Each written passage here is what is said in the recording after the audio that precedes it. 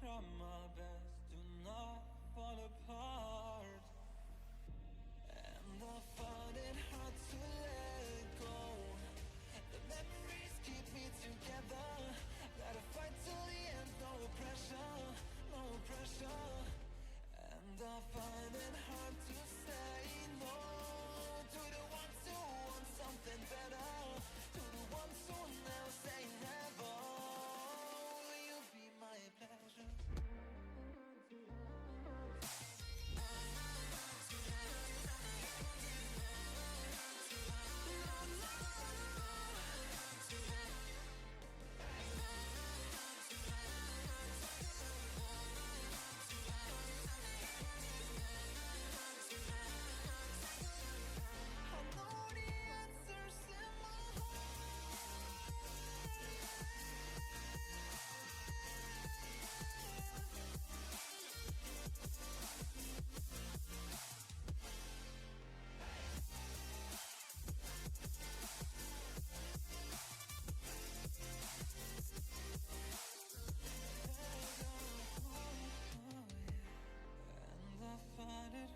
To let go.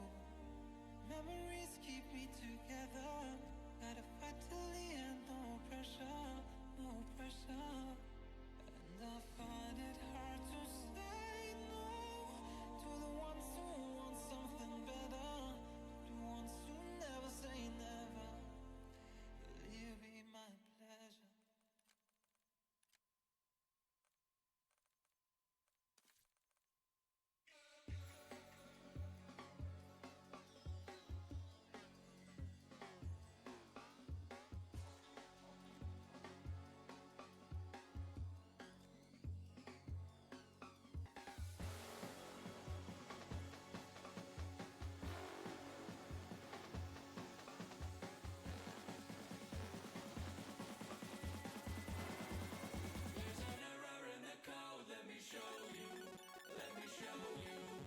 Look.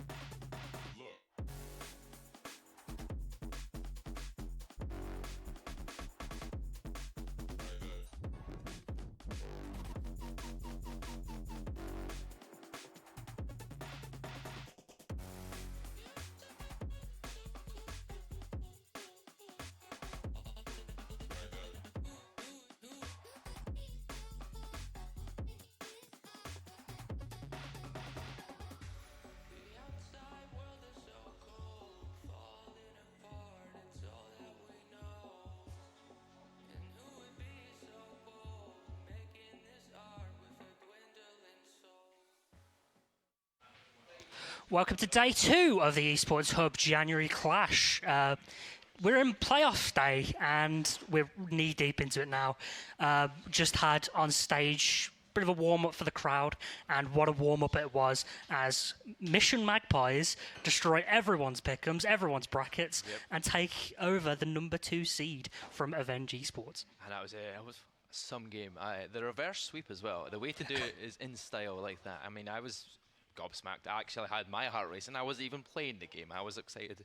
It was good, man. Honestly, and you see what it meant to them. They were absolutely going off when they won. It was amazing to be a part of. I wish it was a part of the stream. I know, it crazy. It was a great broadcast stream for sure. Yeah, it was a good match though. It was really good from Magpies. Yeah, it's definitely got their energy up. They're through. They're a pretty decent standing in the winners bracket now. Sending Avenge to the lower bracket, they're going to have to make a pretty long run all the way back to the top. We get through the bracket now. Faceless Esports, I think they're about to play Mistaken, if I'm not mistaken. Mistaken winning 3-0 against Excite Games, sending them to the lower bracket. Mission Magpies going on to play Eclectic. That's going to be a very interesting game. They're both about even standing. It could go either way. I mean, we just got to wait and see, really. But I mean, yeah, I'm excited to see that. We saw yesterday a lot of the teams had lots to prove, and they did really well, a lot of them. But yeah, we look at the lower bracket as well. Algeria and Hammer, who we're going to have on stage now, 2 teams who have maybe struggled a little bit, but I definitely do see that being a Algeria win. I do like Algeria. Mainly the kits. Yeah, Kits are just quite some, good, just but- even from the previous, obviously yesterday's days, and later on into the evening, it was a tough game day for Hammer Esports, and a few of their members maybe a bit fragile this morning after a long night, a little bit of a late one for them in here as well, like just where we were. But I mean, I'll be interested to see if they can maybe do something different today. Maybe change up the map schedule. Maybe it'll be a different side against Algeria. You never know. But maybe a wee loser bracket run for Hammer. Well, they're on to best of fives now, and as we said, yesterday was an incredibly long day, even before we got to the best of fives. So maybe that kind of played a factor into things for Hammer Esports and Algeria. Algeria, one of the teams that sort of struggled when they played on their stage games, winning most of their matches upstairs in the studio. But they'll be back on stage now against Hammer Esports, probably the favourites, like you'd have to assume. Best of five. Do we see this going all five? Like, we got any predictions? I mean, you do want more COD games. You do want more entertainment, but I don't know if Harry Sports have it in them, and that might seem rude to say, but just looking at what I've seen, I don't know if they can hack it. So I think Algeria Esports probably looking at 3-0, maybe a 3-1, and if Hammer have got it in them. Yeah, well, I think hardpoints have been their closest game modes against most of their matches. It depends on the map they're picking. Red card has been a good one for them. They've always been within 10 seconds difference in losing the game. But if they get a good red card start like they have been getting and just continue their flow, then maybe get a map pick here or there if they pick red card though. But Yeah, they'll be wanting to pick a red card for sure, much to George's dismay, I assume. Yeah, if they can pick up 2 hard points, that'd be pretty good for them. They want to keep this close ultimately. They want to put in a good showing, especially for the rest of the season. Hammer Esports just put up a good show today, because I'm not sure too many of us expect too much from them. Again, we've all mentioned Algeria is probably the favourites. They've got a lot to prove as well, new roster coming in. But yeah, Hammer Esports, Algeria Esports should be a very entertaining game. I think it's probably going to go about 4 or 5 maps. It's going to be very close. We're going to send it over to Major and Pablo for our first game. It's Algeria, it's Hammer. Over to you guys. Cheers, guys. Obviously, Pabs, we will speak about the 2 teams that are about to come on onto the stage, but I think we can't really not talk about the series we've just seen anyway, because it's by far, I think, now we're getting into the best of 5 territory. This is where you start to see the longevity factor for certain teams start to kick in. Obviously, best of 3s. If that was a best of 3, Avenger would have gone through 2-0. No one would have thrown question marks up about the guys. Now we've just witnessed a reverse sweep after going 2-0 up, because we're now hitting these best of 5s, and all of a sudden now they're down in the losers bracket, and they've got a hell of a run now to make all the way through if they're going to find themselves back in grand final. I mean, we've talked about the elephant in the room before, but obviously this is a team that's got and done work in the elites. Like, they've put in some top players to the sword, and then they're coming in against the oldest team maybe on average in the tournament. I mean, they got even older because one of them was online as me, so that probably didn't help. But yeah, probably they got a little bit of Scouse power, maybe Ryan with the Scouse power there. But yeah, I think obviously one thing we got to bear in mind is that as much as like it's a shock, the Magpies team, Connie, I'm going to give him the dub for this. That team actually like took maps off a young Steve Vortex, B-Sport Josh team, so they're not slow to be Bobby Babosh. Apologies, it's early.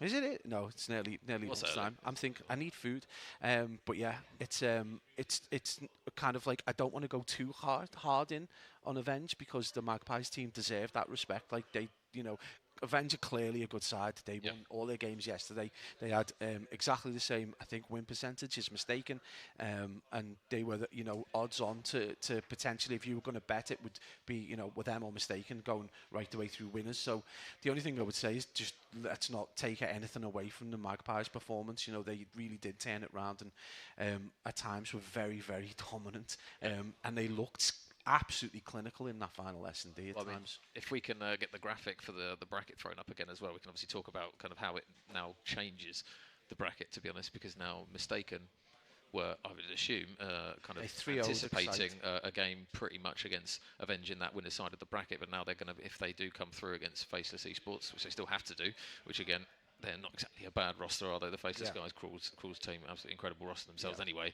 But they, I assume, would have been anticipating potentially a matchup against Avenge, and now there's a potential now for either Mission Magpies or Eclectic, really, that's a really important game now between them two, because one of those twos will go through into winners final and then potentially be able to have a shot at going through. So it does muddle the bracket up quite a bit at the moment, especially in that loser side. And I'm sure Faceless Fruits and ICG Takeover will not be happy that their run is now potentially on the brink if they come up against Avenge in that loser bracket. I think it's the other way round. I think they'll have seen that Magpies victory and think, actually, they're there for the taking. And they also, even if Avenge get through, they've still got the potential banana skin. Whoever drops down from the winners bracket is going to be, going to be thinking, yeah, they're so doable on some of these maps, and not just any maps, like maps that we haven't seen a red card. We did see a Hacienda, and they didn't look great. Hacienda, Hardpoint, I think it was. Obviously, they kind of like got bodied on most of the hills. It was one particular hill, I think it was P3, that they were kind of successful on, but the Magpies kind of owned every other hill. So it's just, I would take solace from that, and I probably look forward to potentially causing more upsets. It's really on them now to prove why they got through to elites, and are they just onliners? So that's the way it works, isn't it? I'm sure Zero's going to have an absolute field day on the timeline today. So I hope his phone's ready for the burn. But obviously, we've got another game to think about on stage right now. We've got Hammer Esports against Algeria Esports as well, and they've been on main stage before, both teams. In fact, I think Hammer was probably the first game of the day. Was it yesterday, or first or second game of the day yesterday? Hammer were, pretty early one as well. And then Algeria were on again yesterday, and we did see them struggle a little bit, but then I think they were on twice, and in the second game we did see a kind of like a revival, kind of a Jekyll and Hyde performance out of them, where at times they kind of played like they did initially when we saw them in the first game, but then they seemed to make amends a little bit. So I think just a little bit of warm up, a little bit of time on main stage, and once they get going, I think this could be an interesting game. So we'll have to see. We do have the vetoes actually coming through. I was frantically scribbling them down. So our best of 5 in this one. We've got Red Card map 1, Hacienda map 2, Vault map 3, Hacienda map 4, and then a Skyline. Man, I hope we get to map 4. I really enjoyed watching the Hacienda Hardpoint, and I think I'm going to enjoy casting over. Don't think we've done it yet. Oh, we might have done one actually, but Red Card back on the cards again.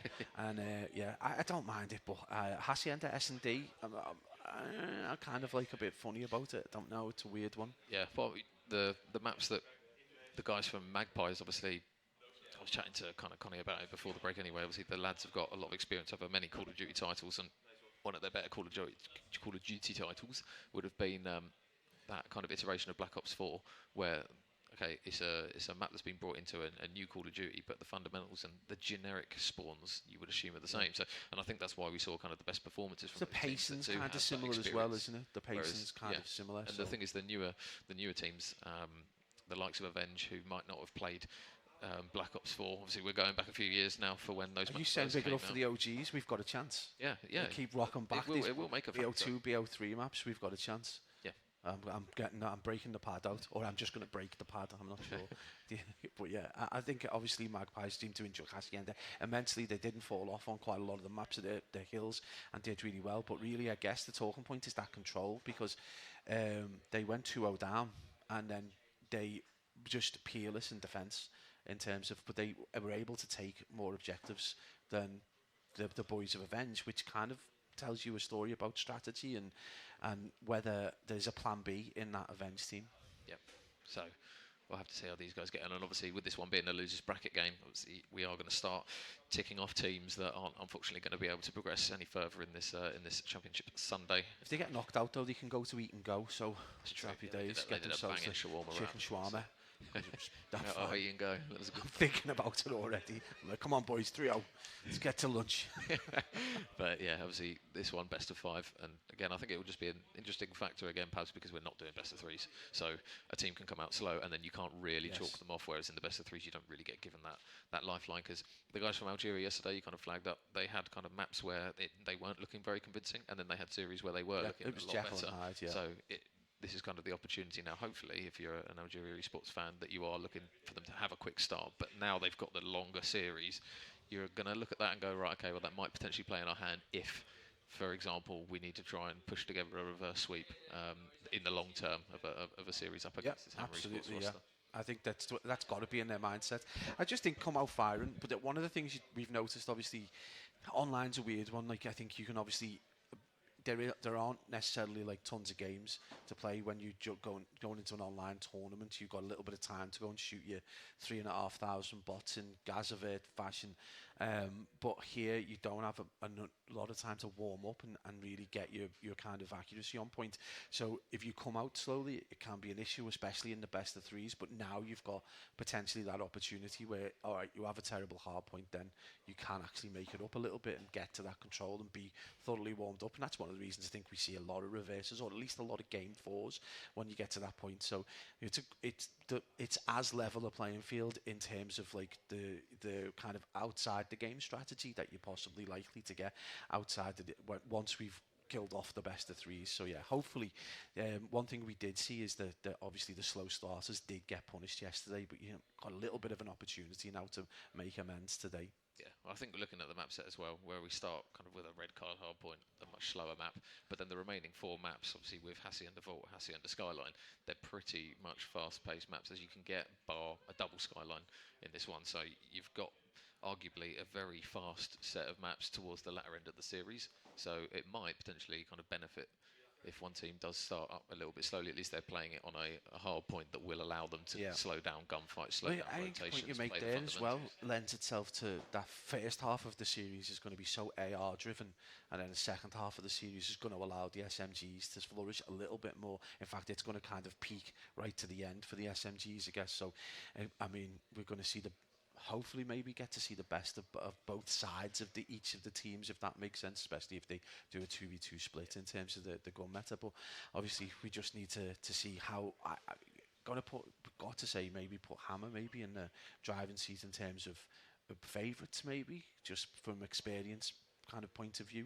But I don't know. I think this is close. I think again, I wouldn't want to plant my flag. I know we're a little bit shy on doing that nowadays, mate. But I wouldn't really want to plant my flag. But we'll see how it goes. It'd be interesting as well to talk to players and see what the stations feel like on either side and things like that when we get to a later broadcast and stuff. The thing is as well, as the bracket goes out across the day, the team's abilities will slowly start to converge because you aren't having top seed versus bottom seed, those kind of winners round ones. You are starting to bring the closer knit teams together in terms of ability, closer together, and then you are going to start to see some of these 3-0s turn to 3-1s and game 5s and that kind of stuff. And to be honest, it wouldn't surprise me if we do get at least a map 4 in this one. Just because I want a map 4. I want the Hacienda hardpoint. Yeah. Oh mate, no, I'm all for it. I want game 5s and all. I want to log in. I know you want already be logged in. Yeah, you'd be casting over yourself, mate. Weird way that is. Yeah. So I think the guys are pretty much close to being done with lobbies. But for kind of taking another backseat role, perhaps one of the teams that we can talk about who are arguably now one of the favourites to go in, Mistaken. We saw them yesterday. Yeah. They really did pick apart quite a lot of the teams. Rasco and the guys were looking very, very good. Right now, as well, putting up big one. numbers.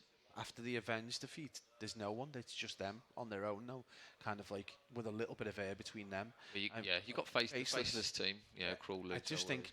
I mean, in terms of like just the full performance from Saturday right to today, Mistaken have just given themselves a little bit of an air gap between them and obviously like Avenge and now we would probably say Faceless as well. So it's going to be interesting once those teams do start to converge and play against each other. But right now, I just think for Avenge, it's about a regain, and for Mistaken and the boys and the likes of Faceless, it's just about maintain and consistency, and that's the other thing. I think best of threes, the flip side of the best of 3 being difficult if you come out the blocks slow to a best of 5 being a bit easier. The flip side of that, the anti-version of that, I guess, is that if you come out the blocks in a best of 5, like absolutely going off, you're dropping big numbers, you've maintaining that intensity becomes more difficult over time. That level of concentration, being able to communicate as effectively over the 5 maps, because you are looking at about an hour for the gameplay, it's so much more difficult. So you then got to look to the more experienced teams who have, understand how to pace themselves, I guess, and how to push at the right times and stuff. So for the people who maybe it's their first LAN, or they're less experienced, they might be compelled to be that more energetic when they as soon as the game 1 starts. But this is about the long game now with the best of 5s. Yeah, so I mean we can talk about the players on Algeria Esports. The roster, obviously Paddy, Inverse, Red Rob, or is it Red Rob? Hopefully somebody can shout us in I 'Cause was I didn't want to saying butcher the Regrob. pronunciation for the whole day again today. Regrob. Huh? Regrob. Regrob. I don't know. Regrob. Have you got a Red Bull? Yeah.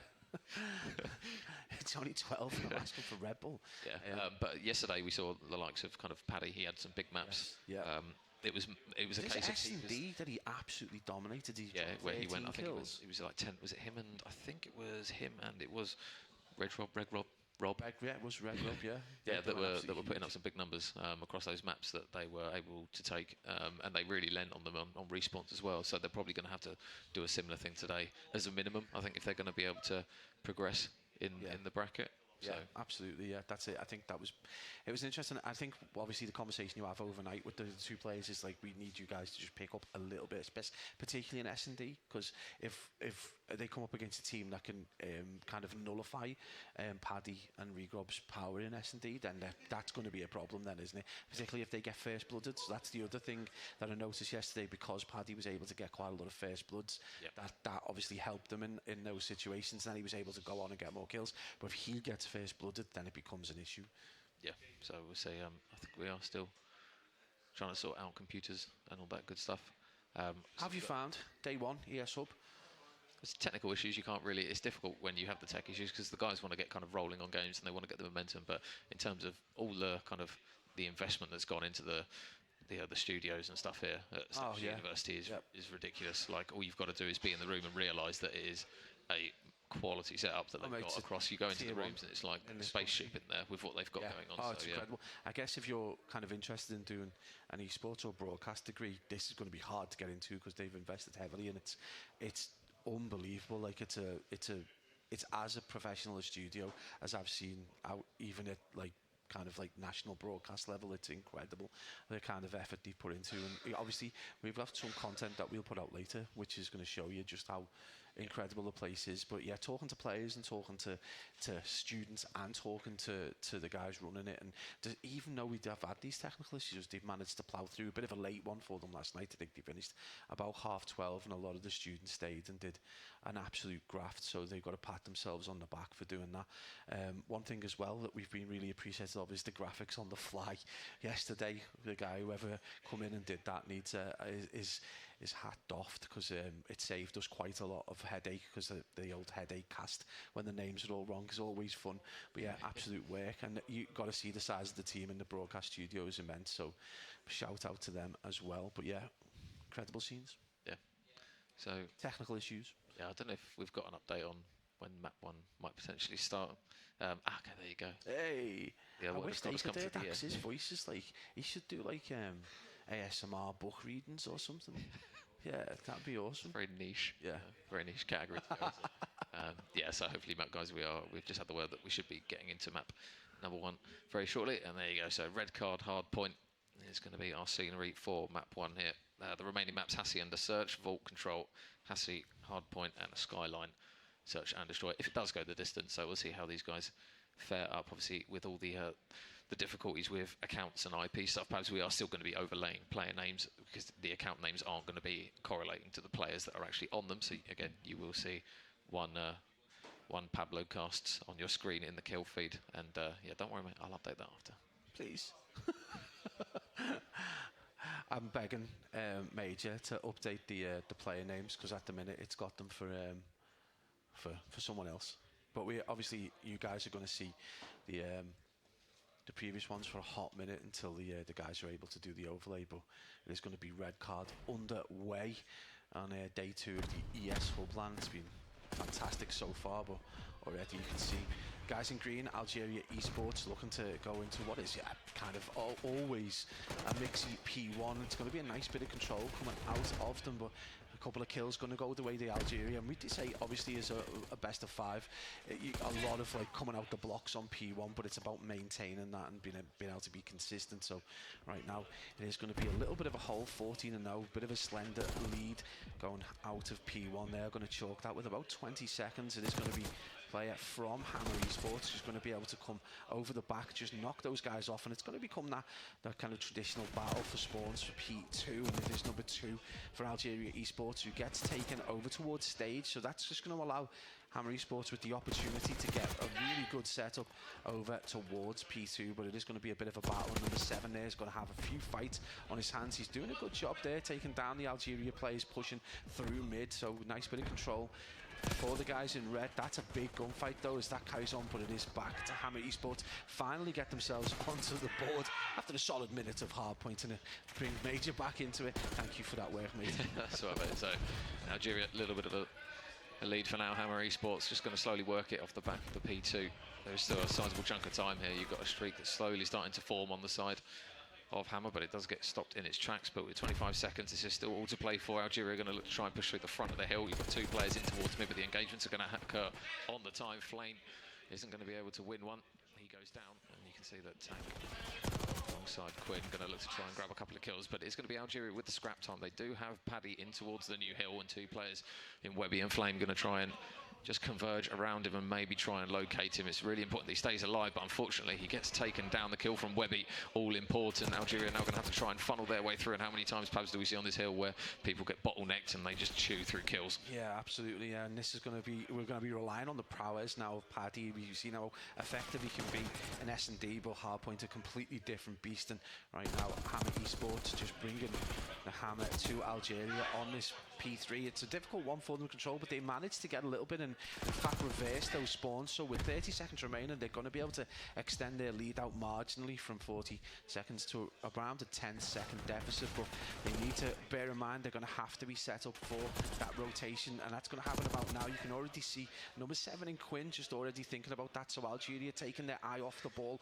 a little bit. Again, we talk about how this is all about concentration, and I think that's just slipped ever so slightly as Hammer not only try to corner the boys of Algeria as they come out of that P3, but get set up for this more difficult stage hill. Well, Tank's watching down that right-hand side of street. He is going to get dealt with and dropped, so a bit of a trade comes through, but you've still got Flame just on the time, soaking it up for the time being. One pick comes through from Webby again, so they are just stifling the pressure, and that player over towards the top side is just going to fall as well. So a nice couple of kills coming through, 5 in a row to make it potentially 6. No, it looks as though teammates are going to have to do the work around Red Rob, and it will be 2 players on the side of Hammer Esports just toying with the idea of pushing in, but they've still got the time at the moment, Algeria. But really big kill comes through from Webby to take the player off the time. They do trade them all out though. That kill feed's very, very green. Yeah, absolutely. I think the kill over towards stage kind of gave them a little bit of distraction, but they were able to kind of ride past that and get those picks. But it is going to still be a player was on Algeria, but he's managed to stretch the lead out to about 40 seconds, and it's going to be Hammer Esports just trying to catch up. They're going to get a little bit of scrap time, but they're again already set up for next. But already we've seen a pattern forming now where they do get themselves into position, but this seems to be Algeria. Yesterday there was struggle bus in terms of slaying, but they've started to pick up really effectively. And in verse 15 and 11 with the support of Regrub 11 and 8, they're doing really, really well. They've got a solid chunk of time between most of the players. It's just really audacity on that own. There's only 2 seconds, but they've looked good at pushing Hammer back off the hill each and every time. So Paddy soaking up the time. He's got a substantial amount of it at the moment as he slowly works towards a minute. He does finally fall though, courtesy of some kills coming through from Quinn and Webby.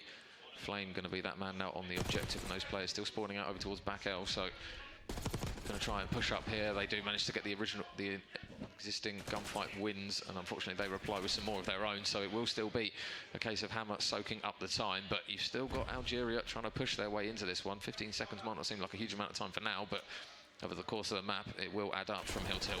Yeah, I think that's massively important though for Hammer. They've brought that back from a kind of 40-second deficit to around on about 15 seconds, and then we're going to go into this second rotation, and they're already set up for P1, so this is going to be vital for them to tie things up and really make a game of it. You can see those Algeria arrows just looking to start to push through. It is going to be Paddy potentially pushing through Office to try and get a pick. That's going to be huge there from Algeria Esports. They manage again to push almost with ease. It's a little bit too easy for them at the minute. Every time they push onto the hill, they're able to just get a 4-man wipe, 3-man wipe, and then they're back on and extending their timeout. Hammer Esports are not quite really able to solve that puzzle just at the minute. Yeah, it feels as though Algeria are doing a good job of just stringing the opening time of hills, and it's always relying on Hammer Esports to break back in. Flame picks off a couple and works his way in, but you've still got those players. Well, you did have those players. They've both fallen now as a really good couple of kills come through from Webby and Quinn. So they break back in again. So Hammer Esports really reliant on the fact that they're managing to just break and pierce the hill every single time after an efficient rotation from Algeria. And we're seeing that exactly the same again. Algeria, the first team to rotate. It's such a rarity, but I genuinely think Audacity got himself killed so that he could respawn out the other end for next hill, because he didn't move. He literally waited, didn't shoot back. So don't see that very often, but yeah, it's a big brain play. But they've given them the geography control, but they haven't got hill control just yet. It is going to be Hammer back on there, and they really do need to be a little bit more solid when it comes to defending their positions. Every time they manage to get control of the hill, it is going to see 2 Algerian skulls on the board, so that's going to give them the opportunity. But already they're flooding back in. Again, it is pretty close though, only 10 seconds in it, so Hammer still within touching distance of potentially tying this game up. And we talk about this is the intensity you've got to maintain if you're going to come out the blocks on that P1 first rotation, firing on all cylinders, dropping absolutely big numbers. You've got to maintain, because the other team have got the likelihood of them being able to, you know, pick up, get their accuracy gets on point, gun skill starts to get elevated, and they start to drop numbers. And right now we're seeing that from Hammer, who flipped the lead. And more importantly, Flame is inside the time, and he's got 2 players around him to help him out. So a drop from the side door, he's able to get a pick. So where are these red arrows going to start spawning? Because they are converging, they are still spawning out the back. We know how sticky the spawns can be out the backside of this hill, and it's going to be a big 2-piece that comes through from Quinn. Webby's going to mop up the third. You've still got Paddy though, and he's usually the man that's able to make something work. The shot's a little bit wayward, he's only able to get 1 kill, and this is probably the biggest swing of time that we've seen Hammer Esports manage to get. And off of a really early rotation, couple of gunfight wins, you're still looking for a reply from a couple of players, but it will be Flame that's able to pick off 1, and you're looking at a 30-point game. Yeah, this is a huge turnaround, and again, not only weren't they able to kind of solve that problem that Algeria presenting, now they've solved it and more. They've managed to add a good chunk of time and reciprocate that kind of 30-40 second lead. So it's going to be down to Algeria to try and push back out. They're going to get themselves a healthy bit of scrap time, and in fact they are going to potentially also cause a kind of split spawn potential. Right now it is going to be number 7 there in Quinn with the job to try and just provide a bit of suppressor fire, just hold on for the rest of the team to turn up, just to provide that kind of pinch. We are going to see a little bit of a trade over towards mid, but it is going to be those arrows of Algeria just with a little bit of control. It's going to tie things up this game on a knife edge right now. Both teams vying for superiority and no one really able to get a handle on the game, despite Inverse and Rigo both putting up post 20 scorelines, and Webby indeed just on 24 and 16 I believe, or 24 and 18, my eyesight's failing me.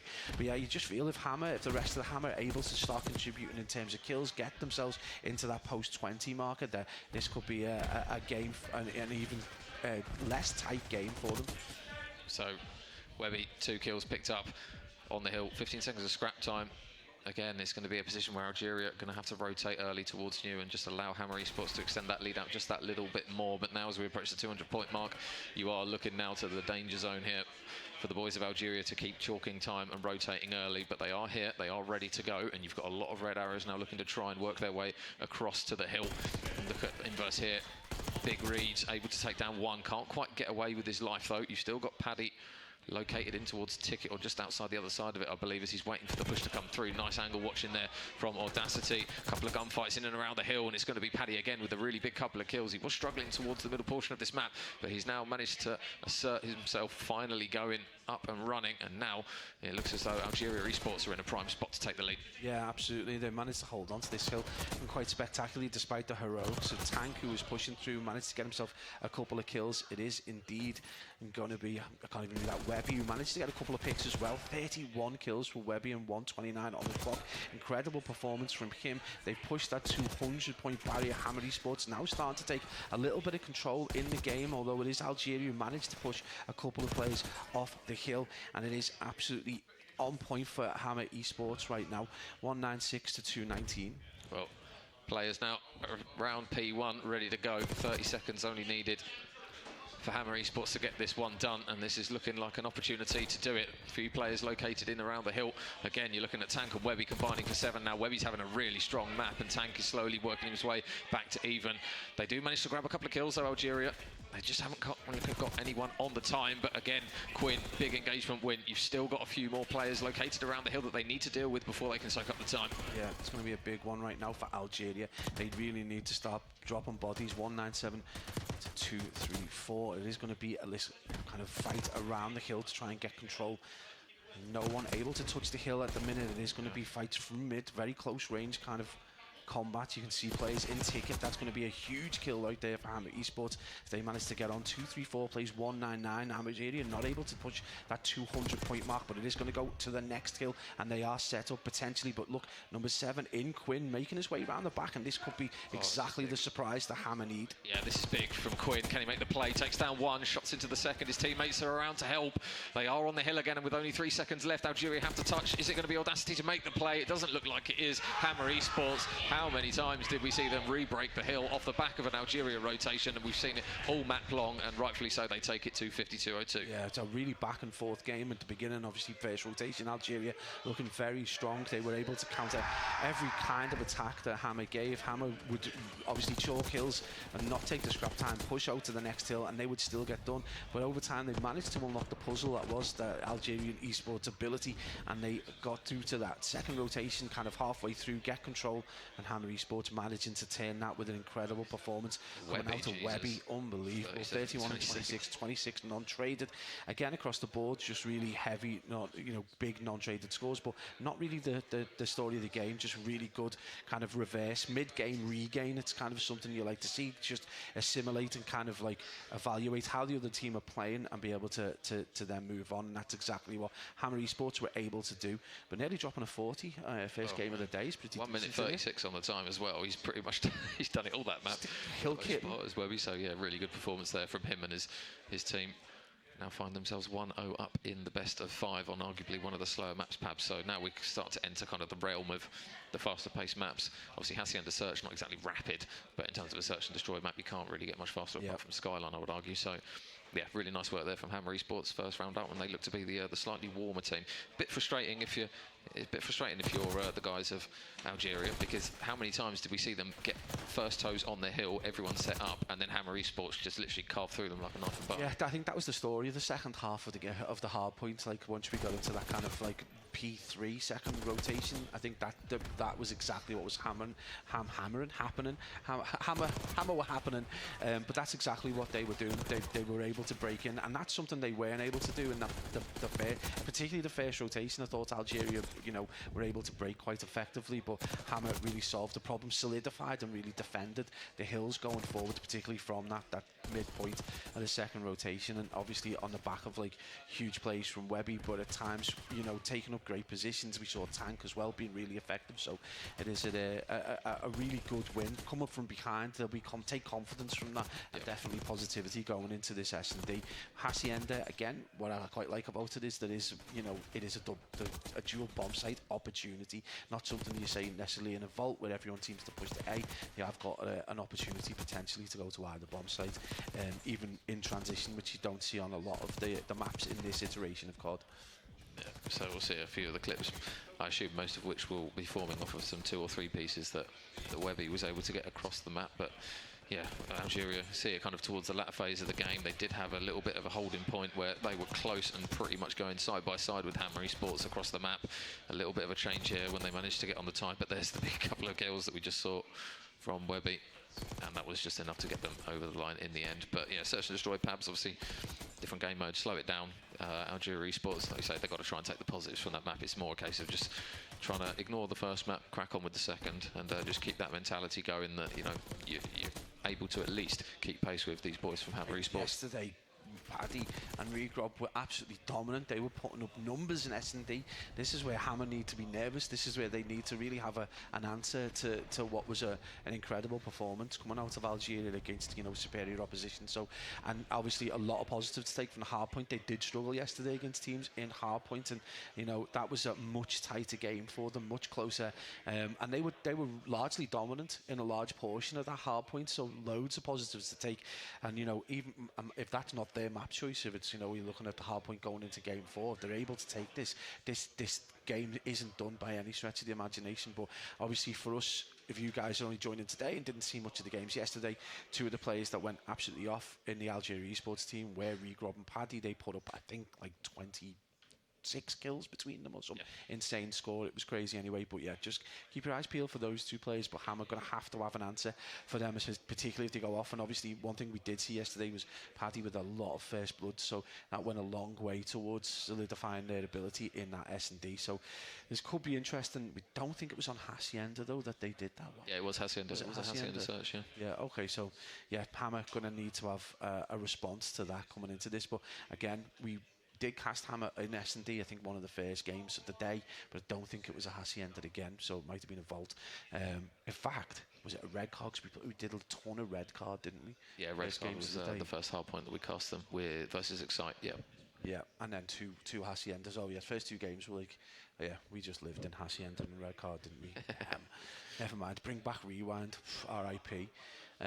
But yeah, hopefully we're going to get lobbied up and get into this S&D, just going to solve a few technical issues. And again, looking forward to the games of the day. ICG Takeover were main stage stalwarts yesterday.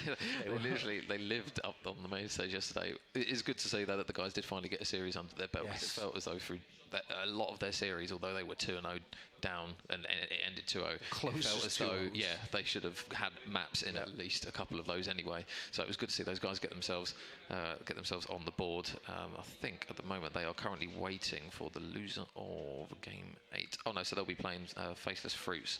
So yeah, it's going to be a tough game. Obviously Zappy's guys yesterday, we saw it was more a case of in terms of that team, Zappy was the one putting up big numbers consistently across the map. I think that's what that Faceless Fruits roster are going to rely on. Rainbow Croc power it is. Yeah, the Rainbow Croc. Rainbow Croc power and Pajama bottom power. Extra hit reg. Yeah, that would give some tons of hit reg. But yeah, I think obviously for me, I was just, ICG just really struggled for a lot of parts of the day. They were playing so well. We saw what they were able, even against Avenge, they were, dropping bodies, but they just weren't able to then transition that into objective time or kind of objective positivity. So they did manage to get one onto the belt in their last game of the day on the main stage. So hats off to them, made up for them. But yeah, plenty of top games to come, and obviously the shocker of the day, if you are just joining us, was the reverse against Avenge by the Mission Magpies, who were celebrated quite profusely there. I had to get the phone out and record them because that's what LAN's all about, isn't it?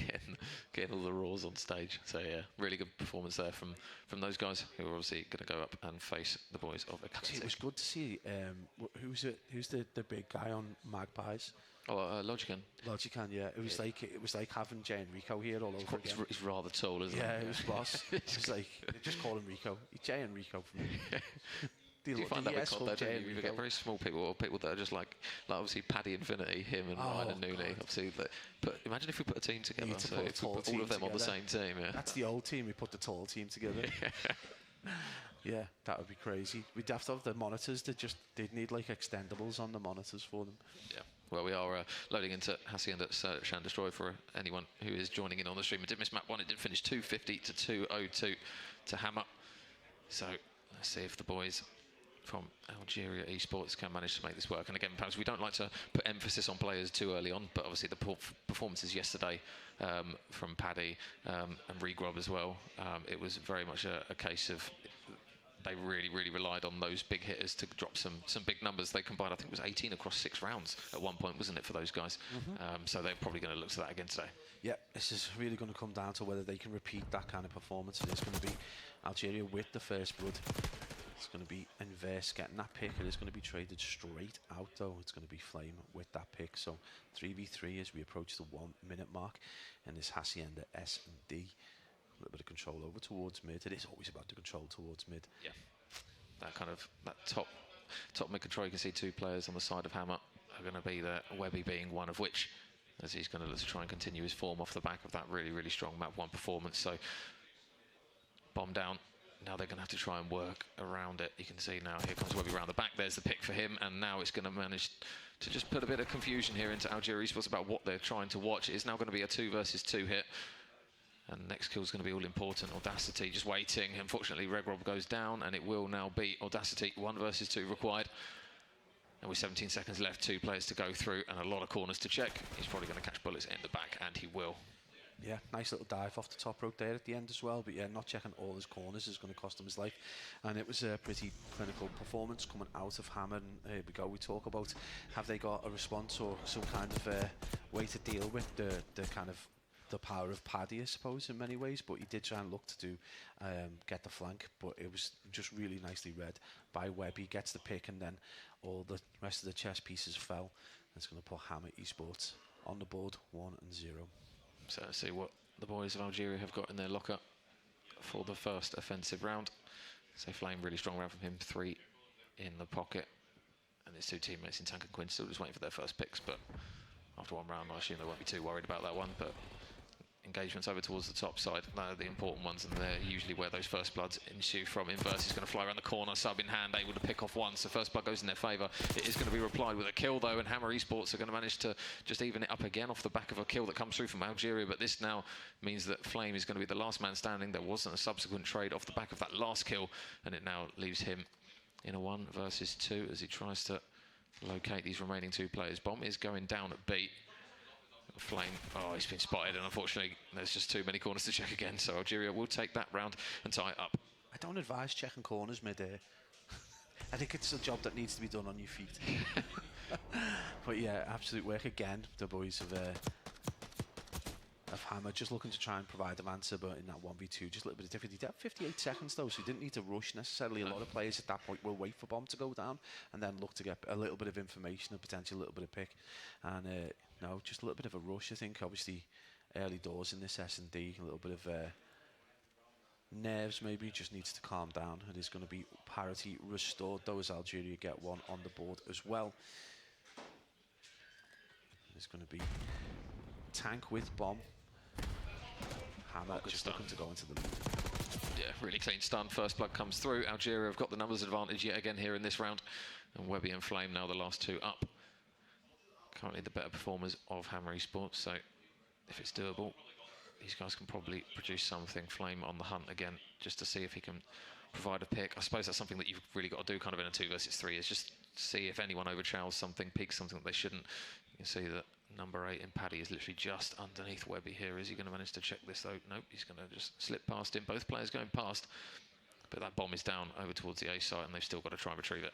Yeah, Paddy very much locked into making sure no one pushes through mid, but he's not going to have read that, and that's going to be an easy pick for 2 kills for the players out there, and they managed to give the lead to Algeria Esports. Really patient play coming out of them, so a little bit of ice in the veins coming out of Algeria early doors in this S&D, and again it's all about trying to find that information. Hammer not able to find it, and that's going to be a pretty easy pick there for Audacity.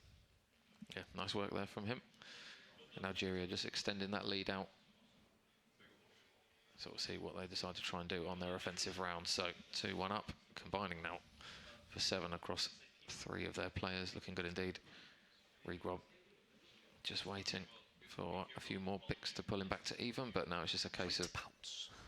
It's waiting to pounce. Meow. Yeah, so bomb in the hands of Inverse. Oh, and shots going through from Regrob. Not going to get the pick though, but it is going to get them the information that they need. Tank's going to try and push his way in towards the top side, and he's able to get the pick. So first blood again goes in favour of Algeria, and they're kind of dropping numbers. I don't know what's happened with Paddy's gun, whether it, I think it might have gone to semi-automatic something there, because it did look like a painful kill, and unfortunately that one's going to leave him blushing. Yeah, number 4 in Flame made a kind of flank all the way around past A, comes in around the back, but the timing isn't there for him, and it's going to be Inverse who manages to get the pick. It is going to be Quinn on his lonesome in a 1v2 again, kind of same as the previous round though. This is all about finding out a little bit of information, a little bit of hesitation there. It's going to be a big pick though. Quinn manages to make it a 1v1. Bomb still not down. Inverse just looking to transition across, and I think potentially Quinn maybe thought he'd read it. No, he's trying to just make a little bit of a transition towards A, just looking for any information really, but the bomb is going to go down. 22 seconds, turns to 43 seconds. Yep, so Inverse, whether he's going to try and wrap this or just play it, or they're... No, they're not going to headbutt. They're literally just going to run straight past each other. So Quinn's going to be none the wiser as to the whereabouts of Inverse, and the route that he's taking in towards mid is going to leave the bomb a little bit exposed here if he does try and hop this relatively quickly. But with the timing now that he's kind of left, you would assume that he's going to kind of check it from this top window area. And Quinn's making the read here that he's going to chow this. So with 15 seconds left, this is quite a bold play here from Inverse to see if he's on it, shoulders it, gets the information with 10 seconds left. It forces the defuse, and you're going to anticipate that Inverse is going to make the reach out. He gets him off the bomb, and really smart work there from Inverse. A little bit of banter coming out, and it is going to be Algeria again. Nothing but love.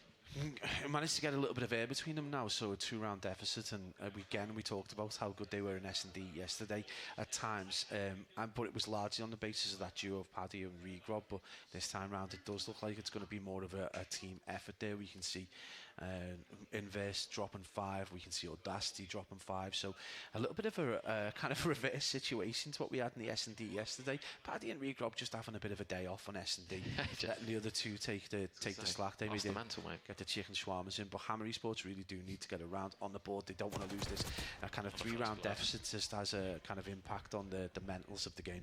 They keep getting first bloods at the moment to Algeria Esports, and Hammer are kind of paying the price for it now as they find themselves again a man down and no trade nearby. So where Hammer Esports decide to try and take the bomb is the next question.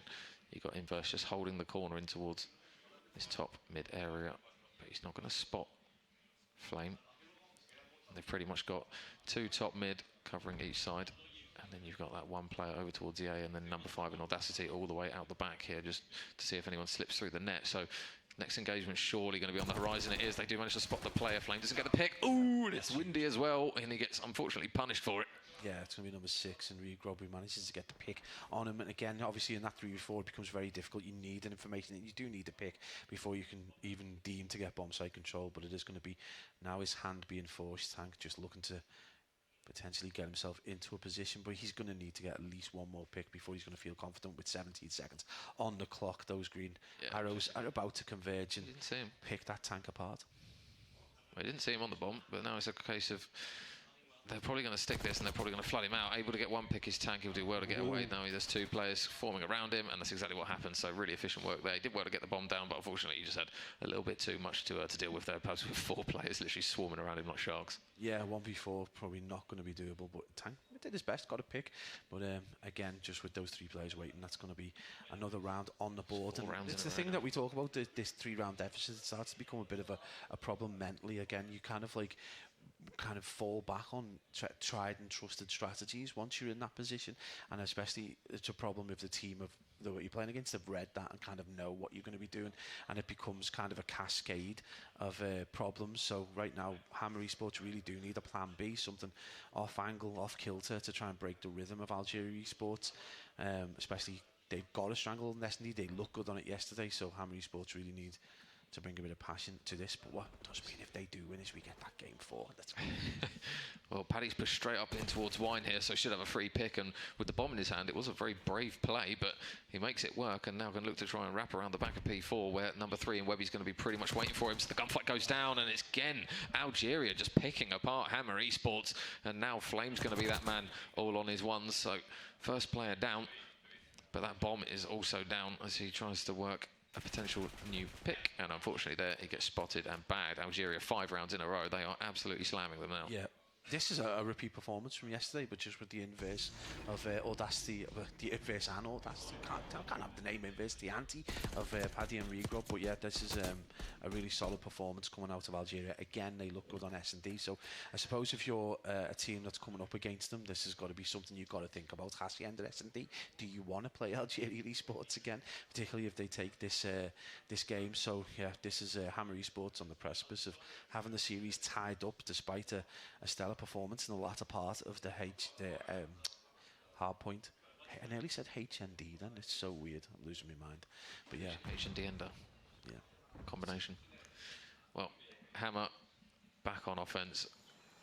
Still waiting, and you can hear the whirs of an RCXD whizzing around as well here, I think. So whether or not it's actually going to get some information and a potential pick. But you can see what it has done is completely stopped any sort of movement here out of Hammer Esports. Number 6 in Red Grob, able to get over towards the back, and there's the first pick. So they're just staying so stationary. He's able just to pick them off Regrob here, and now bomb goes down, but they've got to try and deal with players from both sides. Yeah, it's still a 3v3 though, so a little bit of potential for them, especially if they get the next pick in number 3 there in Webby with an opportunity, but I don't know whether he's going to avoid Paddy again on the flank. He does love coming around the back of people, but I think the timing isn't going to be there, and it is going to be a bit of a head-to-head. I think he's read that little bit of information. He's going to push through the chases on, and it's going to be a kill. Pretty easy one for Paddy there. That's going to give the favour towards Algeria in a 1v2. Someone's going to have to go huge. It's not going to be enough.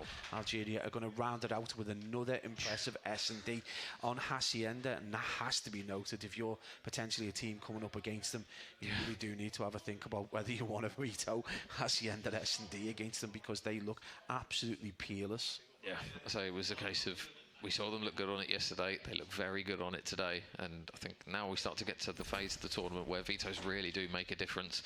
I mean, Tank really struggled, didn't they, currently at 1-7, but across the board, really, they just seem to be so efficient across every pick that they got. The first bloods, the amount of times, countless amounts of them, especially in that kind of middle portion, when they won 2, 3, 4 rounds in a row, it was always Algeria that were able to get those first bloods. And like you say, going towards the back end of the tournament, it's going to be a case of, if you're coming up against teams, you're going to want to find out what their best maps are, and that by far looks like one of their more comfortable. You bring a coach with you, get him to sit down, make all the notes. That's all you need to do. But obviously, one of the key factors for me in that S&D is yesterday it was largely off the back of some stellar performances from Paddy and Regob, and obviously Paddy, putting up the most numbers today. But it was a much more team orientated. There was more trades yesterday. One of the problems we saw, particularly in Respawn, was their inability to get trades, and that seems to have changed completely today. I think it sounds like they've had a conversation and they've done really well. But then they're going into a control where they've got to really think about their respawns. But we guaranteed that map for, mate. Got to give yourself a Hacienda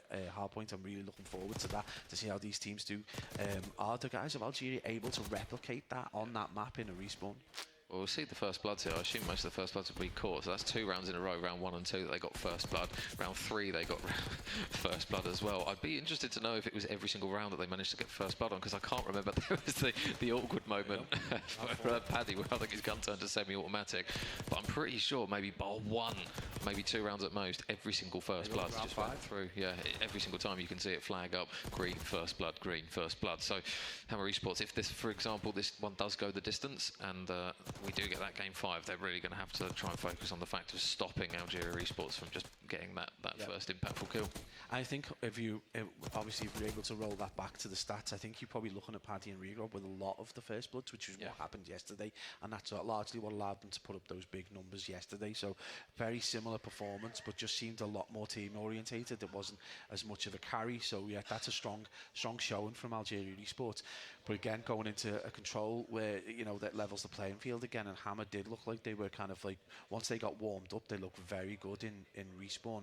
So with any hope, got to look, it's a vault control. So yeah, both teams you would expect to be hugely well versed in terms of the geography and the positioning and the pre-aims and pre-fires that are needed, and the right heady. So this is going to be an interesting matchup in what is a very tight game in terms of the scoreline as opposed to potentially the performance. Well, we did see, I believe we saw Algeria yesterday on the vault control, and they really relied again on Paddy making that flank through mid over towards the B site every single time that they came got red up. In the end, didn't it? That's what. Yeah, that eventually kind of saw their downfall in that one. But yeah, that was obviously the influence. That eclectic. I think it was it was one of the two. It was either Eclectic or Excite Gaming. I think it was Eclectic. It was Eclectic. Yeah, because I think they were pushing through mid all the time. Paddy was going through, and just at that last push, it was that final round, wasn't it, where they just weren't able to re-pinch it. They made the reads watching those mid steps, and they just weren't able to go around and get the picks, because obviously when you're sat top art, there's only so much you can do. Obviously, if they kind of position themselves behind the van. Usually the first round is where all the explosive ordnance in terms of all the cars or the vans is done another way.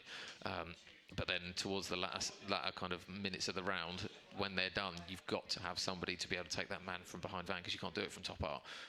So a lot of influence in towards mid control is probably where we're going to see the make or break of this map here. Especially if you're a sub as well. You don't want to be going down B Street with a sub. You've got to try and push through mid or vault steps, kind of drop down into vault and then work your way up through that one. Well, unless you're Julian Cod, I've seen him push down side streets or B side. I didn't see that so many times and just get like straight head hit markers. I was like, okay, I need to go back to the drawing board on that one. But yeah, obviously that's going to require some confidence. But again, it is about that SMG control over towards mid, and obviously that gives you subterranean control as well, particularly if you need that B zone. So yeah, it's going to be interesting. And obviously one thing to look out for again is Paddy's influence. He did try and get round the back a few times in terms of getting into that spawn and causing problems. So something else to think about for Hammer Esports. But they look solid in the hard point. They regained. They changed the tactics in that red card and were able to come through. So obviously they're going to want to prove themselves off the back of a very difficult S&D, and this is their opportunity to do it in Volk. You probably couldn't ask for a kind of more vanilla map really in this iteration of COD right now. I think as well at the moment, like, we don't like to title teams as kind of search teams, but Algeria do look a lot better on search and destroy than some of their respawns, at least from what we've seen anyways. So I think it might be a series where obviously the first map did go pretty neck and neck for the most part, but they weren't able to get that one. But now they might be looking at the control and thinking, right, okay, if we pinch a control, if we pinch either map 3 or 4 going into that Skyline search at the back end of the series, there's an opportunity for us to take this series. So they'll probably look towards map 3 and 4 and go, right, okay, let's see what we can get on the board with this one, because worst case is we can lean on our search and destroy in that game mode. Oh, they'll want to get there, mate, for sure. I'm 100% they'll want to get there. The problem they face is they've got to get through a Hacienda hardpoint, and honestly, it's going to be a banana skin for them. I think Hammer looked good on the first hard point when they kind of like solved the puzzle of trying to hold on to the hills. And I don't think Red Card presents its own problems in terms of its size and shape and how the spawns trigger. So I think that's a completely different kettle of fish when it comes to Hacienda. There's a kind of, it feels almost natural the way that map plays sometimes. You know, the P1 and P2 are quite, nice bit of separation between them. So yeah, so hopefully we're going to get there anyway. It would be nice to get to that S&D and just see whether Algeria are able to get one on the board in terms of a win on main stage. So we are in towards map number 3 here, tied 1 apiece here. A little bit of windows behind us in that one. That means that Hammer Esports, they're not going to have any bodies over towards the A point, but they are going to have a lot of control over towards this B site now, and a little bit of a switch up of play right off the rip pads. It's actually quite refreshing to see, because obviously the typical push is straight into A and then transition to B, but sometimes you can catch teams out, albeit Paddy with 3 kills is going to just try and stop that where it stands, and it will be I believe the first tick is complete at B, but you can see a little bit of a switch up there for those guys just to try and focus the B point and maybe drag a bit of attention over that. I think the key to it is that if you are able to get that tick at B, and it does become, because it's obviously so defence heavy, it's very difficult for defensive teams to be able to kind of like get both zones. If you're able to get that initial tick to B and then get A control, even if you kind of lose the offensive rounds, you've got your 4 ticks, and then if you can just go that little bit better in your defensive rounds, it gives you that option to be on defense into that game 5 if we get that far. So it's a reasonable strategy. It's definitely an intelligent one, but it looks like they're trying to actually make the most of both zones, and that's so close to getting completed. It's going to be 2 ticks towards B, only a partial second tick towards A, but right now they're splitting the attentions of the Algerian team. 17 lives plays 20, so it's still reasonably close in terms of kills as the kill feed does go back and forth. Yeah, well, Webby's back where he belongs. It looks as though respawn 7 and 2 from him to start the map.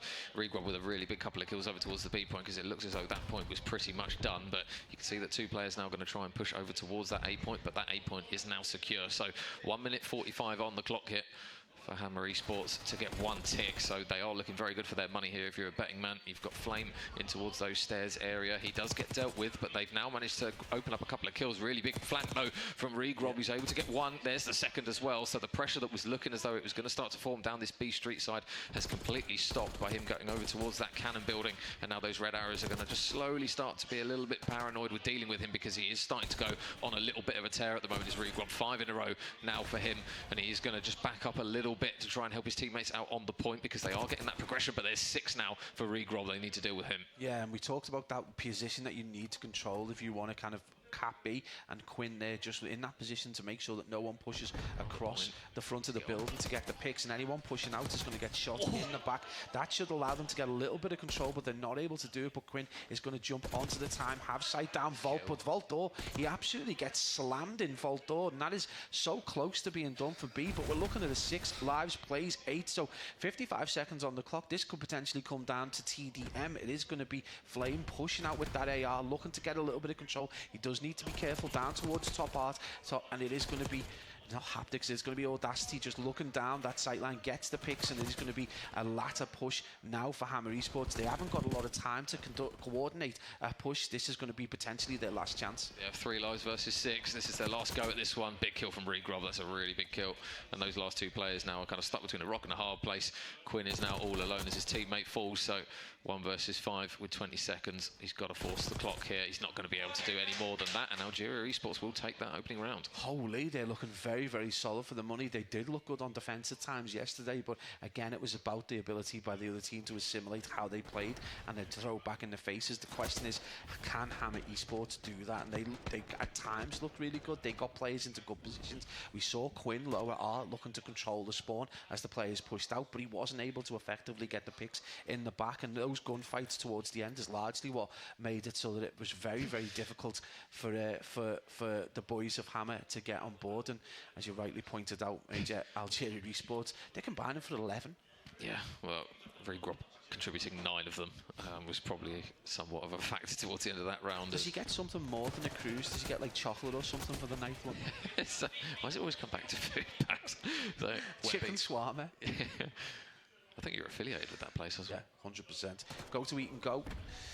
So, College Road. One thing they have done is they've got... Oh my God, I thought Webby was everyone in the end, but he does a good job of clearing out at least 3 of those players. So Hammer Esports going to just progress up the map a little bit. Algeria are going to have to try and check their corners, and unfortunately Paddy gets checked over towards the top side of Cat, and he goes down. So a lot of emphasis now being put on Algeria to try and clear out this middle portion of the map. Webby, though, 14 and 8 is trying to do his equivalent of what Regrob did in that opening round. So with Webby firing on all cylinders here, will make the defensive side a little bit easier. You have got a few green arrows in towards middle. Webby's going on the hunt for one over towards Cat Stairs, but the shots are windy, not going to grab that one, and it will now mean that Algeria Esports can get a little bit more control in towards the A point. The second tick isn't quite done just yet, but the kills are all they need potentially, and not a gunfight win in sight as of yet. A trade finally comes through from Webby.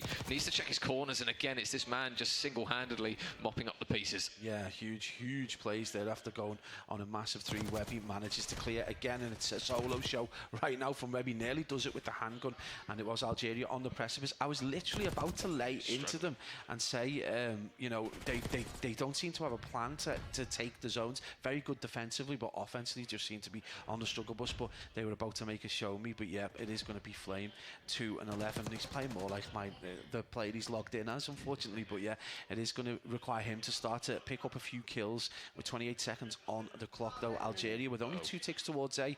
This is going to be a problem for them. It's still going to put them behind, but 2 big kills coming out of Algeria. That partial A is potentially going to get done and give them 123. It's 13 lives, plays 14, so plenty of time. But Major, that is kind of TDM territory as well, because you definitely rinse through the kills within that time frame. Yeah, if Flame is able to contribute more to this map, this round would have pretty much been done by now. 2 and 13. This is woes do continue on. They do manage to push up that B Street side, so Algeria are going to try and work their way down Pool side, it seems. Inverse is going to be their number 7 in Paddy all the way out the back as well, and he does manage to get himself to top art. So Hammer Esports got to be careful not to overextend too much here, because now they drop 2 lives. Those players are going to start spawning in that bottom left corner of the map, and they're going to have quite a leg race to get over towards the point. Nobody, though, on the side of Algeria really capitalising on it to stop the clock. They have finally got that man on the point, and they do actually manage to deal with Paddy in towards Art. So nice work work there. They do still get a couple of gunfight wins, and that kill feed goes a little bit green. You've still got 2 players to deal with, but a really big 2-piece from the man who's literally just doubled his kills off the back of it. Yeah, Flame with a huge job there. He gets taken in the back trying to deal with Regrob, who's still in art and still largely being a thorn in the side of Hammer Esports. He's going to look to try and get a little bit of control of this area, and that's going to allow the team in green to step onto that B zone there on the 3rd tick. It's very close to being done. It is only 1 person on there right now, but that set of kills coming out of Regrob is absolutely huge there. The pressure is still applied. I think the team in green know the players potentially pushing across the front of the build, and this is going to be absolutely huge as that time ebbs closer, but it is just going to be 1 person on the point, and they're going to be a push through Vault. Absolutely close to being done, 23.8 seconds. Oh, in they go. 1 kill comes through for Paddy. He gets traded out 1 versus 1. They've stopped the clock. Look how close the progression is. He's got to make the chow, and it's going to be Regrob that manages to win it. Algeria Esports take the round, and that is a really big swing of momentum. Jesus, that was close. Yeah, Hammer Esports very close to doing that, but Algeria looking very, very solid for their money. That's completely. We talked about them being Jekyll and Hyde within a game, but this is Jekyll and Hyde over the couple of days. An incredible performance from them back to back, and particularly in this respawn where obviously they struggled in the first hard point, but they're starting to look very, very tidy right now. A lot more measured, a lot more team ethic. The comms seem to be on point. Their tails up. They seem confident on main stage as well. This has been a more mature performance coming out of Algeria Esports, and again, this is them on the precipice of taking the lead in the series. Yep. Well, you got Audacity struggling, Flame struggling on the other side as well. So, what does round 3 have in offer? First pick comes through for Hammer Esports. So, with them being on the offense, you would assume that they are now going to get on the time. Regrob, though, just absolutely flying at the moment. 18 and 8 out of him, and Audacity going to help out and mop up one of the players nearby in the close vicinity. And Hammer Esports, that first tick is slowly getting completed at A. More importantly, that stopwatch has now paused for the time being, but Regrob again, there's 1 for him. He's absolutely destroying Hammer Esports at the moment. That's 3 going down, make it 4. They're all spawning now over towards that cannon side. Are they going to make the reads? It looks as though they are. They are swarming around the players as they try and push down this side of the map, but the lives, Pablo, 27 plays 21. They've got to be careful here, Hammer Esports. They don't lose their head and end up losing too many lives. Yeah, absolutely. They're going to need some of their players to start to pick things up with caution. Again, they just left poolside empty. That allowed Regrob to push right the way around the back. He'd already got himself a couple of picks, and those red skulls are just starting to litter the map, but Regrob absolutely powering through mid, gets himself a couple of picks, but right now this is all about that cat control. And just not winning any gunfights. The kill feed has been green for the last 40 seconds. Hammer just really being absolutely pressured right now with 28.9 seconds on the clock. This is again Algeria forming for another set of streaks, and Audacity on the precipice of another cruise.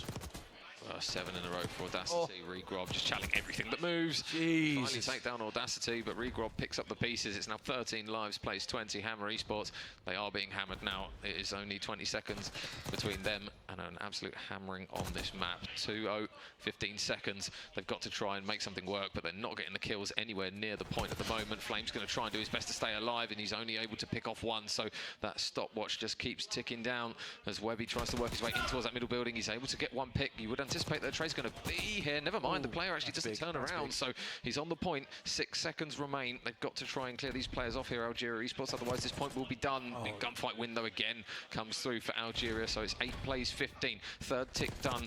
By themselves an extra minute, but they've only got 7 lives left here, so where's the push coming through? It looks as though 1 player through vault steps. You've got number 6 though in Audacity in mid, and this is what Algeria do. They wrap the player through mid, and that's what's going to happen as he's going to push in, and they slowly start to just swarm around them. They mop up the pieces on the point, and with 4 lives remaining, and Quinn the only person pushed up, it is looking a little bit doom and gloom. Yeah, absolutely. I think Hammer Esports not doing their homework. They never pushed anyone through mid to get mid control. That's going to allow Paddy and Regrob to push it right the way through, get their picks, and there's still 2 ticks remaining on B with only 2 lives playing 12. It is going to have to be a stellar performance coming out of tank if he wants to go 1 and 11, and that's going to be almost impossible. And what a performance from Algeria to take the lead in the series 2-1.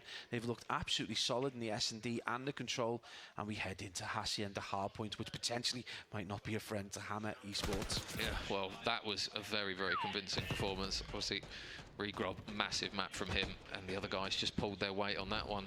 Obviously, really rough map on the side of Hammer there, because you're looking unfortunately, Flame, where he did have a really rough one in that one. Yeah. Obviously, they had Inverse struggling a little bit at 16 and 23, but yeah, when you're pushing kind of triple negative, it is really difficult to get anything going. Obviously, we had that swing round in the second one. I think that felt as though that was the round that pretty much saw Algeria over the line with that one, that big 1-versus-1 that Rigwald was able to win. Pads broke. They've not seen my ADS. Never mind, it's not good.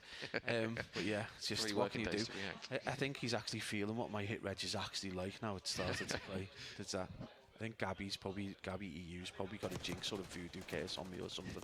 So after getting defeated by me and Crybaby, so it just is what it is. But yeah, obviously Algeria looking solid. They've got to be confident as well. They're really kind of like relaxed on the main stage as well. So I mean, it's not like there's thousands of people, but they just seem very confident. It's a different kind of story to yesterday. They were like hyper locked in. You could see that they were kind of frustrated with how things were going. And today, just a different team really. It's a Hammer now. We were on the back foot, so it's about having an answer, I guess, and we go into a hard point that potentially we saw how difficult it was for Revenge at times on the hard point there. I think it was only P3 that they were able to get really any kind of look on. So the other thing we talked about, I guess, with the old style maps compared to the newer maps is the level of detail in the approach to hills. So Hacienda is a great example of that. Like, a lot of detail goes into the hill itself sometimes in these newer iterations, but the detail in the way in means that you've got a lot more cover, a lot more opportunities to kind of like send 2 players in to get the trade. So, and Hacienda is a great example of that. Yeah, I think Hacienda as a map as well, it does really benefit the team that rotate early. We kind of, a lot of the newer iterations of COD, it felt as though there's a lot of maps where even if you rotate, there's maybe 4 or 5 entry points that are literally physically like impossible to watch every lane. Whereas Hacienda, you look at a P2 where you've got out the backside, and then you've got the side door and then front. Those are pretty much 3 lanes. It's very rarely somebody very hops up rarely water goes side. water because it's so difficult to pop up. And you waste 20 seconds trying to get there. So if you rotate early to P2 and then you manage to get a large chunk of time, it then gives you that kind of, I think, more confidence when it comes to rotating to P3. And then obviously P4 as well is another one where you've got that mid door in towards the middle building, and then you've got the 2 sides that you can pick from, P2 side or the opposite one. So it really does benefit those teams that play it efficiently. And we saw that, you know, say in that series prior with the Magpies, because they were perfect when it came to rotations, really good. And unfortunately, your guns fights, as much as we do have teams with outstanding ability here at this tournament, if someone's on a heady on P4 on Hacienda, it is very difficult to take them off of it. I think the other thing as well is that we talk about disparity in gun skill with these teams now that we're on to day 2. It's not really, unless you've got a really stellar performer, someone who's just head and shoulders above absolutely everyone else. Everyone's kind of at the same level. You know, once they've warmed up, we shouldn't be seeing too many windy shots. We shouldn't be seeing too many like really appalling scores that are based on individual like 1v1 straight kind of duels. It's largely like strategy, getting shot in the back too much, playing out of position too much, and not getting your timings right. So, which we did see in the previous game. Flame absolutely on the struggle bus in that. So obviously going into this is going to be an opportunity now for Hammer to bring the pain and to treat Algeria like a nail and to start to. They're going to need Webby to have a big map here as well. He was obviously very good in that map 1. He was very good in the control as well. Put some big numbers up, even though it was a 3-0. So I think they're going to really look to lean on him. But on the flip side, they are going to look towards Flame to contribute a bit more than what was able to in that map prior. So if they're firing on all cylinders across all 4 players, there's no reason why they can't take this map. But they just have to be good, because they did take the first hard point in this series. Let's not forget, obviously, map 2 and map 3 have been such a different change of the storyline from what we've seen on this series so far that it almost feels as though Hammer are now the underdogs. But that map 1, they were in the driving seat. They've just been on the receiving on the battering for map 2 and 3. Well, Major, I love a bit of do-it-yourself, and Hammer have got to do that themselves now to bring this game back to parity. It is 2-1 to Algeria.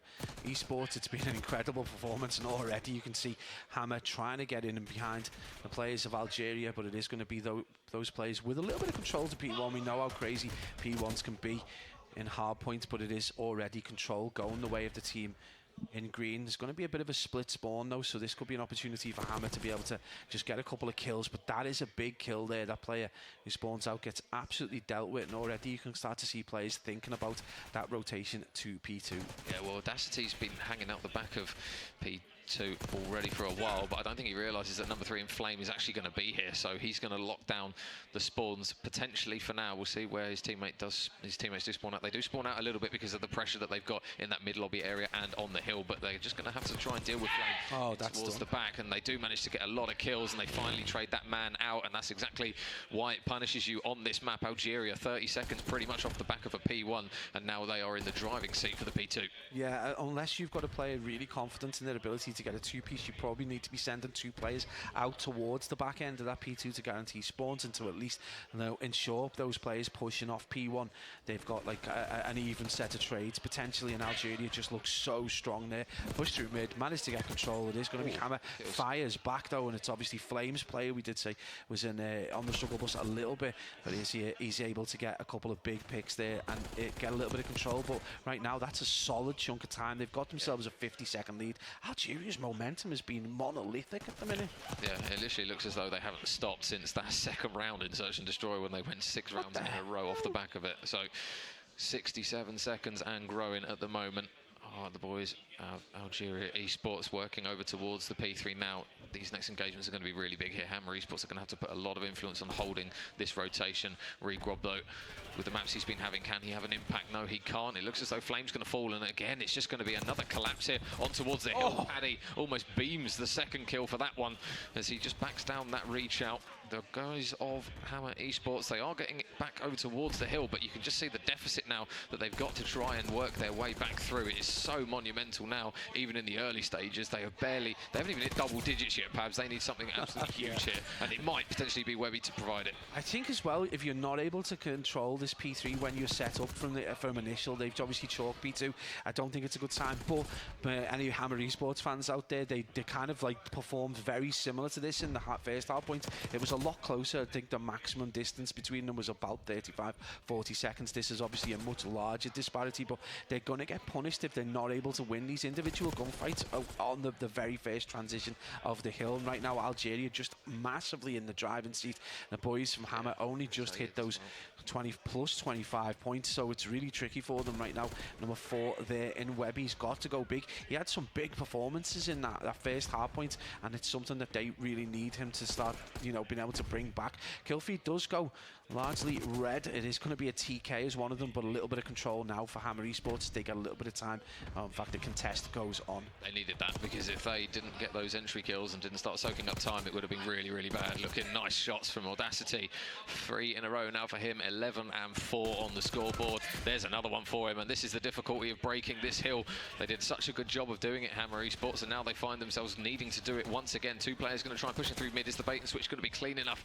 Webby's going to go on to contest, and the last remaining player in Flame, I believe, is going to try and go in and chow, but the players are there. The kills are through again, and that's a big chunk of time for Algeria Esports as they get ready for that P1. Yeah, this P1 second rotation, honestly, the amount of scrap time that was left that Algeria pushed for is either kind of like a lack of concentration, or they're really confident that they can just pull either way onto P1, because they went for quite a small amount of scrap time, and now they're deciding to just push onto P1 like post the kill launching. So Algeria doing a fantastic job with their confidence, but they've got to, you know, really maybe have an assessment of that as a strategy, because right now it is going to be Hammer Esports slowly but surely just reducing this lead that Algeria have got. It was kind of like nearly 100 seconds at one point, and now they're just slowly but surely eating away at it. And obviously you're not just set up on P1, you're getting a couple of picks and you're set up potentially for P2, so we could see a reversal of fortune from that first rotation to the second rotation. Are we going to see the story of that first hard point? Yeah, well, Flame did a really good job actually of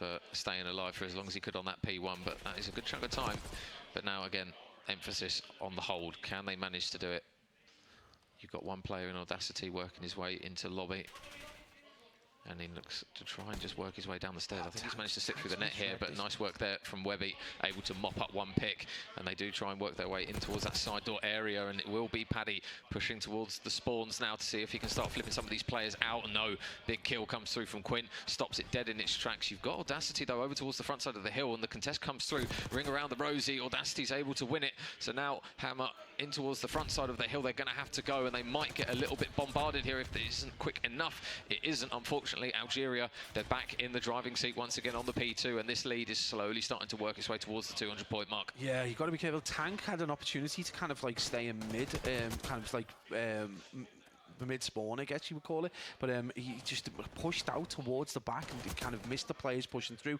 They thought there was only one Algeria player pushing out the back, but Regrob was there to double up, and that gave Algeria control of that hill and take the chunk of time. They've taken that out to about an 80-second lead. They're going to mop up the rest of the scrap time, and again, boys of Hammer Esports are going to be set up potentially with an opportunity to get control of this hill. But as two players fall, they are going to rely on those spawns, but this is going to be a difficult P3 for them as the contest goes in. Algeria right on the front of the hill, those players also pushing around the back, so that's another big kill on Paddy. But again, Regrob is a player you've got to look out for. He's been so effective coming around the back of these hills and just dominating the Hammer Esports. Oh, mops up the final kill. Regrob almost got the other one as well, but through all the madness that's ensuing, it's Algeria still on the time. You've got Inverse now, who's just going to be soaking it up while the players try and finally get him out of that position, and they do just that. Flame is now going to be on the time. But that race over towards the next hill, this is the blessing that Algeria have got with this lead that they do have, is that they can rotate early over towards the P4. Quinn's got a really big kill on his hands here. Mantle's at the worst time, though, so he will go down. Algeria will have the opening part of this hill pretty much locked up with two players there. Webby's going to try and contest for the time being. Big kill on the rotation. Does have help from his teammate. Is he going to wait too long, though? Because there is going to be another man who's just pinching through the top side of mid, and I think it's Regrob again, the ever-present man on the map, who's able to get a pick in towards New. Algeria should know where they're spawning over towards that P2 side, and Regrob, is he going to get any more? He's not. He's only going to grab one pick off the back of it, and they are now going to start headbutting towards the front of the hill, but this is what punished them last time. Yeah, this is where things get a little bit tricky for Hammer Esports. They're going to start filing in one by one. They need a different tactic. They need to take their eyes off the time that Algeria have got, because right now it's causing problems. You can see number 3, though, in Flame. It's a very, very tricky job to kind of get around that water area. It's very slow. He's given away a lot of time. He's going to have to push his way back through Boathouse to try and get that, and that is the large chunk of time going their way. They've got themselves almost another 100-point lead. Was that really effective move from the boys of Hammer Esports? It's definitely punishing them right now, and Algeria is still in control of this rock hill, so it is going to come down to the 3rd rotation P1, and of course who's straight there, number 7 in Audacity with those picks, and that is control again given to Algeria. 30 seconds needed for them to take this series. Yeah, Inverse just letting them know at the moment that he is having a hell of a map. 8 in a row now for him. Pistol, SMG, everyone's catching the mags in the body now. They do get on the time here, Hammer Esports, but on a P1 it's so difficult to do it. There's a 2-piece from Regrob yet again. Him and Inverse are just putting them to the sword. Now they can actually win off this hill as well if they don't get some form of a contest in. Big couple of kills coming through from Webby, who's still doing his utmost to keep the boys in with a fighting chance at this one. But you've got Paddy over towards P4. Are they going to realise that he's here? They are, but they're not going to drop him. So they're soaking up the time on P1, but you just feel as though it's a little bit inevitable at the moment. Algeria are back on the time, and Hammer Esports are forced again to try and contest off a P1, which is not going to be easy, but also fight for that rotation still. Yeah, a little bit of a split spawn as well coming in for Hammer Esports, so an opportunity potentially for them to be able to get a couple of picks over towards P1 and get set up for P2, but there in Audacity already pushed through. Looks like he's going to be waiting in that water jump up corner. It's going to be a 2-man push coming out the side door. They're 2-1 big kill. Can he get the second? No, it is going to be his fellow Algerian player who pushes through. Audacity now on the hill. Only 10 seconds required, and the boys in red have got the spawns. They need to get these picks. That's absolutely huge from Webby, dragging his team through this. 30 kills, 31 and 21, 137 on the clock. There's well beyond 100 seconds behind, but they've got a lot of work to do, and they've got to play some perfect COD. Oh man, they get the last man out the time. Tank's out the back, so he's going to have to try and contest. He falls, and it might be nail in the coffin now for this map and the series. 2 seconds. Hammer Esports are legging it towards the time. Can't contest, and that is that. I'll tell you what, map 1 went Hammer Esports' way, but it was all Algeria 2, 3 and 4. Non-stop from the game 2. S&D 6-1, control 3-0, and a 250 to 144. Algeria Esports went Jekyll yesterday and Hyde today, and they gave Hammer Esports a hide in those 3 maps. Incredible performance from them, and absolutely, you know, got a doff the cap to Regrob again, having a monumental hardpoint, just going absolutely off at times, unplayable, consistently not being found. Just really, really big plays there. 30 and 21. Yeah, just going off. 25, 21, 19 non-traded. And you've got Inverse as well, having an absolutely stellar game. Just a difficult one for Hammer, and back to the drawing board for them, I guess. But Algeria Esports are going to move on. Incredible performance from them. Yeah, so congratulations there to those boys. They will progress through the bracket, and unfortunately we do have another team that has been knocked out of the ES Hub tournament here. So yeah, it will be the boys of Algeria that progress through into losers round 2. We do also have another result as well, Pab. So the Fruits, Zappi and the boys have managed to 3-0 ICG. So although they did manage to get that win yesterday, unfortunately the ICG boys that we do know and love, unfortunately, will be knocked out of the tournament. So we are now getting to the business end of it, obviously being on a Sunday, and we're slowly starting to say goodbye to some of these teams. And unfortunately, yeah, Algeria Esports did wave goodbye to Hammer Esports quite convincingly in maps 2-2, 3-2. Yeah, holy, yeah.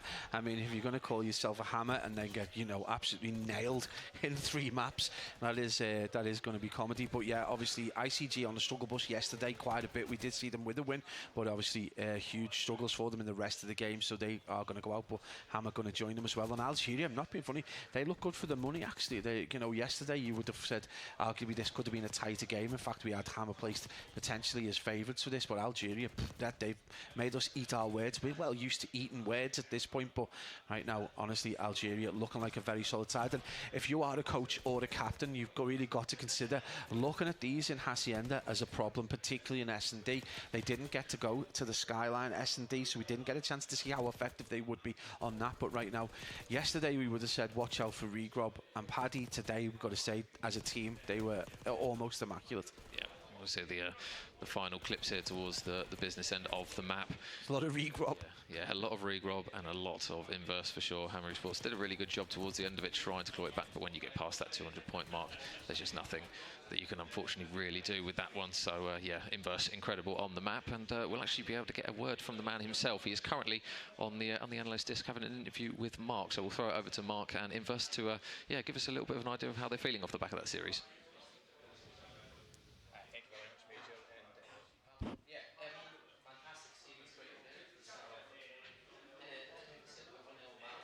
Yeah.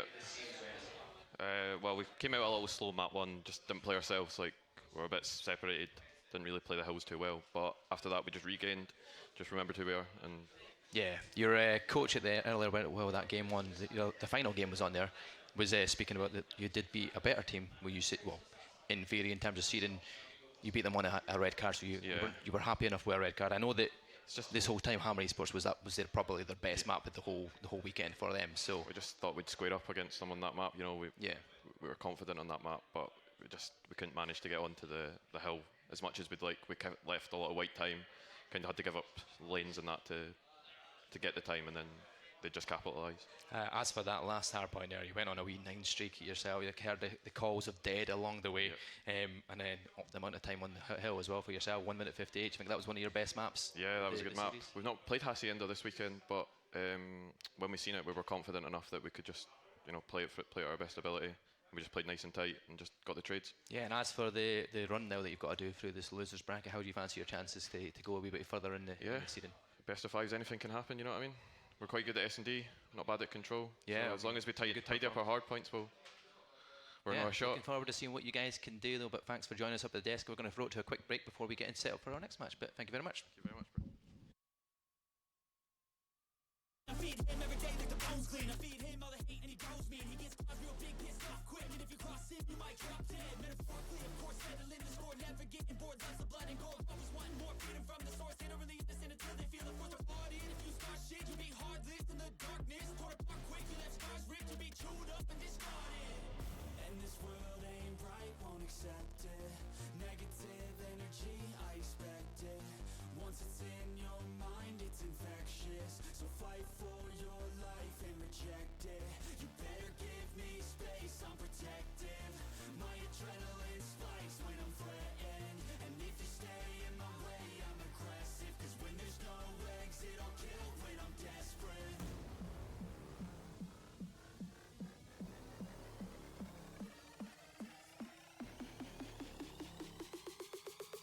When there's no exit, I'll kill when I'm desperate.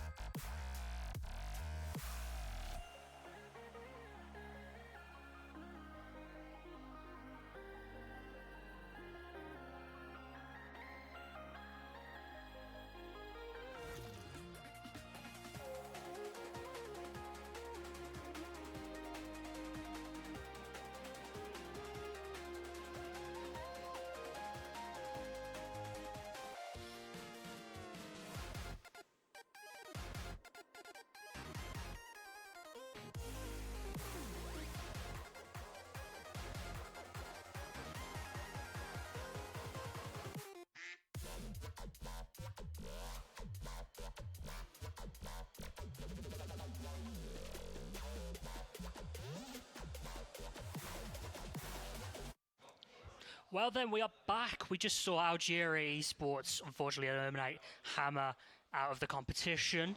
Pretty decent show from them. They've finally got that sort of LAN jitters out of the system. They've got the stage jitters out of the system as well, and continuing on through the lower bracket. Yeah, it was good, man. I'm finally happy to see Algeria win on the stage. And if we all said it, we kind of thought they were going to win. But I mean, Hammer looked like they could. If it carried momentum from the first game, it could have been something big. But now Algeria doing business, winning as we expected. So it's good to see. Yeah, I will say, I'm giving props to the coach here because the one they lost that first map on Hardpoint, the faces did drop a little bit. It did look like they were struggling a little bit with the nerves. Coach leapt out of his seat, made sure they all calmed them down, and from there they looked pretty confident. And that's the confidence we've probably been seeing throughout the day upstairs, and they've got a win under their belts on stage now. So potentially lower bracket run come from Algeria. Yeah, it's half the battle, to be honest. If you go down a map, the last thing you want to do is drop your heads, and then all of a sudden it's a 3-0 kind of absolute destruction. So yeah, really good work from those guys. And it wasn't just like a slight regain where they kind of slightly won map 2 and then got into the series. It was a case of as soon as they hit that map 2 and managed to win 6-1, it was all them towards the business end of it. And yeah, they looked like a really good outfit towards the end of it. So yeah, rightfully so. They do progress through, and they've got a good game against Excite in that lower bracket coming up that they will be playing. Yeah, it's going to be an interesting one for them though. We do have to say goodbye to Hammer Gaming though. They were impressive, to say the least. They kept every game close. The hard points especially were a key highlight for the team, and I just feel like if they could have cleaned up the S&Ds and controls a little bit better, maybe we could have seen them have a bit more success. Throughout the rest of the season though, like I do expect Hammer Gaming to pick up things. Yeah, well, they had some promising, like some good points, but I mean, yeah, if they can just clean up, they know what they need to do. If they can just clean it up, then they can be, a very good team. But I mean, yeah, it's just not enough to, when we rotate in the game modes, you can't have one game mode you're good at. They have to kind of, be solid at everything. But yeah, they will get better. They'll get better. And so we also say goodbye to ICG Takeover as well. Unfortunately, not being able to come back on stage today. We saw them plenty yesterday. Just not having a good day today, I suspect. No, I mean, it was good to see them get the win eventually after, I think it was 3 main stage games that they had yesterday. Yeah. But yeah, unfortunately, it just got to a point where they came up against a Fruits team, Faces Fruits team, that they do have some really good quality in that roster as a whole. So yeah, it was a good showing by them yesterday to be able to get that win under their belt, because it did feel as though kind of similar to Hammer in that they had some really good maps, really close maps, but just couldn't seem to get one over the line and take a series. So yeah, it's a shame to see them go as well, but this is kind of where the small margins in the game slowly start to roll out on some of these teams, and yeah, those teams that aren't quite as polished as these upper level teams do tend to bow out at this stage. So yeah, shame to see them go, but that's the story of the tournament. Yeah, so commiserations to the fallen teams, but we do have a pretty exciting game coming up. Speaking of quality, we have one of the number 1 seeded teams, Mistaken, coming in to play a team we haven't seen on stage before. We've not seen Faceless Esports main team on stage just yet, but they come up against one of the heavy favourites for this tournament. How do you guys see this thing coming? Well, I mean, we did say Mistaken and Avenge were like the two big teams, but I mean, as we saw before the stream today, anything can happen. I mean, Magpies came and they put up a fight and they ended up beating Avenge. So, Mistaken can't get too cocky. They have to realise that anything can happen. They not like the win's not guaranteed until they see victory at the end of the series. But I think all things considered, they should really win. We've not seen Faceless, so it's good to see some new faces, but. Yeah, I think Mistaken, given their track record, they should win this convincingly. Yeah, they've been very close as well. Like, believe Faceless Esports' only loss so far has been to Mistaken in group play. So, just knowing that in the back of your mind, like, okay, we've lost these guys before. We can beat these guys.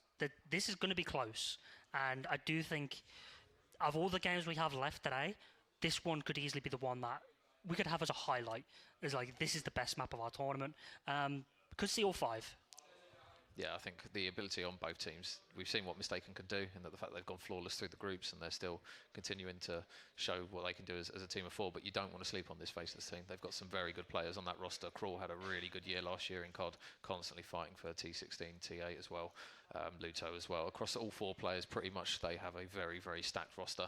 It's just a case of whether they can kind of stitch it together against a Mistaken roster that look as though they're pretty much all kind of singing from the same hymn sheet at the moment. So I think you'll get a very good series here between these two. But yeah, I don't want to jinx it too much by talking too positively about that. Yeah, we've tended to do that a lot during this tournament, jinx the favourites, but nevertheless, it's the favourites of Mistaken going up against the stage newbies in Faceless Esports. Over to you guys. Thank you very much, Ian. Thank you very much, Desk. Yeah, like I said, Mistaken already been on the stage before. First time for Faceless. We get to see new faces and new players on the stage in the big broadcast. What do you think for this matchup? It's going to be a tight one, I think. Yeah, you're absolutely right. And in terms of the context coming into this one, I mean, Mistaken are sort of living many tales for the last 3 years. They've always been pinned as the bridesmaid, but never the bride to many an esports tournament in the UK, particularly the last 2 LANs we've had in Sheffield and in Middlesbrough. They have finished top 12 and then formally in top 8. This is their best placement ever in terms of an organisation under the 3rd roster now, because across all 3 events it was 3 different teams, but this one is having the most success. And Faceless Esports have already got players lined up such as Cruel and Luto, who played at Middlesbrough, finished top 12 in the 22 esports roster, and pretty much is spearheading 2 new guys in Crybaby and UH. And this is, again, the primary roster out of the 2 Faceless teams. This is, again, 2 players that I've seen across Challengers now for the last few years, done over 40 to 50 Challengers Cups between Cruel and Luto, and placed well consistently. So they're no stranger against a high-stakes environments and even going deep into a tournament run. Yeah, certainly. I'm looking forward to it. I think it's going to be a really close matchup in terms of the fact that the Mistaken squad are unbeaten so far in the series and in their matches. So we'll see if they can get the revenge that Faceless are looking after here, obviously in the winners bracket semi-finals as well. So I mean, this is going to get to the winners finals, give you a good chance of that trophy, that prize money as well. And I think it comes down to the map picks. And that being said, what map picks we got going? I mean, we're going to start on Skyline Hardpoint to kick off the series, and then we're going to go to Double Vault for S&D and Control. And Hacienda Hardpoint for the 4th map, and then Red Card S&D to close if we were to go to the distance. And I feel like we're opening up on the Skyline. You have to look towards 2 players across both teams. For me, it's Rasco on Mistaken Esports, and it's going to be Luto on Faceless Esports. Both are very high-octane energy players. In terms of having the map knowledge across the Black Ops 6 period so far, these 2 are very skilled on a Skyline S&D and a Skyline Hardpoint as well. They have a wonderful way of executing the jump from piano to hot tub, and even finding kills in kitchen throughout the 4 core exits of open range where the ARs can find you. They find a way to get a kill, sliver away, and then lock in a spawn. Yeah, well, I think Skyline, with the tightness of it as well, I think it's going to be a very back and forward kind of match between the 2 sides, just because of the quality that we have here on the main stage today. But yeah, Faceless Esports, I've not even seen even one map from them, sadly, because we've been down here in the main stage and we've not got the chance to kind of go up all the time to see them playing and performing up there. But when we have been seeing the results coming through, it's looking good for them as well in the grand scheme of things for the most part. But yeah, Crybaby, maybe. Is he going to bring something to it this one? Potentially. I mean, it's a player, again, that I have had no data on so far in the last 3 LAN events we've had. I mean, challenges as well as sort of a mixture of 128, 206 teams and thousands of players to kind of dive through. But in terms of this year, again, we're seeing lots of teams placed pretty highly and a gradual progression from the period now from Cold War now to Black Ops 6 and the games in between. Whilst these players now have gone from rookies to now just kind of seasoned players. They've experienced all the highs and lows and all kind of trials and tribulations that you could find across the Challenger circuit, and especially now in the LAN environment. Again, we've had 3 LANs in about 3 years. I think there's bringing more and more consistency and more experience to lots of new guys to come up and take the stage. You think with, like, even though there has been LANs, but they're spread apart quite considerably, do you think, even with that LAN experience, because it's such a distance between the different LANs, do you think that makes a difference in terms of, like, okay, I was good at LAN, but it's so long ago since the last one, can I still do it on a LAN? It's actually transferable from LAN to LAN. The more LANs under your belt, the more used to the things you haven't experienced before. It's always going to be the same story every single time. I mean, if you do a LAN once 15 years ago and you come back to another LAN, your memories will change drastically from such a long window. But a LAN every year for 3 years in a row, there's only really the minute details. You know, temperatures change throughout the year, different setups, different main stages, different environments. Remember, we've had 6 stations in one small box in Middlesbrough to Sheffield, where the cafe pretty much stopped working after 3 a.m.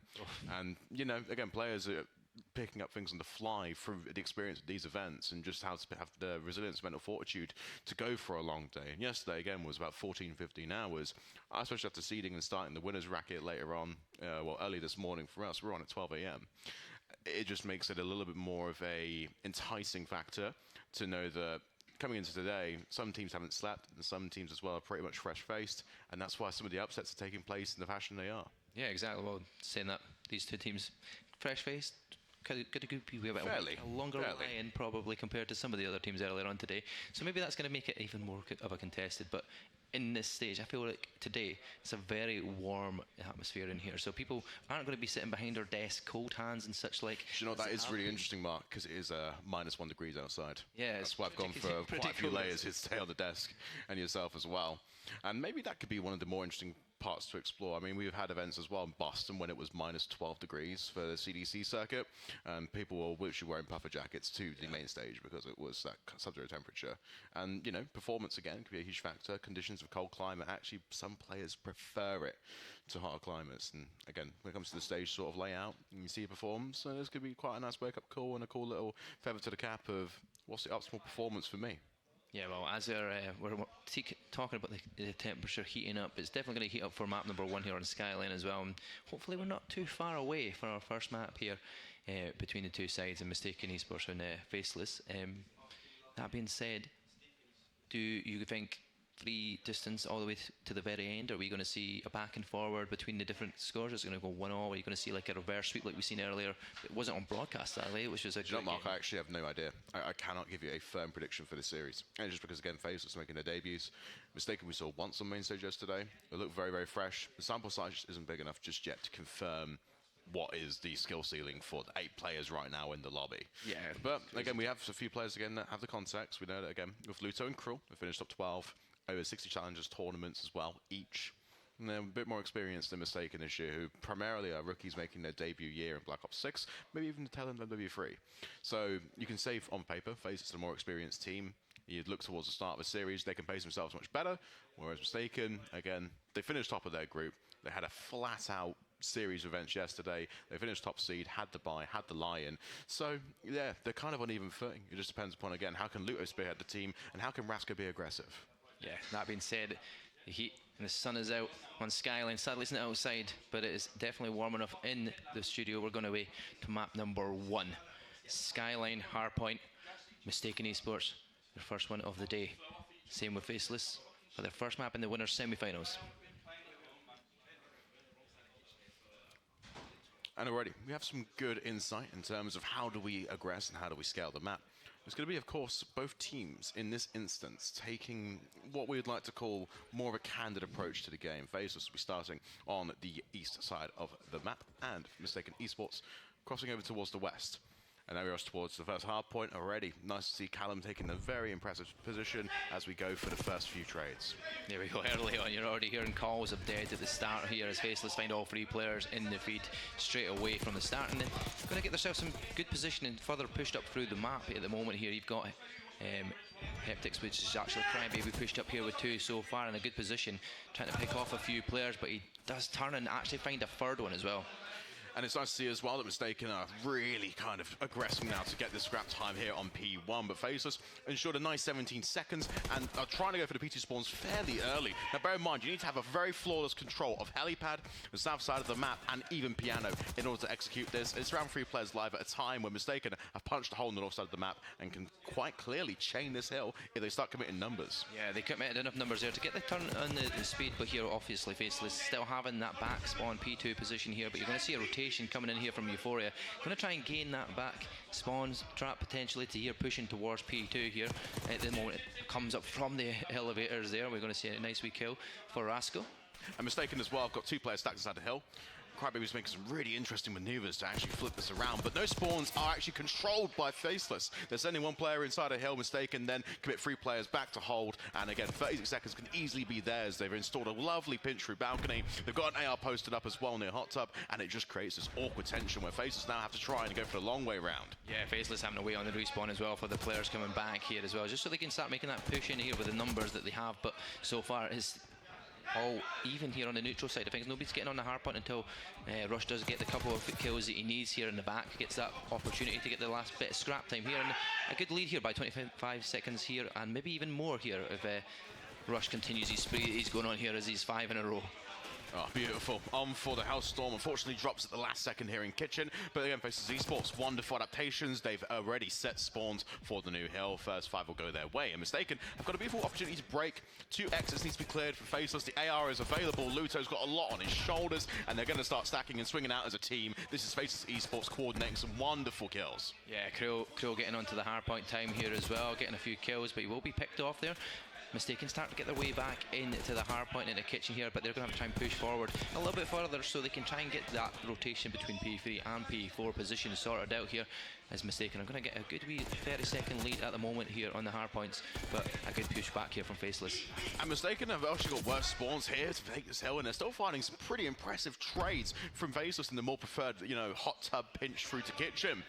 And look at now again the rotation that they have installed in a good fashion. A 1v1 and the scrap time for Hill will go to Mistaken Esports. But again, with its wonderful flip, it's gifted spawns right now for Cruel. Yeah, there's a good couple of kills in the feed there in the hands of Mistaken. But it's checkerboard back and forward here, and that's a good couple of kills here for Cruel here to stop them pushing through in the back. And they're going to get that new hard point ready in the bathroom, ready to set up. And they're going to hold a very static line here. 1 in bedroom, 1 in bathroom.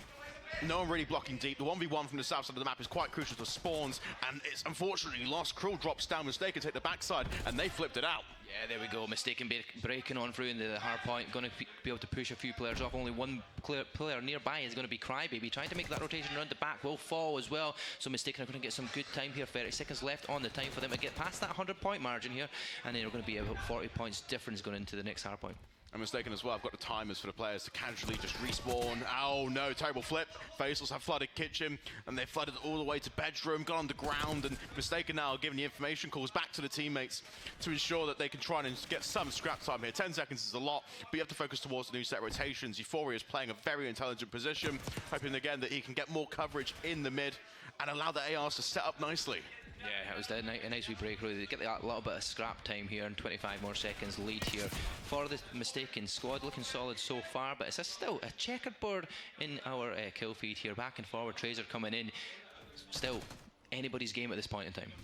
And look at how they're going to break this one. Mistaken commit numbers towards the hill, but Faces have got the timing. So really relying so much here on Rasco to hold this by himself. I mean, it's a wonderful effort, but 34 seconds again. The P1 isn't really a contest anymore. They're trying to get 35 seconds of scrap time and chain this towards the P2. And that's Faces' only way to really take the lead and scale up.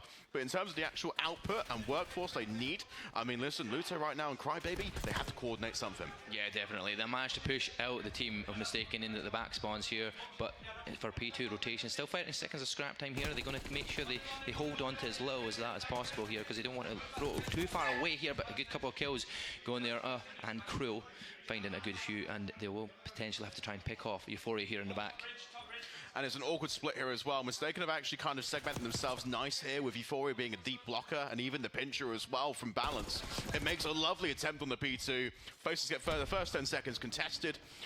The first real break attempt as well was initiated by Rush. He slides in, teammate comes in to support, and Naden has done as well to block the corridor and push Luto away. Yeah, there we go. It's a nice wee break on through. All of a sudden Mistaken have got another lead here. Over 40 seconds is going their way. 3 dead in the feed. Will be a trade back here though from 1, but it's going to be Crybaby trying to make the rotation up through the back, but does get picked off. And another kill. 5 in a row from Rush is going to keep that hardpoint in control of the Mistaken side. And they've worked wonderfully to adjust to this situation. 145 to 94 as a Mistaken now have answered all the question marks present in the first set rotations. They can start scaling a lead. Rush can start working on a cruise missile.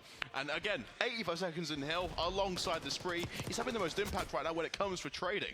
Yeah, definitely 22 and 13 so far. What a phenomenal performance early on here, but it's going to be pushing up towards the new hardpoint here. We're back to P1. Well, we're actually to Kitchen, should we say, getting the setup here at Spaceless. They get it very comfortably as well, but it's 2 players stacked in and an awkward pinch from Mistaken, given the split spawns they initiated from their push through Hot Tub. And now, when it comes to the situation that Rush finds himself in, he's very exposed, and the respawning Rasco has to come supporting Kitchen. But when it comes to the many trades, no one is getting near Hot Tub. Faces are pushing the same avenue of attack and finding no success, and even when they're hitting out from their original spawn points outside of Kitchen, the barrels are up. Yeah, Crybaby tried to make a route here through the middle, but Mistaken getting so much of the time here in Kitchen and finding the kills where it's needed. But that will be 4 dead eventually here for Mistaken. Esports Faceless will get a wee bit of scrap time going, and they've actually been pushed out into the back spawn here towards that P2 side. And they made a really good meal of it, Mark. But now you're crossing through Hot Tub. They're forcing a lot now on Cruel, because this pressure is not identified yet. The information's not given, and it's just 3 gunfights that you have to execute in order to try and swing momentum back. The 70-point margin is just unfair. And Mistaken are finding wonderful footing. They found necessary kills in the back spawn. They've locked it off, and it's now fully in control. Yeah, Balance and Russ doing some work here in the back here. They're on the time as well. He's still adding more and more time to that hardpoint here. 1 minute and 46 seconds so far. They're at 190 to 116 here against the Faceless, and just can't find that opening here as they try to find the players in the back. Mistaken are still going to push towards us. Still 35 seconds left in the bathroom to kind of go towards it. They're going to make sure they find these first early picks here. Balance finds 1, tries to turn on a second, does find that one and get the break on through here as all players are dead from Faceless, pushed out into the spawn. Oh, it's impressive to see. Mistaken are stacking numbers in the hill as well. They've actually opted away to rather have 1 inside the hill. They're stacking 2 with 2 rotators outside. It just ensures that they're getting the trades, and they're holding for the conditions of scrap time, and they're forcing it, to be a white hill. That's what Faces are trying to open up. The 70-point margin is going to remain the same until they start dealing with the second man inside the hill. Yeah, even though they all lost that little bit of scrap time at the end, they got past that 200-point mark, but they also get pushed out towards that P2 side, which could be the winner of the hill here, because P1's going to be pretty contested here, but you do see Balance getting a couple of kills himself here. It does fall, but Euphoria keeping the kill feed going red at the moment in time, and does eventually get picked off here by Crybaby, and he'll get that bit of time here, hopefully trying to close this gap, because it's 60 points so far in the difference for Mistaken and Faces.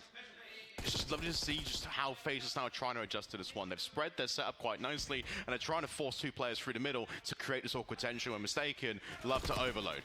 And now at this point, again, they can't really push towards Kitchen because they need to get the speed and access onto the hill. Lovely cruise missile, unfortunate team kill, but the numbers present around the hill are just enough to ensure an overload. And this is where Faces, again, need to get the AR set up quite high in order to have enough insurance that Bedroom is not going to be a confirmed spawn point for Mistaken. Yeah, definitely. That pushing up a wee bit here from Rush kind of gives the spawns back. You've got Luto in the back here trying to hold that spawn, but Rush does find him in the back there, and Mistaken will get the flip of the spawns, might find the opportunity here to get into that bedroom. And now with 50 seconds left on the time, they've got time to win it here, but will Faceless get the time on this to slow it down and give themselves another rotation of hard points here? And how can Faces Esports adjust to this one? I mean, it's very difficult. Rush has stuck himself inside the hill. He's on for 6. He's locked it down, full utility belt as well. When it comes to closing out the lanes, you're also allowing Euphoria to come in and join the party. This is a very challenging push here for Faces Esports. 2:33, and have executed full flips now on the P2. Absolute standout performance though from Rush. 6 kills on a streak so far. Over 2 minutes. Make that 7 kills. 7 more seconds to play for Faceless. Pushed out so far away. I don't think they're even going to get a chance to challenge the time here, and that'll be the win here for Mistaken Esports in match number 1. And that is how you finish it, Mistaken Esports. Number 1 seed in Group B, and they are 250-162. A very convincing skyline, and what a way in which to really get your players fired up here on the Championship Sunday. I mean, playoffs brings out the different beast in all players, but it's nice to see the consistency of Mistaken from yesterday to today. Energy levels clearly haven't dropped after a 14-hour slugfest against 5 of the best in the European circuit. And it just makes it even impressive to see Rush's consistency across this 15 to 16 maps they played yesterday and today. Waking up, dropping 37 kills, 2 minutes inside the hill, and allowing his players again just to fill the gaps. Everyone was blocking a spawn at a certain time, and it wasn't a moment of confusion. I can definitely sense in the communication they've got a nice steady balance going. Yeah, it was a good wee tight one to start with. Started to get away from Faceless.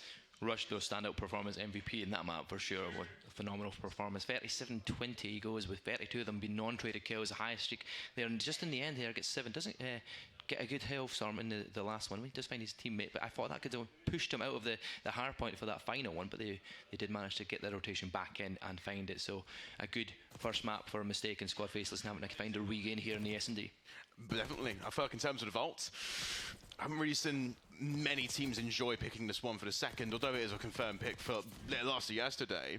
The main struggling points were the variations of attack on A, and when should we appropriately go for B in a 1vx situation or in, not a 4v4, because I think the geography of the map is very punishing in any 4v4 situation to go towards B, commit a post plant when you have 3 vans around the bomb, and at any point in time, 1 loose nade can ruin your post plant strategy.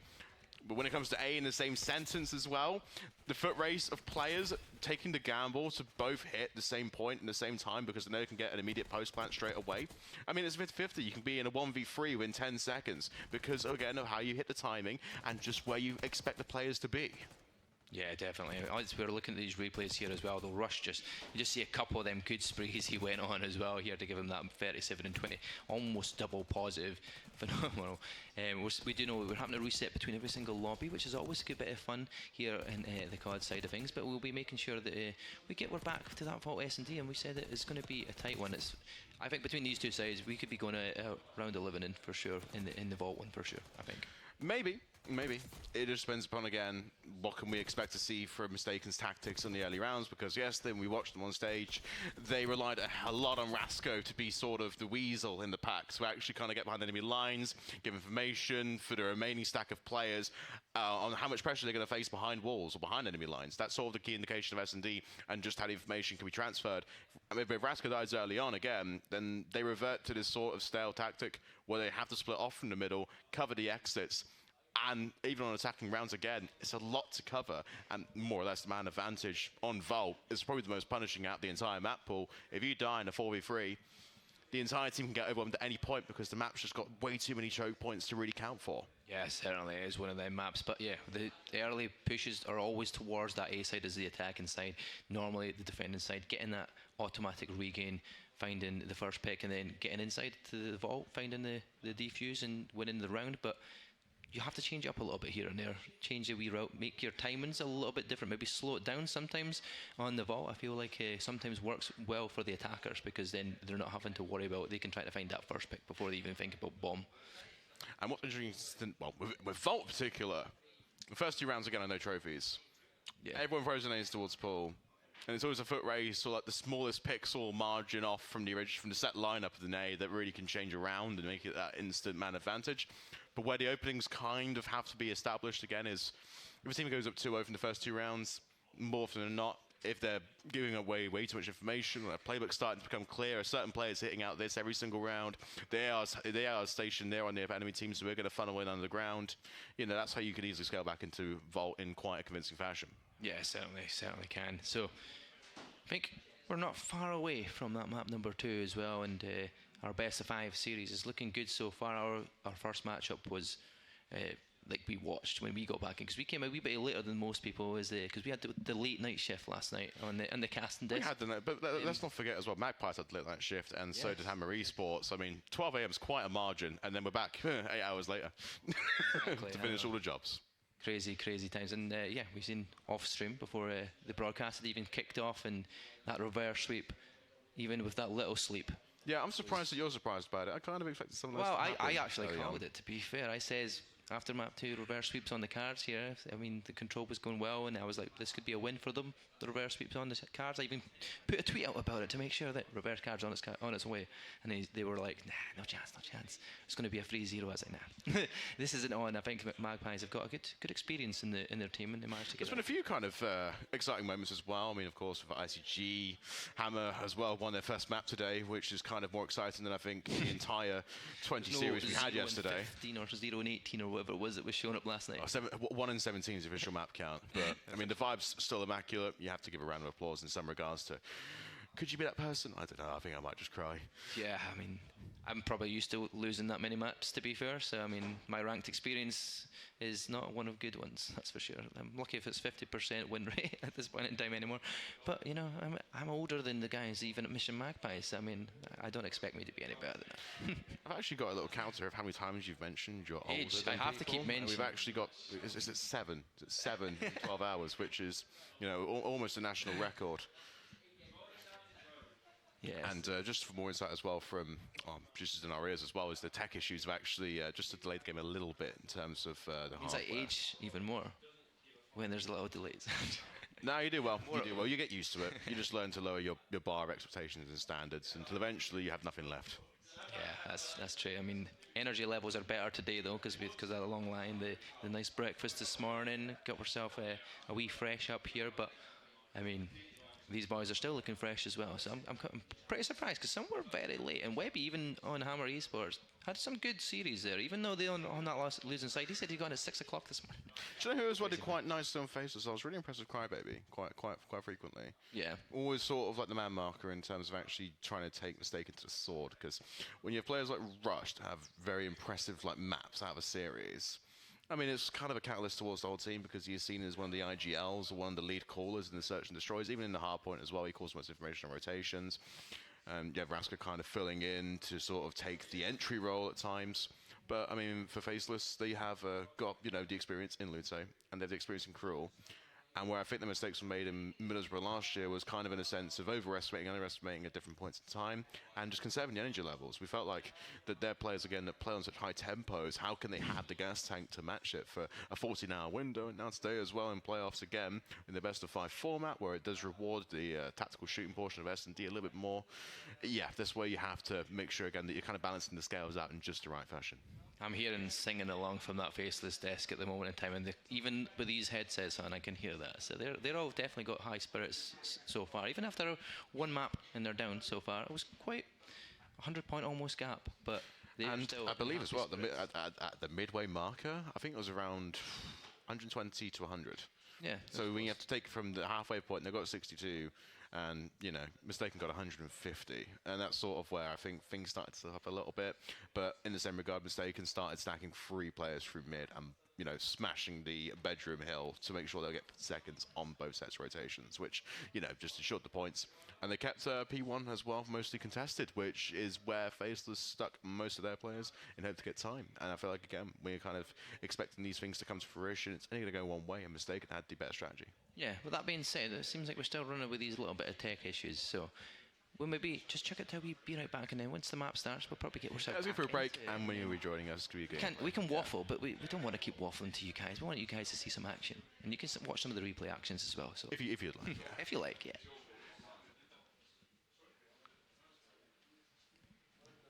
Do you like to, producers? Maybe. Do we share it to the broadcast side of things? Are they too busy? We'll just keep running. We just have to keep. It's okay. We'll go to a very quick break, and when we are back, tech issues we resolved, and we're going to go into the Vault S&D. Don't go anywhere.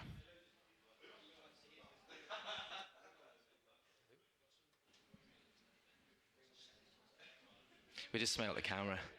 Yeah, we always hold this pose. Every single time it doesn't go our way, we just so hold maybe this pose. maybe the broadcaster guys, they fell asleep at the desk. Nah, it's okay. It's almost like, you know, when a record breaks, Right, it so we should stretches, and you have to go do again. some audience participation games then, and see if these. I think the audience would rather just sit down, relax, and enjoy their I don't know. Sunday, I've seen a thank lot you, of faces Mark. look this way as if they say, "Do not even start that." I mean, you're wearing the suit to fill out the entertainer role, by Yeah, this quite a is lovely we'll fashion. stand at the front and we'll start doing some warm-up exercises and such like as well. Maybe some stretches, get yourself warmed up. I did love that we come with two very different vibes here today. You've come all wonderfully dressed, and I come here for, you know, Accrington away. Well, smart casual, and I thought, I mean, I've still got a t-shirt on and jeans on. It's just But you don't it's, see it's that minus much, one. yeah. It's -1. I've always held the sort of consortium that if you've got layers on, also leather jackets are really lovely and warm for those at home who don't own one. They are like pretty much heaters. This is where like we have to even elaborate a bit more on actually not making sure that anyone's wearing a t-shirt inside main stage because it's -1 and you're going to freeze to death. Well, Grasko started off in a t-shirt, right? And since he's sat down Yeah, there, he's now got his hoodie on. progressed to His hoodie head's- with earphones over hoodie, which Yeah. is just like, you know, so 2019. Like, it is fantastic to see the levels of commitment. I couldn't do that. Like I He's feel like left my his own head audio just for the sake of sweats. this series, and that's just such a brave man. Brave man. But there's a couple of players over on the mistaken side with their hoods up and all that. I think that would just make me sweat even more. Even if it's colder, I still feel like with the headset on, the hood up, I am starting to sweat. So we're just still trying to get these codes set up here so we can get into another lobby and get the tech issues sorted. But there we go. We're gonna head to that break. that Right, we've been break waiting to time. break for. So We'll see you all back soon. once it's sorted. When the game's up, we'll be back.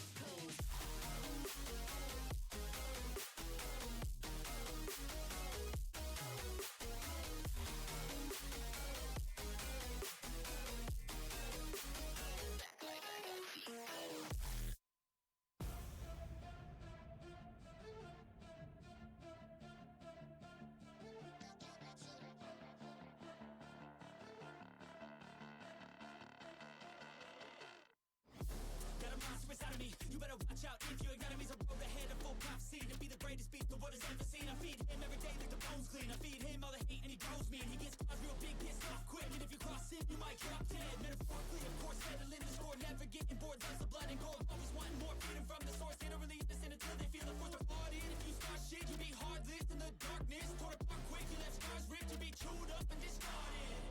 And this world ain't right, won't accept it. Negative energy, I expect it. Once it's in your mind, it's infectious. So fight for your life and reject it. You better give me space, I'm protective. My adrenaline spikes when I'm threatened. And if you stay in my way, I'm aggressive. Cause when there's no exit, I'll kill when I'm desperate.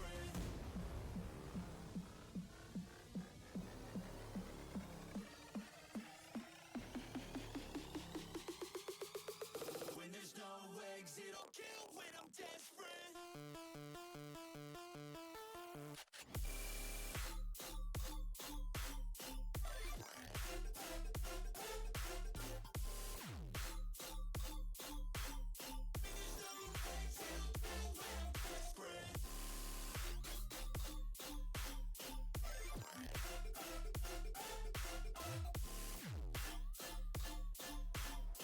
there's no exit, I'll kill when I'm desperate.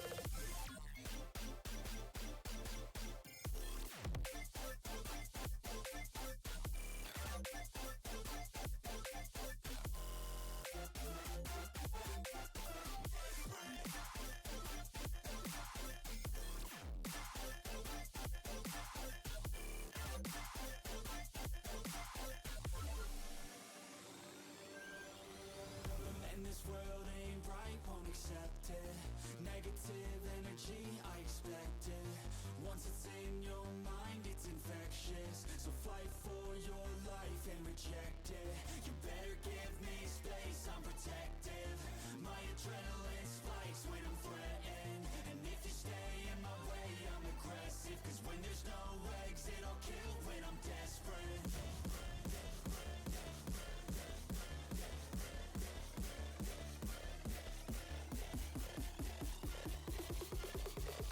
When there's no exit, I'll kill when I'm desperate.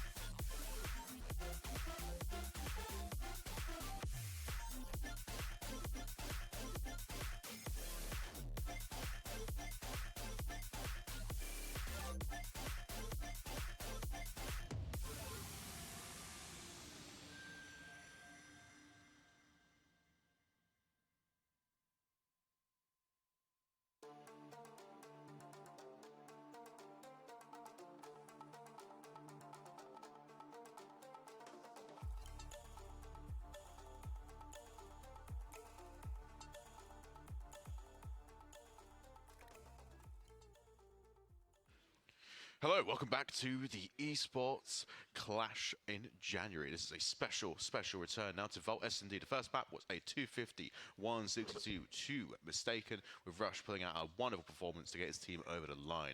Now, as we load into the S&D, the conversations beforehand were centered around what can Faceless do to get back into the series. And in terms of S&D prowess, we've got players like Cruel and Luto, S&D specialists for the last 5 years, that look to spearhead the team forward with some innovative strategy as they are on the attacking side and definitely looking towards that A site mark. Yeah, certainly. We're going to see maybe a quick early bomb plant here, and then it's going to be the mistaken guys having to do that retake here. But it tends to be a defender favoured. Obviously, no trophy systems early on, so we're all going to push in through under the ground, and then we're going to go straight to that bomb.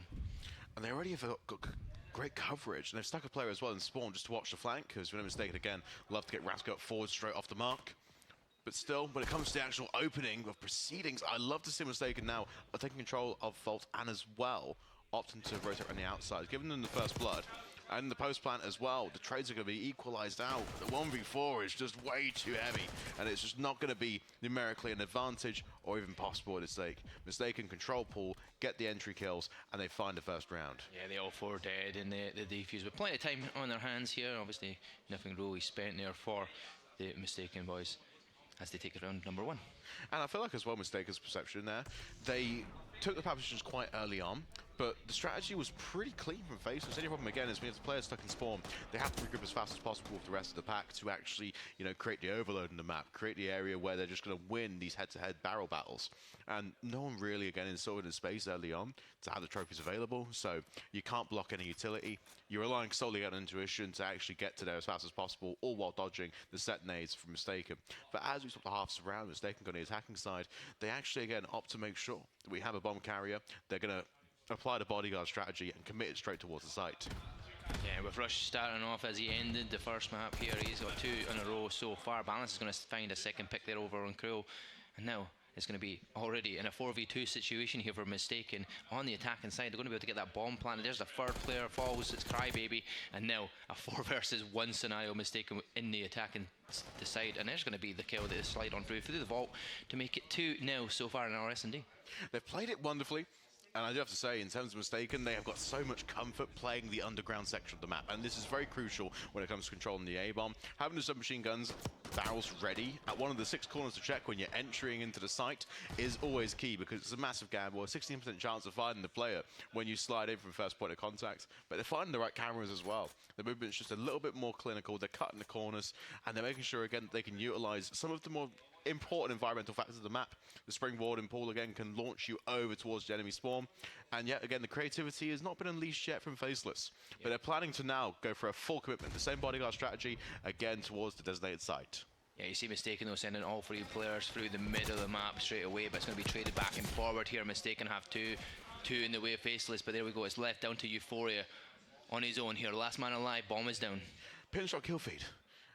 It's always one of the more interesting ways you see this sort of score break up, and Mistaken in this situation have got no real information yet in the remaining 2 players. Face them very well to evade any sort of contact and make sure again that they are holding down their positions, because at any point in time, before it can hit a flank, it can create an awkward paradox, and they're just adjusting at the right times here as well. Being too static in a 2v1, I mean, again, really, really bad for the team with the man advantage. Yeah, you're going to get the bomb picked, and it's going to be planted here towards that A-bomb site. Euphoria is still in that 1v2 scenario. Going to route round the back here over the top towards poolside.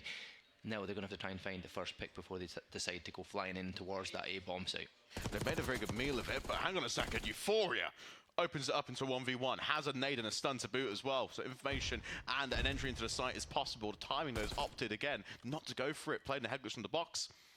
Got a little unfortunate with the stun though. It does hit the wall and comes back, so it doesn't actually get stunned the player and gives them the chance to slide on through. But still in a 1v1. Oh my god, where did the rotation come there from Faceless?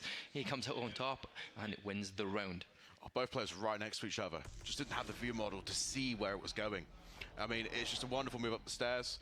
And again, at any spot here, it could have been a kill and, you know, a 1v2 converted. But again, just a last minute adjustment to check on the bomb is again always going to be the primary factor. And one of the things that in the post plant, if you have the advantage of that timer, it's going to be a huge benefit to you, knowing that you have full control of the rotation. Yeah, certainly is. Here is finally they get around on the board here for Faceless now with the defense on their side. Can they see what they can do here? Because Balance and Rush have had a great start to their S&D round here so far, and they're going to look to do something here on the attack now that everybody will be on that close position where they're getting trophy systems earned. And Faceless have gone for a nice little 2-2 split here. No one really in mid, similar to the previous 3 rounds, but what they're trying to do again is to aggress in a way where they're slipping the net, and Mistaken have stuck one player in Euphoria back in spawn, because again the flanks through Palace are just so prevalent, and any one of the 8 exits can cause a massive disruption here to the post plant. Yeah, you're getting information here though. Crow knows that the players are down towards that A. There was a few players he did spot as he was going through, throwing some shoulders around the side there, but now it's going to be that 4v4 retake here that is going to be needed here for Faceless, and it's going to be trying to start it off here, but the player that was in the back was Euphoria. He does find one next to fall was Crybaby. All 3 dead here for Faceless. It's left down to Luto. A seasoned S&D veteran, 1v4 on Vault, hardest to convert. knows already that there's a heavy stack, especially placed on the site. And 2 more players again from Mistaken have rotated out just to try and close the claw, create a lot of pressure now onto Luto, keeping Bucks in here.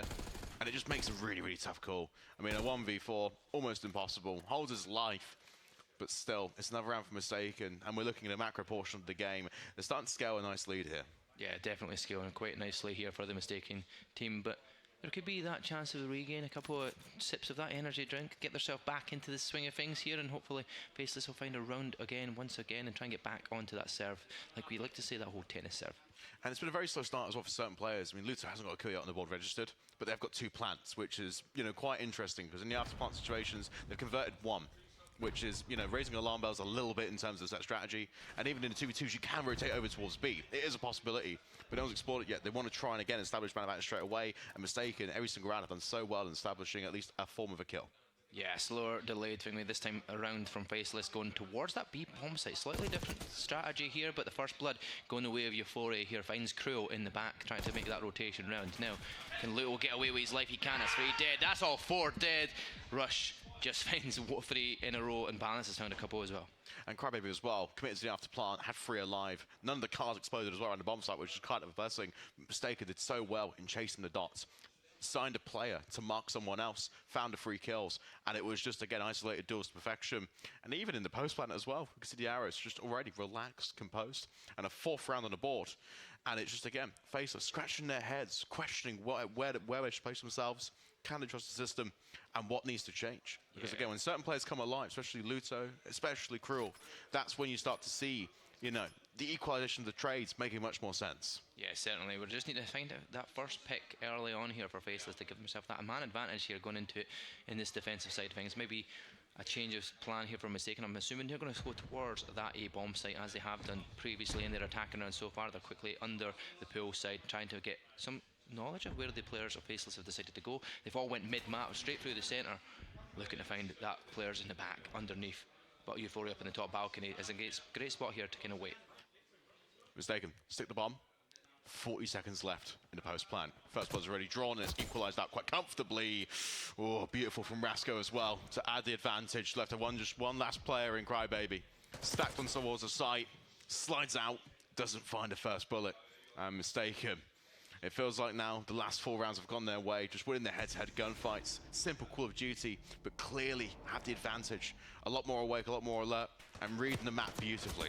Yeah, tactically playing a lot better S&D so far here. 5-1, 1 more map, and that'll be match for the S&D sorted out, and it'll be 2-0 in the series if they can continue this one. But Faceless, it's going to be a tough ask here to get that to win this S&D now. They're still sticking plants though. I mean, if I look towards the actual plant rate, it's 3-2. Faceless are finding the right answers, but they're just really struggling in the off-plant situation and reading Mistaken's pressure off of the adjustment. And this round, they've actually gone for more of a static hold, especially with 5 rounds up. I think they want to retain their lives, allow one player to aggress, and that's going to be Rasco again already behind enemy lines as he does. But the players, again, from Rasco's information, needs to be clear-cut for Mistaken, and already this time around doesn't actually get the first blood drawn. Yeah, Rasco gets a bit of information. We'll send that towards Euphoria, who does pick that kill on Crybaby, giving them that opportunity. 5 in a row here for Rush. Does get found though, and there's one more player traded back and forward. And an interesting kill feed to really boot. It was a nice pinstripe, but in the end, Faceless have found a way to allow to really get in the game. And what really makes it interesting as well is look at this actual hold. It's a diagonal, so they can't even actually get any footing. Mistaken. The numbers had to be there, and in the 1v2, Faceless played the optimal post-plant setup. Yeah, it's their first good plant and good play and setup actually from that, and get a good couple of kills going their way. But yeah, I mean, this is the first round back. They need to start doing this on the regular now. This time they'll be on the defending side and have to keep winning map round after round after round here in this. They can't afford to make any mistakes. And it's going to be a very, very tall order here, but that's a lovely example of just how they can equalize now on the trades, and the first time they've actually, turned the tide in their favor.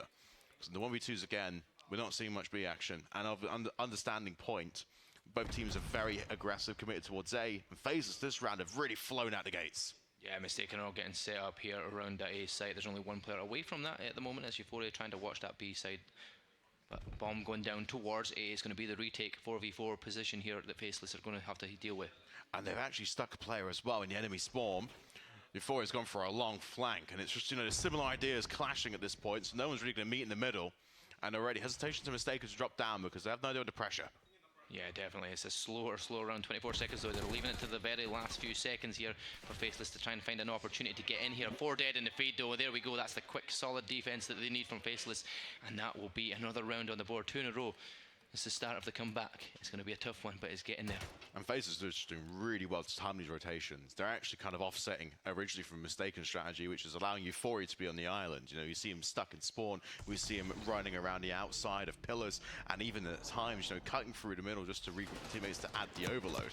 But really, where the Faces have found their best footing is identifying again what timings are they getting through middle, and now that Mistaken are starting to create the shortcuts, it's just not working out so well. Yeah, certainly right. Match points still here for Mistaken, though.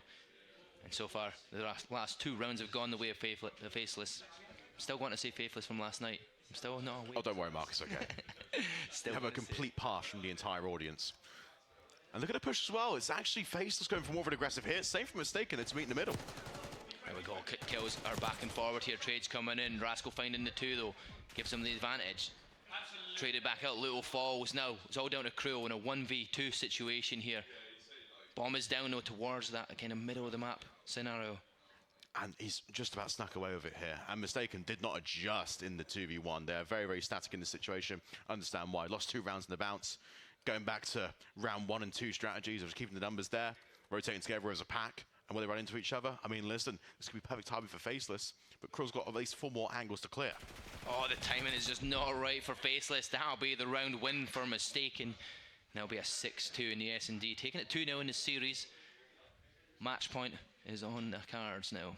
Going into our Hacienda, our Vault control. Once again, we're going to see Vault.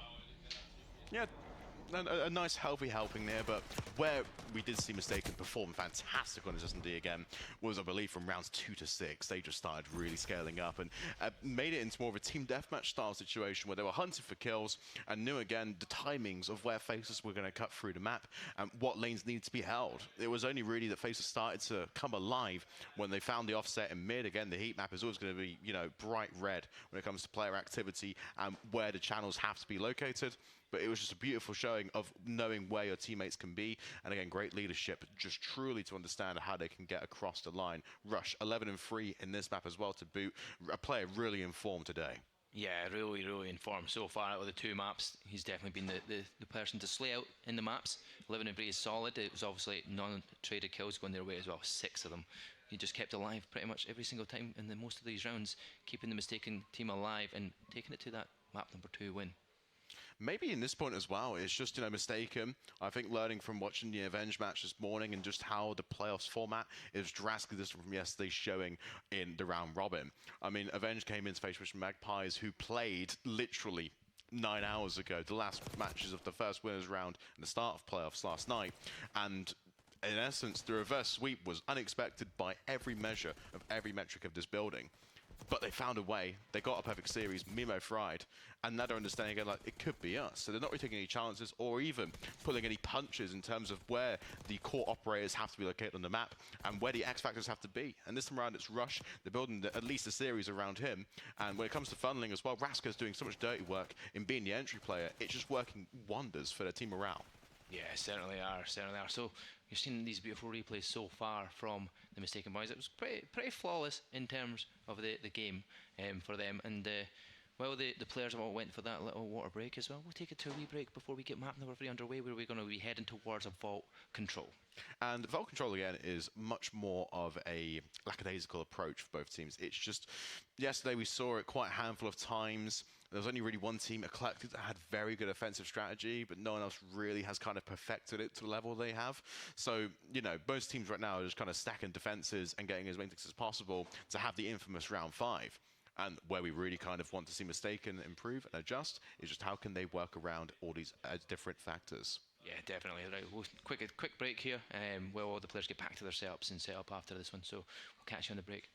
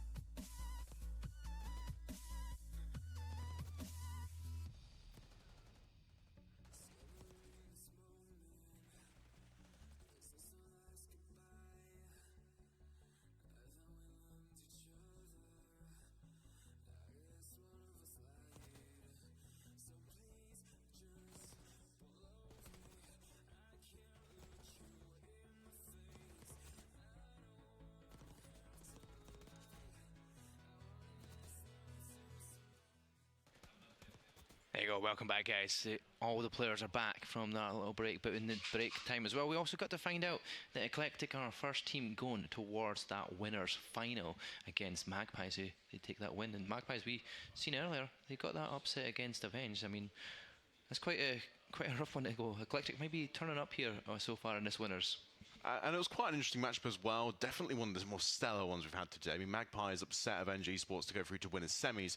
They had a 249-250 in the first half point. They had a 6-4 in the S&D, 3-1 in the control. Then a 250-200 close to make it the 3-1.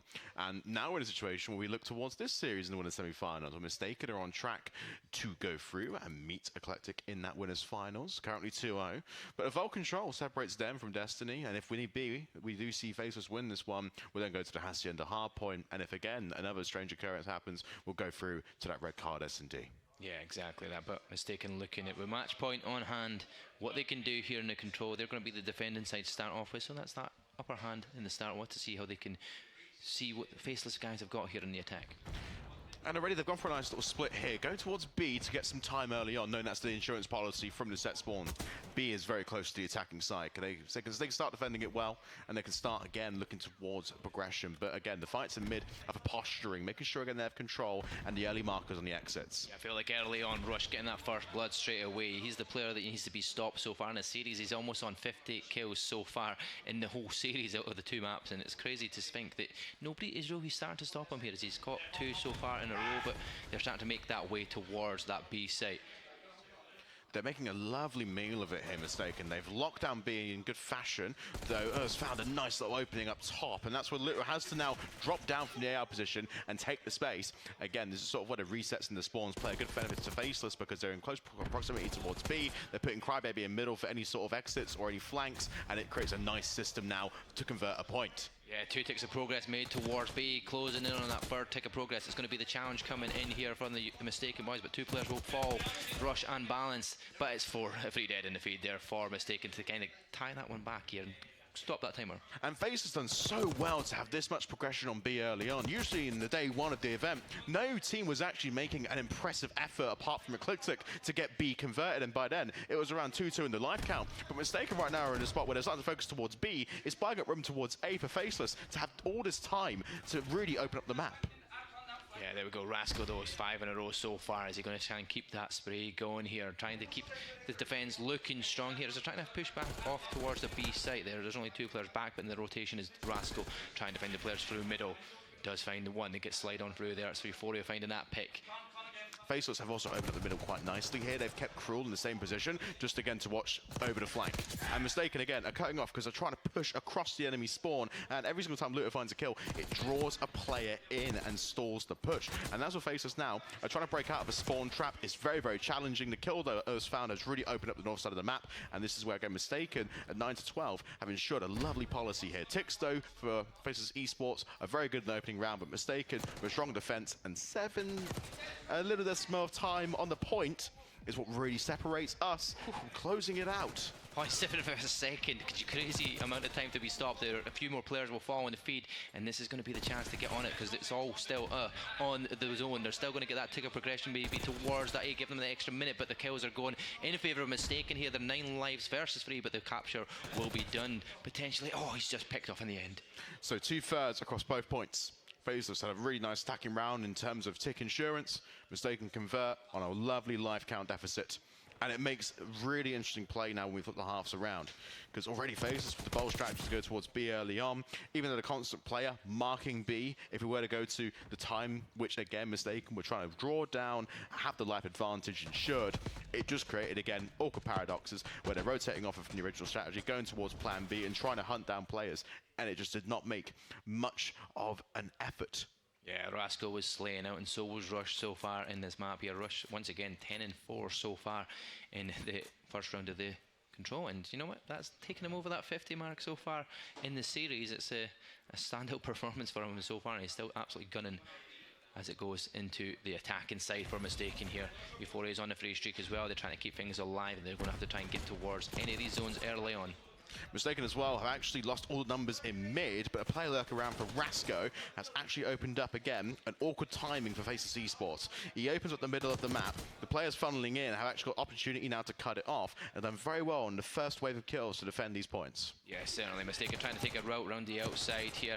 Does find a couple of pick kills in the background there, and that's going to give them the chance to get onto that A from that top balcony side. 3 players are there, 2 players will stack the zone hopefully, but if it's only 1, it'll take a little bit longer here, and Faceless might find the picks around the outside of the map, which they do. 2 in a row, keeping it going, and then the 1 player on the zone does get picked off. A good strong defense there from Faceless.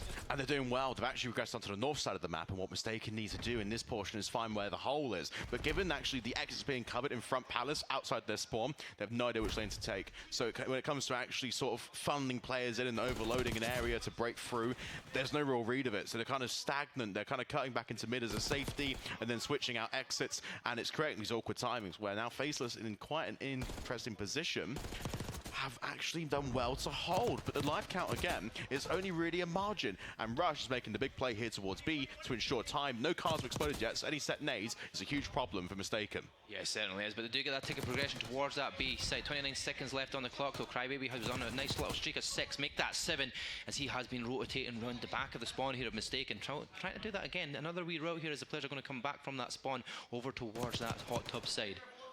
They've made a really good meal of it, Faceless Esports. They're committing towards mid. If Mistaken have got 2 ARs posted up, so they can hold this lovely front entrance, and it creates a wonderful instance for Rush and Rasco to be the last players up to open it. But hang on a second, Faceless open up proceedings. Cruel on a 6 spree, looking for the cruise missile, and it's another round converted, but this time for Faceless Esports. And with Cruel's final 6, it means he's only 2 kills away from having a Hellstorm missile and potentially a strong attacking round. Sure, it was Mistaken only getting 1 ticket progression as well, so that's going to be an upper hand here towards that Faceless side here. Going absolutely. Defense potentially if we go to that round 5 predicament, but it was a very strong round here for Crybaby and both Cruel when that ended. What's interesting as well, Mark, is that because the round 1 was such a bold strategy from Faceless Esports, you can't pull it off again. It's going to be an automatic marker now for Mistaken to send players towards B and even cut off their originally grand design plan to take the hardest point on Vault. But where it becomes a little bit more of a contest, I think, is if Mistaken can try and convert an attacking round. I think Mistaken Faceless Esports with a new break-off, commit heavy towards mid, but the set nade is beautiful. And Rush again now starts taking pressure in mid. Yeah, finding that first player start to set up in mid here to hold that A zone. Only 1 player watching the B side, but that's all they need at this moment in time, because they've noticed the players around the A zone. 2 players go their way. A good little slide on through. Cruel continues his spree here. He's on 8 in a row as it stands. He's getting closer and closer to that cruise missile here, and this is going to be the opportunity for them to try and potentially get onto that zone and start making progression.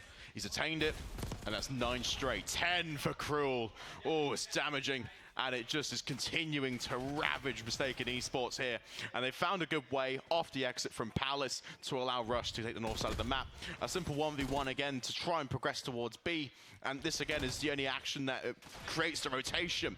The players in mid though are cutting well, and Rasco's doing so well holding his life against the clock and against Faceless Esports. They're funneling into one area, and he's evading them. Yeah, but Mistaken are still holding strong. No ticks of progression really made. They've barely got any little progression made so far on that A, but they now will stack that zone here. 1 player on the zone. Players trying to get the picks around the outside here, but Rush comes flying on in. That gets the player off of the zone. Now, the rest of the team from Mistaken are starting to slide on in, but the kills go the way of Faceless. They get onto the zone. They start capturing that first tick of progression towards A. Can they keep the pressure on here and build the kills as the Mistaken starts in red in the speed? Mistaken have the overload as well towards mid, but again, it's a contest where the proximity spawns are much better for Faceless time around, because no one from Mistaken has actually aggressed outside of Palace. So they have a chance to funnel in, create pressure. They're all looking in the same direction, no Mistaken. All 3 players covering 1 lane each and making no exits possible for Faceless Esports. Yeah, there we go. 2 ticks of progression, but we're on 16 seconds left here. Mistaken holding strong in the defense. They've got the extra life advantage here as well. And now they're all pushed up into the spawn of Faceless, getting the kills. 3 dead in the feed. Now it's double the numbers they've got left alive here for Mistaken, and they're just going to push him back in that spawn side. They've made a very fantastic effort. Mistaken Esports hold a large life lead, convert the round, but still the tendency to Faceless here on the attacking side, they're making the most work of it. And they've pretty much ensured 2 tick stat round, bringing the total now up to 6 if we were to go the full distance here in the control. But still, one shining light again with Mistaken is we haven't really seen many attacking strategies, you know, showcased yet. The playbook and the cards have been held very close to the chest, and they need to convert an attacking round here to even catch up to the round 5 and the heavy advantage if we were to go to distance. Yeah, that 5-round tick advantage so far in favour of Faceless, but a defensive round here for them this time round. A great round though from Cruel. 23 and 14 he stands so far. The only person in it matching up towards that on the other side is Mistaken, 22 and 12, and they're just looking to try and do a good attack round here. They're going to need to grab a full tick of progression somewhere, but then try to make towards that B side. And they all go towards A. A few kills go in the way of Faceless, but it's a checkerboard in the kill feed. You do have 1 player sitting around just underneath the A zone. Does get eventually picked off there. They're actually really good at slowing things down here, Faceless. They're going for the south side control. In trade of Mistaken, they've actually opted against them 1 player to rotate round mid. Meanwhile, the remaining players are trying to deal with the Faceless pressure that's pretty much slipped the net from the south side. And it's caused really awkward spawns. The timings, though, are much better for Mistaken. We're seeing 2 players spawn up at the same time, whereas Faceless are kind of dropping off and losing lots of map control, given the actual tick advantage and given the set timer for dying. This is now where we start to look towards what can Faceless do to progress onto A. Mistaken again, committed only really 1/3 so far, an equal life count, and I'll still say Faceless are getting a lot of much more map control. Yeah, certainly. Mistaken. I've got 3 players all around the zone where I need to try and hop on, get that A progression made. It's 1 tick progression made, and all of a sudden Crybaby finds 3. He's going to try and keep it alive. The team nade, though, is going to be detrimental towards that Mistaken side here as they're trying to get the life count pretty even so far, but still not able to get any progression. Faceless now have actually started to isolate 1v1s. You see how they're actually splitting down the south side here. They want to try and stop beyond the exit to Palace and try and see where Mistaken spawns are, knowing that they're on the south side. Again, it's going to be correspondent to the north. And Mistaken again have got much better control of pool, but given the wraparound and the 2 players lurking, again, Rush and Rasco find a way around enemy lines and then dip back into mid for safety. Solid defensive round here from Faceless. They've managed to stop the players that were trying to rotate towards that B side here. You do have 1 player on the Euphoria still trying to make that towards B. It's going to potentially get the kills that they need. They've also got 2 players getting that zone captured as well, so that's stopped the time for now. Only person that can stop it so far is Krill from up top in balcony. Lovely. That's enough pressure in mid as well for Mistaken to start initiating time. The cutoff, though, again, is where Faceless have got the pressure. They're stacking players 3 at least inside the middle to try and stop progression. 14 seconds left. A player up north as well to reinforce any sort of flank that might come through. The Mistaken really are now fighting against the ropes. Yeah, certainly are. 7 seconds to play against, and it's just going down quicker and quicker here, and they're not going to get the chance to get in it here. The kill goes in the way of Cruel, and I think that's going to be the end of that round. 2 ticks of progression for Mistaken that time round. So they're still at a deficit here, which means that going into our round 5 is going to be in favour of the defensive side for Faceless. Exactly so. It was impressive to see their attacking side, and still just what Faceless' strategy was. I mean, the opening first round was audacious. They committed a player on a long flank towards B, slow tricking up time, kept Mistaken busy with the head-to-head fights at a 3v4 disadvantage in the overload, and it just, ensured them a nice comfy cushion to have the advantage here. Defending in the final round of control, looking for the first map, and to stop the 3-0 sweep from Mistaken. Faceless Esports have got all the marbles and all the privilege in the world to do so from this favoured side. Yeah, on the defensive side, exactly where you want to be when it comes to the 5th round predicament here. And now you're going to have to see the best round from Mistaken in their attack, because they've not managed to find any full progressions made so far in the first 2. And they're trying to set up these kills from flying. Mistaken have found a great way, though, given Faceless' audacious strategy, to get enough kills in the feed now to start splicing things up. Luto, though, is the 1 player on the late lurk, and it's just really hard to kind of sense what can Cruel do from this situation. He's so far removed from his teammates. He's not actually putting a barrel on anyone, but playing in this position just distracts Mistaken for a little bit. And it opens up now the middle of the map, and they're spawning right towards Scaffold. Yeah, that's a perfect, really quick take there of AA. They've got 2 minutes on the clock here for Mistaken. Plenty of time to play with here. Lives are pretty even as well, so they've got plenty of time to kind of find these picks, get their way towards that B site. And actually, it's the best round so far they've had. If they can continue it going. Rush is still 30 and 20 as well. He's absolutely dominating so far in the lobby in terms of his Mistaken side, but can they make that kills pick and start getting the progression towards that B side as 3 dead in the feed? All 4 players are Mistaken, set on 1 course, committing towards B and trying to convert. The cards are blown up early, so it benefits them in terms of nades, but again, with the set pieces from Faceless, off spawn, chucking the Semtexes, they're losing pressure pretty heavily. Yeah, that timing on the name was perfect here. 2 dead in the feed. There's 1 player in the back. It's Rasco. He's going up from top balcony, but there is 2 players nearby that's going to try and deal with him. He finds 1 of them, but he is traded out instantaneously here, but up on the other side of the north of the map does get picked off as Euphoria. Faceless pushing up quite well in the defense. And Cruel again just died in mid, but it's of no real matter. The information calls enough for Crybaby and Cruel to pick up the pieces, and they're starting now to really box Mistaken here on the north side of the map, because they have to. If we were to see any sort of exits through middle or even a route through pool, it could be detrimental to Faceless and put them in a spawn trap. That's why B's so difficult in this current climate, because again, Rasco has to be the 1 player to do it. That's how Mistaken's system is set up. Yeah, Mistaken had 3 players pushing towards that B site, though, but you got Crybaby up from that top balcony on their spawn side, got around, they got the pick, and now there's 2 players of Mistaken nearby. They're going to have to try and find the players of Faceless in the back and trying to make towards that B. 1 tick of progression is starting to be made here, and we could potentially see Mistaken even get more because 2 players are stacking. Rasco again a split formation as well. His death means that all the players from Faceless will have a player in the iron sights. 9 lives to 10, 55 seconds left, a huge margin. Mistaken have options to slow things down, but again, they're just hunting for the kills. They have a small life lead, but now an opportunity with 45 seconds to change a massive formation and create a break off that Faceless can't even predict. Yeah, well, they've managed to tie it up in the life count here, but it's trade after trade, back and forward, 7 versus 7 scenario here. You've got Euphoria on a 4 streak, looking to keep that progression made towards B. We're only 2 ticks away, but it's still 30 seconds left on that timer, and if they can't stop that time, this could be Faceless's win. The nade comes in, Mistaken are winning the gunfights, and the nade bomb's going off as well. It's a 3-man advantage. And Mistaken, 5 lives to 3. Cut through middle. 3 players drop from Faceless. They're creating a line here behind the black van, the 1 body block, and they find 2 kills in the front.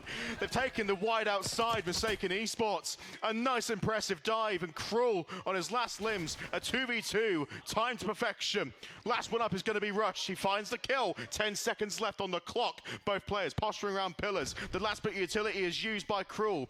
And look at Rush. He's got a full belt. He's got utility. He's not opting to use it. He wants the gunfight. He wants the pistol. He gets the round.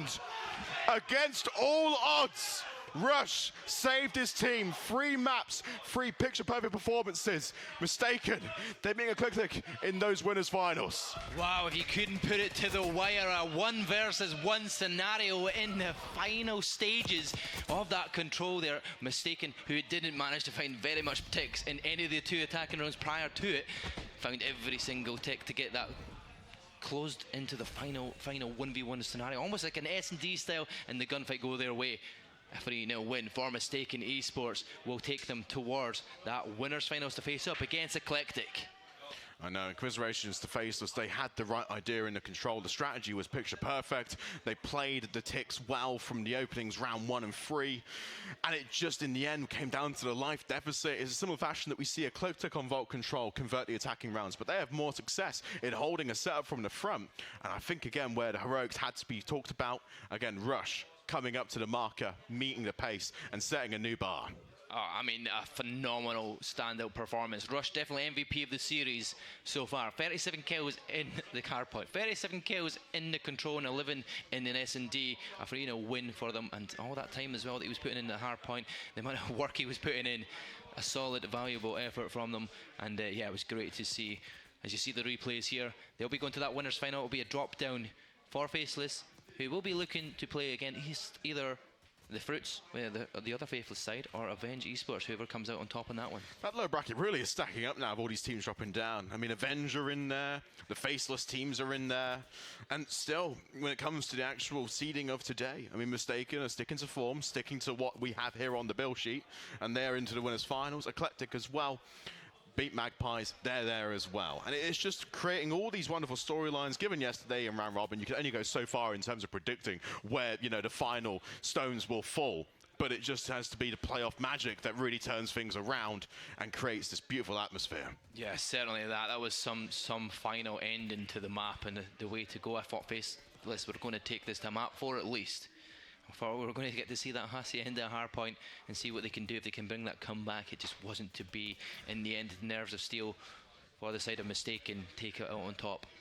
And there's no real way to describe just the understanding of the maps that Mistaken have in comparison to the rest of the pack. I mean, all the players in terms of scribbling the respawns clearly have put the extra hours in comparison to the cohort. And it just feels almost like that the roles were cemented weeks before this tournament was to begin. Rasco just feels so natural sneaking behind enemy lines. Rush feels almost instantaneous when it comes to taking the second man on. But even so, I mean, really where Julian, I think, has a lot of unsung praises is just allowing the ARs to be open and allowing all the lanes to be funneled and organized. Because again, the submachine gun players can only work if the ARs up to par as well. Yeah, certainly. So, I mean, what can we say apart from GG to the both teams on that main stage here. Mistaken, you'll be on the main stage again soon enough. We're going to go to a quick break here before we go back to the desk here. We're going to have a wee interview with Pablo himself. We'll be interviewing one of the winners from the Mistaken side.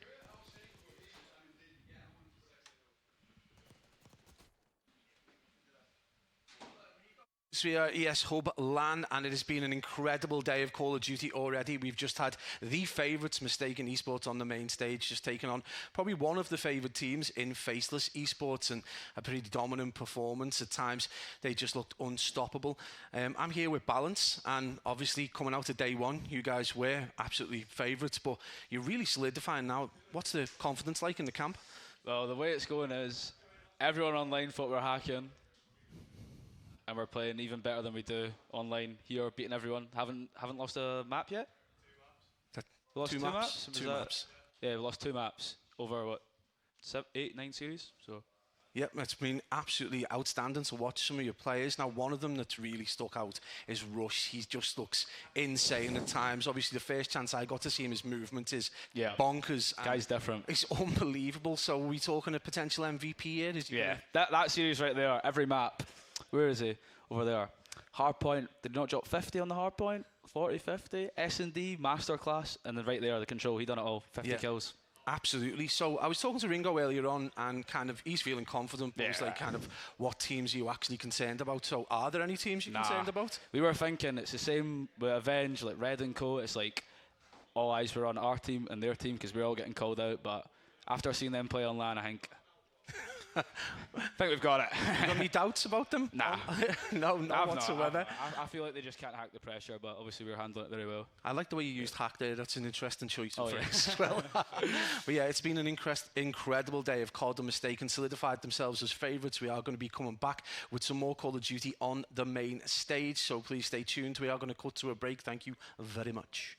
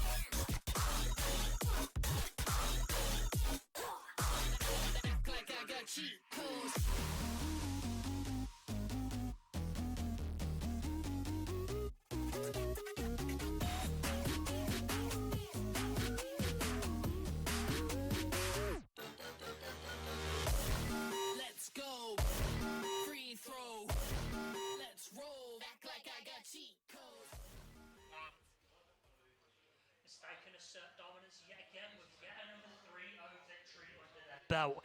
They go on to winners finals now, where they play Eclectic in what should be another tight-knit affair, although we assume that about the last game. I think Mistaken right now are currently the most informed team that we have across the cohort. I mean, yesterday they went undefeated in round robin. They're pretty much undefeated today as well in playoffs. They just went up against Faces Esports and showcased some wonderful Call of Duty and a masterclass in how to play Control. I feel like, again, you're against Eclectic now in the winners finals, who beat Mission Magpies 3-1 after losing 249-50 in their first half point. They're now going to be, of course, in the winners finals after sweeping through the S&D Control and the second hard point.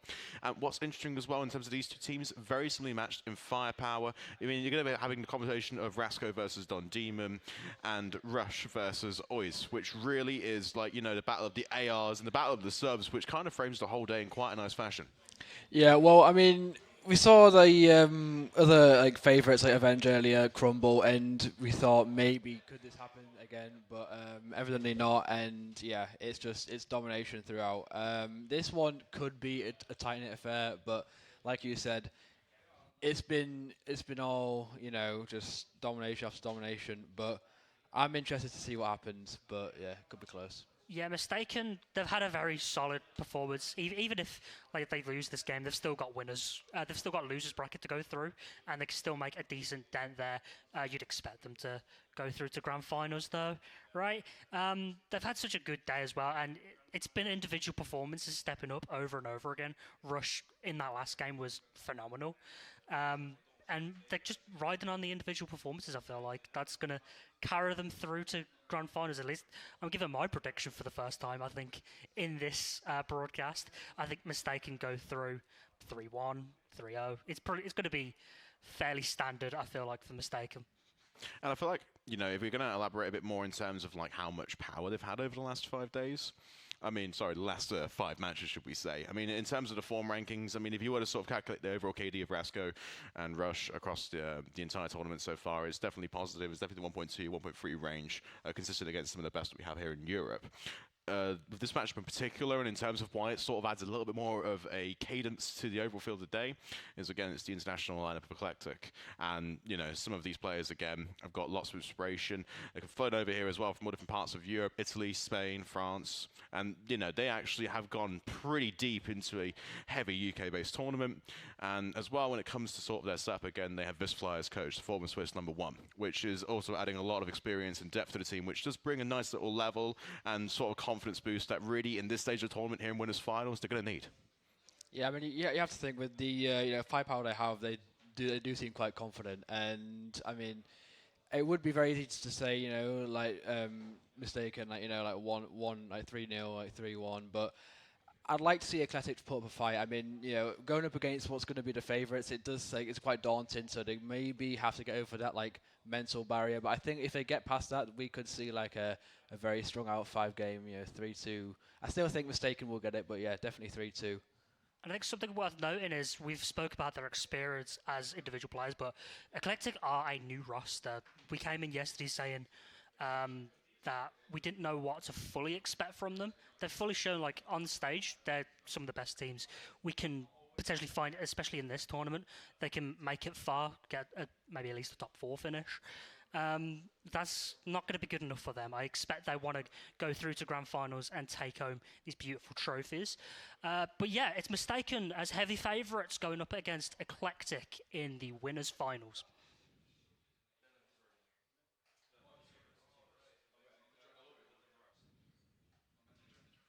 Cheers, guys. Yeah, I mean, Pabs, we can't really not start off by talking about the series that we've just seen and the performances, more importantly, that we've seen from one side that is coming up again in this winners final, this Mistaken roster. Yeah, let's not get mistaken. They look very, very good, and they've only just continued the form that we saw a little glimpse of yesterday. Obviously, in groups going into the latter end of the tournament when it really matters. I think it's interesting that obviously all over the timeline everyone's been waiting to see how Avenged would prosper in terms of their capabilities from online to LAN, and obviously they've had kind of hit and miss performances. But in the inverse, obviously we spoke to Balance before that there's going to be a couple of people who have been probably adamant that those guys might be full of injections as well, and they just proved that they are clearly not. I mean, they completely overran what is a very, very capable faceless team. You know, couldn't put most teams to the sword. good. Obviously, Rush probably the main talking point. I spoke to him just before we got into this and asked him about like his approach to the game and stuff, and he's like, he's just so confident about his ability to be able to take on anyone and win any gunfight. And then Ringo, the coach, is it talking about his game knowledge in terms of his game sense and just understanding how to take gunfights. Really, it's about his decision making. So really, for Eclectic, this is going to be this is a real test for them coming into this. They're going to face some of the best firepower, obviously, the EU have got to offer. But Rush isn't alone, mate, because honestly, the performances coming out of Rasco as well at times was wild. So yeah, Mistaken very much, good for their money in terms of this seeding. But yeah, Eclectic are also here for a reason. They've made their way through the same run, through the same kind of bracket. So it is, they've got that opportunity. They've travelled from far and wide to be here, and yeah, they've done really well. They've settled in, and they look super confident on main stage as well. Yeah, again, I think if you're a betting man, like you say, with how we've seen Mistaken kind of take apart teams that we know on paper anyway from years of casting quite a few of these guys, Crawl and those lads, especially as a team. Yeah. You knew they were going to be a difficult outfit to shift, and they've 3-0'd them, albeit very, very big moments in very big maps that meant it was a 3-0 and not potentially a 3-1 or a 3-2. But then again, those are the differences between the teams that are good and the teams that are great, is that in those moments they're able to clutch up. And obviously when they had those big moments towards the end of the game, when Rush managed to win that one-on-one that was up against Crawl, those are the things that separate the teams that win the tournaments from the teams that don't. And obviously you talk about kind of the confidence that he has as an individual. I think it seems to just transform across the whole team, to be honest. They all seem pretty confident in what they're bringing to the tournament, and every team that they come up against now, I think they've got pretty much that upper edge in going, right, okay, well, we're the best team here. All we've got to do is kind of stick to our game plan, do what we do best, and pretty much as long as, I mean, to be fair, we don't want to jinx it. We've not seen pretty much any of them have a bad map from the games that we've seen anyway. They've all been pulling their own weight, and then you've always had that one or two players that are going the next level in and going like 1.5 double positive, all that kind of stuff. Yeah. See, in the last series, Rushes in the respawn and the search, big numbers, over 30 in both of the. Alan's called it a masterclass in S&D. Yeah. It certainly was. I think obviously we emphasise how good Rush has been, but he's only allowed to do that if the foundations of the rest of the team and decision making and that core kind of way of playing competitive Call of Duty is done to almost 100% perfection. They've got to be in the high 80s, early 90s in terms of their correct decision making. That's got it to the point where they've only dropped 2 maps in 2 days. Obviously a long way of that goes towards the range of teams that we have, but they can only beat what's in front of them, and right now there isn't anyone who can stand in their way. But there are going to be teams waiting in the wings, and Eclectic are obviously a team that we've cast over a couple of times who've produced some really solid performances, but they're going to have to really be beyond their A game. This is going to be the first real test I think they've had against a team of this caliber. So, and this is a really big series now for Eclectic, really. Obviously they're coming into a team where they're heavily underdogs, I think you would say, potentially, when you look at the bracket, kind of obviously with the upset that Avenge had.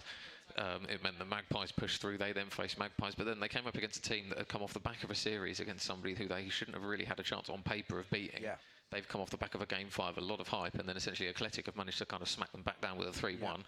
And I remember when we were speaking outside Division, he was like, "Oh yeah, we've already won that series." I was like, "Oh geez, that was quick." So yeah, the boys aren't exactly here to make up numbers. They're here to prove a point. They've got Baru on the side as a last-minute kind of pick-up in the team. Yeah, he's had some really good maps when we've cast him. So they look as though, although it is kind of a last-minute addition to the team, it looks as though it's a very good one, and one in which they're able to at least understand how each other plays are for in a very short space of time. So.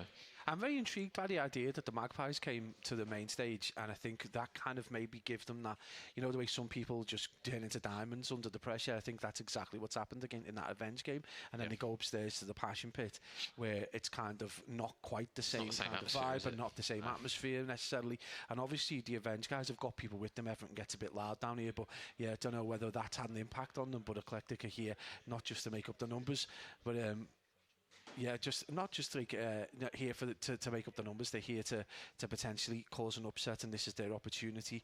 But yeah, we are going to just have some. Well, we're not going to have some tech issues, mate. We've got some tech issues, so we are going to just throw it to a quick break. But we'll be back with Mistaken Esports versus Eclectic Esports for the winners round 2. Winners final, mate. Winners final. It's a game. Oh, see, he's a normal height. It's just he's so tall.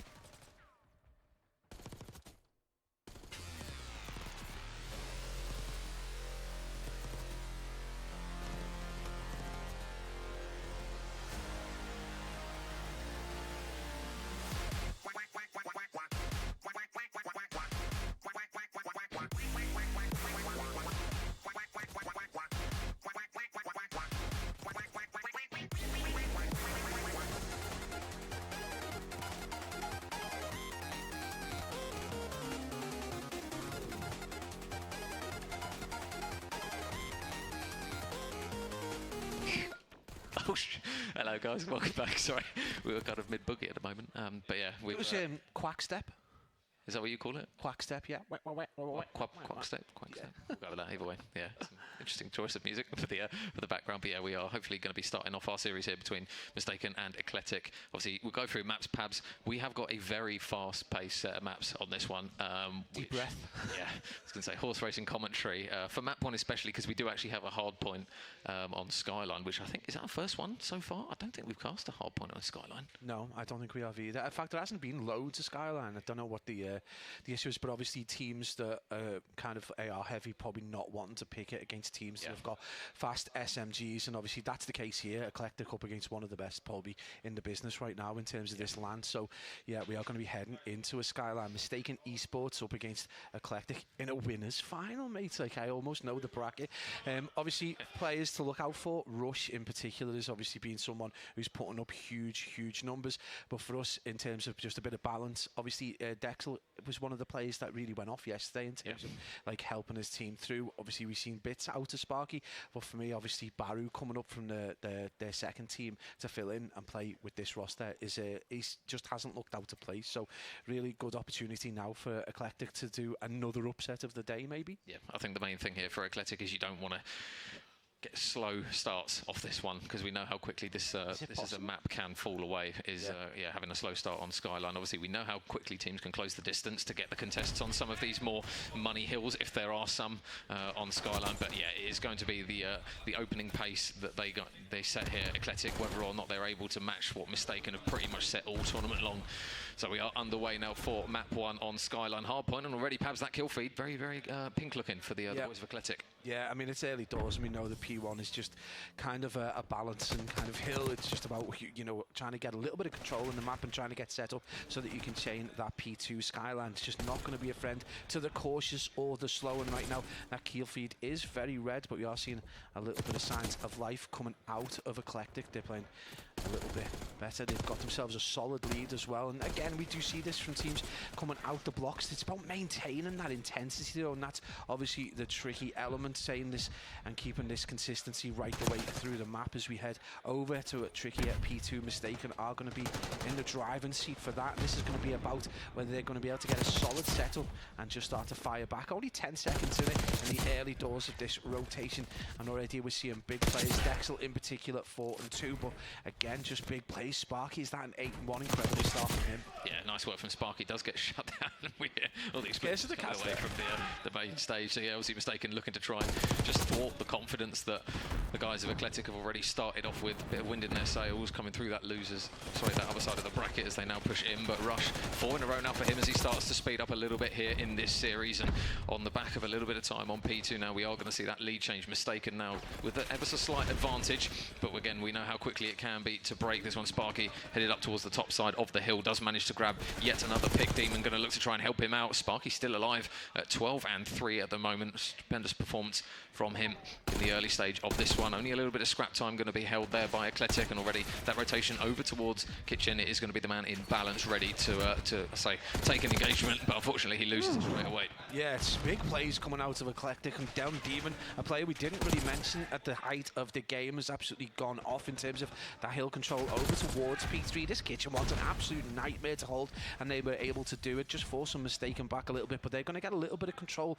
and give themselves 20 solid seconds. We're already seeing Rush pushing the 2KD. We're not even out of the first rotation, and Rush already stamping his authority in the game, but it is by no means chalked for the boys of Eclectic. There is only a handful of seconds in this, but this is going to be a tricky one for them to try and push through, especially if they kind of single file their way into the hill. Probably not the best approach. A player that we also haven't talked about, he's 6 and 6 right now, but he is doing a lot of the dirty work, a lot of that kind of like suppressive fire from downrange. His Euphoria again, just having a solid performance. He's only got 7 seconds, but expect to see him to do a little bit more in this game. Eclectic finally major on the hill. Yeah, a man who can't really do much more though at the moment is Sparky. He's got the majority of his team's time, 48 seconds out of the 58 they've managed to accumulate, and he's currently 15 and 6. I think the main thing for Eclectic is making sure that they silence those explosive players, the likes of Rush, the likes of Rasco, just slowing them down a little bit and just stopping the wind from hitting their sails too convincingly. But it is going to be Mistaken back in the time. Shots up top from Demon, able to win a first engagement, and now the pinch over towards the backside of the hill is going to be there. A big win comes through. Baru going to look to try and work the pinch. They do manage to take him down and rush every single kill. It feels though you can feel the energy from the stage from that individual every single time he gets a kill. You know about it. Yeah, absolutely. You can hear him in the distance, absolutely shouting. He's got an air of Ben Beans about him in that sense, dominating the room and dominating the map as well. But it is going to give them a slender lead. That lead just slowly eking away now. It's going to be 30 seconds. And Eclectic, you know, you talk about that ability to stay intense and consistent in beyond that first rotation. And this is going to be the test of whether they're going to be able to do that. Eclectic now on the back foot. It's going to be about 40 seconds. They can't really afford to start to let this slip. And they've got to re-intensify and reinvigorate their pace for this P1 in the second rotation. Yep, so Athletic on the initial time, you can see that Rasco's already looking to try and play the spawns over towards Piano, but the tag team there of Athletic stop that from happening. And the 2 kills over towards Kitchen are actually really big as well. So those players now spawning up from Mistaken, going to have to try and work their way over towards the P1 through bottom bedroom, I believe. It looks as though that man on the time is still going to be Dexor. Was Euphoria with a very euphoric leap off the map place to style. Unfortunately, that's not ideal. And it does allow Athletic, again, just to keep this time. He's done a really good job of staying alive on the hill here, Dexor. It's not an easy hill to stay alive on. His teammates now looking to try and reinforce him. And that is a really, really strong hold on this hill. And at the moment, you've still got Sparky dragging the boys through this one. 2-point game. Lead switch now ensues, and it will be Eclectic, at least for the time being, just holding that side of spawns. But you've got a big one-on-one out the back here. What Rush and Baru, looks like Baru's got his number, and he does get a really important kill. Yeah, gets taken down almost immediately, stepping into the hill.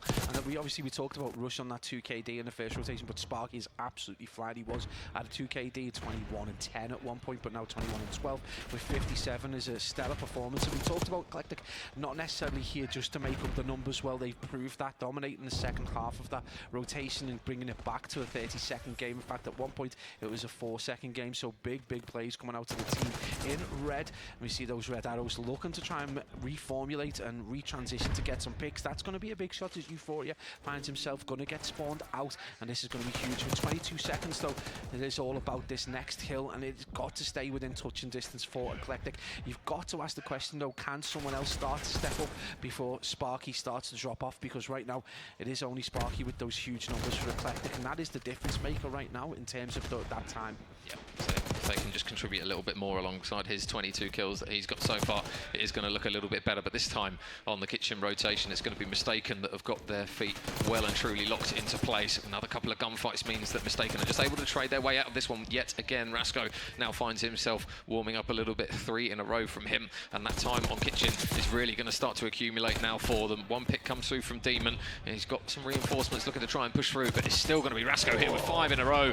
Choose through 2 players. They actually invest the streak off the back of it, but the streak isn't good enough to stop this man, and a trade finally is. They do get back in towards Kitchen. Nobody currently on the time for either team as the ARs look to try and just overwatch those players who will inevitably be the bait to their inevitable death through Fireplace. But Eclectic, really good hold, at least for the time being, and they have got that man in Dexter all the way out the back of the spawn. They're playing for that next rotation as well. Yeah, again, keeping this scrap time, it's going to keep them within touching distance. At any point, if they are able to get control of a hill and kind of rebuff the advances of Mistaken Esports, that's going to take the game back to being tied up. Right now it is kind of a battle for the bath over towards this back garden area. It is going to be the battle won by number 1, none other than Rush, 24 and 18.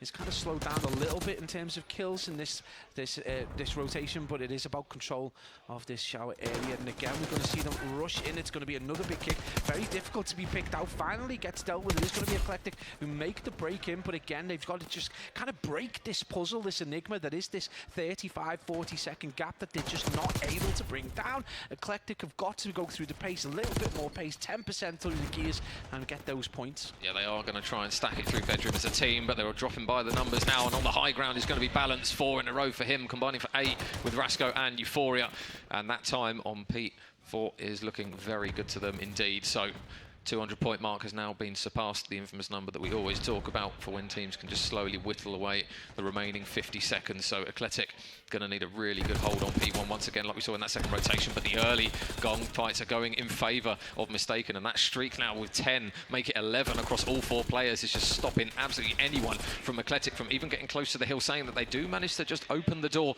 to allow that one man in Demon on the time. So a little bit of breathing space for them. It's going to be difficult to hold, and already you can see that Mistaken Esports, they've got that advantage of looking ahead over towards the P2, but saying that a huge body of players in Athletic, in typical Skyline fashion, spawn straight to Piano, and now they can close that gap on the man on the hill. Yeah, especially if they're going to be able to chain this. This has been a solid bit of time for them. They've got themselves around 30 seconds. If they can get the remainder of this and stay composed for P2, that has been a hell of a hole for them. Balance did try and make his way a route through the back, but just got caught out, and that's largely what's held Mistaken up from being able to get any kind of foot over towards this P1. But it is going to be about this battle for P2, and again, obviously Eclectic not wanting to give any time, even if it is scrap time, because right now Mistaken are still kind of in that Goldilocks zone of just being able to eke away a few seconds on each hill. That will take them to win, and obviously the boys of Eclectic still needing a solid 90 seconds in order to take this map. So Mistaken in the driving seat, Major, but it is going to be Eclectic on this hill. Now this is all about communication and watching angles, who's watching Zip, who's watching Piano, anyone got the back. This is what matters. They win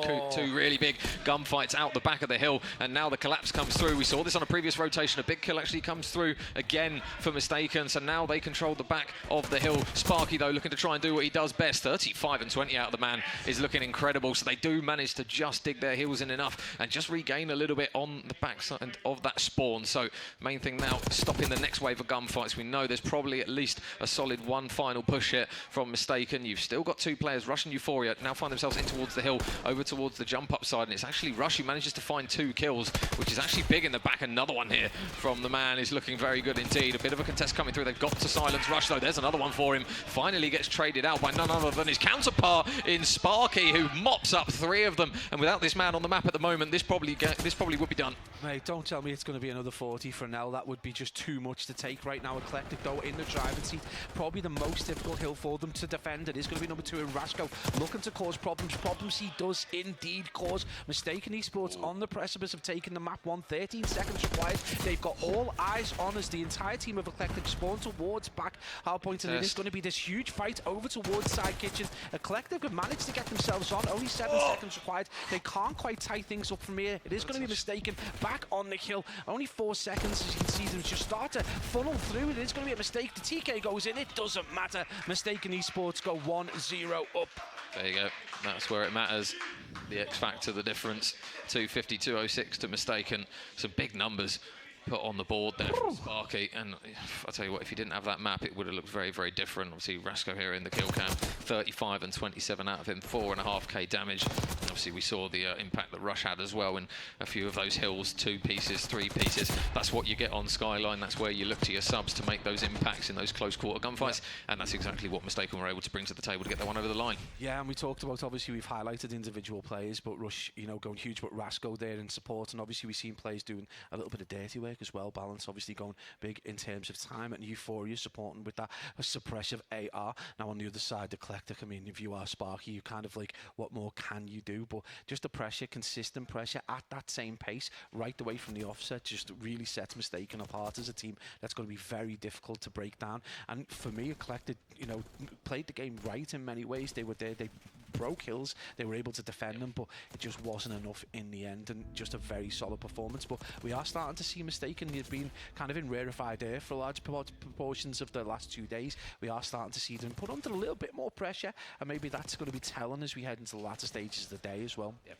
So obviously we are going on to another close quarter map. We've got triple vault lined up in this one, and if you enjoy those kind of fast paced, even at Search and Destroy, you're going to get that impact here from both these teams, because it wasn't exactly like Eclectic perhaps were struggling with the pace that Mistaken had set right off the rip. They still had those hills over towards Kitchen. Yep. E1 especially, they did a really good job of holding a lot of time on that one. It was more a case of those money hills. We saw a few rotations like out towards the back of P4 where it looks as though Eclectic was set up, and then Mistaken, just unfortunately for Eclectic, were just so quick at closing the distance, trading them out, and they do seem incredibly efficient at just the first man in, second man trades, and then everything just seems to snowball from that point on when they enter some of these hills. Well, you look obviously on the screen now you can see them as Reigns and as me, bizarrely, but obviously that would have been Euphoria and Balance.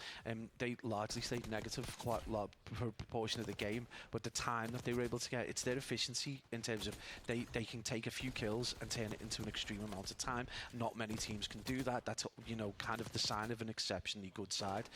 Eclectic at times, you talk about Kitchen Hill. Well, first rotation, it was kind of contested, didn't do so well. Second rotation, they were fine on Kitchen Hill, did a great defense of it. They were great on P2, kind of like Top Piano. They seemed to be okay there, but just weren't able to hold on for like the full, 40 or 50 seconds that are required to put a little bit distance.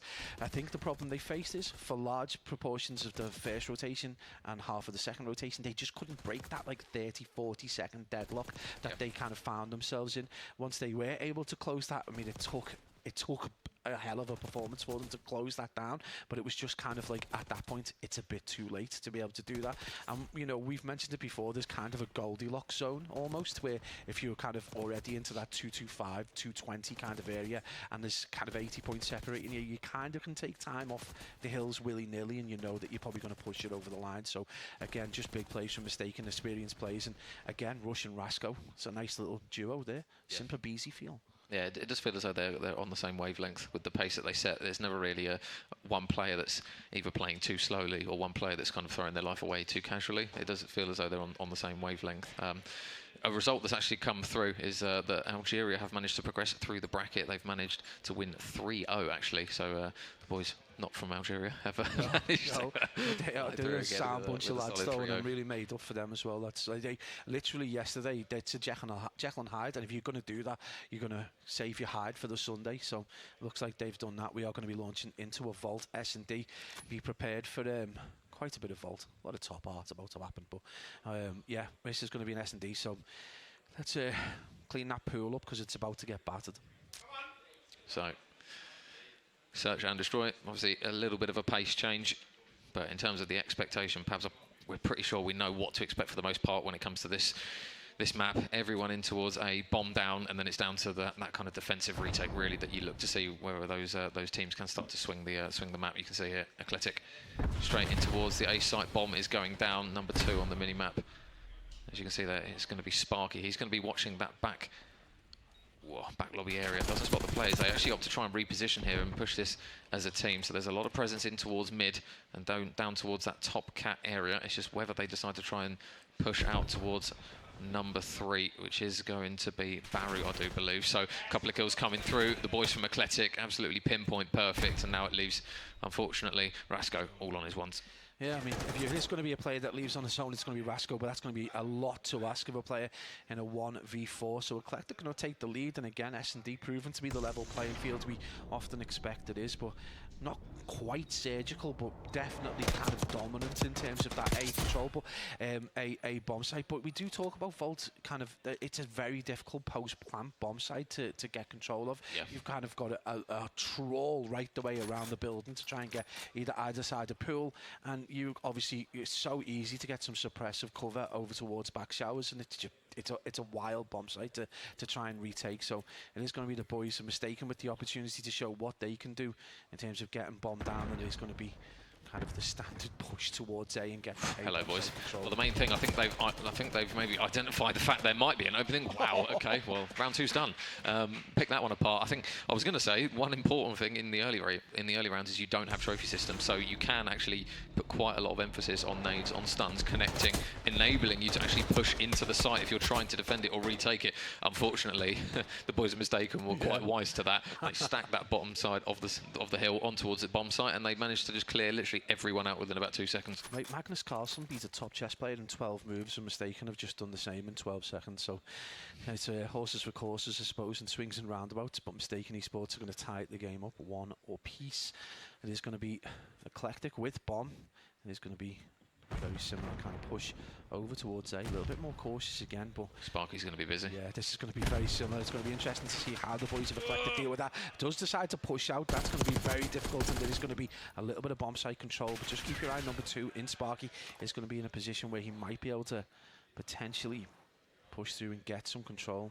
A little bit of a peek towards Overwatch. I think he's got that information though, Mage, and potentially could give him an opportunity to be able to make this a 1v2. Yeah, he needs to try and isolate a player, and that man it looks as though it's going to be Euphoria over towards Art. But the difficulty is he's still got 2 players that he needs to get to in order to retrieve the bomb and plant it all within 45 seconds. And he hasn't managed to get that pick onto the Euphoria as of yet, and the clock is ticking. You would assume these 2 players down low aren't going to move anytime soon. The stun check's going to come through, and the information will as well. So now you're going to start to see number 6 Euphoria move up the mini-map and slowly just start to converge around him. Nice pick comes through from Sparky, and he doesn't actually get tagged up here, so the second engagement might be good to him. Not quite enough to get the second kill, and Mistaken Esports take the round. Oh, the crowd loved that one.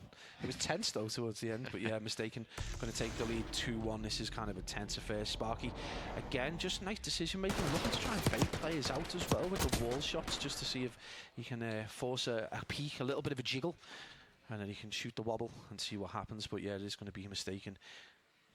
Just going to push on there. Eclectic though, I guess, is the... It's so tricky because that kind of like...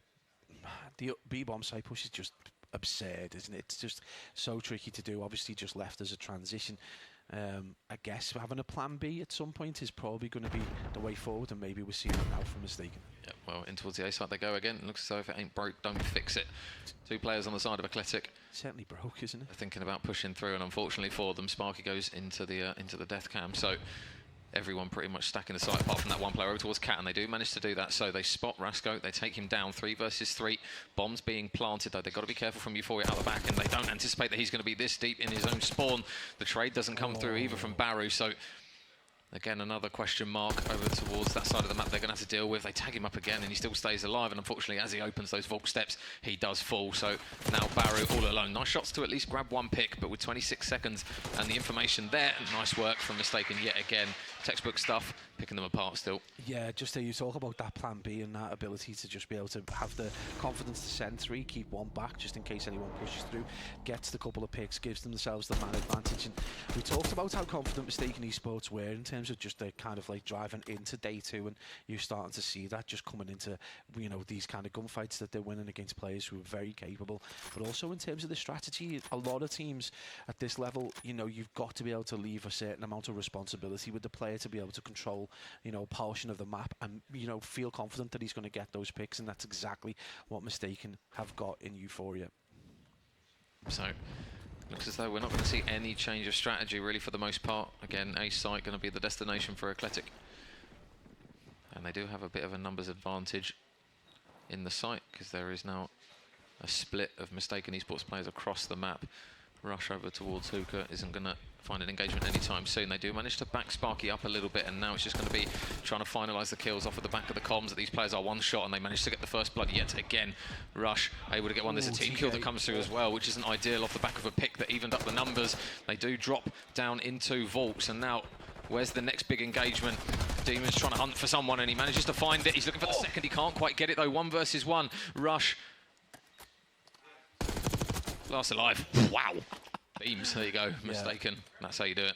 A TK on Sparky probably not going to help proceedings, is it?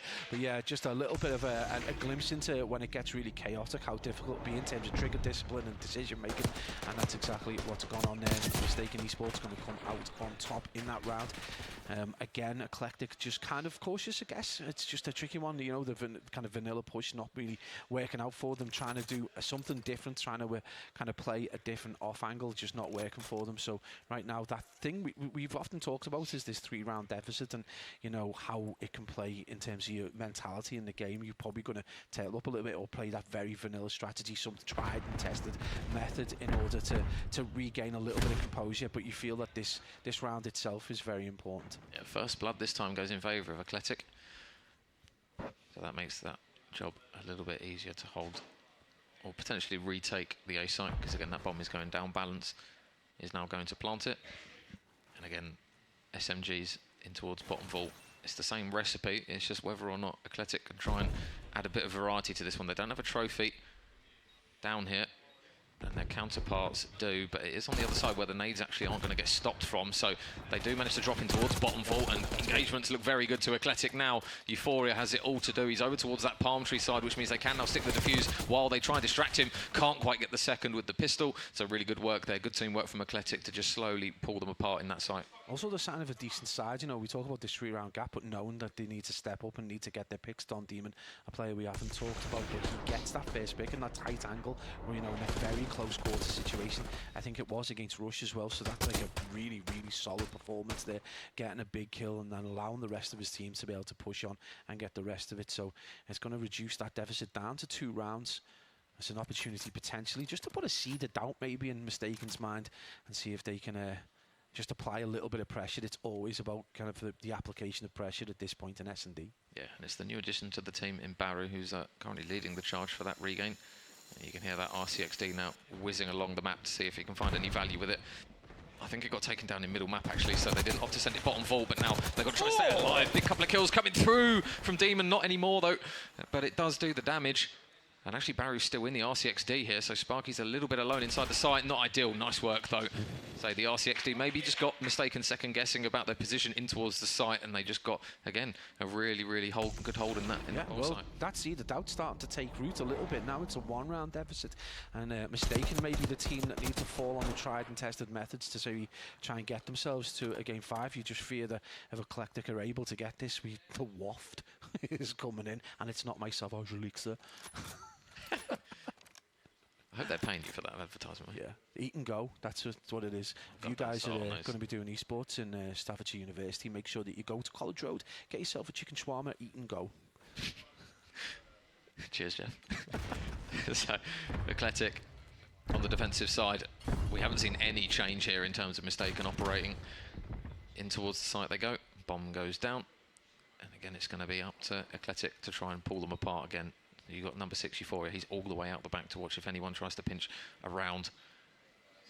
But with 38 seconds left, the first engagement's going to be key here for Eclectic. Are there any trophies, and have they got any tacticals to work with? It looks as though Dexel, one tactical isn't going to have any effect. The lazy nade is maybe just going to force some players to reposition, and I think he gets a little bit of information there with the hit marker. And now the first engagement, can they bait them out? They managed to win 2 engagements inside the site. Euphoria now needs this as a green light to try and close the distance on those 2 players, because they are a little bit outnumbered and towards the site, but now they're not. It's now going to be Sparky, last man up. And it's going to be a position that's going to be really difficult for him. They watch him slide in. Mistaken take a much-needed round, Pabs, on the regain. Yeah, it was, I don't know about composed, but it was definitely needed for them. They were going to take it back into a 2-round deficit. And again, you felt that Eclectic looked confident, because they kind of preferred setup, looked like they were about to break it, but 2 big kills inside the bomb site just absolutely put paid to that, and it is going to be Mistaken. Just marching on the precipice, potentially have gone 2-0 up in what has been a reasonably tight series. So Eclectic now on the back foot. They've got to kind of repeat the regain they had 2 rounds ago. And obviously we talked about Baru, who's the player that they believe picked up from the other roster, the B roster, but he's having an absolute game, 8-4 right now. And obviously we've seen Sparky kind of go out the last couple of rounds pretty early, so maybe it's time for him to play his life a little bit. That is not going to be fortunate as we see for Eclectic. Mistaken Esports dominant, lean forward a little bit and flex their muscles. There's going to be Sparky again in a 1v3. Yeah, whether or not they chase the kill with the confidence that they've got, or whether they just whittle down the time. Almost manages to snap onto that player in Rasco. Not going to get the kill, but it does feel as though the end is nigh here for Sparky. The bomb is down in a horrendous spot, and there's 2 players, probably with SMGs in hand, ready and waiting to open the jaws to finally snap on him. He gets shot in the side, and that is a round win and a map win for Mistaken Esports. There was a bit of a resurgence in the middle portion of it, Pavs, from Eclectic with a few rounds that they managed to accumulate, but Mistaken Esports towards the back end, I think they just kicked into another gear. Yeah, I think that's exactly the case. I think they just kind of like go through 10% more pace, and they just looked more dominant towards the latter stages. And we talk about good teams having a response to kind of a team having a plan B, and that's exactly what they did. They were able to respond accordingly and flex a little bit, and that's just been a really solid performance from Mistaken. Go 2 up in the series, and it feels a lot closer than it is, but right now, on paper they just look very, very good. Eclectic not really having an answer to them, but we've said this a couple of times. There's been this position where we've gone in 2 up couple of times today, and obviously yesterday, and control has been the difference maker. You know, I often like to say the cat among the pigeon, but it literally has been that case. So maybe Eclectic can do something, but it is going to be another vault where Mistaken do look very comfortable. Yep. So we'll have to see how map 3 unfolds. Obviously, replays of the map for anyone who did miss it. Mistaken now 2-0 up here in winners final as well. So whoever comes out on top of this one does book their place in grand finals. And I'll tell you what, Mistaken Esports proving why they're currently the favourites, probably for the whole thing now at this point in time, because they are looking very, very good, very coordinated. And just in terms of having that ability to just carve through players, you never really know what player is going to really pop off on the side of Mistaken. Perhaps all of the players have the ability to do it. Balance had a good map in that one. I think he finished 9-7 if the scoreboard isn't lying to us. Shout out Activision. But I think in terms of his individual performance, we kind of talk about maybe doing the dirty work on the side and allowing the other players to do it. But in Search and Destroy, he's proved himself well and truly viable for this team, and what he brings to it is there for all to see now. Yeah, absolutely. I mean, I think the kind of team that can kind of like transition roles, but obviously we're seeing very much the slaying coming out of the likes of Rasco and rushing the respawns. But yeah, Balance having a furious S&D, but we go back to the hard point, and he was the man doing the dirty work. So very creative, very flexible player, and that's exactly what you need when you go into a game at this kind of level, where you get, especially for us, we were asking questions about, we haven't really been able to cast over a lot of these players, so it's a first for us in many ways. And if they haven't come across a collective players before, they're an unknown quantity, so we can already see that Mistaken have got that ability to kind of work out what the teams do and respond accordingly, and that can only bode well for them in the challenges seen. So especially when you consider just how wild Rush is, I mean, it's great for us to be able to come across a player that we haven't had an opportunity to see a great deal of, putting up huge numbers, and then Balance coming through. But for me, again, Euphoria not putting up tons and tons of big numbers, but some of the kills he gets so vital. He seems to be given a lot of responsibility to do kind of individual work on the map, and he does tend to do really well. Interesting on that S&D, he takes a totally different angle. Obviously, when we've cast over, say, Ikez at Noctum, he tends to take that back showers area, watching over the bomb site and doing that so that no one pushes through pool, and he's still kind of got one eye over towards the other side of the building.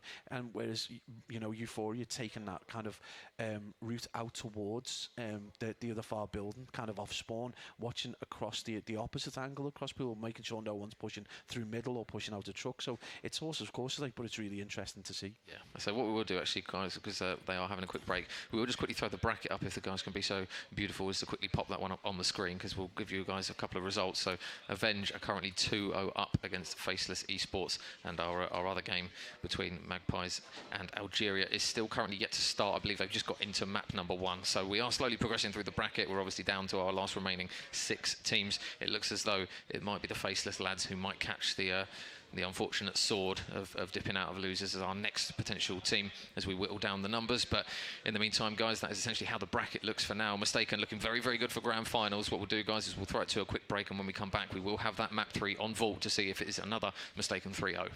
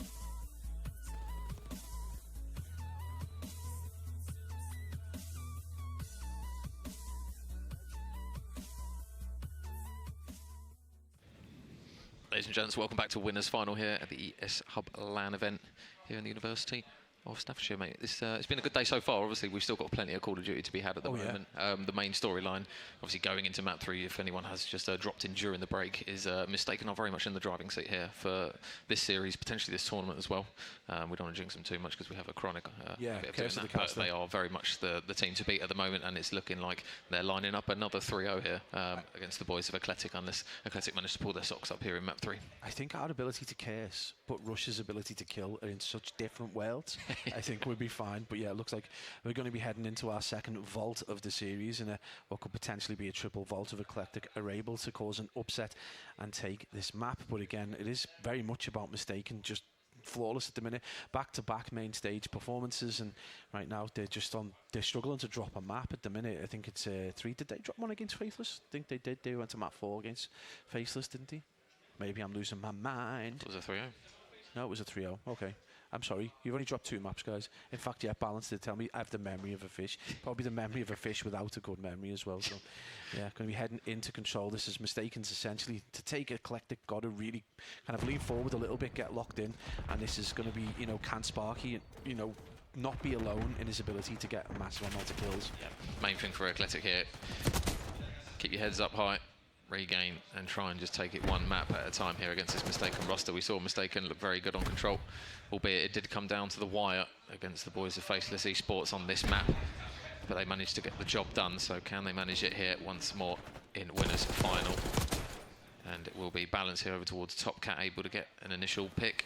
Sparky in towards Lobby, not going to win that one. Woof. And the cries of shouldn't have lost that. Another sense of saying it coming from the stage, mate. So Mistaken Esports already looking to try and just keep that wind in their sails, keep that confidence from Eclectic potentially low if they can indeed. Yeah, absolutely. Yeah, very loud on stage. I mean, that's exactly the way you want to be. Just keep the confidence and keep that concentration pumping. But it is going to be another couple of players from Eclectic just managing to push over onto the A zone. The contest does go in, but they're very close to tipping that off. And despite the kind of slaying power coming out of the boys of Mistaken, it's very, very close to getting that A zone done. And in fact, I think it is going to get tipped over finally. It is going to be a young man of Dick Dexel who manages to tip it over, and that's going to give them 142. It is 20. Lives play 17, so despite Mistaken's furious, movement and play, it is going to be Eclectic just kind of in the driving seat in this round. Oh, well, the car bomb over towards B is just going to stop Dexel from getting any more progress. The fight's in towards bottom vault, bit of deja vu from the Search and Destroy is going to come through there for Barry, able to win that one.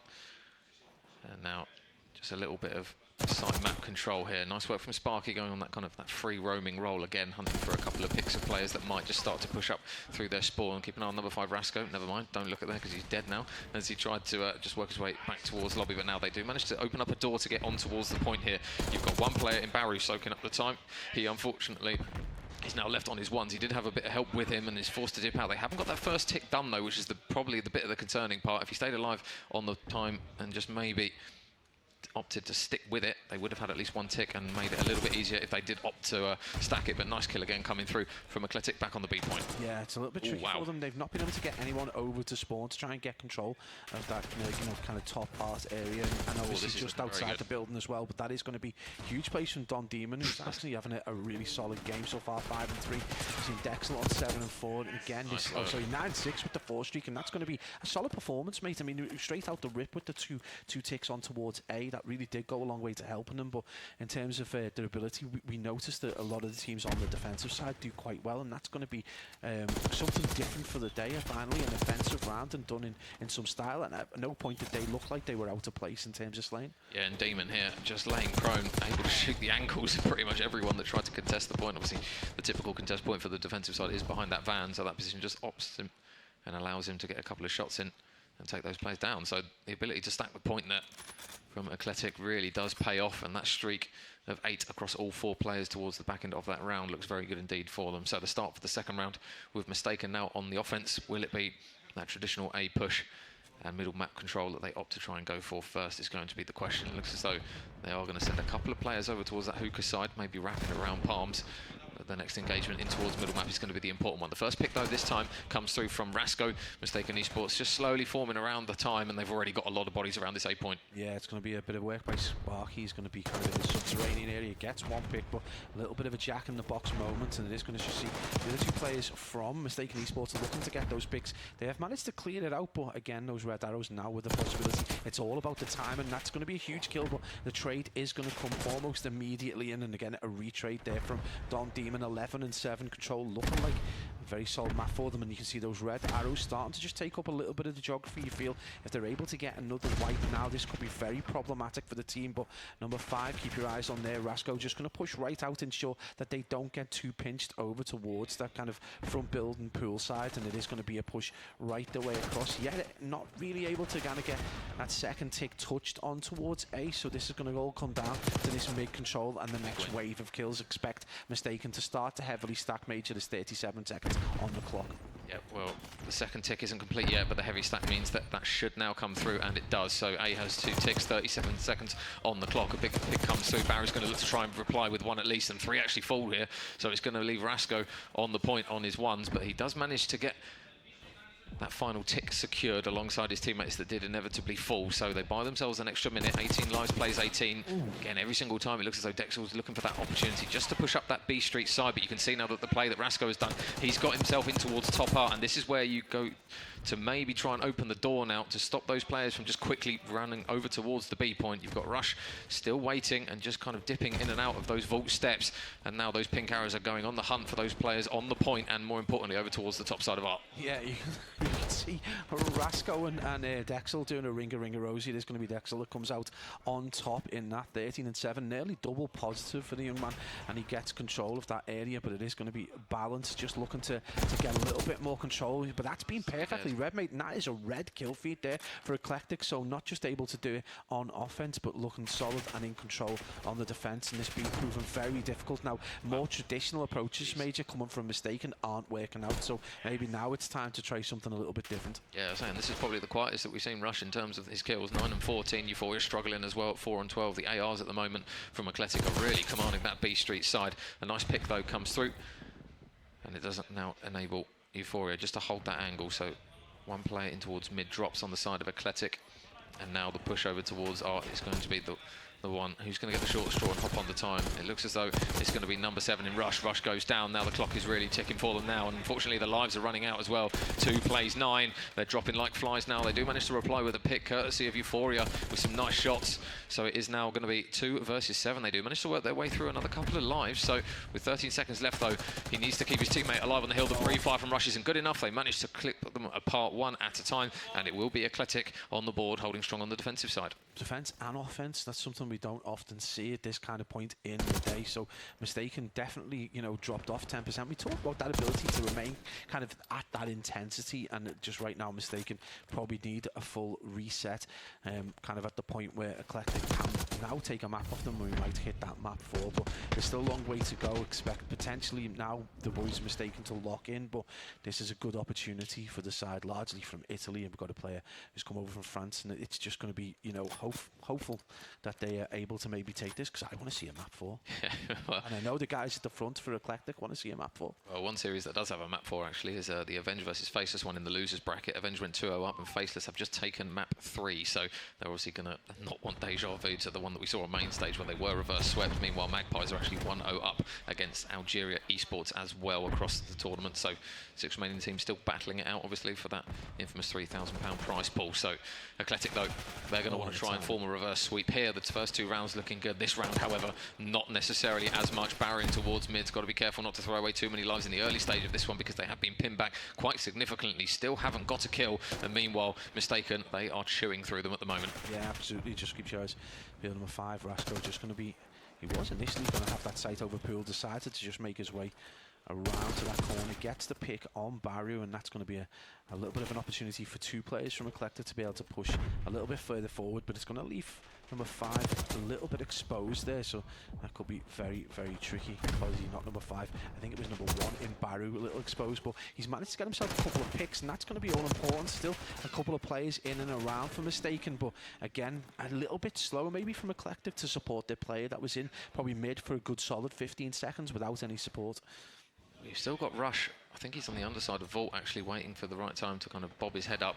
That first tick is now through. The second tick slowly starting to progress as well, but they do a good job of actually taking Demon out of the point as Balance flies in as a bit of a bait there to enable his teammate there in Rasco to make the trade, but it will still be those pink arrows of Eclectic still last players standing. Third tick looks pretty much inevitable, so now it's going to be all about that important transition over towards the B point. And one thing they have got to be careful of, they obviously been doing really well in terms of the kills, but they are on the struggle bus now. They're a little bit behind 4 kills. We've got a player in number 8 in Euphoria making his way around, just patrolling that area towards Pool, just making sure that no one pushes through. There was an attempt from Demon to make his way around the back and try and get that spawn control so that they can push over towards B, but you've just got to be careful right now. It is going to be number 5 in Rasco pushing right the way through, just holding the attention of Demon now, so that any push and any suppression he would be able to provide has just gone out the window. That's going to leave number 4 Major in Sparky totally exposed, and this could be another wipe for Mistaken, so one tick is potentially close to being done.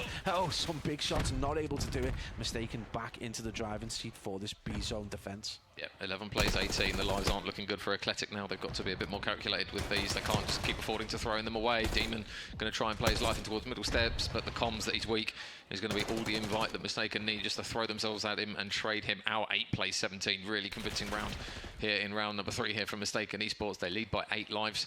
One pick does come back from Dexel. And looking at the life count, you've really got to try and clear these players out of spawn, and that's a full 3 set of players down, and that's a 4-man wipe as the last remaining player, unfortunately, in Demon goes down as well. 15 seconds, and they're just spending most of their time trying to patrol their spawn to get these players out of it, and they're going to lose a couple of gunfights, though, Mistaken Esports, actually. So they do progress up. 5 seconds. Somebody's got to touch. Oh, that's 3 dead. The stack is on now.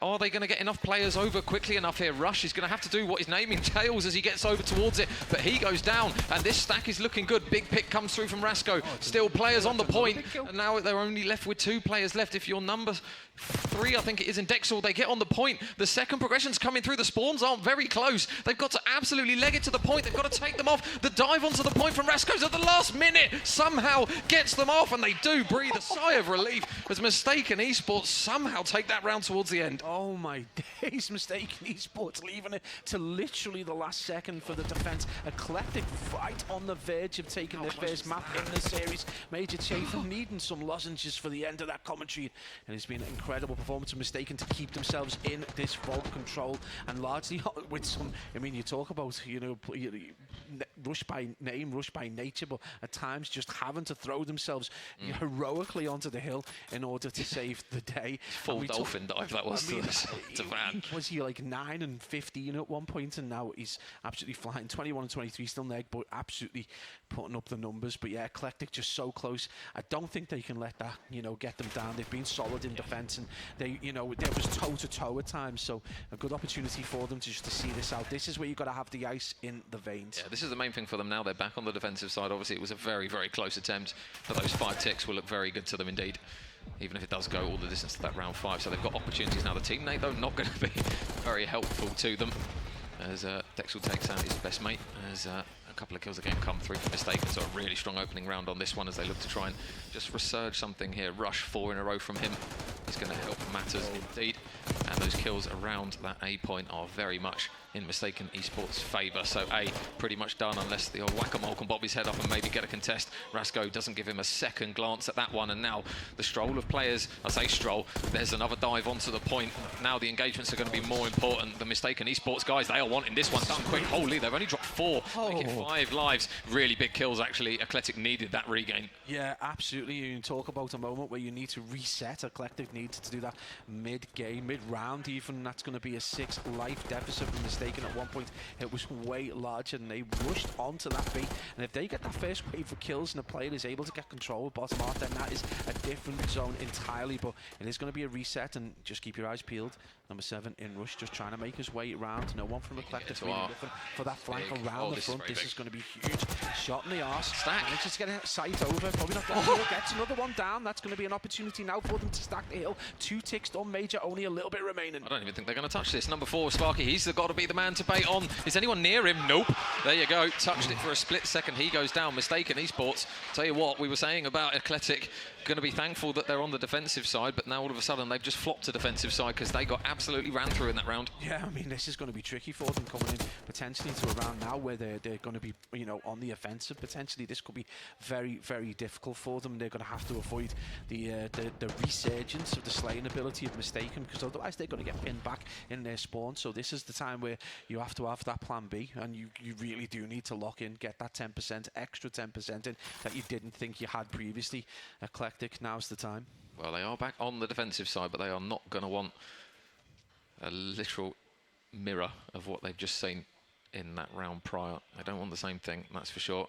The important thing for Mistaken is, can they keep that momentum going? All the hype, all the energy that they've managed to bring in that last round, they're going to need it again here. Are the Trace going to be efficient enough? No, on that occasion, Demon, much better job right off the rip. He's going straight in towards the spawns, and he's red, number 6, coming off as well in balance in really good fashion. So now, pushing up that side, the spawns now going to go over towards P2, over towards Paul's side. Athletic need to read these. Yeah, this is a big moment for Euphoria. He's managed to sneak his way through, and I don't think it's been red. He's going to take down number 4 in Sparky, so that's going to give them that mid-map control that they've required. They've kept a couple of players live, so this is again another opportunity for them to stack that A point. They haven't quite dealt with Dexel yet, who's still in there, but largely quite useless. It is going to now be an opportunity for them to push through and get a couple of picks towards mid, but Eclectic need to get this control. It is only a tick and a half done, and that is still going to leave Mistaken with a little bit of control over towards A. It is going to be a slower progression though. Sparky gets a pick. The second tick comes through for Mistaken. Engagements on the time means that it's going to be 2 in favour of Mistaken. 1, make it 2 now, make it 3 actually, as it will be number 2 in Demon. Just turning it up a notch again. The stun comes through and actually stops him from shooting, so it's going to be another couple of kills that come through from Demon. So they've still not got that A point done. 40 seconds might look like a big amount of time, but it's not exactly a huge one. They're going to have to try and stack the point, buy themselves an extra minute. Yeah, they're going to need this extra minute. 17 lives, play 16. It could not be closer. And now 36 seconds. That is going to be stopped. It is going to be that A zone done. Now it is going to be that push. Wow. Stayed absolutely red. Sparky starting to pick up where he left off in a hard point earlier on, and there's going to be the chase. It's on Sparky with the handgun, just puts them to bed, and there's going to be a little bit more control for Eclectic. So 17 plays 11, they've got a massive life advantage, and this is where they've got to get their comms on point. The ice has got to be in the veins, Major, to see this out. 10 plays 17. Mistaken have to battle their way out of spawn as well. Look at those pink arrows, look how far up they are.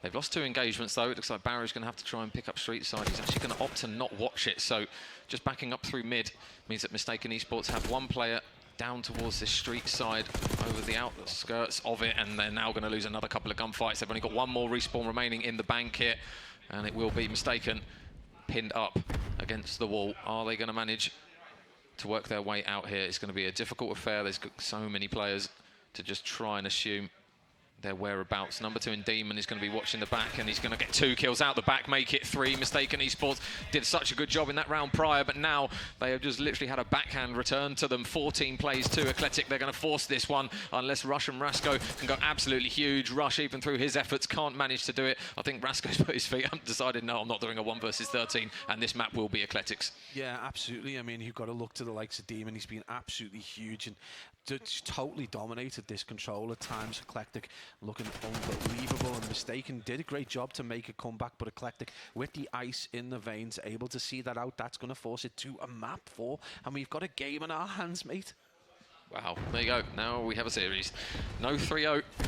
If it was 2 maps they dropped before, it is now 3. Eclectic very, very good on that control for large portions of it. They had a bit of a hiccup, perhaps, when we saw that 4th round go through for Mistaken. You did think, so quick. Hang on a minute, have they gone into that Mistaken yet? But it was a case of they managed to lock in, regain, and they kept them very much quiet in that final round. I think they learnt from the mistakes of that round 4, and rightly so. Big kills, big engagements as well. I think there was 64 engagements on one of the players there for Eclectic, so really big moment for that team, and especially in terms of their morale, mate, because that was a big opportunity there for Mistaken to yet yet again take another Yeah, 3-0. oh, you could 100% see the relief. The guys from Eclectic who are watching on the in the auditorium, just a massive relief. But again, you know, at the end of that S&D, you could see them saying, like, put it to one side, put it to one side. We can get this in control. You 2-0 up, just take it easy. But obviously that round 4 was brutal coming out of Mistaken. It might be again just back-to-back rounds, but again the speed at which they did it. But Eclectic had an answer. Now this is something we often, you know, ask teams, do they have an answer to the kind of like firepower that teams have got? Eclectic prove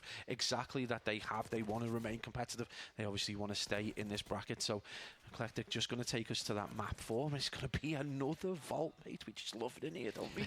Yeah, I say shout out to Demon as well. He might not have necessarily gone like triple positive, but there were so many moments there where he needed to get 2, maybe 3 kills, and he was able to maybe get 2 and make the third one weak to enable Eclectic to just fly back at Mistaken and make those trades. So some big moments there individually from him. Again, Dexor as well. He was going quite heavily positive for especially the early 2 rounds in that one. You can see there on the screen, 16 and 10 from him. A very strong start, and they did manage to just silence the explosiveness of those Mistaken Esports players, because we know there's been so many series now where they've dropped 1.5s and above, and in that one they did struggle a little bit. Eclectic did actually shoot back quite significantly. Yeah, well, you look at the rush in terms of the first 2 rounds. Just, you know, you can see the score for him. It's crazy in terms of he had to turn things round absolutely massively. He was, you know, 17-20 there, but at one point he was single figures, double figures to negative in terms of his KD. So he had to come back those 2 rounds. He did go absolutely huge, stayed largely negative though, but, you know, had to start putting up bigger numbers. You feel if he plays like he does normally from the start, it's a different game. But Eclectic had an answer, and that's basically all you can ask for the team at this point in a tournament, is just have a response to firepower, or to, you know, someone trying something different. Again, it was a lot of very similar strategies, and I think Eclectic read that. You know, that's one thing sometimes you can underestimate in a team you're not particularly familiar with, is, you know, they are able to read the way a team plays and have a response. And if you've got a really smart in-game leader, then you can do that. And right now the guys of Eclectic have got themselves, all they can do is win each game as it comes. They've got themselves to what is going to be a very, very mixy hard point. You know, if they can drag themselves to that game 5, and then S&D can be anyone's. Yeah, I think main thing for Mistaken in this map 4, you're probably looking at it and going, right, okay, we want a strong start on this one. I think the trend that we tend to see when this Mistaken Esports roster plays hard points is that they have strong starts, and then they come out the gates absolutely flying. First engagements, 4 dead, stacking the P1, pushing through, getting the spawns for P2, all within the space of about 20-25 seconds. So if Eclectic can manage to just stop that initial aggression and those gunfights going in their favour, then I think the more they hold on in this map potentially, or even themselves start to push a lead out, it will definitely do them favours. Because on a vault hard point, how many times have we seen it when it starts to go towards that back arc side on the hill? If teams don't rotate early and hold the backside of spawn, you can fall away very, very quickly. And the other teams can start to chain the hills. We know the Pool Hill, a lot of teams put so much importance on that P2. But in the heat of the moment, if you're losing engagements, or the engagements are constant and quick and you're filing in one at a time, the last thing you want to do is forget about these money hills and then just slowly start to chalk 30, 40 seconds within the space of a very short amount of time on this map, because it does fall away quickly. Well, that's the thing. It's the pace of this hill, this map. It's incredible, and obviously you don't want to find yourself filing into P2, getting the spawns flipped, finding that you know, you've got the last 12 seconds of a hill, but the team have spawned out and they're in absolutely perfect position to then chain that next hill. So yeah, they've got to be mindful of that, but these players at this level will understand that, and I think they'll be very careful. But Eclectic, just, it's about that concentration, the ability at the point where you've got to be able to have one eye on the important objective, and hopefully they've got one player, you know, an in-game leader or some kind of talismanic captain who can make sure that they don't forget those kind of foundational elements. But again, this is still an opportunity now, Mistaken, to put this series to bed. Eclectic need this to tie the series up to 2-2. It's 2-1 presently to Mistaken, who have lost a map now, 3 maps in 2 days out of 15, shocking, mate. Shocking. 15 maps they've played. They've dropped 3. Yeah, and just another update for you guys from the Passion Pit. Obviously, we've still got 4 teams in the lower bracket as well. Well, we did have 4 teams. We've now got 3. Avenge have managed to take the series against Faceless 3-1, so they will progress through to face either the winner of Magpies and Algeria. And right off the rip, there you go. Lovely bit of work there from the man who had a very, very strong map 3 in Demon.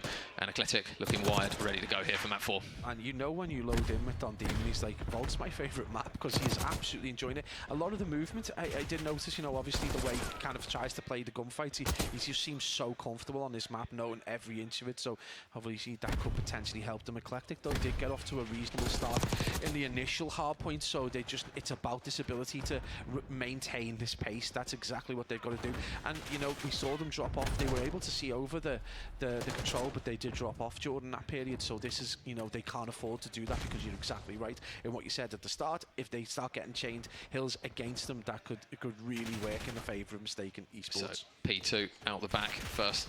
Interactions are going to go in the favour of Mistaken Esports. Actually, there's 3 players. There is going to be a bit of a fortunate spawn for Dexel, who still spawns out the back. They're probably not going to anticipate there's going to be 2 here. Oh, but the snap from Rush. Massive kill. Looking for the second of the last man. The pistol's been so good to him so far at the tournament. And it's good to him again. Even in his hands, it looks like a sub up close and personal. Big kills from him. And he's completely turned the tide now on this hill, because his team now have spawns. Well, he's playing under the moniker of Spicy Hunter in this game. And he is indeed a Spicy Hunter, because that was an incredible play with the handgun. And that's going to give Mistaken a little bit of control they needed, and they're going to take a very slender lead early in this first rotation. And they've got solid control over towards this shower side, so it's just going to see Red Skull start to litter the map. That's going to be a big kill though, as we see, and it's going to be Dexel getting that pick, but again, he's got to do a little bit more of a job. Demon's just going to flood in. He's not going to read that correctly though, so it is going to still be a Mistaken hold, and it's going to be 2 players pushing through, but they're going to get dealt with, and that's going to push the lead out to around in about 30 seconds. And again, we talked about this capability coming out of Mistaken to start to chain hills together. This is where you've got to start to worry for Eclectic. Yeah, Dexel's been out the back playing it patiently for ages. He hasn't come across Balance just yet, but he does know he's there, because Balance got a kill on his teammate. And now as he tries to push up towards the steps, it's going to be a difficult gunfight to win, and nice work there coming through from Balance, just locking that down. And again, look at the combined streak. Rush is having one of his maps again. He does finally get silenced, courtesy of some shots, I believe, from Demon. So a combined 10 streak has now been shut down, but you've still got Balance working his way up towards 5, and potentially some more. They do get Dexel on the time for a very short amount of it, but you've got Rush now returning to sender as he manages to get another couple of picks. So now combining for 8 across 3 players. Mistaken Esports keep just kicking into this extra gear that they seem to have. Engagements going in their favour, the lead being pushed out, and you're going to look now towards that rotation, over towards that next hill, Pabs. This is one of the money hills that we speak about. Meanwhile, Eclectic, they're fighting for scrap time, but more importantly, they've got to look at the bigger picture. This next hill, they are miles away from it. Yeah, this is the thing as well, and already Mistaken have got to play it in Euphoria, waiting for players to push through, so they've already got to think about a potential off engagement. So you've got players coming off hold, getting picks in transition as well, and this is going to potentially be absolutely free time for Mistaken before anyone's going to be able to actually get to the hill. And already looking outside of that right hand door, able to get the pick on Sparky as well. So right now Eclectic really on the back foot. It's going to be about a 78 and 60-70-second lead. Rush already in double figures, 12 and 4, triple positive on the 3 streak, combining for 10 as well. This is not looking good for Eclectic. They did such a good job there, Eclectic. They had the man out the back, they were blocking the spawns, but they just didn't win any gunfights. They managed to position themselves really well to get in towards the time and maybe start to disrupt it, but without winning a single gunfight, it's just resulted in Balance now being on a 7. There's another gunfight win for Rushers, and now he gets onto a 4 before he eventually falls. It looks as though it's still going to be Mistaken Esports in the driving seat on this map. Nice shots from Demon, but again, across the board, Pablo, you look at Eclectic, you need more in terms of kills. They are getting absolutely destroyed on the scoreboard and destroyed in the score overall now. Yeah, absolutely getting ruined. Balance finally taken off that streak. They really need to up their engagements and up their ability to win the gunfights right now. They're going to get a little bit of control of P1, but it's not going to be the most fun hard point to do in this second rotation. We're not quite at a 100-second lead. It's in and around the 80-second mark, 60-second mark, sorry.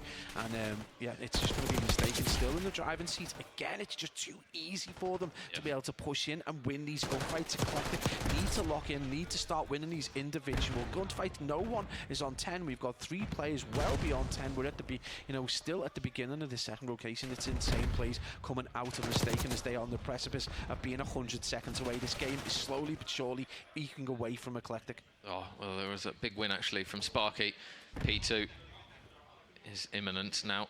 They do spawn over towards that back cannon building, so there is an opportunity to take these gunfights a little bit closer to the new hill, which is now going to pop number 3 out the back. Sparky, big gunfight win actually there to shut down Rush. If he loses that one, it's going to be really difficult. The spawns, though, are going to happen in the back. Whether or not Sparky's going to read this, surely the comms and the shots give him enough information to realise that he's going to need a little bit of reinforcement here. The stun check, is it going to be clean? No, it's not. Demon is now out the back here. He's hunting down all of them over towards the backside of the hill. Eclectic get the kills that they need, and now they spawn those arrows of Mistaken out, and oh my god, don't Demon, Jesus, hold that.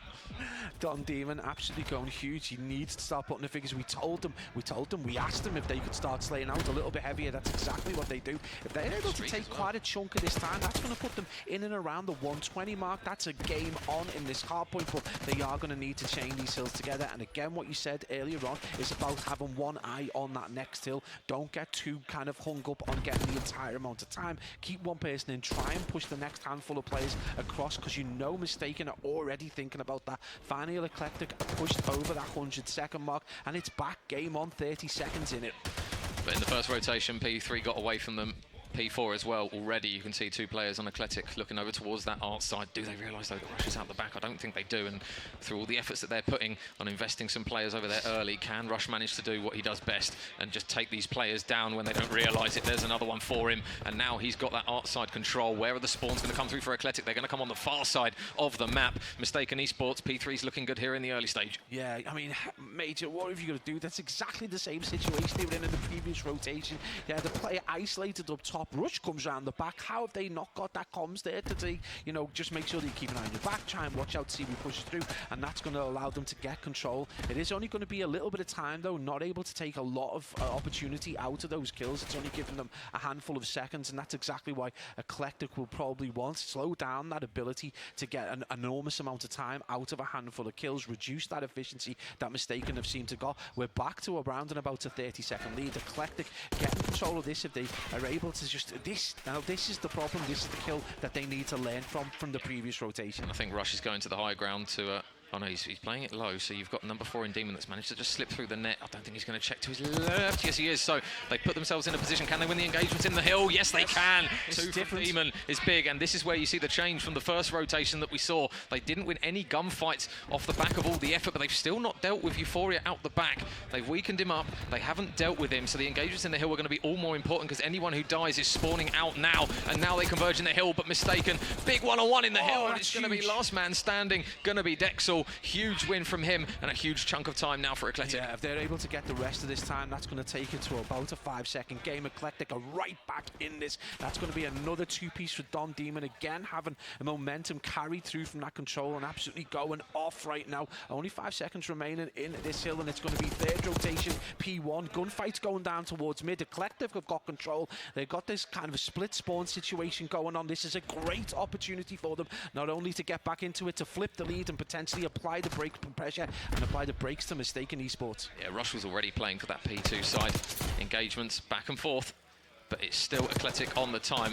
We now see that lead change courtesy of 3 kills. Rush last man alive. Can they track him down? Can they bag him? Can't manage to get him down just yet. 2 go down in the kill feed, and he plays his life well, which means he can come through back again for some more action. There's going to be a kill up towards top. Dexel can't quite get enough bullets in to finalise the kill, but through all the madness, Mistaken Esports, they still find themselves holding on to that P1 time. They don't have P2 just yet, but that time is going to be golden to them now. Yeah, absolutely. Every second counts now. It is going to be a slender lead around at about 10 seconds as P1 is at the 15-second mark. It's going to be all eyes over towards this P2 control. We've got players from Mistaken spawning out back, and that's going to be a huge kill there from Balance. He's going to allow him to get control of P2, and those red arrows are going to have to converge from a distance away, and it is going to be an easy one potentially in this first wave of gunfights. The one thing that Eclectic have got on their side is Mistaken Esports are very tailed up at the minute. They aren't taking up a lot of geography, so if they get a handful of kills, it could potentially spawn Mistaken out. I don't think there's a trophy down either, so the tacticals might be really useful to them here.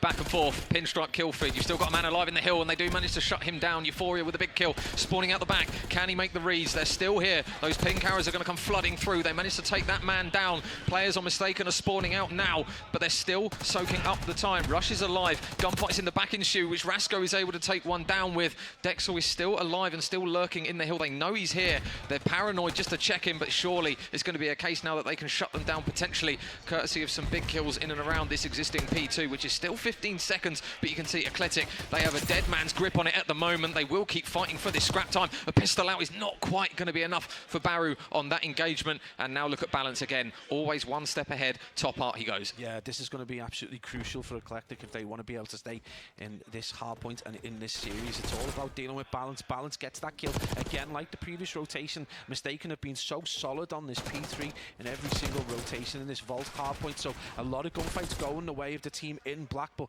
it is going to kind of be more of a standoff as the players in red able to force their way on. Now it's about whether they can get set up and get some control in mid-map. Do watch out for the on-rushing. Rush, indeed, what a time to use that, but rushing is just going to come through and try and get a little bit of control. Gunfight goes his way. No one on the kill. It's a 22-second game right now. 25 seconds remains on this P3.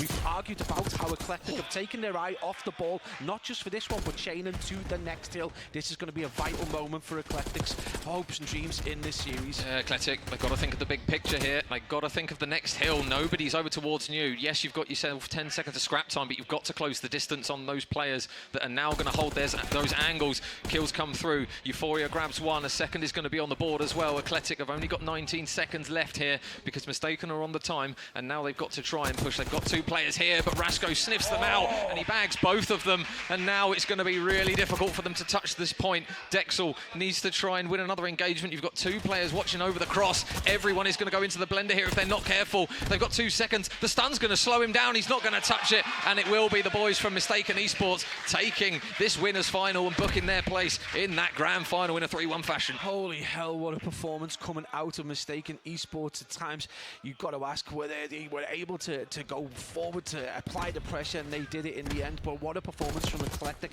When they needed to answer questions, they did it. When they needed to push forward, they did it. But unfortunately, heroics aren't going to be enough in the end. Mistaken Esports continued their march on. Eclectic able to take a map off them against a team that has only dropped 2 in the entire series. That is going to be monumental for them. They are going to drop down to that losers bracket. Holy Rush. We talked about his ability in Respawn. Incredible performance coming out of as Rasco as well. Just huge. That duo, Rush and Rasco, it rolls off the tongue, and you can see them performing really well going forward. Mistaken continue to march on, remain favourites, but Eclectic, Major, so much positivity to take from that performance. Yeah, I say obviously they will drop down into that losers final, but it's going to be a little bit of a kick in the teeth to them, but it's not exactly the end of the world, Pabs, as you mentioned. They still have that opportunity to get themselves in that grand final, courtesy of a few more series wins that they're going to need. We do have a little bit of a map update as well. So the Magpies game at the moment between them and Algeria are currently 1 map apiece here. So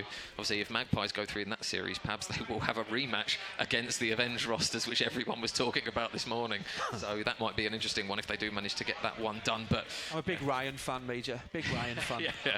So he's you love the hype coming through from that roster off the back of that win. But yeah, that experienced roster still battling it on at the moment. But I mean, Pabs, the one talking point from this, it still stands. Mistaken, obviously they managed to kind of have a bit of a hiccup in map 3, but yeah, map 4, even when the going gets tough, they just still have those players. We flagged the 2 R's on the side of their team in Rasco and Rush, but how many times did we see the likes of Balance rotating for that P4 really early, not allowing anyone out the back of spawn, because that hill, essentially, that killed Eclectic in that hard point. If Eclectic managed to win those rotational gunfights and get out towards that P4 a little bit sooner, you would have had a completely different map. I'd like to know actually how much time Mistaken got off of that P4, because that was pretty much their money hill throughout the whole map. Absolutely, and I think as well, we are talked about how Eclectic, in the first rotation they kind of made that mistake, but in the second rotation they seem to have solved it. But because that third rotation P3 became so intense, so insane, they just took their eye off the ball, started to funnel through. I think they were concerned that potentially there was too much time being taken by Mistaken off that. When they did get control of it, they just had no one pushing through, and you've got complete control, especially on the cross. And that P4 is a blender. When you get control of Street, that kind of front of the building, it is an actual blender to try and deal with. And Eclectic did everything they could in terms of going toe-to-toe, in terms of the winning in gunfights. They did it, and occasionally they were able to assimilate and kind of reciprocate what Mistaken threw at them, but in the end it wasn't enough. But plenty of positives for them to take back, and I wouldn't want to play Eclectic if I was in the losers bracket. Yeah, so Mistaken Esports, we'll see the final kills towards this end of this hard point, but as mentioned, they are in grand finals. They can put their feet up, they can go and get a shawarma wrap, mate, while they wait, and yeah, they'll be very happy. Just getting confirmation, because obviously with the amazing production team that we do have here, we are going to have some interviews, some post-game interviews, just finding out who the interviews will be with after the replays are concluded. And it is so it's going to be the coaches mistaken actually. So a little bit of an insight as to the team here and the forming of them, and obviously the coaching that's gone into. Well, the big chap in the Grace Gringo, but he's not Scouse. I don't think he can play drums. So hopefully Connie's going to stay away from Beatles references. So yeah, we're. I think the guys over at the desk are ready. I assume that's the case. But yeah, in the meantime, what we'll do, guys, we'll throw it over to the desk where they can allow the coaches of Mistaken to give us a little bit of an insight into that series, into their team, and hopefully their heart rates have dropped a little bit now. Thanks, Major and Pablo, and obviously no references here, just going to let it be. Now, I'd like to, of course, guarantee that Mistaken have booked their ticket into the grand final, and we have our first team confirmed later today in the best of 7. Now, joining me, of course, on the desk, thankfully, is Mistaken's coaching staff. We have Ringo, we have Webby. Hello, guys. Thanks so much for coming to join us, and appreciate your time. Yeah, I mean, stressful series. We played terrible, but you played terrible. How's that? Yeah, we played terrible, especially you. But yeah, no, I mean, it just shows that they're locked in. They're not feeling any nerves anymore. I mean, we've only lost 3 maps since, so I mean, overall, we're feeling really good. And guys, I wanted to ask about the formation of this team, because you know that throughout the Challenger circuit so far, you guys have averaged top 16. Usually you get like a dev seed like a Notorious or Katana Gaming or a Noctum in your cup bracket to get to the top 8 fixtures. And just how has the team sort of like formed from the start of Black Ops 6? I want to get right to the beginning from Rust Euphoria and how everyone got together. All right, yeah, so I mean, at the start of the season, it was me, Balance, and Rasco. You know, I always give them the opportunity to find whoever they did. They found Rush, and they were like, he'd only play with Euphoria, so I said, I'll step down. I didn't want to play anymore, to be honest. I'll retire. He's better than me. And I was like, I mean, I've not coached before, but like, I mean, Rasco is unbelievable. The same with, I mean, all of them are ridiculous at the game. So yeah, I was like, I'll try my best and coach them. So I think it's just gone from there, really. And then we just, I mean, to be fair, we've been really bad recently. But this LAN has just showed them what they can actually play like when they fully focus and trust each other. And I wanted to ask about nationalities as well for the team, because I'm not really sure what the state of play is. If it's an all-UK lineup, is it more of a mixed European set? Where's everyone from? So Balance is Scottish, Rush is English, and then the other 2 are from the Netherlands. Oh, Dutch players. I mean, it's quite nice as well to have like these European countries coming in, especially to get into Call of Duty, because usually when you go to the Netherlands, it's Counter-Strike. And sometimes Valorant as well. There's a few top players that have come out of that region and the Benelux area. That it's good to have, you know, Rasco in particular. And his performances again speak for themselves across the set. And I really also want to kind of tuck into now officially this series and the actual result of it. The first hard point again, very high octane, very high energy. Your P3s were spectacular on the skyline. You found a way to break through the backside of Bedroom. You even found a way against to wrap around Kitchen and wrap around Stairs and find the necessary kills from the 2 lurking players on Eclectic. But what sort of was the set plan or strategy coming into the picks of the Vetoes today? So they were our first game when we got here, and obviously since it was all of them the first time playing on LAN, we lost Skyline to them. So, you know, we were speaking to the boys and we were like, we know how we can play on Skyline, and we just wanted to play a bit of mental warfare, give them the map that they think that they could win, so they think that they're going to start the series 1-0, and then obviously the boys know what they're doing, and like I said, it was just first map jitters, came out. It was still pretty scrappy, I mean, I can't lie, apart from the S&D, which I thought we won quite comfortably. But yeah, like I said, I mean, the boys just pulled through and showed how strong they are. And Webby, I want to ask you about the control throughout that series, because what I noticed when it comes to watching Eclectic play is that I think they're probably the best attacking-sided team on Vault that we have here out of the 10 teams. They have got a high conversion rate of getting attack rounds from unorthodox setups on the most open area of the map. And I wanted to understand your process to deal with it, because although you lost it 3-2, you started to kind of copy-paste the strategies in a way where you had your own variation of their attacks and actually converted ticks. It's just looking at it, it's like we've seen that they're very, very good as a control team. Their attack's incredible. Like, they can take it from, they can get 3 ticks, they may have God knows how many lives left or time left, but they'll still find a way to work out how to do it and push through. So as we saw that from them, how they went 1-0 up, and then we fell into their defense, so went 2-0 down. But then we've kind of just like had a little slight look at them from looking at the monitors. We're just like, calm it down, take them to play our game, which is what we saw where the first round back after the 2-0 down, we got that through. And then the second round, they got it done. But then the third round, we kind of just went back to the beginning of the first the first defensive round of like slight sloppiness and gunfights, losing too many lives too quick, and then ended up just couldn't pull through. But at least the boys could pull through in the next map. And we always know, me and him both know, as soon as they get their energy going and everything like that, I doubt anyone here can stop them. Just got to remember, good players copy, great players steal. So if they're going to win every offense, we'll copy how they're playing, steal it from them. I mean, it is as simple as that. A laissez-faire approach, which obviously can pay off in certain situations. I think given your team structure as well, with all sort of chemistry that you've built over this event and at the start of the Challenger circuit, it definitely kind of makes a lot of sense why you would choose these strategies and see the results come in a really, really clean fashion. In terms of the actual sort of year ahead, we've still got 6 months left, 7 months left of good Call of Duty to be played across the circuit. And Challengers, where are your sort of minds placed right now? What are your goals and ambitions for the team? I mean, Challengers, it's in a terrible place at the minute. So, I mean, if we do terrible in that and great at LAN, I'll take it until it gets better. But yeah, I mean, the goal for us is they just want to prove themselves. Everyone always puts them down, saying they're hacking, stuff like that. They've come here, done better than they have online before. So hopefully people aren't thinking about that anymore. And so yeah, I mean, every opportunity we'll get, we'll come out to LAN, show everyone what we've got. And if we have to keep doing it over and over again, we will. Absolutely. And Webby, what are your thoughts? Personally, I'm very proud of the boys. They've done well so far. They need to keep going because we know there's only, one series left for you. Keep it going. For the Challenger side, I know that like they've had a couple like issues with brackets, playing against certain people. So I feel like as long as they can just keep playing together, keep their experience up, doing perfect as they can go, I'm assuming, hopefully, we can try push to the top end. Get into those day twos would be absolutely lovely for us. A Sunday. Very proud of it. You've got a Sunday today, you've got a grand final ticket booked, and you're the first team to go through in that best of 7. Undefeated. Undefeated as well. Not Hammer Esports, though. They, in fact, are 1 and 7. It's the opposite. Opposite attract, the great life balance. They won a map, though, so... They did. Oh, I think that was more exciting than potentially your winners semi-finals and winners finals. I was watching them instead of us, to be honest. I can't lie.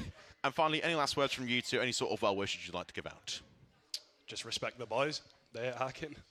Simple. Rasko's my goat, what can I say, really? Cad's MVP, by the way. Cad's and Rasko. Rush is unbelievable. If he doesn't get MVP, then no idea. A little smile from Balance and a bigger smile from Rasko. What a lovely close. Without further ado, we'll throw to a very quick break, and when we are back, we'll go into the losers bracket action to see the teams that have caught up throughout the day. Don't go anywhere, we'll see you very soon.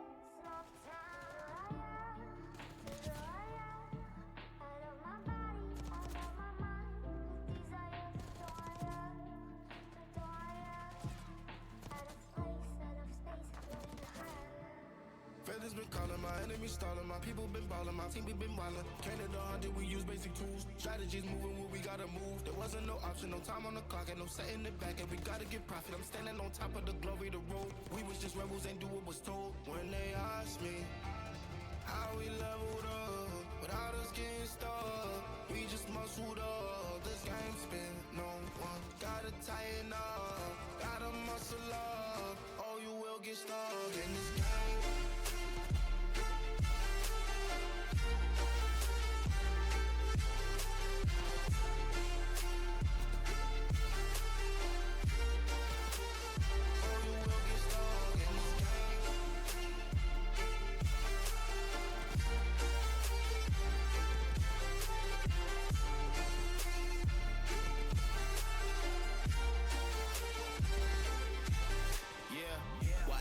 Falling, I'm balling on top of that mountain. I'm on and I'm calling my mama to tell her I'm good. I'm surrounded by family like back in the hood. I was falling from grace, I was misunderstood. Hey, the pressure will sit you right down, but I stood up. I mean what I say and I say what I mean. On the balcony screaming, they just let me be. We had to slow it down. What goes around comes around. Oh, the frequency different now. I was going through different rounds. Hey, it's crazy, the progress is hitting now. Ain't no sitting and lost and found. I found what I lost and I'm in it now. I was on the wrong path, I admit it now. My only option was to get it now.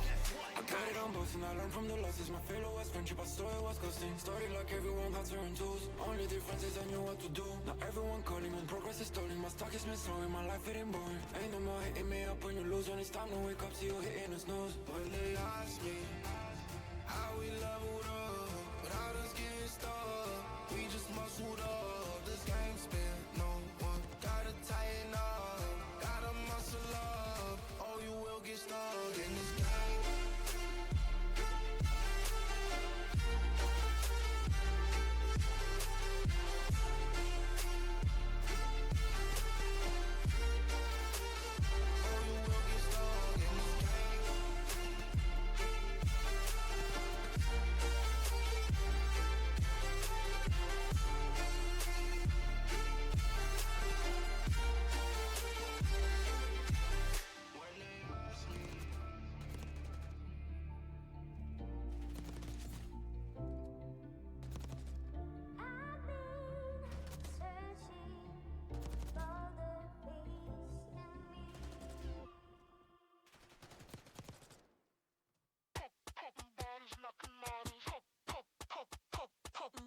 Knocking models, popping bottles, knocking models. I wanna bump a beat that goes hard.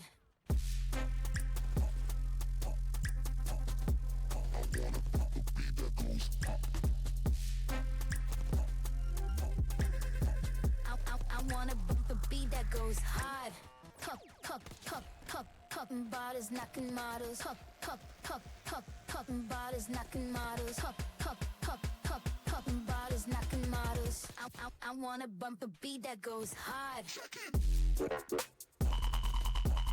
Pop it. Pop it.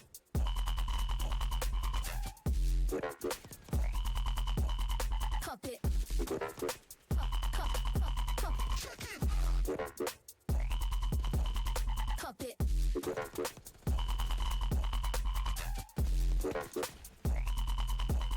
Pop it. I wanna bump a beat that goes hard.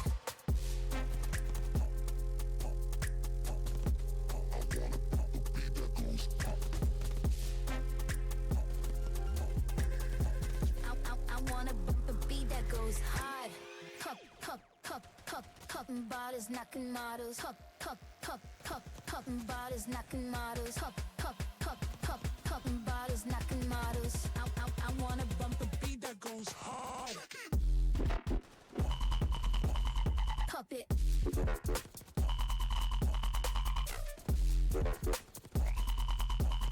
Pop it.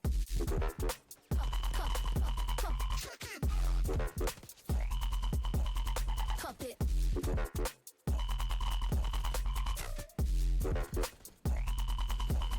Pop it. I wanna bump a beat that goes hard.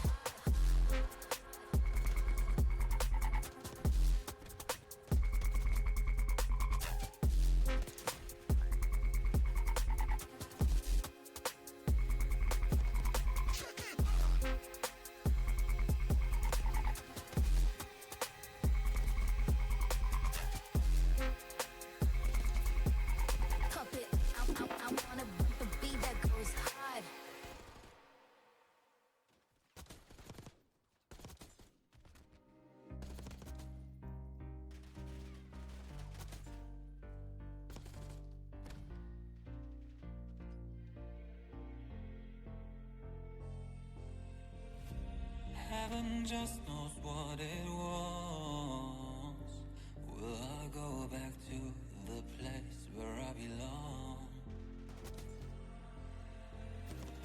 Everyone could break my heart, but I try my best to not fall apart. And I find it hard to let go. The memories keep me together. Gotta fight till the end, no pressure, no pressure. And I find it hard to say no to the ones who want something better, to the ones who never say never. You'll be my pleasure.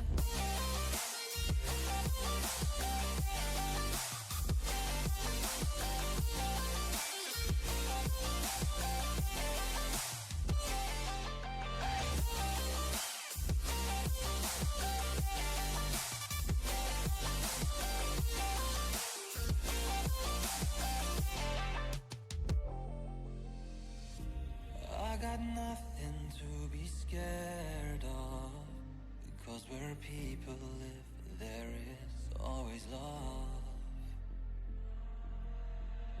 I know the answers in my heart, so I'll try my best to not fall apart. And I find it hard to let go. The memories keep me together. Gotta fight till the end, no pressure, no pressure. And I find it hard to say no to the ones who want something better, to the ones who never say never. Will you be my pleasure?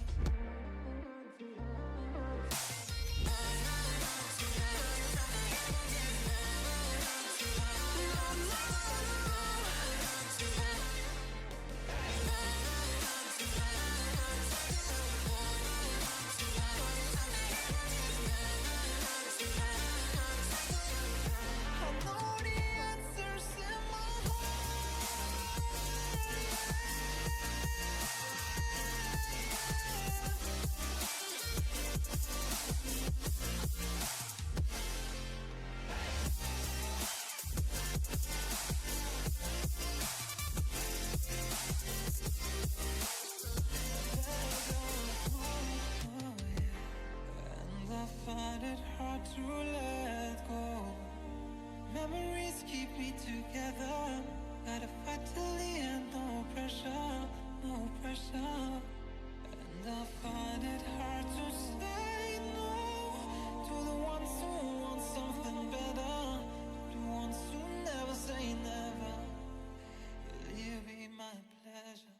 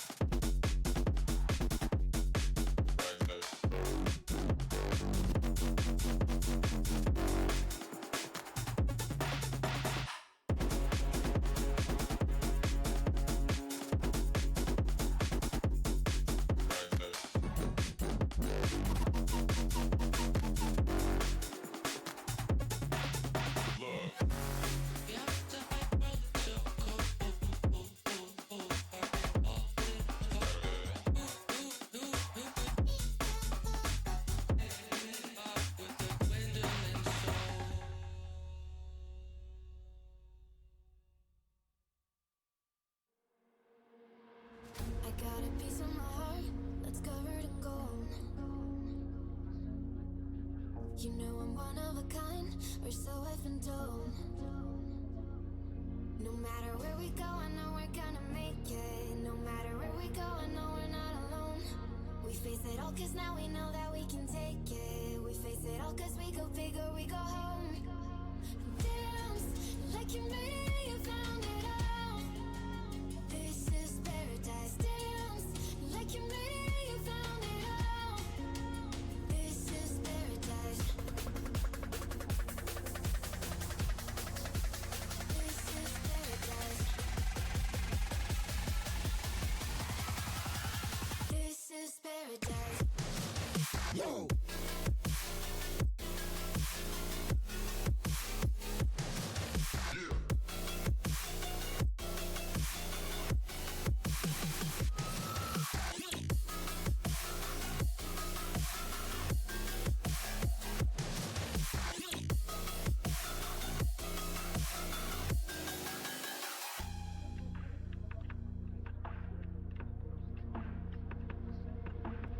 Don't be afraid to let go, just a little bit more.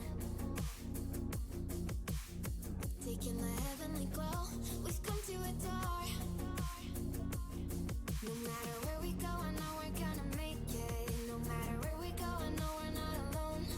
We face it all cause now we know that we can take it. We face it all cause we go big or we go home. Dance like you made it, you found it all.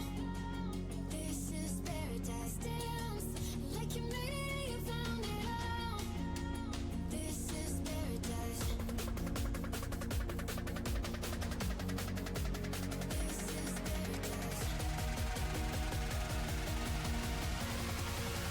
This is paradise.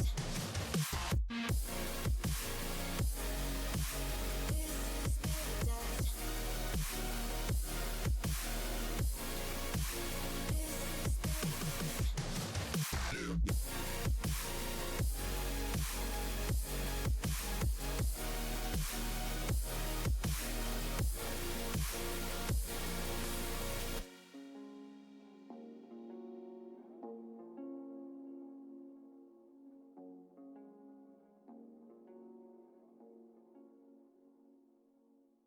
I feel the gravity pull and it keeps me awake. I would rather be here, lonely in space. I've made up my mind, I just wanna be free. I live my own life in a new galaxy. I wanna be weightless in the silence of the night sky. I wanna free fall into nothing at all. I'm taking the moments on.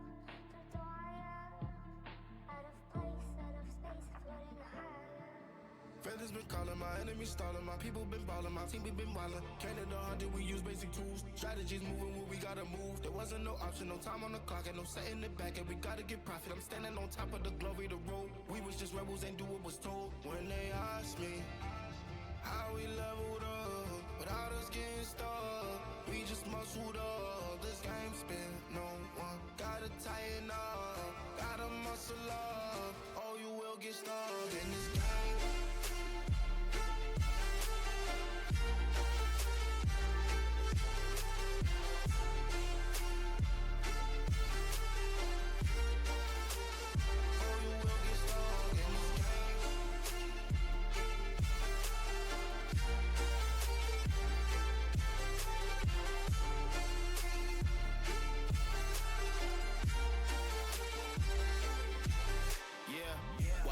Falling, I'm balling on top of that mountain. I'm on and I'm calling my mama to tell her I'm good. I'm surrounded by family like back in the hood. I was falling from grace, I was misunderstood. Hey, the pressure will sit you right down, but I stood up. I mean what I say and I say what I mean. On the balcony screaming, they just let me be. B had to slow it down. What goes around comes around. Oh, the frequency different now. I was going through different rounds. Hey, it's crazy, the progress is hitting now. Ain't no sitting and lost and found. I found what I lost in a minute now. I was on the wrong path, I admit it now. My only option was to get it now. I got it on both and I learned from the losses. My failure was friendship, I saw it was ghosting. Started like everyone had certain tools. Only difference is I knew what to do. Now everyone calling when progress is stalling. My stock is missing, my life it ain't boring. Ain't no more hitting me up when you lose. When it's time to wake up, see you hitting the snooze. When they ask me how we leveled up, without us getting stuck, we just muscled up. This game spin, no one gotta tighten up, gotta muscle up, or you will get stuck in this game.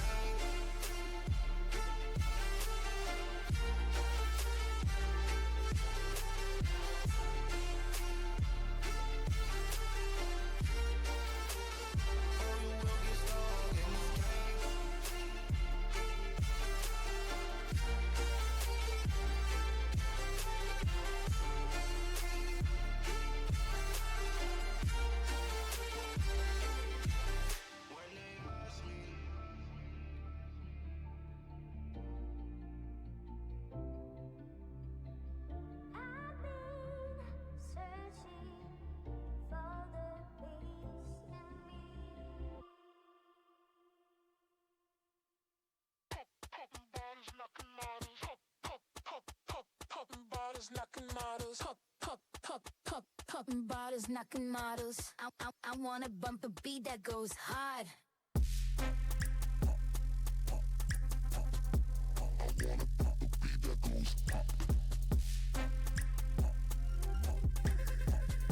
I wanna bump a beat that goes hard.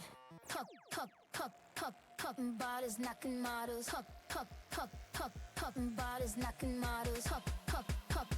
Popping bottles, knocking models. I wanna bump a beat that goes hard. Pop it.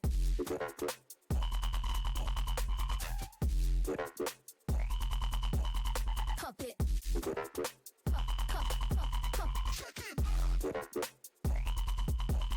Pop it.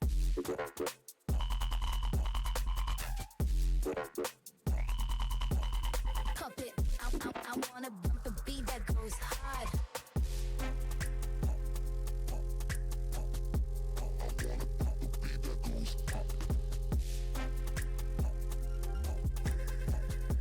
I wanna bump the beat that goes hard. Popping bottles, knocking models. Popping bottles, knocking models. Popping bottles, knocking models. I wanna bump the beat that goes hard. Pop it.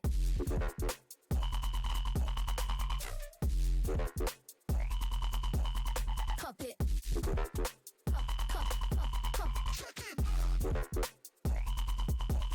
Pop it.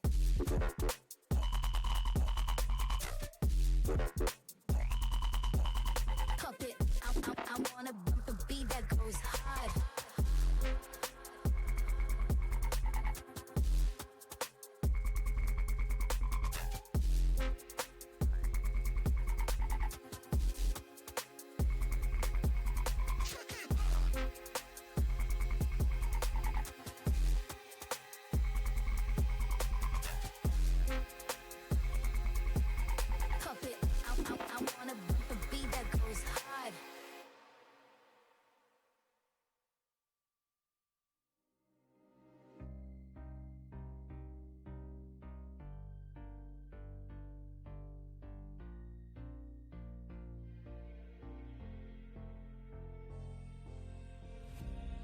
Heaven just knows what it wants.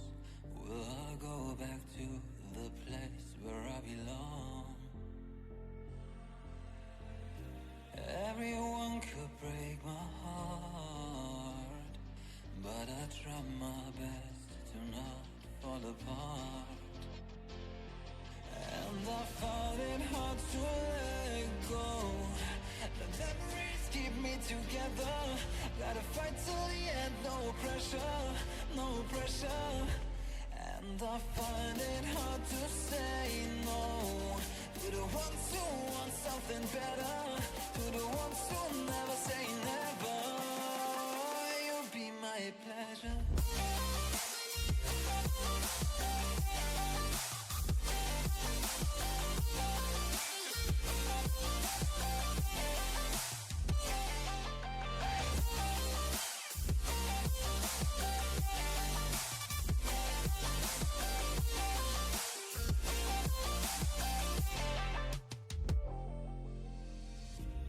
I got nothing to be scared of, because where people live, there is always love. I know the answers in my heart, so I'll try my best to not fall apart. And I find it hard to let go. The memories keep me together. Gotta fight till the end, no pressure, no pressure. And I find it hard to say no to the ones who want something better, to the ones who never say never. Will you be my pleasure?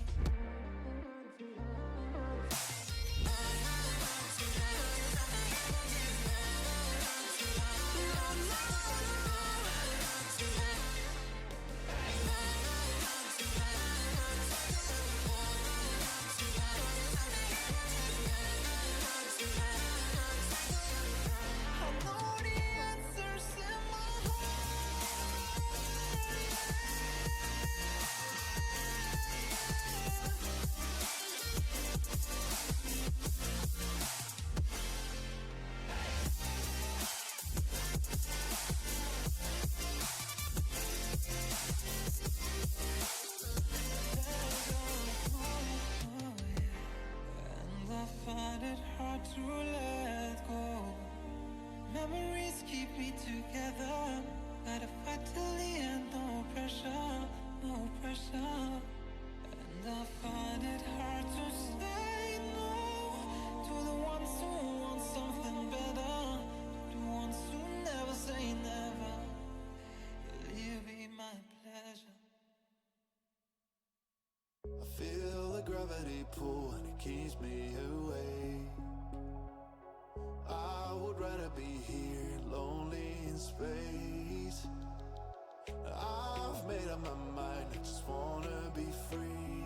I live my own life in a new galaxy. I wanna be weightless in the silence of the night sky. I wanna free fall into nothing at all. I'm taking the moment, starting all over. I wanna be free and live my own life in a new galaxy.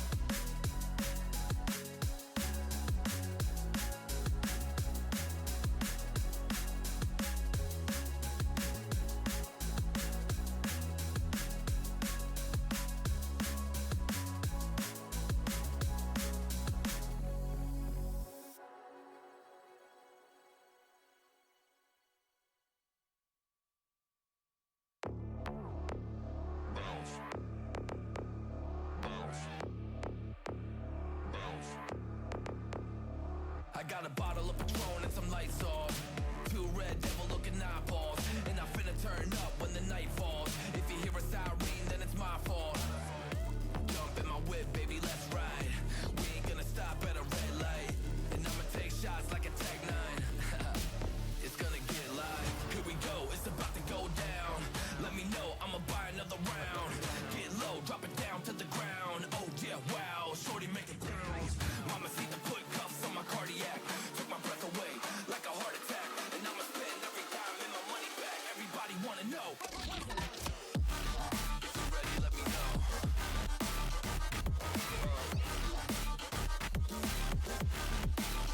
Let's go. If you're ready, let me know.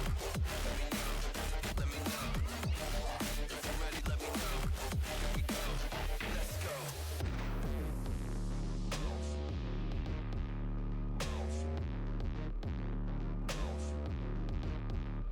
I got a bottle of Grey Goose and ice cubes. Type of drink that'll put me in the right mood. 80 proof's gonna lower my IQ. And I've been the same way since high school. I look shorty right in her brown eyes. She about to take a trip to Cloud 9. I'm the man, baby, I get the crowd hype. I turn the cadence of a hook into a soundbite. Here we go, it's about to go down. Let me know, I'ma buy another round. Get low, drop it down to the ground. Oh yeah, wow, shorty making pounds. Mama see the put cuffs on my cardiac. Took my breath away like a heart attack. And I'ma spend every dime and my money back. Everybody wanna know.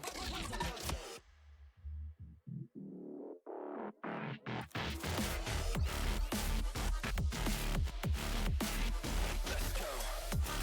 If you're ready, let me know. Let me know. Let me know. If you're ready, let me know. Here we go. Let's go.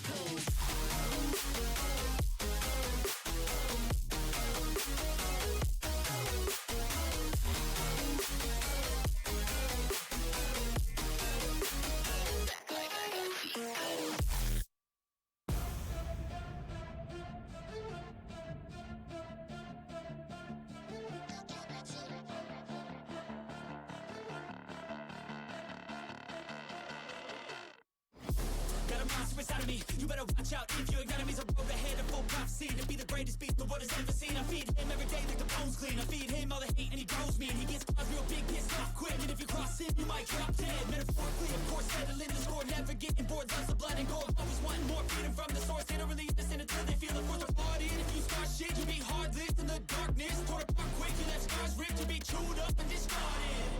And this world ain't right, won't accept it. Negative energy, I expect it. Once it's in your mind, it's infectious. So fight for your life and reject it. You better give me space, I'm protective. My adrenaline spikes when I'm threatened. And if you stay in my way, I'm aggressive. Cause when there's no exit, I'll kill when I'm desperate.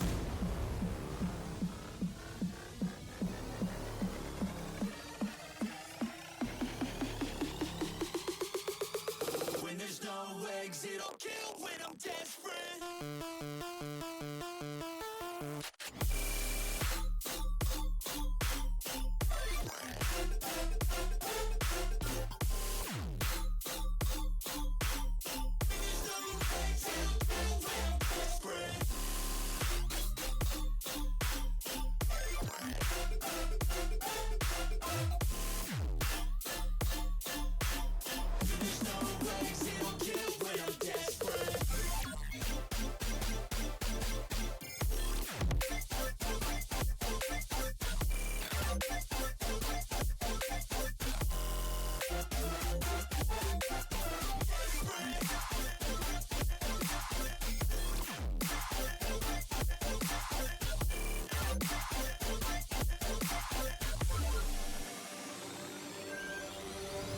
And this world ain't right, won't accept it.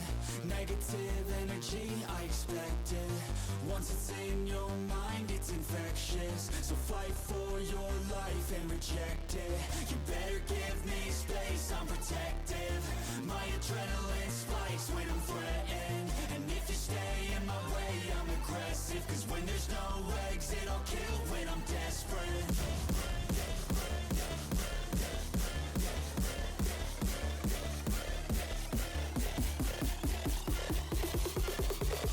When there's no exit, I'll kill when I'm desperate.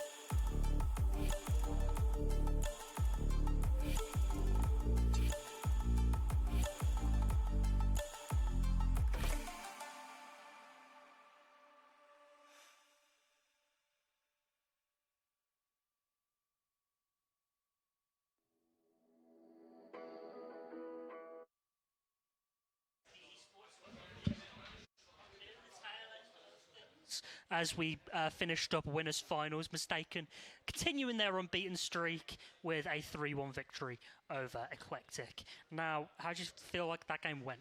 Oh, I mean, at times it looked like it was on the precipice. I thought Eclectic was going to do something kind of major, but the power coming out of Mistaken is just, it's unreal at times. Rasco and Rush, it's starting to already get the palindromes wrong, but yeah, just incredible. It's just that, they rack up such big numbers, and then this kind of foundational support coming out of Euphoria and Balance is just, it just shows how capable they are. And obviously they've had a lot of kind of people accusing them on the timeline. They've just, they've put bed to that. Essentially, they performed so well. But I think Eclectic could take a lot from that game. They performed so well, controlled it, did so well. But again, just got to get your kind of like basics correct and make sure you're there for your trades. I mean, at times they did go toe to toe in terms of just pure slaying, but sometimes it's not enough, and Mistaken just power through. But yeah, it's been such a good day of Call of Duty. We've seen so many interesting games as well. Yeah, Rasco and Rush definitely in that MVP race. We'll discuss that more when we get past the grand finals and after the tournament's all finished and done. We've got brackets coming up for you now. We can see, obviously, Mistaken going to the grand final. We've got loser semi-finals coming up. We've got Avenge Esports and Mission Magpies. The rubber match, the third game in their series, I guess at this point. Avenge beating them in groups, and the Mission Magpies causing that upset in winners bracket. Before the day started. The crowd obviously very loud for that one. Oh, yeah. The reverse sweep. Do we see anything similar happening this time? I think I'd like to say so, but we've all been saying that Avenge and Mistaken have been the top two. But I think Avenge would look back at the game they had earlier today and they'll look at what they could have done better. And it's a bit of a tough one going against someone who's beat you just the same day today. And you saw the way they reacted. It meant a lot to them, and they worked for it, so it's going to be a bit of a tough one. But it's hard to go against Avenge. But I mean, I've seen what Magpies did. Anything can happen. Anything can happen, indeed. It's hard to say who's going to win this one because both teams have beat each other. It's just, this is an elimination game now. All on the line, money on the table. Give me a solid prediction. Who's winning? I mean, the way I look at things, we were talking about the Magpies being kind of the elder statesmen in this tournament. They've got such good experience.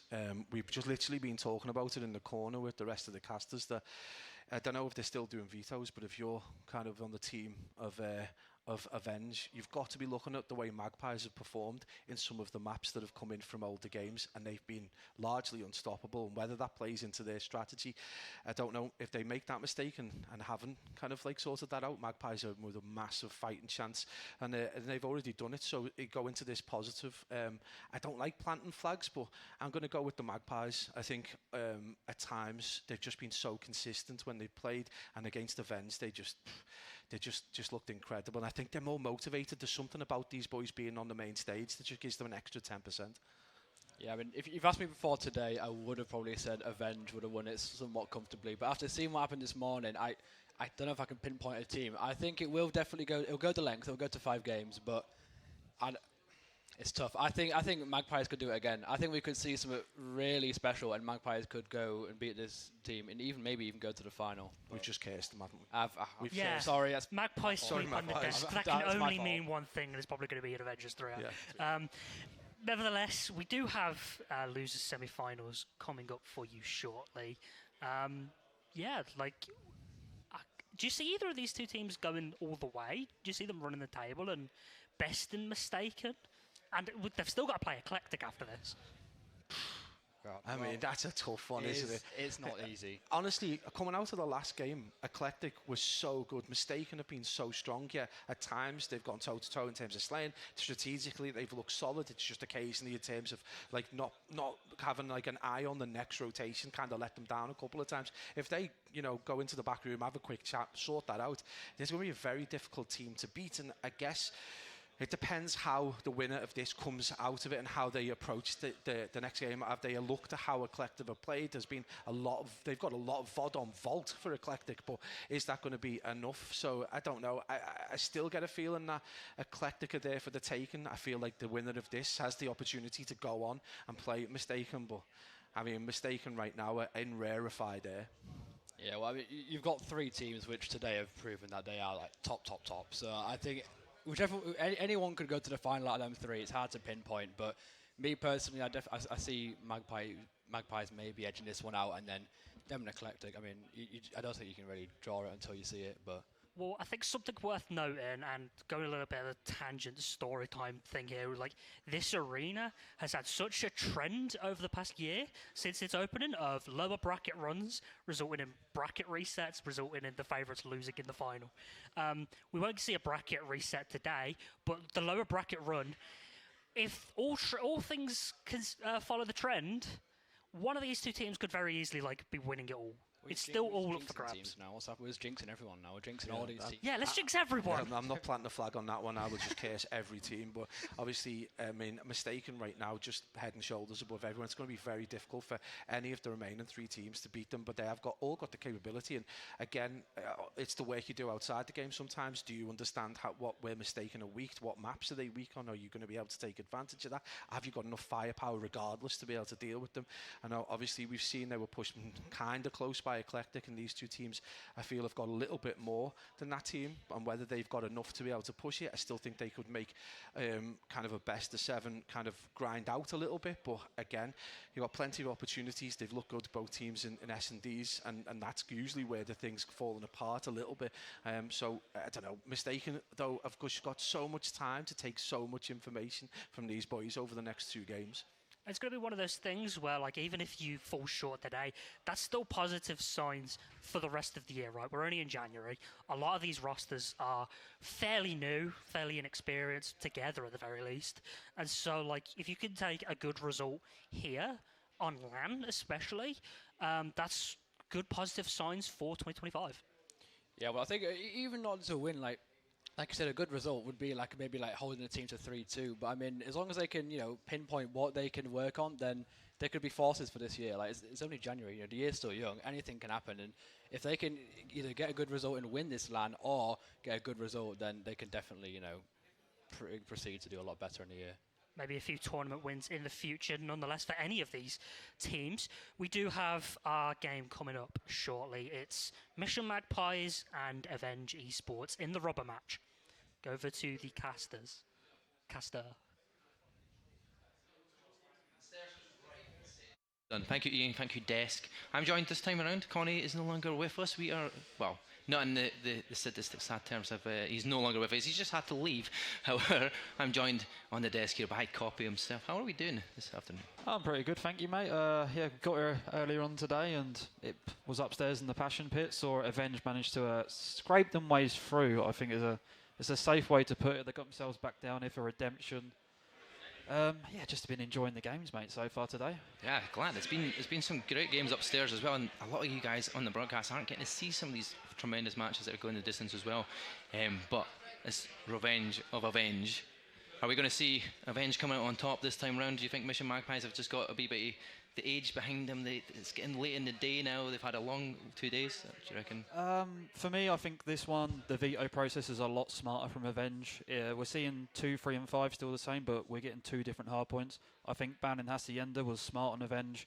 The old heads, they're going to be familiar on that. So I think it's smart. And Red Card and Skyline, for me, this is Avenge's best 2 hard point maps from what we've seen in the Elite so far. So Avenge for me.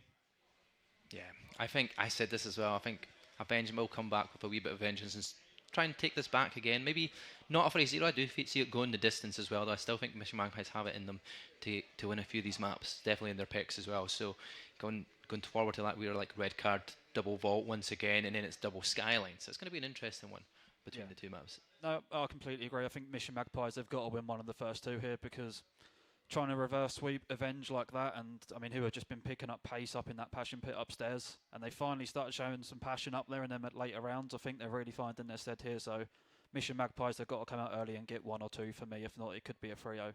Yeah, certainly. There's obviously still other matches to be played here as well. I'm mistaken, who we've seen recently on the stage here, obviously getting to that winners or grand finals. They're looking sharp as well, aren't they? Yeah, no, I mean, 100%. I think just the top 4 in general right now is going to be interesting. Mistaken look really, really hot. I think if one of the other 3 are to go on and win this competition, levels have got to be up tier to even touch Mistaken. Yeah, so there's obviously confidence levels for the side of Avengers from their past in the Elites side. people obviously calling it out and stuff, saying what's happening, but I think with the experience, it's young versus old here. You've got the new guys on the scene up against old-fashioned heads that are got the knowledge, they've got the skills, but they've also not been playing as often as the guys on the Avenge side. So it's going to be another interesting matchup once again, and we're going straight into that red card hardpoint, where it's a big, massive sets of rotations that are always really important for it. I mean, red card, I think, a big break off here for me for Avenge. They've looked really good on this map upstairs in the Passion Pit, which obviously a lot of people wouldn't have been able to see. But red card here, I think this opening break is huge, and Mission Magpie is going to need to come out on top of it. If not, the way I've seen Avenge look on this map, it could honestly not be close. Yeah, well, we're getting that beautiful flyover of the stadium before we get into the match number 1 here, and our first, well, losers bracket semi-final. So whoever comes out on top is going to be up against Eclectic, who's looked good as well. So let's see where we start off here, and we're getting straight into the map. Thankfully, everybody's on their own account, so we're getting to see the proper names, the proper skills, and they're going to see who gets the first blood here in this matchup. Finally, about time we got the right names for the right players, and Red with a big one, and that is a man right now that he's going to need to step up from some of the performances we've seen early in the day, and he has started pretty well here. Yeah, going up Eskies here, you've got Mimo. P1 being one of the most non-contested, really. It's kind of back and forward battle, but it's mostly about where they're looking for that rotations for P2. And obviously, too early on, you've got 22 seconds left. Who starts to make that rotation early? Who do you think is going to be the best position to be getting pick up with the P2 position? Well, Mission Magpies right now, if you're looking at that mini-map, they've got the sides they want, and they're looking good to collect the rest of this time as well, so they could honestly start extending this, but as we say that, Avenge, they have got themselves in the back. They have flipped just as the hill was about to pop, and right now it's between player 8 and 1, and Logicum will come out on top. But I mean, it's still white right now. No one really being very good at collecting time here off the break of red card. Yeah, definitely. The stage is a really good hard point to be holding on to here, and it looks like at this point in time here, they're getting pinged off of it here, and there's going to be Mimo staying alive in the hard point, finds the 2 that he needs. He's on a free streak so far. He's keeping the time going up their way as Mission Magpies take the lead to 10 seconds almost there, but it's very, very close back and forward. 8 free start from Mimo as well. I mean, maybe I might have to take back some of the comments I said before, because Mission Magpies have started this great, and they're going to be able to trap Avenge in here and push over to that P3. So honestly, Mission Magpies right now, it's a great start for them, and that's what they needed. Yeah, definitely. And you said they had to start strong, and map 1 needed to be one of the ones that they could look toward winning so far in the position of that winning side. But it's very early on here in the hard point. We're looking for that chance for the back rotations now, going in towards the back, where you do see Copley trying to make that rotation run, but he has been followed very closely by Callum, who's going to be picked off by Copley, and that's going to be a good opportunity for Mission Magpies to go back on to 2 and 3 hard points in a good chain position. Yeah, no, Callum did honestly a great job there just to let his team come through that left side of the map and put some pressure on the hill. They might get rewarded for Callum's work right about now. They are going to be on the hill and with their back spawn, so you would like to see Avenge here get some time on that board. If you get pinned in here for P4, it could be a long start to this map for Avenge, but they're slaying on out now, and they might finally be good. If they get that last kill, they do to collect some time. Yeah, certainly. It could be. It was a pretty dead in the feed for a bit there for Avenge to get that break on through. They do manage to spawn out the Mission Magpies towards that back spawn, so that means that Mission Magpies can be the ones that are pinned back here for the next rotation. But it's still the lead that Mission Magpies have here in control of it. It's just 30-second gap just now. Well, I think the big stat right now is Red, who was 2-11, just turned 3-11. We're going to need to see him pick that up, because if them numbers stay like that at around the 0.25, Avenge, honestly, you can't drag someone through a map with them stat lines at this stage of a competition, so hopefully we can see him pick it up. Yeah, he needs to pick up for sure. As you say, that he does find 1 kill, but then does drop instantaneously afterwards, and we're onto the stage. Still trying to slide on through. Logic finds in the 2 kills that he needs here to get that new rotation in. And now lead still for Mission Magpies, but Callum finds 1, Heptix finds another. Now there's only 1 player left alive, and that's Mimo. Anywhere near the hard point as Avenge have managed to clear that one. It's a really clean break coming through, and it does look like Red's starting to come into this map a little bit more, albeit not the quickest pace, but he's starting to find his feet in this one, and it could be a level game after this hill going into P5. That is a huge roar from Logicum rolling back the years there, and Mission Magpies on the hill, and we are going to start to see this transition over to P5. Who said old hands can't do the job, and Logic's finding the free piece there. He's staying alive as well. He's going to try and get onto that hard point time here as well, and get that last bit of scrap time as the rotation starts to move towards that stadium site. Again, Avenge are being there early, so Mission Magpies looking to find that breakthrough, but they're going to have 2-2 split here and try to find the pinch. Yeah, Avenge, they've got a good initial setup here, but you are going to see Copley in the back here, went through that B bomb site, and this is the side we've seen a lot of teams this weekend. They've gone for this control first, pop the time, and keep them pinned in Eski's side, but right now Avenger holding strong. They are getting pinched from Logicon as well from Eski, so be interesting to see how this one pans out. Yeah, Red at the same time is still 6 and 15. It's still not looking too good for him at the moment in time. He's only got 70 seconds in time as well, so I mean, the Avengers, if they start picking up them numbers, they could be getting back into this. They should be leading the way as it is, but Mission Magpies holding the time, get past that 100-point mark. Heptix though finds one pick, his teammate Red will find the opposite mid. Then Ryan is the next to fall from Heptix. The hard point will be broken, but there's only 12 seconds left of scrap time. Mission Magpies looking towards that P1, getting their set up here as Jordan Mimo does find the 2, and now they make that rotation round. Logic in the high ground here out on the outside, trying to push herself through towards the setup. A 19-point split after the first set of rotations. This game could still go either way. And again, the stat line, the one that is sticking out is Red 7 and 17. So honestly, I think this map is dependent on if that man can pick it up. If he can, Avenge could be good for this, and that is going to be freeing the feed dead for them. They're going to be on P1, and they should be good for some of this time right now. Yeah, Heptix finding a good couple of kills there. He's on a free streak so far, but then Mimo will come on around, finds Callum, gets towards that hard point. He does spot 2 players there of the Avenge Esports squad, but they're still managing to hold that time for now. Even on P1, getting some time to pull that gap and actually get the lead in that hard point so far. With 22 seconds left on the time, they're staying there, but it looks like Mission Magpies are trying to think of a setup and maybe a last minute pinch. Yeah, some interesting spawns coming in there for Mission Magpie, starting to run out near that ambulance, and Avenge, they will have that back spawn for P2.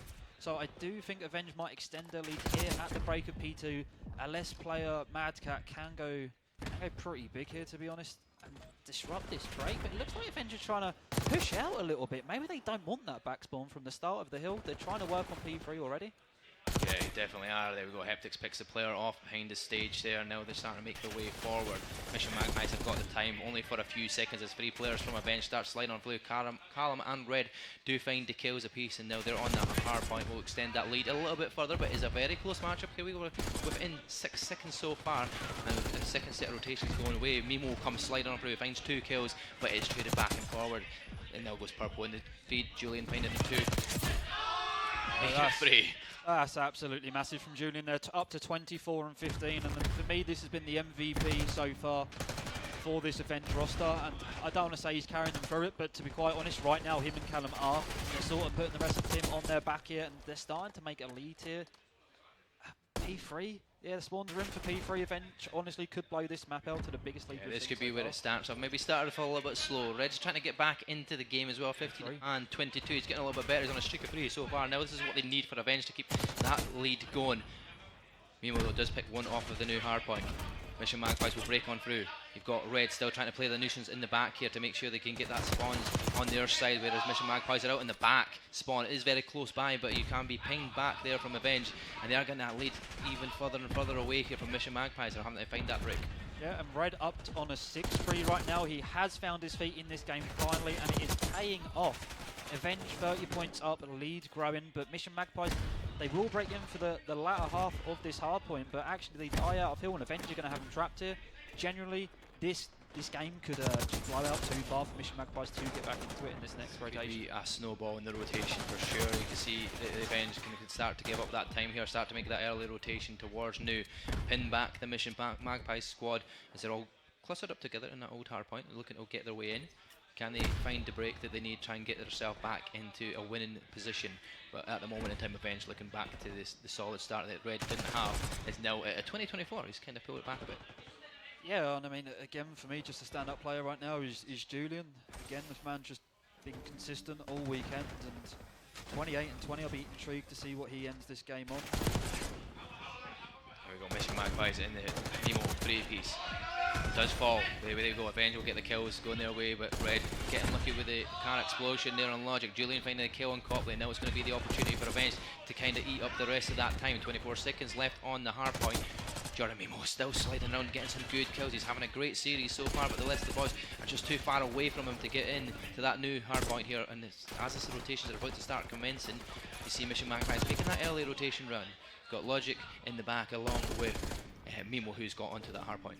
Yeah, it's a beautiful rotation out the old Teds here. They're set up nice for P5, and I mean they're going to need to hold most of this time to get back into this one. But off the break, it's looking pretty good, and I don't think Hectic's is going to get a players in that corner, and he's not. And they do die off the hill though, and now they're going to get caught pinned back in the B bomb site. So Avenger broke in at the first time of asking.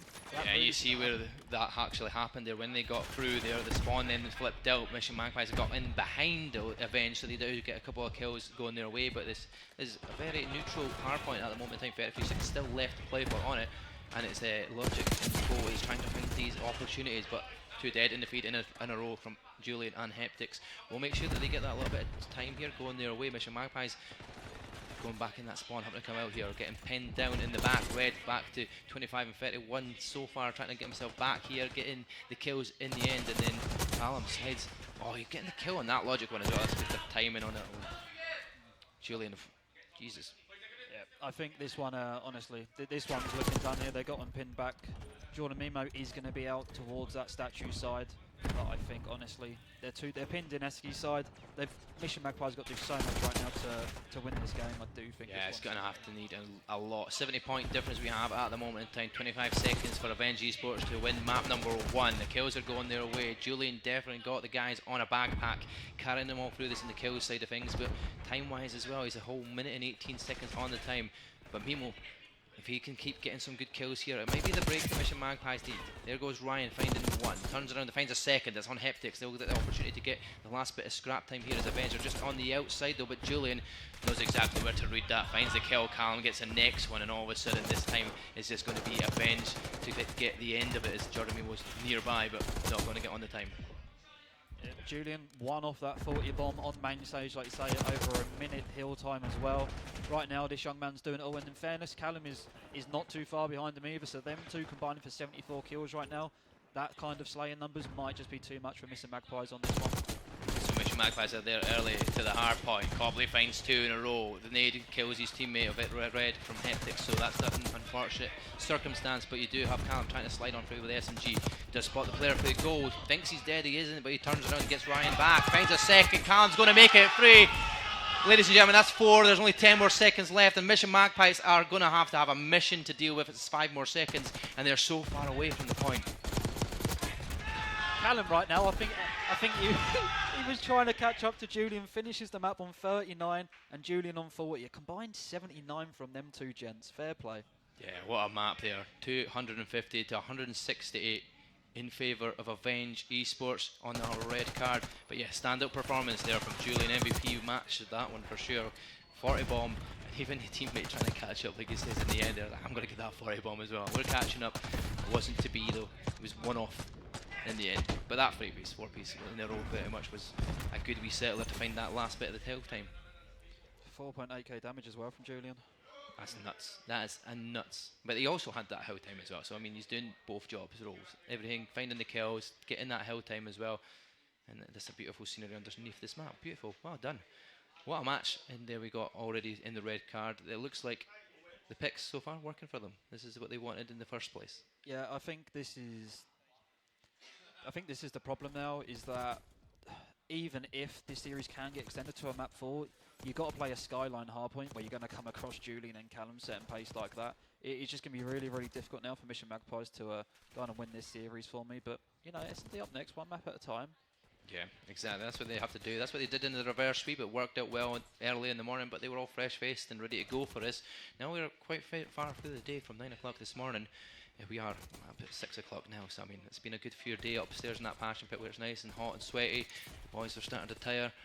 Avenge are starting to get, they're still young. They've still got all that life in them as well at this point in time. Probably not as tired as the old boys that have reaching the total age of 101, which we keep getting told from Connie, as we have mentioned across that stage. But yeah, map 2 going into that vault, S&D. What do we think for that one? I mean, S&D for me, although this weekend it hasn't been the case for Avenge. Outside of playing top 4 seeds in Europe, this elite, Avenge didn't lose an S&D to an outside of them top 4 seeds. They were 5-0. Yeah. So for me, S&Ds is what they should have looked strong in this weekend. But what I've seen personally, that they've not looked great. So I really think this one's open for Mission Magpies to take. Yeah, well, let's see what they can do for map 2. I'm hoping we do have a good game on our hands. It's going to go back and forward, maybe even get to that final Skyline S&D, which could be the decider in this one. But if it's going to be another win for Avenge, I do think it'll be a difficult ask for Mission Magpies to complete that reverse sweep again. Well, I mean, they've done it earlier. They're probably laughing if they're hearing any of this. They've done it earlier, they'll do it again, so I don't think you can ever write players of their calibre off. No, definitely not. Yeah, I asked them before that. I was like, you're going to have to do it better this time. You can't be trying to do a reverse sweep once again. It's like, doesn't matter, we'll do it again. We'll do it again if need be. But we'll wait and see when map 2 gets underway. We're waiting on a few players to kind of get ourselves sorted out for this next matchup. And yeah, as you've been watching this whole time in the weekend as well, you've been updating all of the socials and such like, and the brackets for the players and stuff. Who, out of the teams and stuff that you've actually impressed you that you have not really heard of before in the grand scheme of things? I think not heard of. There's not many I haven't heard of. I think a standout player coming through who I knew for last season was Crybaby. I think personally watching his POV this weekend was really, really impressive. Remind me of Zappy last year, of just his killing ability. And then I think team-wise, the one that's like outshone where I thought they would have gone was Algeria Esports. They honestly, I mean, they secured a top 6 and a pretty impressive performance, to be honest. So yeah, no real huge surprises yet, but you've got to give a huge shout out to Mistaken as well. They've looked like the team to beat.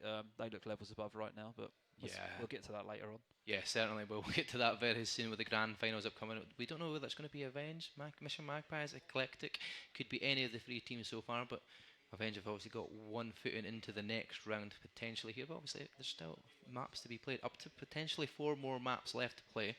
And at this point in time, it could be anybody's. I've seen Mistaken when they were playing. Rush has been a standout player for his side as well. So I mean, that's one of the standout players I've never heard of myself personally. And yeah, he's looking good. Just like Julian has been looking good for the Avenge squad. And then Mimo on the side of Mission Magpies just looking like a standout performance as well from the both of them throughout this whole weekend. So I'm looking forward to seeing who's going to be fighting out in the finals and the grand finals, should we say, because this is obviously the winners' finals, but we'll see the losers' finals later on, and it'll be one of these 2 teams. Yeah, I mean, a long way to go until then, but I do think with Grands being a best of 7, if Avenge can get there and go back into their S&D elite form that they had, then you might have to start looking at them at taking it all, but we're still a long way down the road yet. Let's get through this one, but... Yeah, I'm always looking ahead, but not thinking, well, where can we go? What can we say?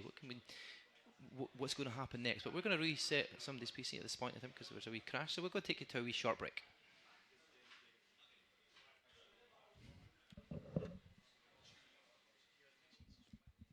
Huh?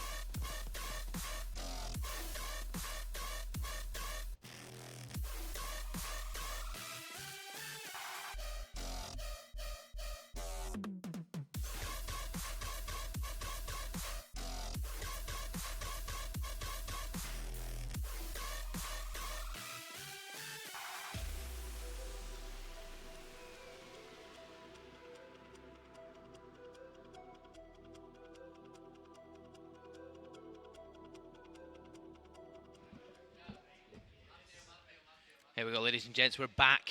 It's Vault, it's S&D, it's map number 2. Avenge Esports are 1 up. I mean, yeah, a little bit of a break between it. Probably good for Mission Magpies. It would have let the others slow down a bit in the form of Julian and Callum. Hopefully they're gone off the boil a little bit, and Magpies can take advantage early in this S&D. Yeah, let's see what they can do. I'm assuming they'll be the attacking side this time around. Is going to be the Mission Magpies squad. What is the plan of action? Normally, early on, you're going to see a relatively quick push towards that A bomb site. Nades, obviously, are going to be crucial at the very start of the rip here, and you see 2 or 4 men of the Avenged Esports going straight down the mid. Yep, the usual bang out A on Volt. So, bomb is going to be going down any second. But actually, Heptix does find Copley here, so they're going to have to stop that plan, but Logicon, he will find Fred.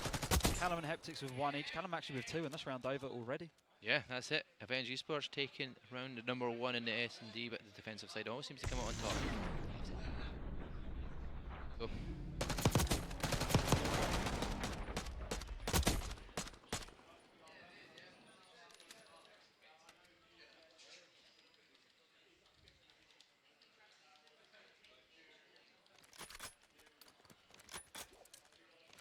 Right, so let's see if Avenge can have a bit more successful attack than Mission Magpies did.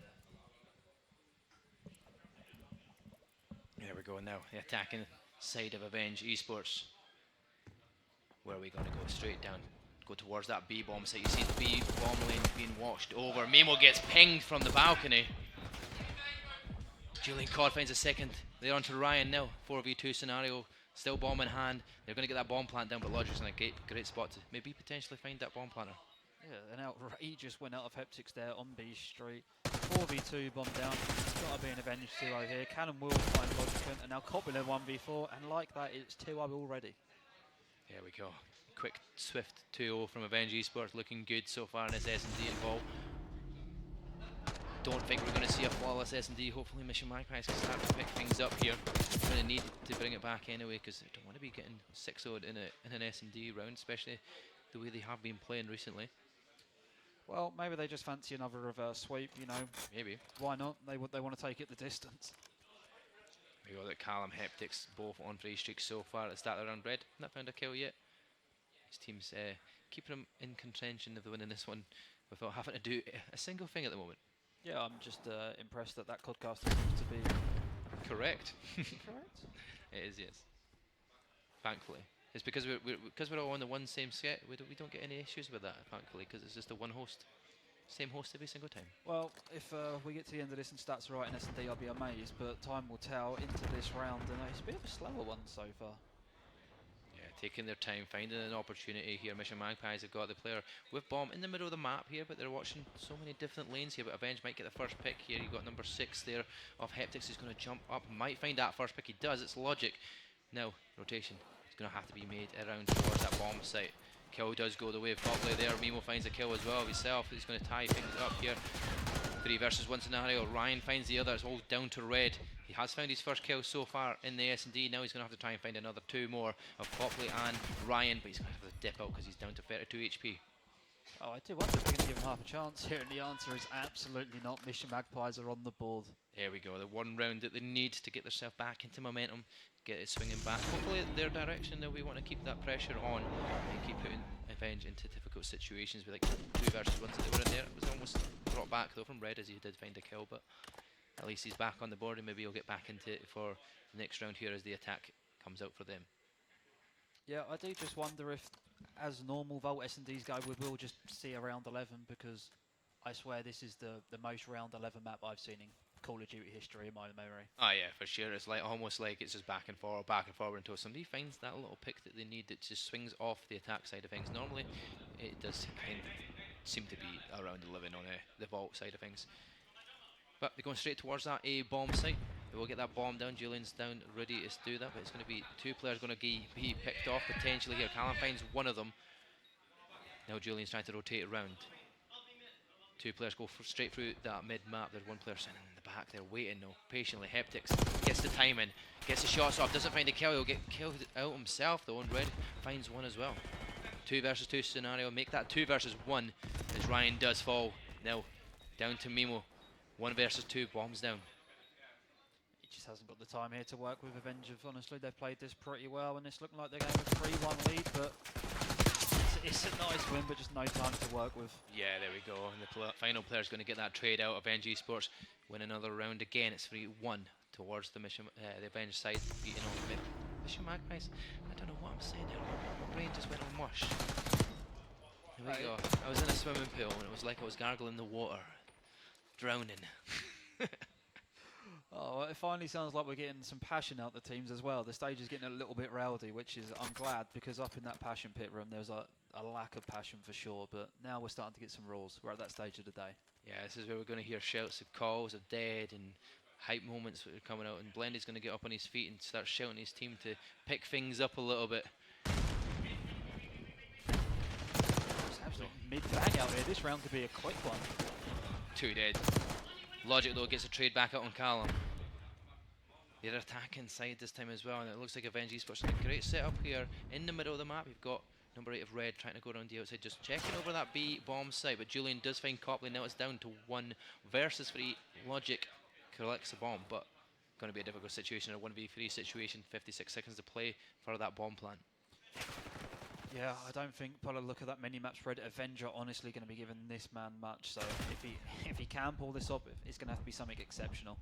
Yeah, the one player's obviously spotted him, took some shots at him. Logic managed to dip out, gets through the wall, but these players are going to be watching over from balconies. Heptics must have seen him track down through mid-map, and there you go. 4-1 goes away of Avenge. Looking like a solid S&D round, and this is exactly what we see them doing very well when they play their S&D rounds. Like you said, they're pretty much 5-0 against all the other. Well, they beat every other S&D round pretty much, other than the top 4 teams and challengers. If the stats are right, outside of the top 4 seeds in Europe during the elite, they went flawless in a 5-0 S&D spread against the rest of the competition. So, like you say, this is what I expect to see out of Avenge Esports on S&D, and maybe they just took the other opposition in this tournament a little bit lightly, and now they've sat forward properly, because honestly, this is looking pretty good. Yeah, they're definitely looking strong in S&D for sure. Every single one of them finding the kills, finding the early picks as well. And the first blood's coming their way, which also makes things 10 times easier in an S&D round. Meanwhile, though, it does get the pick there, and it's coming off of that car explosion there onto Heptics. Julian Cloud will get a replay back on towards Logic, finds that kill in the back. But then Avenger kind of stuck back in their own spawn here, looking towards that A bomb site. They're watching where the rotation is going to come in, and Callum between the transit will fall. Mimo giving themselves the advantage here in numbers. This could be a big defensive round win here. They cannot go 5-1 down at any cost here. This has to be around Magpie's CA. Red gets a good pick there, finds the legs, and that's the kill on Copley. Now, Mimo, 2 versus 2 scenario, bomb still yet to be placed. We've got 32 seconds to start making a move towards that. You see them trying to rotate around towards that B bomb site. You already have one player sitting there waiting there, and that's going to be Ryan through that vault door. Does he get that timing where he doesn't see the player? He does get the peek. Not going to see that though because of that little bit of the building there. Red does slide on through though. Does know where Ryan is. The bomb will get planted, and they would be able to escape just now. It's going to be the retake that they're going to need from Mission Magpies. Yeah, and I mean, this has felt like a lot slower round than ones we've seen previous. And this is going to be a difficult retake here. Player 8 is all the way set up in the back there. So they know their nerd spots here. Yeah, it's a lovely angle to see bomb, and this is going to be really difficult now. Time trying out for Magpies. Julian now gets a stun off the check. Slow him down a little bit. 16 seconds left to play this. Do you see Red finds the pick onto Ryan now. Mimo left in a 1v2 situation. Not enough time to get that bomb now either. By the looks of it, yes, there's definitely not, but the kill comes in either way. Avenge Esports take it to map point. Just impressive stuff. I don't think you can really critique it too much. Really good Volt S&D coming out of the side of Avenge. Yeah, pretty flawless other than that one round that did drop so far. And it looks like it's going their way for this map win. Can Mission Magpies turn around? Can it be a reverse sweep in the S&D? I don't know if that stat line's correct. In the bottom left, Julian 6-1, a man that can't be slowed down during this series. So the answer for me is probably going to be no. Yeah, Julian just wanted to stop it. The weird thing is, well, he uses his hands on the desk while he's gaming. I don't know how it's comfortable, but that's the way he plays, and it's working out for him. That stability is definitely stable. Julian finding so many kills and doing such a great job for his side. That's outrageous. It is, isn't it? I noticed it the other day earlier, and I was just like, wow, this is can't be uncomfortable. And he said it's definitely not. But it's looking comfortable in the game so far. Now, 1 versus 1. Bomb's going down towards A for Mission Magpies. Back and forward, the kills go. Red finds it. Oh no, Ryan wins that gunfight there. Now it's all down to Julian. What can he do here? 1 versus 2 scenario. The slide comes in, he does pick 1. He's going to get the second option. He knows he's there. He's going to go shoulders. He gets the kill. Julian will get the time for that defuse. Plenty of time to play for. The win 6-1 in the S&D will go towards Avenge Esports, taking this to a 2-0 lead in the series. A flawless S&D apart from 1 round dropped in that. Do you know what's more impressive? That 1v2, I've just peered over to Julian, 0 emotion, but everyone else inside the venue has a little bit. Yeah, Julian's like, yeah, this is a regular day for him. I've just put my controller back on its desk as I lifted it up for a wee bit of a celebration, and then puts it back down, ready to go into it again in search for. We're going to be going back to Vault once again now, and you do see the players. We don't get to see the stats because they decided to jump out, or we're getting maybe technical issues again. Hopefully it's not crashes. Hopefully not. I just say copy. It could be every single map we get a crash, and I think the players have to join someone else's session. Yeah, they're joining. This is the whole COD side of things. But yeah, a good round 6-1 S&D. Can't be stopped at this moment in time. 2-0 up in the series. You see it going for 3-0, or you see Mission Magpies finding this extra energy here for the reverse sweep. Well, I mean, if I sat here earlier and, Avenge were 2 up in the series, I'd have said, yeah, that's done in 3. And then Mission Magpies, they come back with a reverse sweep. And, I mean, if you write off old heads like that, they just love it. And it just rolls them up more. So let's go. They're going to get 3-0'd, and we'll see the reverse sweep, hopefully. Yeah, certainly. Well, we're going to go to the replay reel here at the moment in time. It'll be a very swift and quick one because they were very quick rounds for the most part. A few ones near the end start to slow down a little bit, but Avenge Esports, with it being 6-1, definitely a lot less replays that will be had from this one. Well, I'm hoping that Heptic Shell B Street comes up, to be honest, because I'm hoping someone else has put some shots into that player balcony. If not, it's an outrageous win. Yeah, some of them kills were phenomenal already as well. The picks in position where he's been at as well. Just the finding the tight angles, the nice wee little fine pixels between where you get that kill or not as well, especially down that palm tree side to get the little pixel of a foot. I mean, I wouldn't have seen that at my age. I'm just not finding any of that. I wouldn't have even realised he was there. He would have probably turned around and beamed me through the wall.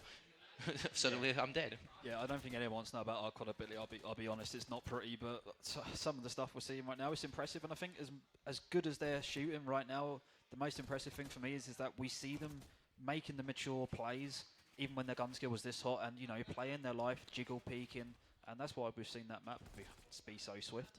Yeah, certainly. What's this? Oh, so after this one, though, we're going to be going to see who's obviously facing up against Eclectic. Avenge Esports are almost there to get that game against Eclectic. Mission Magpies getting that reset, regain potential, get themselves warmed up again in their heads, and think about what they're going to be doing next year. Back onto Vault for a control side of things, though. And what was it? Control that they did win in the reverse sweep the last time round. So. Yep. I mean, a reverse sweep always does start with a map 3 win, so they did win the control, but no, but I mean it was a Vault as well, was it? Yeah, it was a Vault. Yeah, 2, 3, and 5 are the same maps this time. So that's what I meant, maps. Sorry, no, it was the same map mode. Obviously, yeah. Of course, it's map number 3. Would you believe it? But yeah, I mean, it's good because obviously they won it earlier, but I think it's smart again because we watched the lads play Protocol up in the Passion Pit, and Protocol, Control, Avenge look really, really good on. And obviously they don't play the old heads on Hacienda, so yeah, I think Vault's yeah, so that's clearly where you go for the picks because like they were saying, even them, I overheard him when he was speaking before the match upstairs. They were like, they are not going to pick us to play on a Protocol, and I was like, because we're just too good on Protocol, they're not going to pick it, so that'll be the ban. So we know where we need to work at, we know what game mode we're going to be playing, we know what we're going to be playing on. So they knew this was coming, so Vault was going to be our third map. But we're going to have to go back to a wee short break again while we get set up for that Vault control. Love COD. COD.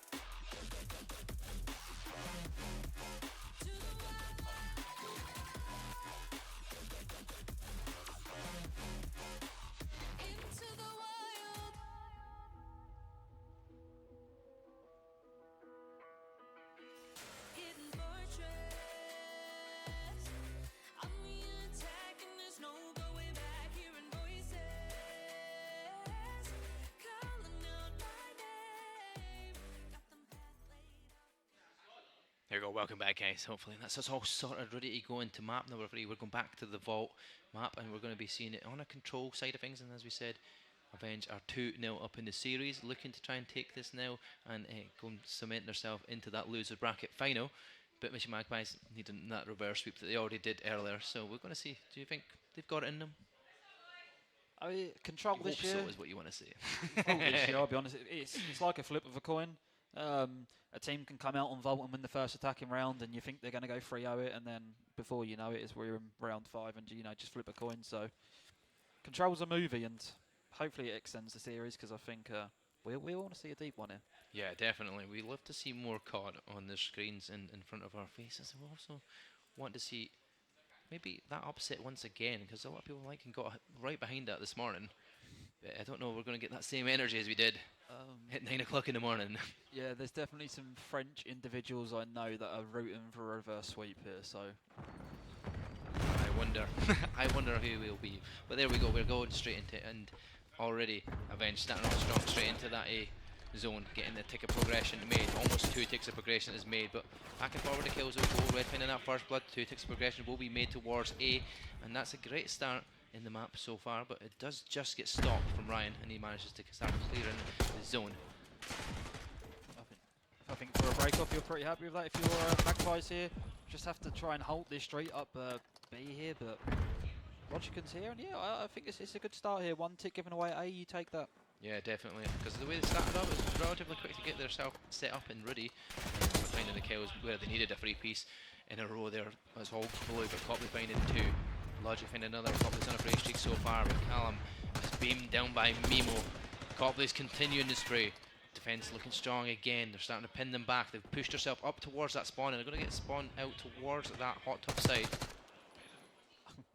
I mean, it looks like I'm looking at different Magpies here. Maybe they just wait until Vault Control to lean forward, because this is a good start, and only 25 seconds left for Avenge to try and get some tick progression. Yeah, tiny little bit of time, but they do get on the zone for now.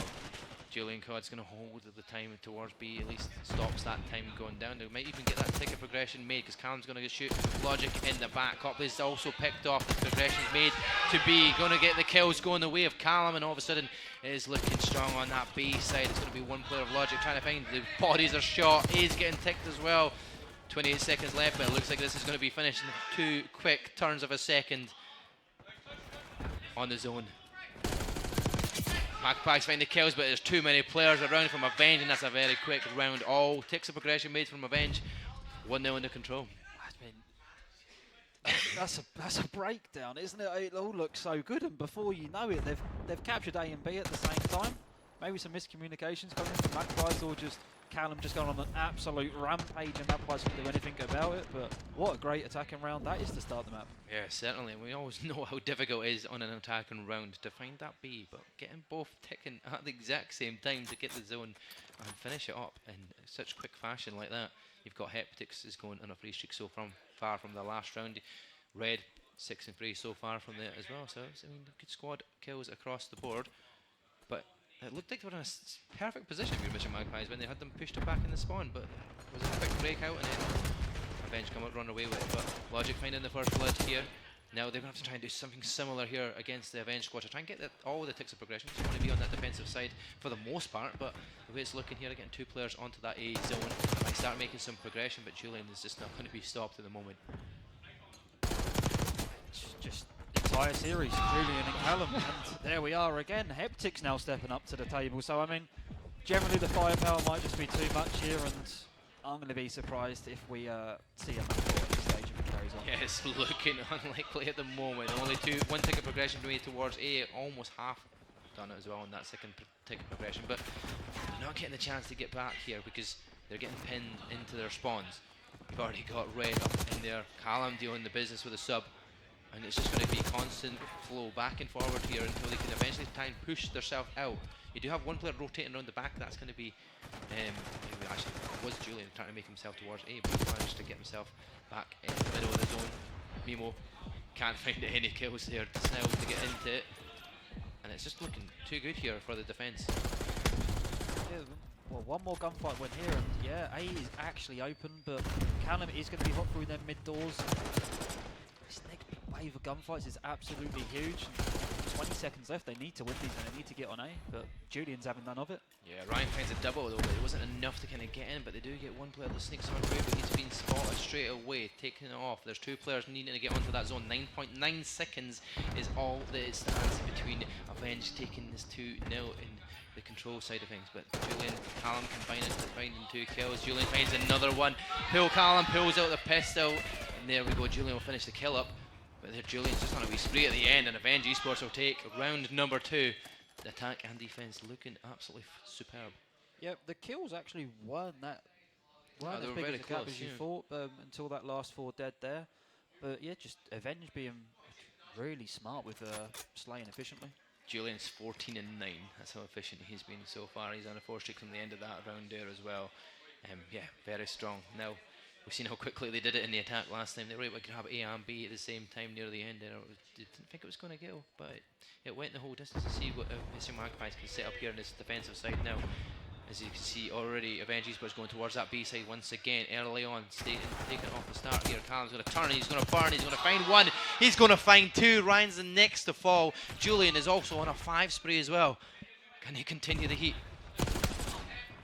I think the answer is just going to be quite simply yes. They're absolutely cooking right now. And if we do go into losers final straight after this map, which is most likely, you've got to feel for Athletic, because these lads on this side of the stage are hot. Yeah, certainly. Avenge are definitely already warmed up. This is going to be potentially the 3-0 win, it looks like, but Mimo manages to get the kill on Callum. Madcap, Ryan will find Red. Progression's made, but there is the contest in now. Logic tries to make that contest go to 0, but the tech progression is going to be stopped for now. Red beaming down the B lane, finds 1, finds a second inside the building as well, and now that'll be that B progression made. 2 players hop the zone, the progression's made, an extra minute added, 1.55 seconds we've got on the clock here, 2 minutes almost, and it's going to be the chance to take the A zone, which is tend to be the easier zone to take. Callum finding 2, Heptics combining, it's 22 versus 15 in the life count. Yeah, the Heptics and Callum right now, they've just been a pain. You're seeing all them arrows off spawn, having to go back, allowing 2 players for Revenge just to get straight to the point. Yeah, Mimo from down below though does get 1 kill traded out straight away though, but Logic and Copley combine, find at least 2 players. Copley will make it another one and push them back a little bit here, but there's still plenty of lives to play for, plenty of time as well to get that A tick progression made, because we've got 1 tick so far, 2 more to make. Can we see the pin down of Mission Magpies back in their spawn, and it looks like it's going that way, but Heptics does get picked off. Well, there's no room for error now. This is where Magpies, they need a solid 4 dead here. If not, their numbers are just dwindling here. Callum with a 3 spree. And that's an outrageous job, but the way he's shooting, why not? 14-5 on the lives, and I mean, it don't even matter. It's done. It's a 3-0 to Avenge. Top 3 secured, and Mission Magpies going to bow out top 4. Yep, there we go. Definitely in the top 4 for sure. Avenge Esports winning, getting their revenge against the Mission Magpie squad in fine fashion. 3-0 into control. A 3-0 series win. They're going to be up against Eclectic next. And look at that performance. Julian Cod and Callum both 19 kills. And that's just a phenomenal performance. Copley though, on the other hand, he was 20, but his 2 other players, Ryan and Logic, just couldn't find the numbers in this one. Well, I'll be honest, I just have severe trust issues with any scoreboards this game throws at me and S&D and control, so who knows, but if correct, yeah, I mean, Copley was shooting well, but... One thing is for sure, is most of this time it's been correct, and I'm pretty sure it's because we've only got the observers next door to the hosts, so we're not changing it, whereas that's the issue with broadcasters. So I mean, if that's right and the scores are true, it was definitely a strong performance from the Avenged squad. So, we're going to go to some replays here from that small, short 3-0 control. Some great pieces you've got in there from Callum. He was just on top form. Yeah, standout player on that control for me. Callum had a really good map, but I think you've got to give Red a shout out there as well. Had a really good control. Obviously, he started the series at a snail's pace, but by the end was shooting pretty straight. So yeah, you got to give a shout out to him. He found his rhythm, and if someone like that is going to step up his game and help Julian and Callum in the slaying department, then I don't know. They might go on to win the entire thing, but a long way to go. Yeah. Well, we've got the side of Eclectic that's going to be taken to the stage, the main stage, and obviously you've got the Avenged that are still warm from that last series. They're going to be hot and ready to go. Obviously, we'll go through that whole veto process. We'll get to see what maps they're going to be facing up against each other in. But Eclectic have sat here watching this matchup here between the two sides. Will they take some notes going into this one? Will they have a few ideas of where they can potentially find an opening against the Avenge Esports squad? Veto-wise, I'll be honest, originally, after or midway through the Elite, it looked like Skyline was really Avenge's best map by a long margin, but it looks like they've sort of widened their map pool, whatever practice they've got coming into this event, and Red Card is right there with them, so now you run into a real issue in your ban process against Avenge. Is it Red Card or is it Skyline? Yeah, that's true. That is true. Well, we know it started off quite slowly for them in Red Card for Red anyway, but I mean he picked it up, so maybe they'll still keep that, and hopefully Red doesn't pick up at all in the round, because that'll maybe make it a little bit easier for Eclectic. But if you've got Julian and Callum just beaming and doing what they have to do, I mean, you can't really stop the two of them. They've been phenomenal all series. Yeah, I mean, as long as you've got King Julian running around the map, I think you're in pretty good stead to do just whatever you want, to be honest. So, yeah, someone's going to have to shut down Julian from this Eclect roster, but maybe they can. I mean, they've looked good this weekend. They've been really impressive, to be honest. Obviously, they've had some top 16 placements online pretty consistently, haven't managed to break into that top 8. So, yeah, I think they've been a kind of... I don't want to say a standout because I don't think it does the players justice, but they've really impressed me, to be honest. And I think when I go back onto online, I'm going to be keeping more of an eye on them. So yeah, I'm intrigued for certainly this one. will be. Well, Avenge have obviously won that one and gone towards this loser bracket final. We're going to go over to the desk where we're going to see Pablo interviewing the Avenge coach of Blendy. Well, Holy ES Hub LAN, guys, we've just seen an incredible matchup between Avenge and Magpies, and well, they performed the revenge from that game 2 and managed to do it with some aplomb and some style. I am indeed with Avenge's coach Blendy here, and obviously, I mean, the Magpies, they look so good in that game 2, and it was such a surprise to everyone to see that reverse come through. And you guys just seem to have a different attitude, and, you know, we talk about having a plan B, but what was your perspective on that game? Yeah, I think the boys were definitely up for this game. As I say, as we all know, they lost this morning. I think it was a really slow start. I mean, I think we know the sort of talent on the team. You know, they're definitely capable of more than that. But yeah, the slow start hurt them this morning. But they were definitely hungry to make swift work of them the second time. Yeah, I think that was a really important thing for them in this game, was to flex a little bit of dominance, just to really kind of push back on the kind of like hate that they've had. Now, we talk about them kind of dropping from the winners bracket and going down to losers bracket, which is probably not ideal, and obviously everyone then goes insane on the timeline. I just wondered what your thoughts were. Just do they tend to start slowly, or what kind of issues have they faced? Yeah, they do tend to start slow. I think there's a lot of ego on the team. I think they think sometimes, you know, everything's going to be easy. They're going to walk through people, and you know, 3 of them are still very young. I think they're learning. Obviously, Red's a bit older, and he tries to sort of get them locked in from minute 1, along with myself. Yeah, there is the odd slow start, and I think if they can work on that, then, you know, it'll help them win their maps easier, and, you know, they'll take that extra map against some of the better teams that are not just playing here, but, you know, online as well.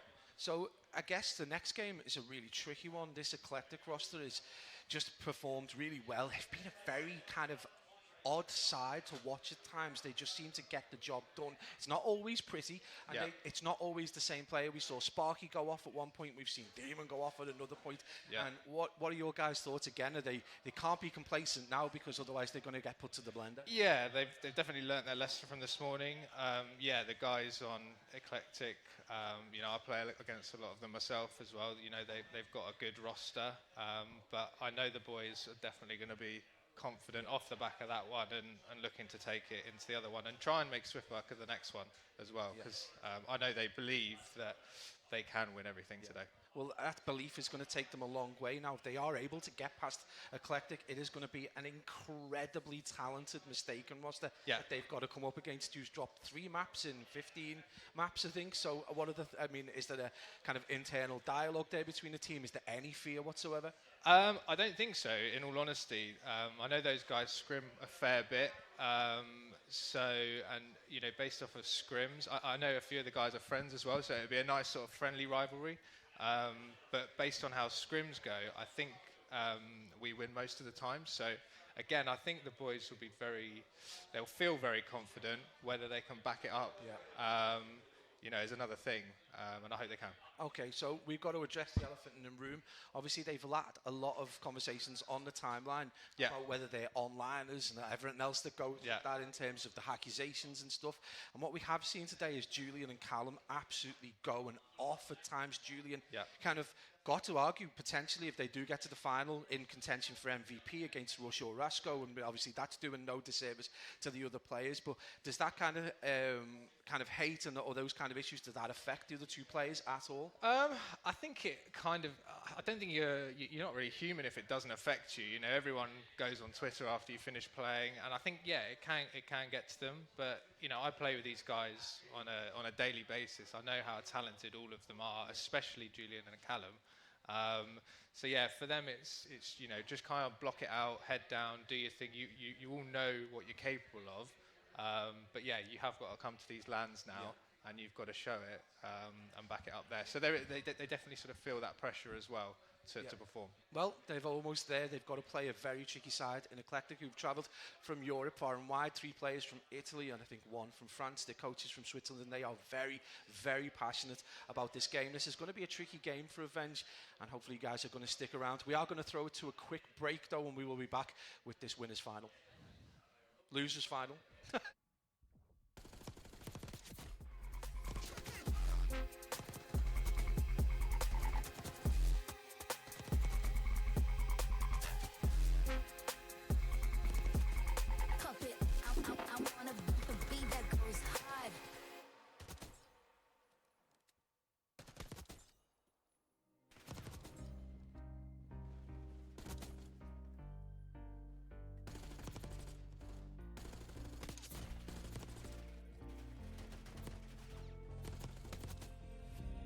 Heaven just knows what it wants. Will I go back to the place where I belong? Everyone could break my heart, but I try my best to not fall apart. And I found it hard to let go. The memories keep me together. Gotta fight till the end, no pressure, no pressure. And I find it hard to say no to the ones who want something better, to the ones who never say never. You'll be my pleasure.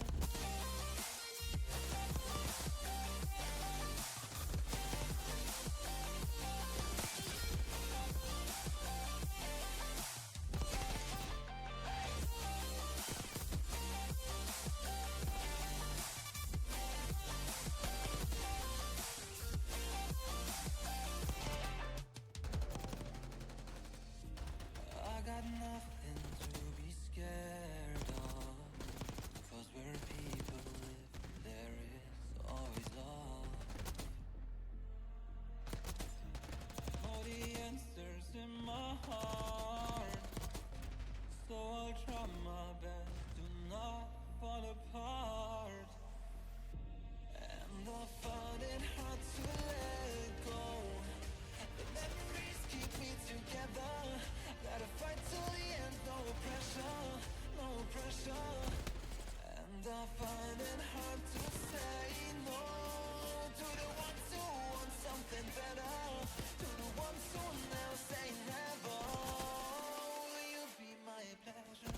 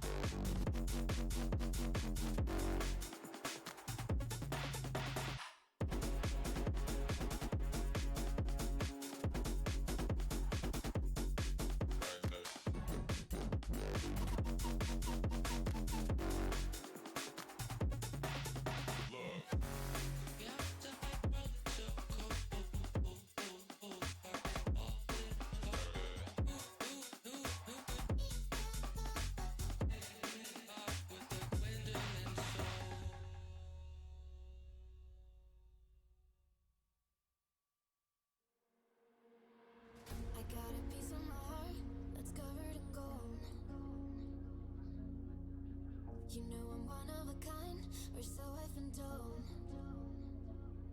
No matter where we go, I know we're gonna make it. No matter where we go, I know we're not alone. We face it all cause now we know that we can take it. We face it all cause we go big or we go home. Dance like you made it, you found it all.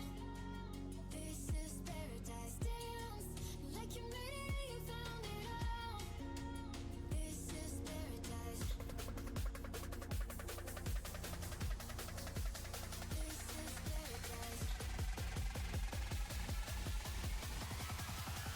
This is paradise. Yo!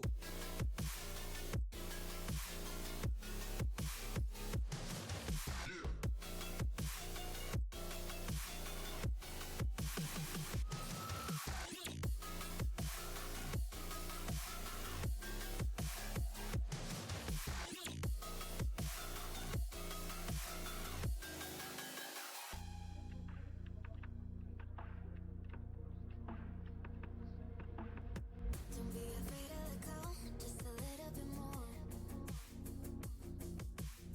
Taking the heavenly glow, we've come to adore.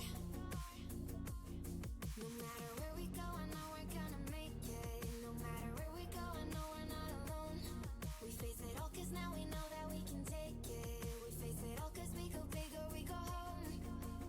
Dance like you made it, you found it all. This is paradise. Dance like you made it, you found it all. This is paradise.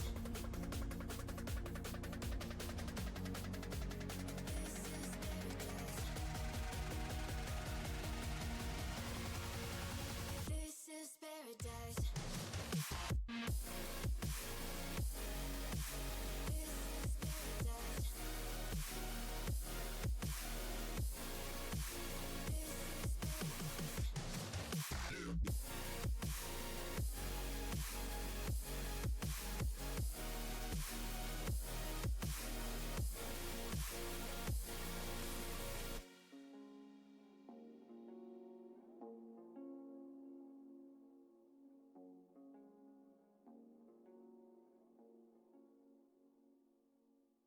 I feel the gravity pull and it keeps me away.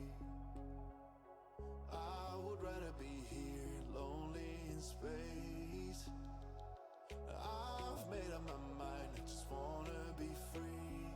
I live my own life in a new galaxy. I wanna be weightless in the silence of the night sky. I wanna free fall into nothing at all. I'm taking the moment, starting all over. I wanna be free and live my own life in a new galaxy.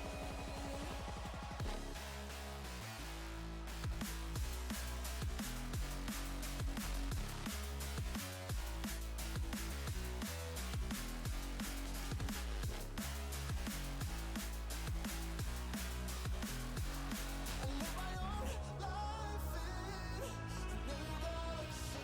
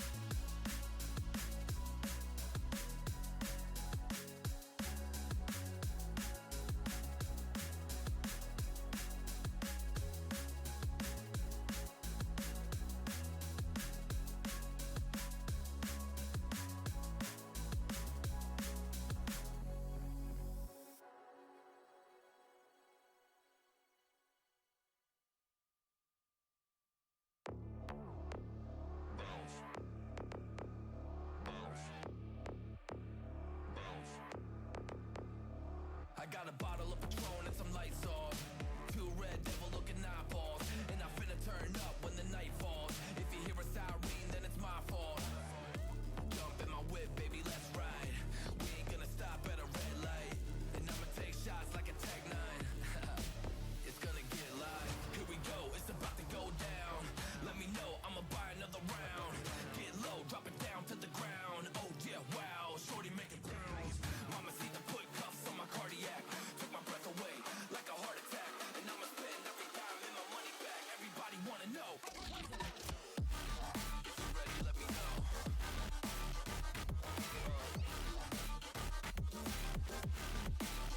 Let's go. If you're ready, let me know. Let me know. Let me know. If you're ready, let me know. Here we go. Let's go.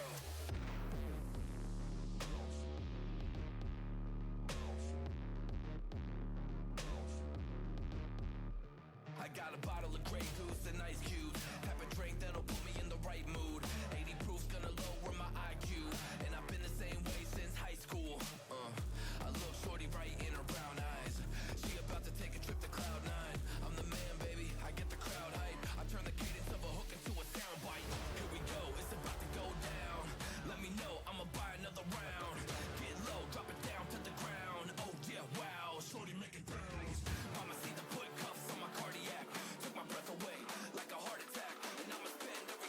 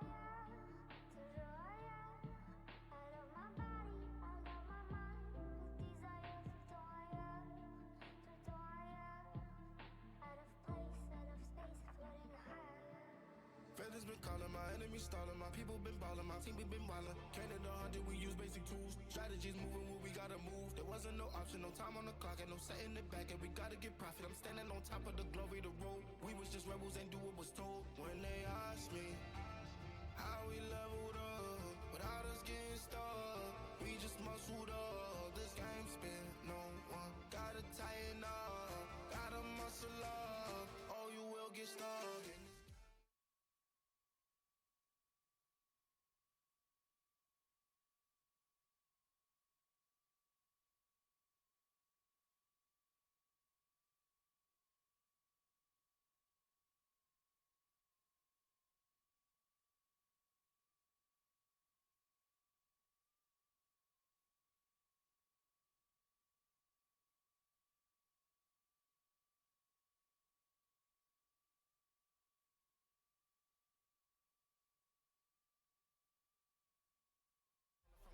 Misunderstood, and the pressure will sit you right down, but I stood up, I mean what I say, and I say what I mean. On the balcony screaming, they just let me be. We had to slow it down, what goes around comes around. Oh, the frequency different now, I was going through different rounds. Hey, it's crazy, the progress is hitting now. Ain't no sitting and lost and found. I found what I lost in a minute now. I was on the wrong path, I admit it now. My only option was to get it now. I got it on both and I learned from the losses. My failure was friendship, I saw it was costing. Started like everyone had certain tools. Only difference is I knew what to do. Now everyone calling when progress is stalling. My stock is misslowing, my life it ain't boring. Ain't no more hitting me up when you lose. When it's time to wake up, see you hitting the snooze. When they ask me how we leveled up, without us getting stuck, we just muscled up. This game spin, no one gotta tighten up, gotta muscle up, or you will get stuck in this game.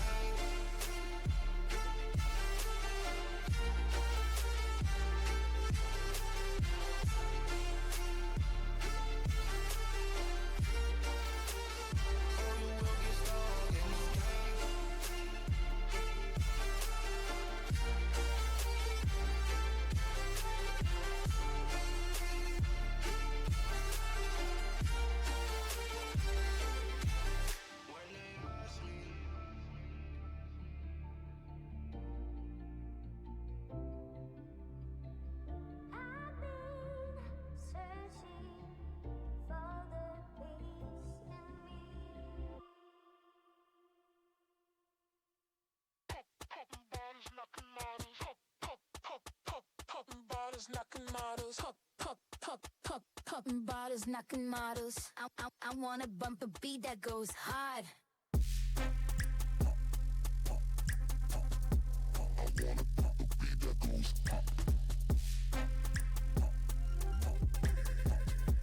I wanna bump a beat that goes hard. Popping bottles, knocking models. Popping bottles, knocking models. Popping bottles, knocking models. I wanna bump a beat that goes hard. Pop it.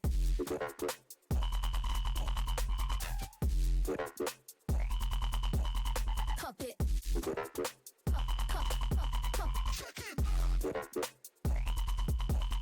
Pop it.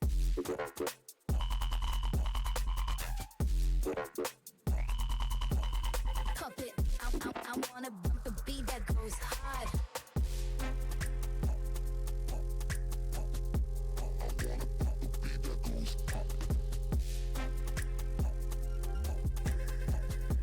I wanna bump a beat that goes hard.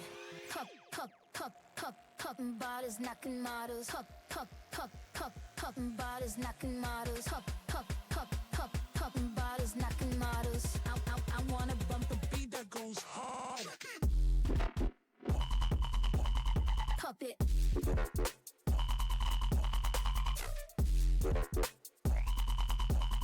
Pop it.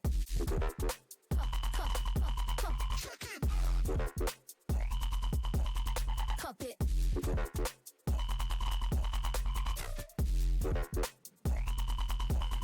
Pop it. I wanna bump a beat that goes hard.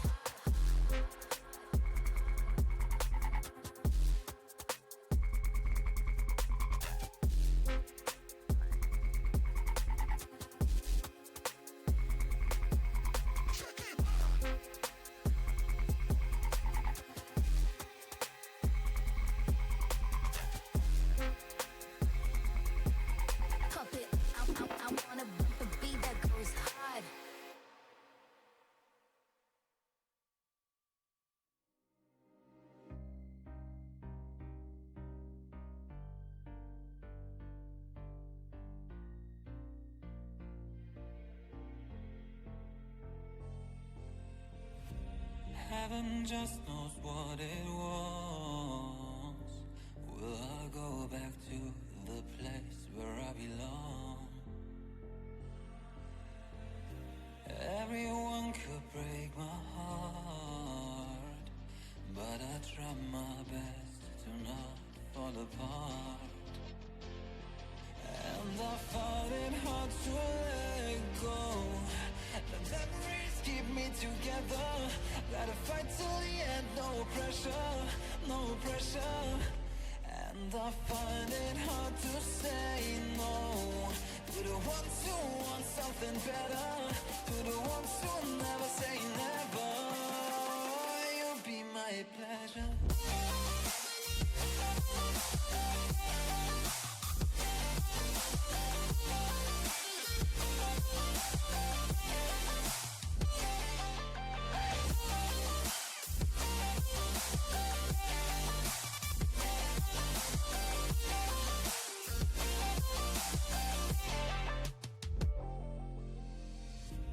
I got nothing to be scared of, because where people live, there is always love. I know the answers in my heart, so I'll try my best to not fall apart. And I find it hard to let go. The memories keep me together. Gotta fight till the end, no pressure, no pressure. And I find it hard to say no to the ones who want something better, to the ones who never say never. Will you be my pleasure?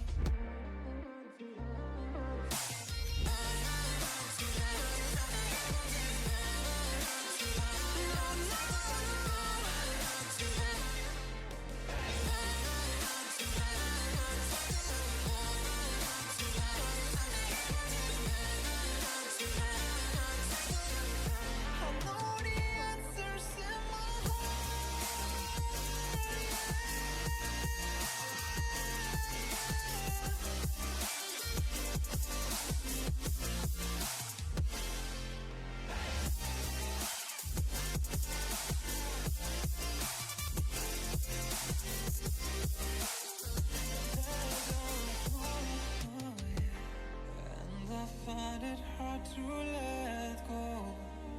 Memories keep me together.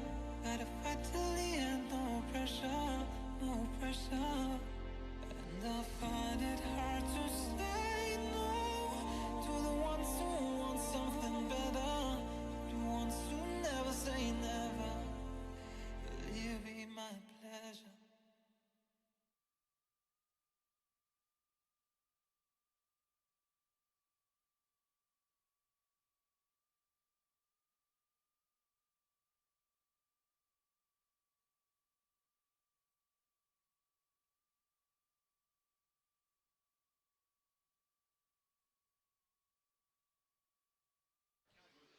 We are back for losers finals of the Esports Hub January Clash.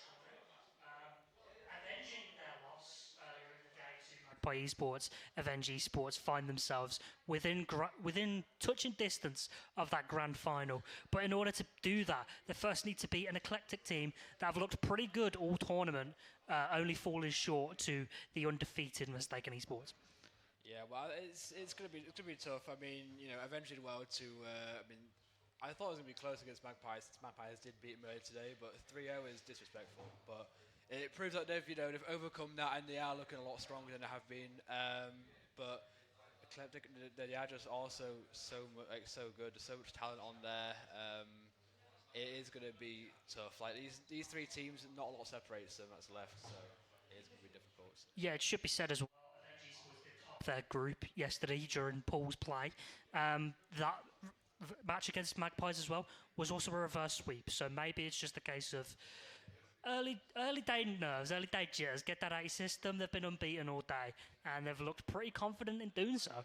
Yeah, I think that was the Avenge. I think that everyone kind of anticipated. Obviously, the series that they dropped to Magpies previously, I think everyone was kind of in a sense of it wasn't expected, and because of the way that the expectation has almost been set on them to win the event, it might have been, I don't know, maybe some nerves or something that basically snuck into the team. But yeah, that last series, very convincing. Every single map. Especially Julian, I don't know, the guys mentioned it kind of at the end of the series, put up some massive numbers, but across the board as a team, they all contributed. There wasn't really a slacking player on the team, and unfortunately for the Magpies, they kind of felt the full force of what everyone was kind of anticipating this Avenger roster would bring to this tournament. So yeah, they're coming into this one with some very high spirits, I would assume, and some high confidence as well. Yeah, a lot of the community pegged Avenge to be one of the top 2 teams to expect going into the tournament, especially after their dominant performance during pool's play. We're going to head over to the brackets now just to give you one last look at things to see where we're standing, where we've come from in today's action.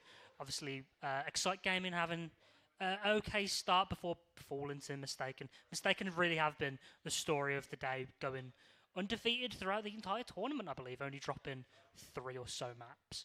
Not a lot of maps at all, and I mean, yeah, I think we all kind of expected it. Them and Avenger being like the 2 we've been talking about the most, saying they're going to be meeting in the final, and it could very well happen. But yeah, I think Mistaken have just been so on top of things. Like 3 maps within like 8 different teams is truly like it is something different. But yeah, it's whether a Collector or Avenge can match that as a question.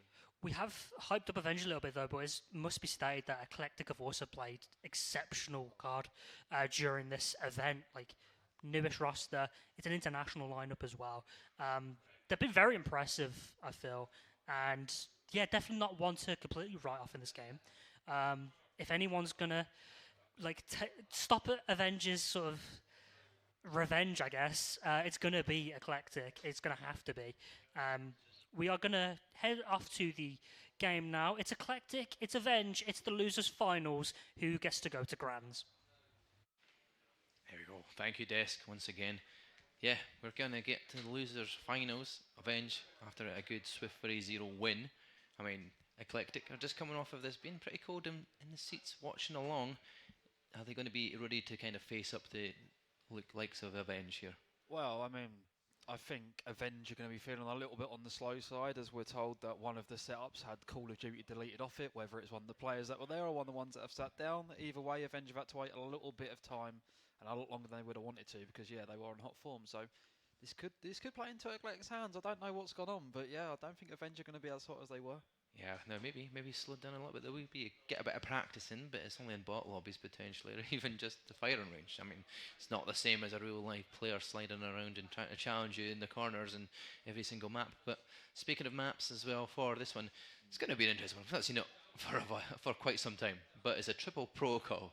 I don't know who slipped that through and how they managed to get that as the vetoes, but it's going to be a tough setup here, especially because Avenge have been looking really good on protocol, especially the control for sure. Yeah, I mean, protocol control, I'm surprised that's come through. To my knowledge, that is Avenge's most successful control map. So, I mean, just keeping track of players like Callum and Julian, it just can't be fun on protocol. And the fact we're seeing it in Hardpoint and S&D, I mean, surprising to me, but who knows? Eclectic, I mean, they've had some top 16 placements online, so I've not really been able to dig too much into, that analytical side of, their maps and what they prefer to play. So maybe they might just be some protocol demons, and maybe that's the case. Maybe we'll see. We'll have to wait and see anyway. Well, the boys are all going to be sitting ready to go into this one. Obviously, whoever wins this one goes on to face Mistaken, who are also going to be pretty cold for quite some time waiting. It's even longer the more issues we have. So that's even longer for Mistaken to not be behind the sticks. And even Rascal's still sitting in the audience just cold as hell with his hoodie up and everything. So, I mean, he's just going to watch some of this and potentially go and get warm up himself, because whoever wins this will be facing them. Yeah, well, I mean, he looks like he's having a great time there, to be honest. Little nap, just chilled vibes for him. The stress right now is on the players on the stage, and I mean, you've been able to see more of this Eclectic roster. So who do you think from each side of the players we've got to look out for here that could take over this series? So Dexo has been a good standout performer for his squad for sure. So I mean, he's been getting quite good numbers in terms of the kills. Also, when it comes to the hardpoint, he's been pretty much in and around the hardpoint, getting most of the hill time as well. So I mean, for this one, going into the protocol hardpoints straight off, I think he's going to be the player you need to watch out for Eclectic. So I mean, we'll see what Avengers can deal with them. But they've got 2 really good subs to their own. So I mean, gotta stop Callum and Julian, and that's going to be the difficult part. They're not too shabby, but it doesn't look like we're getting into this one straight away, or was that just a Yep, that's scoreboard appeared? Okay, Yeah, we are good. getting into it. There we go. We get to see their faces. There we go. There's Dexo himself. He's prepped, ready. He's put his hat on today, though. He must be a little bit cooler behind the table. But there we go. All ready and raring to go. Map number 1. All the individual members are locked in. You can see how focused they all are now in front of their monitors, ready to get to map number 1. Well, this opening engagement here is absolutely massive, and I'm intrigued to see how many players actually drop under and try to take a route through bunker. That normally seems to be the big one to make off the break. But wow, Revenge 3 dead. That's a great start for Revenge 3 dead straight off the rip. Barrow was the only one to stay alive in that engagement, but it means Revenge Esports are going to be hitting behind that artillery spot. Barrow's still trying to stay alive, wait for his team to kind of come back after that respawn. Back and forward, you can see the challenge come in. Barrow tries to slide on out, does get killed. Callum will find that pick. It's going to be Red that finds Don Demon, and they're going to push on through into that Grandma's house, hoping to try and find the players of Eclectic who are all sitting posted up inside that building.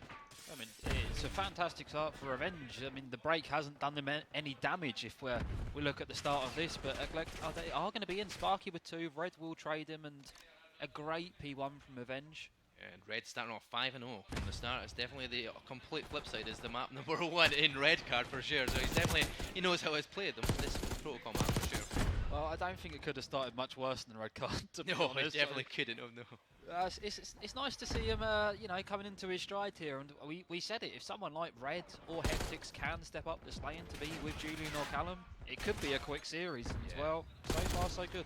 So far so good. They've got P2 under control here as well. Eclectic are kind of trying to find their way in here. Sparky does find one. Dexo will find the other. There's Don Demon finding the 3rd player, and now there's only 1 member nearby, but he's been picked off as well as Dexo finds Callum. The break comes in. 24 more seconds left on the time. They'll maybe get that scrap time because the rotations coming from Grandma's are going to have to go towards that P3 position.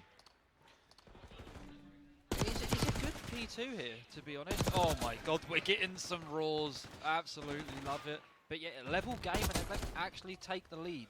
And they've got the rotation for new, so this game's get flipped on its head pretty quick. Yeah, certainly. They've got 2 players already inside new, ready to move one out of the outside just in case, but Julian comes flying on in, finds Barrow. Callum finds Sparky on the outside here as well. Don Demon does turn, finds 1, finds a 2nd. Is he going to find the 3rd one here? He's inside, he's staying alive, he's getting down in through Spiral and stays alive though, thankfully. But Don Demon doesn't manage to keep that going. That spray he falls eventually. Wow. Outrageous, to be honest, from Demon looking hot, and they look like they're coming into this more and more. But Avenge, they might have missed their trips here early on in the game. They could have extended this lead really quite far, but instead they're in the lead, and if the kills keep going this way, P4 rotation is going to go that way as well, and this could really get out of hand. Some big gunfights about to go down in bunker. Yeah, certainly. Very dead in the feed here as well, giving them the opportunity. Now we're going to go back into that bunker side here. Heptic's going to get the challenge and does find that kill. 1 pistol shot was all it needed there to find that one. Callum will find Sparky down below the spiral staircase, and now it looks like we have the team of Avenged ready and set up here for our new rotation and our new hardpoint position. It's going to be all down to the positions of Eclectic trying to make their way down that spiral staircase, finding the break in, but Sparky will be picked off and Heptic's finding that kill. Yeah, it's still the lead of Eclectic, but Avenged Esports are closing that gap. I mean, it was only 3 neg. Julian was 5 and 8, but he is coming into it, so maybe if he can start to heat up, find the form he did in the last series, you might see Avenge take that lead pretty quick, and it's looking to go that way on P4. It's a good hold so far. Yeah, very strong hold so far. Most of that time going their way, pretty much every single second has gone their way so far with 27 left on that time. Julian Cod finds 1, he's going to be traded out by Sparky. That's then traded out instantaneously there by Heptics, and Don Demon now is the only person nearby to try and do something. Heptics on the 5 spree. Oh, is he going to continue? No, he falls. Dexo finding that break. 13 seconds of scrap time means that the lead will go back in favour of the side of Eclectic here. Yep. Back and forth, and if after that first rotation anything we can go off is that we might be in for an absolute belter of a series here. This one could go pretty deep, and it's back and forth, and again Avenger on the P1 hardpoint, and the lead is going to change momentarily. Yeah, certainly. Everything I've noticed though on these last hardpoints that we've seen Avenger watch, they always start off relatively in close comparison in the first set of rotations, then eventually they just start dominating in the kill feed, and then before you know it, you're a 50, 60, 70 point lead. But the way this is going, Eclectic finding a good couple of chances, but Callum and Heptics are combining. Callum's on a 6 spray, and all of a sudden, that 30 seconds on P1 as well, which never normally gets much time seen, are going to get some good time there and get the lead back again once again. Yeah, they seem very efficient on P1 events. They've done it earlier in the day to Zappy and Co, and another team is really, really close, and then it got to P1 and they extended the lead. It's a hill they're very comfortable on, and it's normally pretty mixy for most teams, but when you got Callum on a 7 spray on this hill, there's no surprise really you can collect so much time. Yeah, certainly. Callum's still staying alive here as well. He's building towards that streak. I assume he could be quite close to that one as well here. He definitely is. He must be like that 1 kill, but doesn't find it. He is hit off that heady there, and Barrow will be the one to find that kill.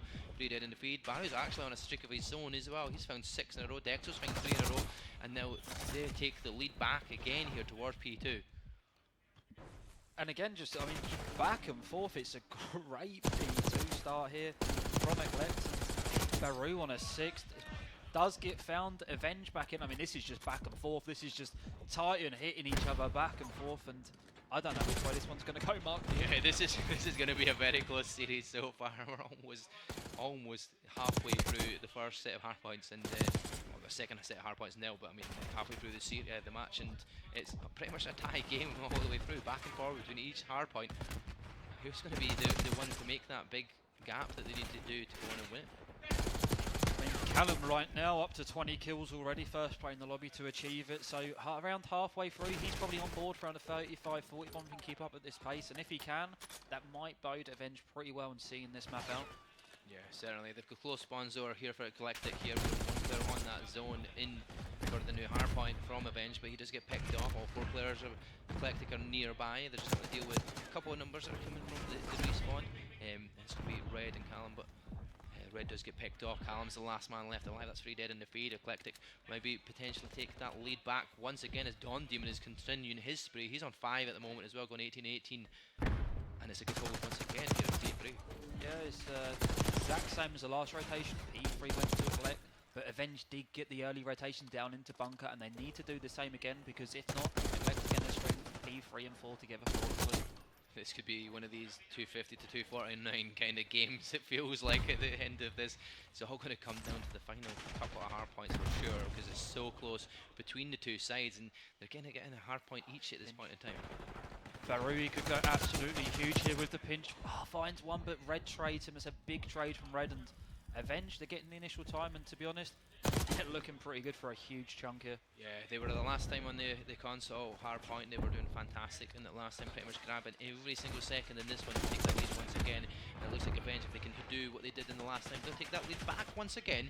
And it'll be a very close one here. You've got Heptics going on a free streak. He's starting to heat up a little bit. Still going a little bit less than the rest of his teammates, but even Julian is not having the best game so far as he has done recently in the past maps, but I mean, I'm sure he's going to start heating up soon enough. But Don Demon once again finds the 2, but it's a wee bit of time stops, but you do get back on that hard point. 20 seconds left to play.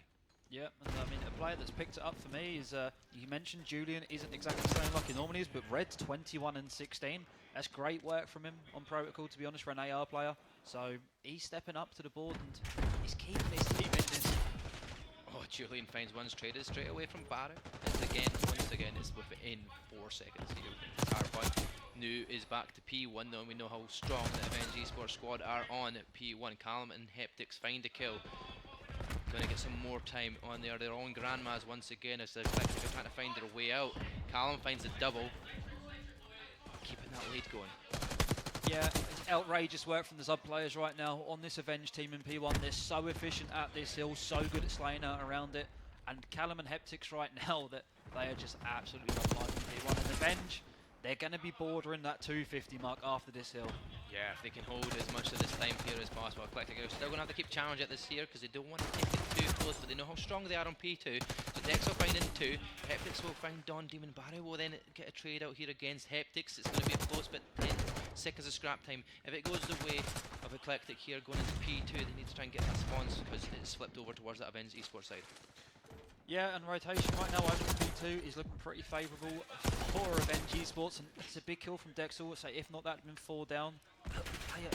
Don Demon has spawned in the back. They're going to have a pinch here on the hill, and I mean, this could be disastrous for Avenge. Don Demon finds one. His teammate finds a second. He tries to find a fur, but 3 dead in the feed. This could be the chance that they needed. Avenge have got 2 players they have to deal with. Well, say 1 number 2 if Dexo is dealt with. They've got 8 more seconds. It's maybe going to be down to what Don Demon can do here. He's going to have to turn up and find a good few kills because it's 3 seconds left. 1 second done. Avenge Esports will take map number 1 against Eclectic in what was a very close hardpoint map.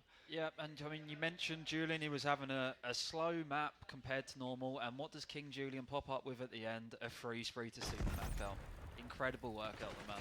Yeah, certainly it was an incredible job. Callum doing his duty as that sub player slaying out once again. 32 and 21 he goes, 3,000 damage and the best play to his hands as well. So I mean, there you go, the stats on the screen there. Heptix has actually done quite a decent job there, but yeah, Julian and well, we were going to say the other player below that. We were quickly out of the stats screen because we were having to reload. But yeah, a great first hardpoint for the Avenged squad. Even though they had that long break, they're still hot. Yeah, I mean, to be honest, stand-up player there, Callum. Incredible map out of him. He's had a great day all around, a great tournament, and he's just continuing it. He seems to just honestly be putting it up a notch each time I'm seeing this young man. So I think Julian gets the highlights a lot of the time, and I think Callum goes under the radar, but you got to give that man his flowers. He's having a great tournament, and today he's looking incredible. Yeah, he's definitely one to watch for sure. Callum just there and there every single time, pretty much. Very, what's the word for that? It's very, you're just used to it. So I mean, because you're used to it, you don't see it as like a stand-up play. It's just the same. He's just on form all the time. It seems like he's no switching off, locked in completely in the series, and in every single map he's played, slaying out where he needs to be, doing his duty as that sub-role player. Obviously, normally alongside Julian, who's started a bit slower in this one, but I mean, he still picked it up again, and he still got that win. It was a 50-point lead in the end, and Avenged Esports obviously 1-0 up. Up against Eclectic, once again, go back to that protocol, this time S&D, we know how strong they are in the S&D round. We have seen them slaying out in S&D the last time around against Mission Magpies. It was a 6-1 win, so I mean, Eclectic, slightly different opposition here for the S&D side, so we'll see what it can be on this one. I mean, yeah, they just look great on protocol, and I mean, just here you're seeing it, just how close it is while going through these replays. It seemed that P2 and P3 went in the favour of Athletic, with P1 and 4 going in the favour of Avenge. But Avenge managed to break that cycle at the end and actually got some P2 control to see the game out. So, yeah, I'm not too sure what to expect in the S&D. To be honest, I'm expecting a close one, and yeah, I'm excited for it. Yeah, certainly am. I'm sure the guys in the audience are also excited for this one, but there's a few players obviously wanting to see exactly what can be done, because Protocol being one of Avenge's favourite maps. We see Major dancing away. Sadly, we don't get to see that on the stream. He's seen it on the stream earlier. He wasn't expected to be dancing on the stream, and he was flipped over to him, and he's already in the middle of dancing. I've just seen him doing big fish, little fish cardboard box. I don't know what I've just That's exactly what he was doing. He's saving that one for Grant. He's going to show us all, so make sure you get that out of him production. But yeah, what more can I say, mate? It's been a great day of COD, and it's not disappointing the further we get into it. Certainly not. We're going into our protocol S&D though, and now Avenge Esports locked in, ready to go. Eclectic gonna have to try and find something against a really strong S&D squad. Here we go. Just hear that little slight laugh there from Copy in the ears. Yeah, Major, he's got me in a headlock. Absolutely killed me with that one. But time to get serious, back into protocol, and I'm not too sure which way this one goes. I mean, obviously you've seen more of Eclectic this weekend. What do you think, Mark? I mean, they have been pretty decent overall, and S&D side of things, I think they have won the majority of their maps in S&D, but I mean, there's a few ones that they have dropped, but in terms of the teams that I played against, for the life of me, could not even remember. Oh, there we go. Hello. Activities. There we go. We're a better view. Also, we don't hear the sounds of the game. I don't know if there's a bug on that, but we're into the S&D, so it's very quiet S&D for us, but here we go. Who needs it? As long as we get some player roles and some nice team pieces. Well, Eclectic is the first pick already against Callum, so I mean, the attacking side at a disadvantage, but Julian will make it even here, 3 apiece. Here we go. Back to that lovely rain here over in Protocol. We hear it. Heptix finds the kill on Sparky. Now they've got the number advantage that they needed. They've got the attacking round. They're going to get that bomb plant over towards that A bomb site down in the control room. Dexo might have spotted the player there, just to the left-hand side of him, down below. But doesn't take any shots yet. But Red beams it through the stairwell. Dexo left, last man alive. Yeah, I'm going to be brutally honest. You don't clutch these 1v3 bomb down at A, but I might have to hold my breath. Hold Will he your find tongue, the second? take a Oh my second. god, he does! Dexel. Hold your tongue, copy. 1v1. Oh, it's just in God, the he's- open. Well done. He doesn't clutch this one. 2 kills. It doesn't go freeway though. It's not done, but yeah, Heptix was in a good angle there to find that pick. He comes sliding away towards that control. Dexel, I said, I told you, he's a stand-up player. Like, he can't write him off yet. You got to think a roster like Avenge, how efficient they can be in S&D. You just you don't lose them. You can't lose them, especially that early on in the game. Thankfully for them, they didn't lose that one. So, I mean, that's always a bonus. Yeah, so Eclectic now taking the attack and round here. A-bomb site always tends to be the early picks for that position where you want to go towards. Do Eclectic decide to go for that? They go straight down below. Nades are going to go straight in there. There's a nade kill. Both sides getting one though, so it ties it up. Barrow finds a double. Callum and Julian fall is down to red. 3v1 situation. Red is tagged. Has to dip out 5 HP and a dream. Bomb gets planted though towards that A-bomb side. Dexo's over the console. Will find the kill. Eclectic tie it up. As I said, you don't win them 1v3s. No, you don't. You don't win them. Doesn't matter if you're Avengers. You're not winning that in the 1v3 scenario. Not from that heady. I love that push. There's always the saying, I don't agree with it, but as long as you do something as a team, there's no such thing as a better play. And they just force that down into bunker, hit it out, and it works. So it's nice to see just that teamwork coming in, the coordination. So what you're saying is I need to start playing with teams with I'm not a bad player. Okay, that's Yeah. understandable. I never play with a team, that's the worst part about it. These two teams though, definitely playing well together. Got to where they are here in the winners finals. And obviously looking to go towards that grand finals. Eclectic don't want to be going down 2-0 either, so they're going to try and put up the best SD showman they can. As Heptix and Don Demon try to trade blows, but Barrow again, first blood and a second kill going their way, finding Julian and Callum as that sub roll, finding into 2 opposition subs.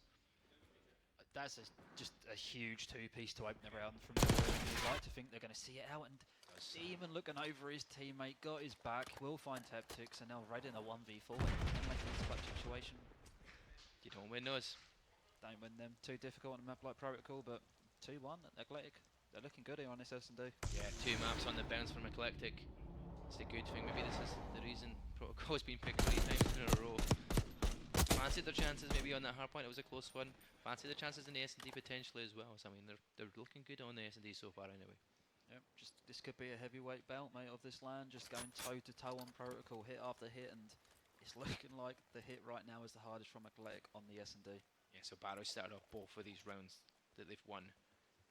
Like finding that first pick, finding a double as well. I mean, he's on a 4 streak so far. He's going to try and keep the momentum going. Is he going to push straight up though? Don Demon's the first to fall. This time first blood going the way of Red. Hearing the comments over the years towards the Avenge squad, they know exactly where the players are, but it's just getting in that position to find that pick again, to find a second member. Dexel and also are going towards that B site. Julian is going to wait to spot it. Does he pick the first player? Heptix does find Barrow though, so that's the player that you do need to stop, who's been finding the kills. Dexel will trade out to Heptix, and now we're in a 3 versus 2 scenario. Callum spots a bomb carrier, will get the kill, and now it's all down to Dexel. Oh, he's not going to find it this time round.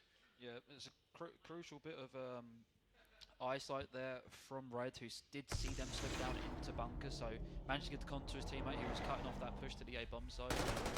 If not, that could have got a little bit if they got that A-bomb side control between the 2 of them, but Avenge, they see the round out, and we're all tied up. Yeah, we're all tied up. We certainly are, and this is the way we're expecting it to go. Throwing blows. Yeah, we'll just take that back. We'll just not even say that, because that's just not going to work. Throwing blows, that's what I wanted to say, but my brain just didn't want to come out. Or my mouth didn't want it to come out anyway. Just got to that stage of the day, mate. It's been a long weekend. 8 o'clock this evening already. We were expecting a 5 o'clock finish. This never does work that way, but these guys are still locked in, ready. No first pick early on this time round. Don Demon might have just spotted that player with the bomb sliding on through, but Julian doesn't matter. He turns, but Don Demon somehow wins that gunfight against Julian. And then he will be traded out there from Heptix back to a 3 versus 3 scenario. He's in a bad spot with this bomb, to be honest. They tried to push just 2 of them, but Barrow finds them, bombs down. That's tough. I don't know about that play call. Yeah, this is going to be a really hard round now to convert and recover that bomb, and it's a 1v3 for Heptics. Yeah, he's going to slide straight into the guns, and there we go. Eclectic will win the round. Back to the lead for Eclectic. Yeah, questionable play call, but I mean, worth trying in the early rounds, I guess, to try and catch them off guard. But Athletic got too right to it and regain the lead, 3-2 up. Yeah, it's looking good. Barrow's looking really good in the S&T. I'm liking what we're seeing here from Barrow, and see what we can do into round number 6. Here we go. 3 up, 3-2 up so far for the Eclectic. Got Callum going 1-4 at the moment. It's not the best start for him compared to what he has been doing. But you do have Barrow, who's been competing against him and Julian. Erlene's going to go here from Spark, but the trophy systems are out. Julian gets the kill with the explosion. It's back and forward, and all of a sudden it's down to Dexo and Julian. 1 versus 1 scenario. That was a quick set deaths there. That dreaded fire extinguisher. I don't know why they added, but that's another conversation. It's a fire extinguisher that goes boom, eh? Yeah, it's outrageous, but yeah, another fallen soldier to it, and 1 versus 1 here. I mean, it's really slowed down. Start of the round was explosive, but now the players just trying to sniff each other out and get some timing. Here's the kill. Eclectic take the 2, score the lead once again. I think Eclectic, they've looked like they've got more of an idea of the game plan they want to execute going into this S&D. You're seeing the coordinator just coming in alongside, they're getting the frags ready cooked. So I don't see a world where they don't see this out and the series is tied 1-1, to be honest, from what I've seen so far. Yeah, I'm actually surprised there that the R wins out that gunfight there when it's got Julian sliding in with his sub. I was surprised at that one, but the timing working out there for Dexo, and he's 8-2 so far, 2 streak going their way. They've got 2 round advantage at the moment going into round number 7. Early needs at the start there, not all of them getting used, but that's keeping the for later on the map. They may well need to use them. Dexo getting some shots from that top window. First pick going for Sparky, finds Julian, Sparky finds Callum, Dexo finds Hepstick, and all of a sudden it's down onto red, 1 versus 4. It's definitely going to be a difficult ask here, and there we go, all 4 players of Avenged are down. Eclectic take the win, and they're 1 point, or 1 round away, should we say, to the map win. Yeah. Slightly surprising, to be honest, before this S&D had a blowout of this caliber, or at least I didn't, so really impressive from Athletic, and I think we might have to start looking at that control already. Yeah, I think we will be looking at that control protocol. We're 1 map away, or 1 round away, should we say, here for Eclectic, but we've seen stranger things. We've Avenged got it in them here to find all the other wins towards that 6 win in S&T and get the 2 map win. But the way Eclectic have been and starting off the round really early on and finding these first picks, I don't see it going the way of Avenge Esports. But let's see where the other team comes in from here. The players down there towards that console room. Shots are coming. Barrow pushes straight up. There's 1 for 1. Barrow's staying alive though. He's dodging and swimming around, but Julian's going to find that pick. 1v1 once again, almost coming into the play. If Dexo can stay alive here, he knows the 2 players are inside. Julian peeks, but gets beamed for a second, stays alive. They're going to be able to set up and just watch over that bomb. It's down, and Dexo has to do it on his own again. Yeah, it's going to be a really hard retake for Dexo, but I mean, I don't know if I can count him out in this 1v2. He's 9-2, currently on a 3 spree. He nearly put to bed my you can't clutch this 1v3 in a bomb site earlier, so I might actually have to back the man here. Yeah, maybe he's looking to find out all these different positions that any player could be at, but because I think with the bomb placement, this makes it almost impossible. Absolutely. This is, yeah, I think, yeah, you're right, Dexo off at this point, but like we said, 28 seconds left to play. He's gonna have to find a pick. Checking the bomb with his stun, nothing found. Knows it's gonna have to be Elevator. He gets in. Oh, it's gonna be the play. No, it's not. Julian doesn't go for it, but Dexo's gonna get pinched in the middle. There we go. Slides on through. The win goes towards Avenge Esports. So it's the start of the comeback. 5 free cards,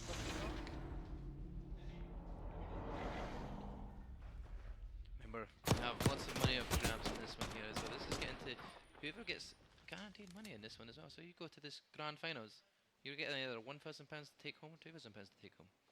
So even finishing that 2nd spot, one of these 2 teams are taking some good amount of cash here. The £3,000 prize pool up here from the Esports Hub LAN.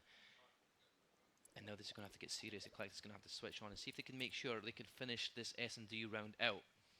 They're on the defensive side this time round. Trying to beam over the cross. It's Dexo. He's over that helipad side. Callum knows he's there, sends the nade that way. No first picks early on in this round, but the bomb carrier's trying to get herself down. Baru's hitting in that sneaky little corner spot. So anybody that slides on through might be picked off quite quickly. I mean, just they're coming back into it. I don't know what's happened. It's like Athletic have slowed the pace down. I don't know if they thought they had the map won. The comms aren't as flowing as they were, but Avenge are coming back into this, and Athletic are going to need to get hold of this. Yeah, I think they're trying to find for these information of where Avenge are. Haven't managed to find it in the last 2 rounds very well in terms of where they're going and where the placements are from Avenge. But Baru does find Callum, but he is traded out from Red. So we're in a situation where I was about to say it's a 3 versus 2. It's now a 2v2 as Don Demon does find Red. But the bomb's down towards that A site. He is spotted. Julian beams him. Julian does spot the final member, and that's Dexel. He finds one. He's going to keep firing at AR. I was hoping that somebody will just run into the gunfire, but he won't. Avenge Esports will take another round, and they're one more step away from taking this to around 11. Oh dear, oh dear. This is falling out of Athletic's hands, just round by round, and now we're going to need to see them get back to what they're doing. Their coordinated pushes, because yeah, their last 2 rounds it's not been very characteristic of what we've seen for the rest of this map. No, it certainly hasn't. It's been four maps where they've just been like, yeah, we can, well, 4 map points they've had, and they've thrown away 2 so far. I mean, tough ask. They have looked good on the attacking rounds, so maybe this is where they end it. Yeah, and the early start your Dexter's 10 and 4 still doing really well for his side. He's always finding these picks where he needs to. He's getting the 1v2 scenarios. He's stuck in a rock and a hard pace, but Don Demon gets the first pick, and they dip instantaneously, knowing fine well that Avenge Esports are already down in that position. They're going to rotate with that bomb, but you've got one player in the back, is Red. Callum deals with Dexel. That's the one you want to pick off straight away, because Dexel's been pretty much strong in the whole S&D so far. Sparky and Crow. Don Demon finds Red. It's all down to Julian Cod. He finds one. Down to a 1v2 scenario. Baru and Sparky are the ones he has to deal with, but Baru has also been fantastic so far. So sub versus sub. Who comes out on top here? Julian happened to find 2 of the kills though in the round, but can wait for that bomb to be planted. Where are Eclectic going to go? Are they going to jump back down towards that A site? Which it looks like they're sitting in Grandma's. They're looking to drop down. Going to get into that console room. Clear as much of the lines as possible.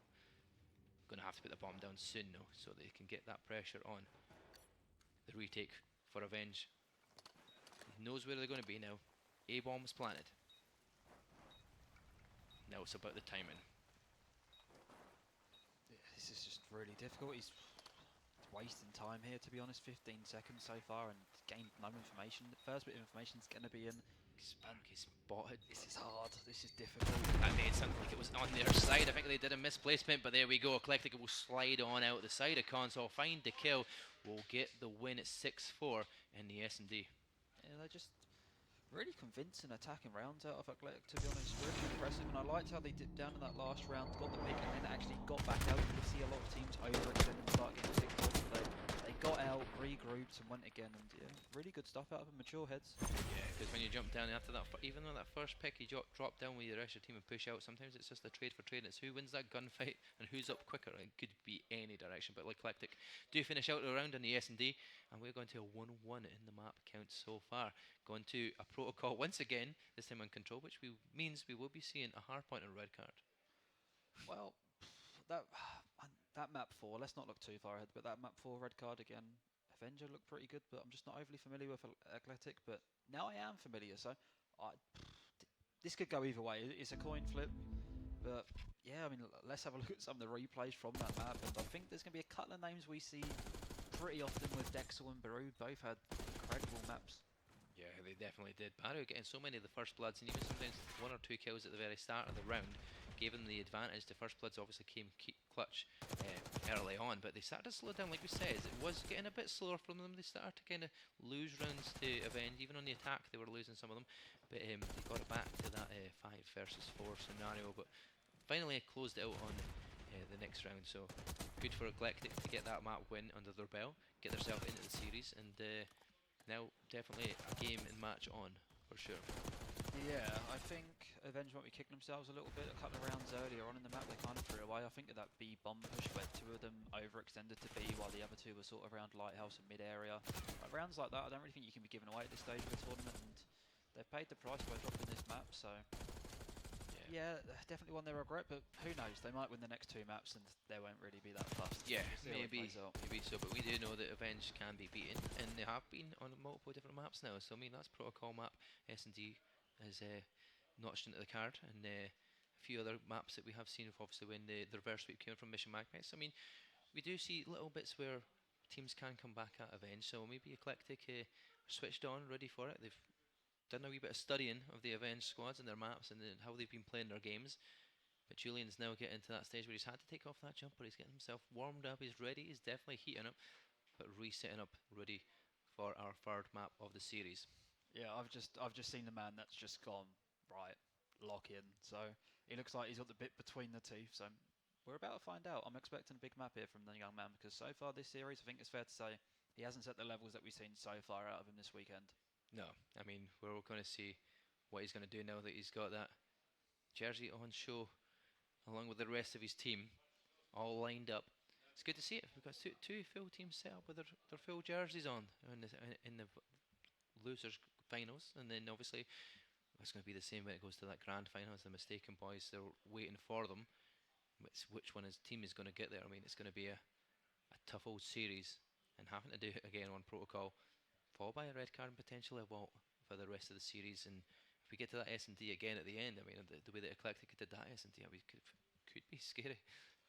Yeah, I think Avenge will be wanting to avoid that map 5, to be honest. Eclectic, yeah, you said that they looked a better team throughout the map. I think it's a really fair comment. So they're going to want to get this done in the respawns. But yeah, for sure, where they can get that slaying power up to top notch and get Julian back on fire, and along with Callum, who've just been an absolute dominant force of duo. Just not seen one that's been putting up the numbers that they have. no, but I think they're probably unfair to people they've played previously in the tournament. But I think they're playing more people that have the firepower to take over a series, which they're finding out with players like Dexter on the other side of the stage, like you pointed out before the series. So maybe they've just met their match here, harder competition, but to be expected at this stage of the competition. Which way this one's going to go, I don't know. Are you a better man, Mark? What you got for me? I'm not much of a betting man, if I'm honest.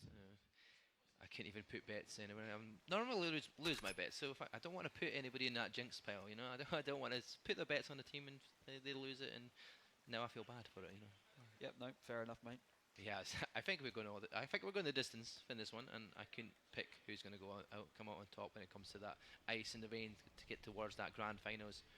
So we'll wait and see, because we're going into that control. Back to Protocol we go. Our 3rd map in the series in a row of Protocol. And normally we're sick fed up of seeing Protocol, but we've not seen much of it this weekend. So I mean, it's good to see a change in the things as a double comes out straight away for the team in purple. Avenge starting off strong. Yeah, no, they're looking good, but it is really about how efficient you can be at getting this A zone at the start of the match. I feel like they're throwing a little bit of time away. They could have gotten this a lot sooner, but finally on it. But Baru's going to challenge him and get him straight back off it, so I think they've missed the trick here. Yeah, Julian's trying to play around the grandma's house, but doesn't manage to do the kills here. Baru and Sparky combining with her in the feed will get all of the Avenge Esports pushed back into the spawn, and now they're stuck in that spawn trap. This is where you want to be if you're Eclectic, but 2 players do fall from them. Don Demon is the only person that was there for a second. Now down to 1. It's Baru trying to play alive, doesn't stay alive for long enough though, and they'll be able to break out of that respawn. Well, stuck in that spawn trap that they were in. Didn't last long though, thankfully for them. No, I'll be they've managed to stabilise it. It was a second during that where it could have gone extremely out of hand with Baru started slaying out, but eventually they managed to get back on A, and honestly this doesn't look too bad. They're also good. Yeah, 3 dead. They're going to finish this. 3 dead, 3 ticks on the progress bar. That's going to be an extra minute added as well. So I mean, we go 2 minutes potentially almost at the end here, going into towards that B zone. Yeah, I mean, an attacking round win to start Protocol would be absolutely massive for Avenge. They're up 2 lives here, minute 40 to work with. Said as well, not really seen very many teams beating the Avenged roster on the Protocol on control. So I mean, could be their map. It's looking like their map so far. They're already getting some good kills going their way. Julian, 6 kill so far in this map. Surely not. Sparky though turns finds Julian in the corner. Red's going to try and chow him. That's another dead. Eclectic finding 3 in a row. Yeah, that's you can't be giving your life away like that. The 9 HP and you don't hit a bullet. You can't be doing that on protocol because now you've given away so much map positioning to Athletic that this is going to be a hard one to get out of and convert this round now. Yeah, Heptix is trying to make that down below. Don Demon someone goes to find it, but Heptix finds the kill. Now Dexter with a pistol in hand finds Red. Sparky comes challenging Heptix once again, but Heptix is continuing. He's on his 8th spree. He's got that cruise missile earned already. And how did that even go amiss? I didn't even realise we were on such a spree. Heptix, he's gone absolutely massive. The rest of his team dies. He managed to overextend his B point and find 3 of them. Cure the Hellstorm, and I mean he's just let he's opened the map up to let his team get out of spawn because that could have got really sticky. But Julian's going to take away one of the lives with a team nade there. 7 plays, 6, 30 seconds left. Look how we play. Maybe that Hellstorm will get invested here. Maybe it will. I don't know if they will waste it at this point in time. There's only 4 players left alive though from Eclectic. Make that 3 because 2 players do fall afterwards as well. And we've got Red versus Dexo. Red versus Don Demon wins as well. Callum finds Sparky. It's all down to Baru, and it looks like this could be it. They're not going to go for that progression as well because all 3 players are on it. 2 ticks of progress made. The third one almost there, but the win is done in kills. And that is 5 ticks of progress made here towards that control. Yeah, I mean, just there's one man there that's won that round for me, and that's Heptic. He's gone absolutely massive, taking the pressure off the rest of his team, allowing them to advance up the map, and he's got Hellstorm in the back pocket as well. I know, Heptix just went massive, and even was quite muted until like we realised they'd scored it. I thought they actually would hear more of it going on in the crowd as he was going on such a spree, because I would have actually known something was going on and something was going well, but Heptix just absolutely gunned it down there, finding some beautiful kills to get themselves that Hellstorm and that advantage here going into round number 2 in the control. With a cruise missile not invested, they've still got the chance to use this as on any point in time, but with a defense you probably won't use it yet unless something gets really difficult for them. But Sparky getting that first blow with the nade at the start, finds Julian, back and forward, checkerboard in the feed until Red makes that a wee bit more purple on our screens here as Callum jumps up through zip wire into their spawn building, finds Dexo with a slide. We're hearing the crowd go wild for that one as well. They like that. Baru is found as well, but Don Demon and Sparky managed to push yourself out a little bit, get themselves out of the spawn. 2 dead in the feed there, that works well as Eclectic will get towards that A site. Yeah, Heptix was on Callum was on a 5 spree there as well before he dropped, so that could have been another streak, but Eclectic managed to take him down there on the point. Yeah, actually 4 dead. Oh my god. Eventually slaying. Yeah, absolutely slaying out for sure. Heptix all 11 kills so far. Callum's on 13. Can make that 14. Heptix makes it 12. There's 4 dead again almost in the fade, and there we go. Eclectic does find the trade out on Julian. Now stuck back in that spawn still. Trying to fight through that building. Callum will find a peck as well. They're at 21 and 15 lives. I mean, it's very much advantage. They've only got 1 tick of progress here for the Eclectic. Julian Cod definitely turning that jumper off. He's got him switched on and locked in for this one. He's currently riot. Heptix is doing such a great job on a 5 spree once again. Will be ended eventually there, but 20 seconds left. They need to get on the zone. They do have 1 player there, and it's going to be Red watching over that artillery piece. Can he find the kill? Who don't even trying to make as much of that tick as progress. Does beam Red. 2 players in the feed.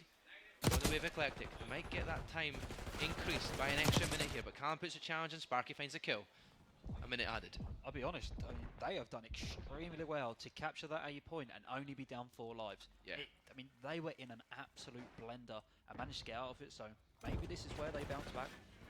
Yeah, it was looking like a blender for sure. Heptix is just absolutely rioting just now. He's so far doing so well in the series. Red finds 1, tries to get Dexo up top, but Dexo will find a kill. 11 versus 7 in the life count. They're going to have to start making towards that B site. They can't be throwing too many lives at it though, because Heptix is just going to beam you off of it, so as Callum, because they are just having an absolute riot in the match here. And Eclectic down to 4 lives left. Red finds 1. Make that 3 players left. Sparky, Baru and Don Demon. It's now just 2 versus 10. I don't see a way back from Eclectic here. They've managed to get 3 ticks of progress, but they have found 2 kills in a row there. Now they're going to have to stick by each other and just find every single kill. For some reason it's going to be a very difficult ask, because Baru is the last alive. Red finds Don Demon, and now that looks like they're just going to clear that B zone. 25 seconds left to go. Baru is most likely going to lose that gunfight, and he does so. Avenge Esports are 2-0 up in the control. And this one man sticking out like a sore thumb right now. Heptix, he's just in absolute takeover mode. Yes, certainly is. Just trying see what he was saying there across to his team, because he knew he had a good map there, a good round for sure. So he's not even invested that cruise missile yet either. They've got an opportunity here now in the attack to go on and win this control and the protocol, and it'll be a 2-1 lead in the series. They're obviously going to red card after that. Hardpoint another respawn. So if they're hitting as well as they are in this respawn, 2 players on 19 kills, the other 2 on 11 each. It's just Dawn Demon on the other side. It's the one that's not get that double figures yet. Maybe a collective need there to start firing a wee bit better this time around. Sparky finding that first blood, makes it a second, finds Julian. Dexo finds Heptix. Good to start there for the collective squad in the defense. They're going to try and get that spawn trap working just as well as it was working for Avenge. They do see 3 dead in the feed once again. That's the advantage in numbers now, going by 5. This is just the round you need right now. They need to continue this. Just put Avenge in an absolute blender. Just take the steam out of them. Headshots from Baru. They're finding that kill on Callum. Red will find Sparky, but Dexo will find Red. Dexo will find Heptix.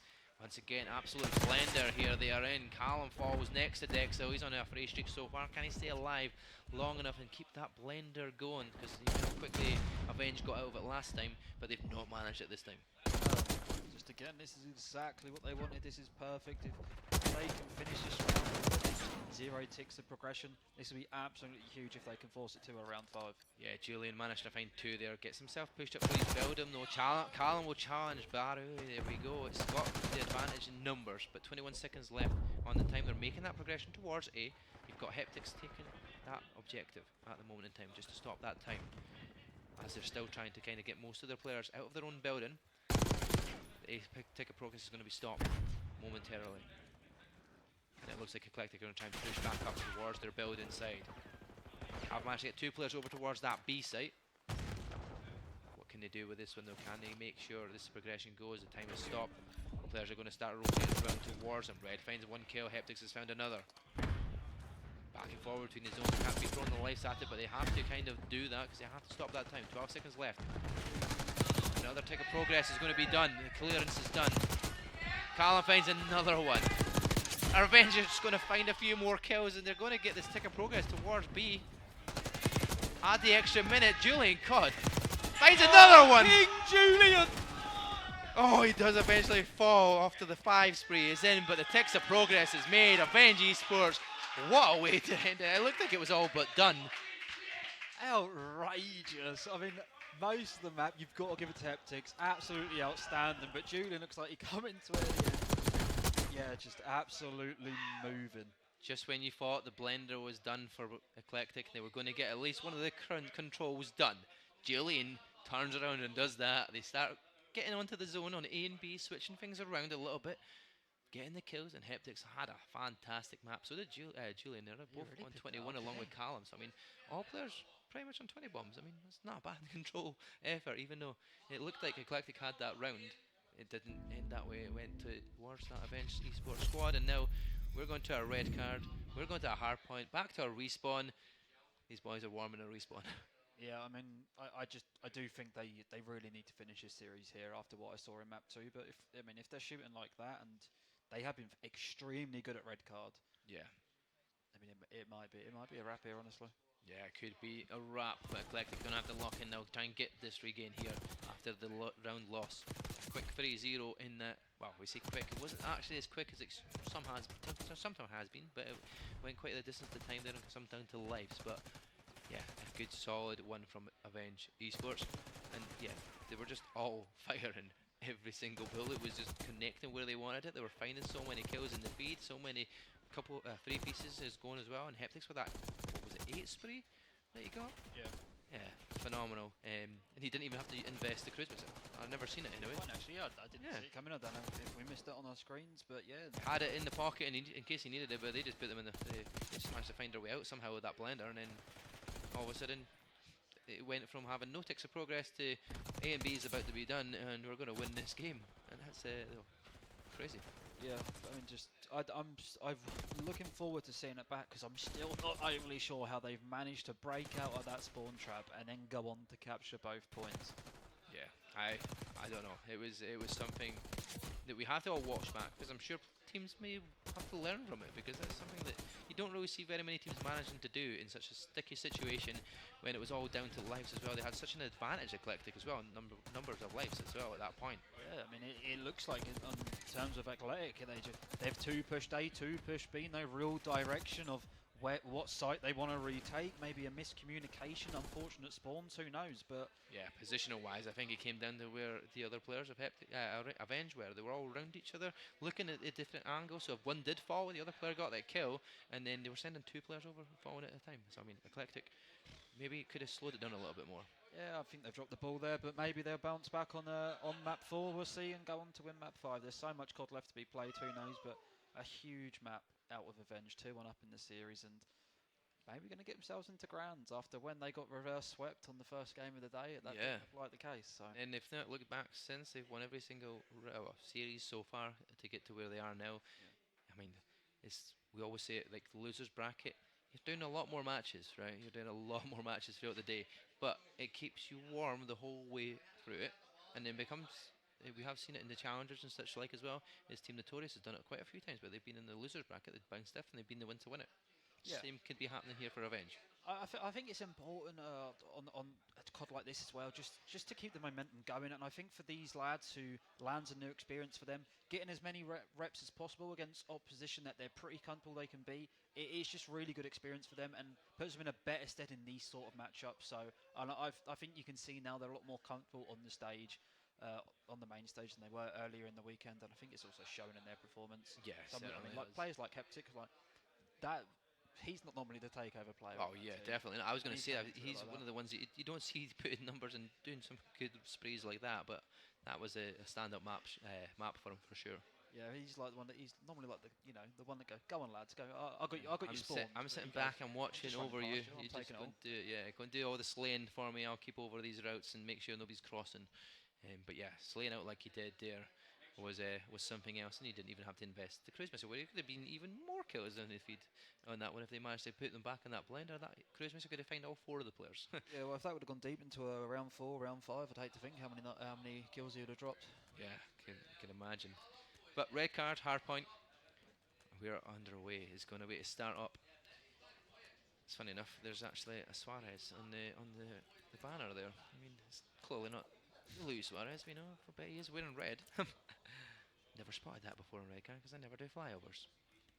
No, nor me. Nor me. Not me. This is a unfamiliar habitat for me this year. Exactly. I push a G button and I'll see the 4 players from behind, but that's about it. After that, straight into the card and straight into the numbers, and there we go.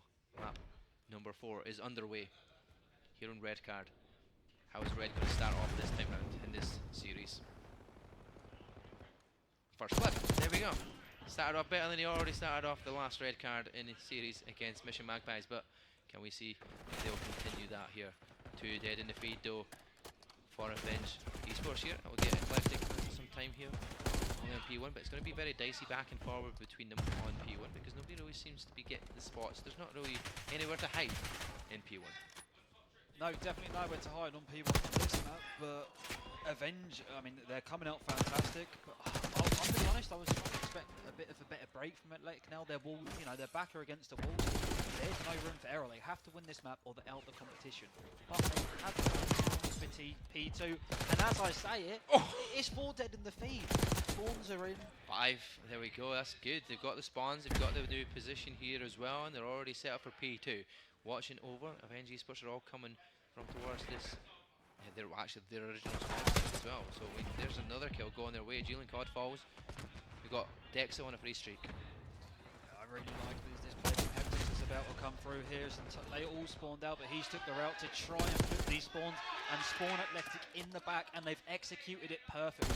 They're gaining the time, they've got them in the spawn trap, and they're set up for P3 already. Avenge could play this game out. Yeah, Callum finding the free spree as well. He's going to keep it going, but it's back and forward here. Reflecting back into the time once again. Find a few more kills. It's kind of checkerboard, but Julian Cod's nearby. Can he slide on through here? Find Dexa. Find him behind that car. But Dexa somehow gets out of the way, but does eventually fall to Heptics. Sparky doesn't get the shots in there completely to finish that kill, but they're going to make that rotation towards P3. The last bit of scrap time going to Avenge, but it's only, well, a 10-point game at this point. Well, it went from looking fantastic to Avenge to 4 dead and to have bad spawns. So I don't really know how they've allowed that to happen after getting themselves in such a good position. They'll be kicking themselves with SEO this plays out. They're going for a break already, 2 down. Yes, they're in. It's a great break for Close spawns though coming in for an Eclectic here. They're going to try and find some good shots over, but Heptix is in this position where it's really hard to pick him off here through the stairwell. They're going to get some good time here. They're going to take that lead a little bit further away from Eclectic, but they're getting pinched now. They're going to try and put that in. Finds Heptix, who slides on out straight into the guns of Dexo. Nobody's going for that time for now, but Dexo will step on it for a second. Red staying on the outside here down that lane. Just staying alive, making it difficult for the players to find the kills. Red finds the kill though eventually. Callum finds another one, and that's going to be the last bit of scrap time made, but then the rotation for the new towards that stage. It's going to be Eclectic already in position. Can they pin them back in that spawn? They want to keep them here behind all these cars and behind these trucks. Just use that to your advantage. It's another explosive at the end of the day. Oh, I mean, it isn't great. I mean, your backs are against the wall. You lose this throughout the competition, and you start on map 2 and 8. I mean, I need Dom Demon to be better. His team needs more of them right now. They need to get back up to matching the slaying department. If not, this might be it. Let's call 666 here and help. Number of the devil. Here we go. Can he turn it back on? Is Eclectic here? Now trying to find that break on in. Barrow finds one. It's going to be traded out here by Callum. A good hold here for Avenge Esports. They're going to take this past the 100-point mark. They're just absolutely gunning. Julian pulls the pistol out to find that kill on Sparky. And you can hear the audience, they're going mad already because that's a 50-point gap going their way now. And we're going to rotation back all the way towards that stadium site. I mean, yeah, this isn't a good look right now, and they're looking like they might get broke here straight away on P5. They had their rotation, but Red, he was making sure his team had that B bomb site spawned to allow the break, which is coming in. And now they're in a blender again. This isn't looking good, Mark. I'm not impressed with what I'm seeing. Yeah, here we go. Another kill here for Callum. Finds Dexo. Red finds Demon. Only one player nearby, Sparky. He's found by Callum. Going to be close enough here, but both teams relatively close by. One more kill here will go the way of Eclectic. That's all 4 dead. They're a wee bit further out, but Eclectic will get onto that last bit of scrap time potentially here. 23 more seconds to play on it. We'll close it to within a 20-point game if they can stay there. But Callum finds the one pick. Julian finds a second. Callum finds another one as well. He's going to turn in Sparky. Can he stay alive? He doesn't. Callum gets a kill with a pistol. He's on a free streak. It is a good gap here we've got. The crowd's gone mad for that one. And there we go. Good wee break once again. We're going back towards P1. Our first set rotations are complete. Gap is 50 points. Sloppy rotations coming in, to be honest. That P5, you leave yourself open when you're spawning that Esky side of the hill for people like Cannon to pop 3 meters. So, I mean, this second rotation, it needs to be better out because you can't be taking sloppy routes like that to P5 and just hoping for the best. Not in a game like this. Yeah, and I feel like it's after the first set of rotations here that Avenge normally get even more further gap-wise in terms of things. And in fact, they've already got such a big lead so far going into this one. This is a 60-point lead at this moment in time, but 23 seconds here on P1. Still to play for. Callum's going to slide on through, just find a couple of kills here. Heptix and Julian Cod here is on a 4 streak. And that's going to keep it going here, and they're going to get more time added to the already ever big deficit, and Eclectic looking like they could be down and out here. They're going to have to find a regain. They're going to have to get some rotations in here because already Avenge Esports are set up, ready for our next hardpoint. I mean, they're getting out rotated, they're getting out slayed. They're doing what they want at this point on the map. Callum up to 24 and 13. We need to see a huge regain right now. If not, Eclectic's tournament ends here with the top 3 placement and no money. Yeah, exactly that. Sparky gets a nade kill. Barry's up top inside stage here, and Red knows where he is. He's got him weak, but he still has to keep challenging. Barry will go the other side. Julian Cod gets the pick. 1 makes that 2. Alan will find Sparky. There's 3 dead for Eclectic. The only player that's left alive is Barry up top of the stage. Does get found out there. 25 seconds left to play on this time. Got Avenge Esports inside the hill, but going to get pinched here from the Eclectic squad. All 4 dead. That's almost all she wrote at this point. Demi's just gone mad here. Julian is on 4 as well. Calum's on 26 in total. Julian's on 20. I mean, the boys are slaying out. 4 dead at that stage to then spawn out for P3. You couldn't have died at a worse time. Sunhell 6 has actually spawned out, which might allow Athletic some form of window to break this hill. Spawns look a bit mixy now. So they need to break it. They need to break it down. They need to hold a hill.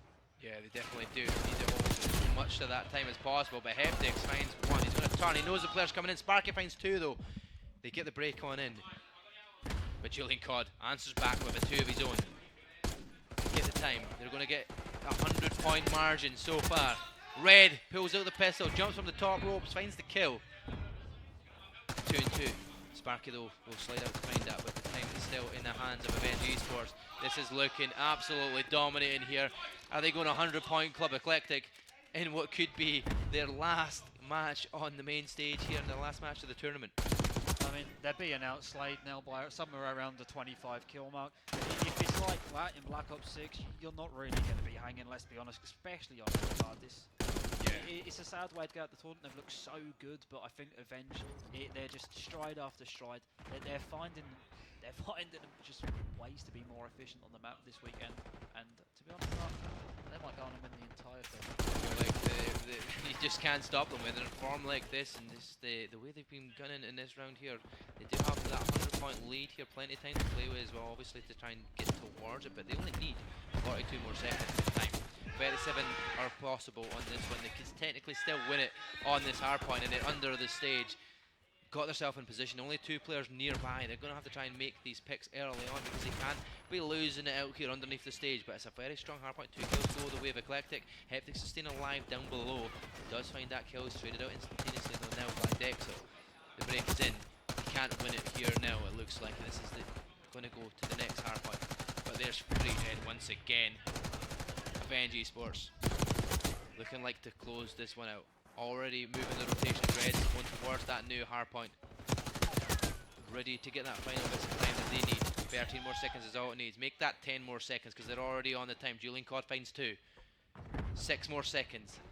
The pinch is coming in, but it's going to have to be massive here from Sparky finding 2. Baru finds another one. Don Demon answers back. They need to hold every single second now. 2 seconds is all that's required here for Avenge Esports.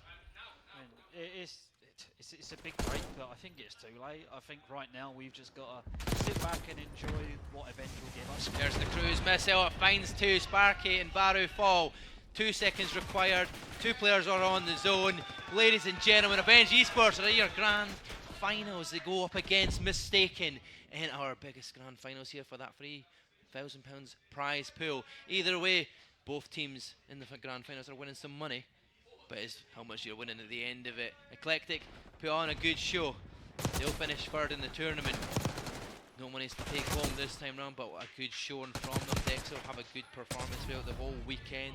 Some of the boys, Baru, Sparky, have all been doing some good work, but just couldn't cope in the end with the Avenge squad. Thankfully, they weren't 100-point club because they were looking that way for a bit, but here we go. You can see the skill kills there. 34 to 16 for Julian Codd. 30 non-traded kills going their way. Callum also hitting a 30 bomb as well in this hard point, and you know what? They pretty much outslayed. And by numbers, like you says, it was about what, a 25 kill difference here. But yeah, fantastic. It's not.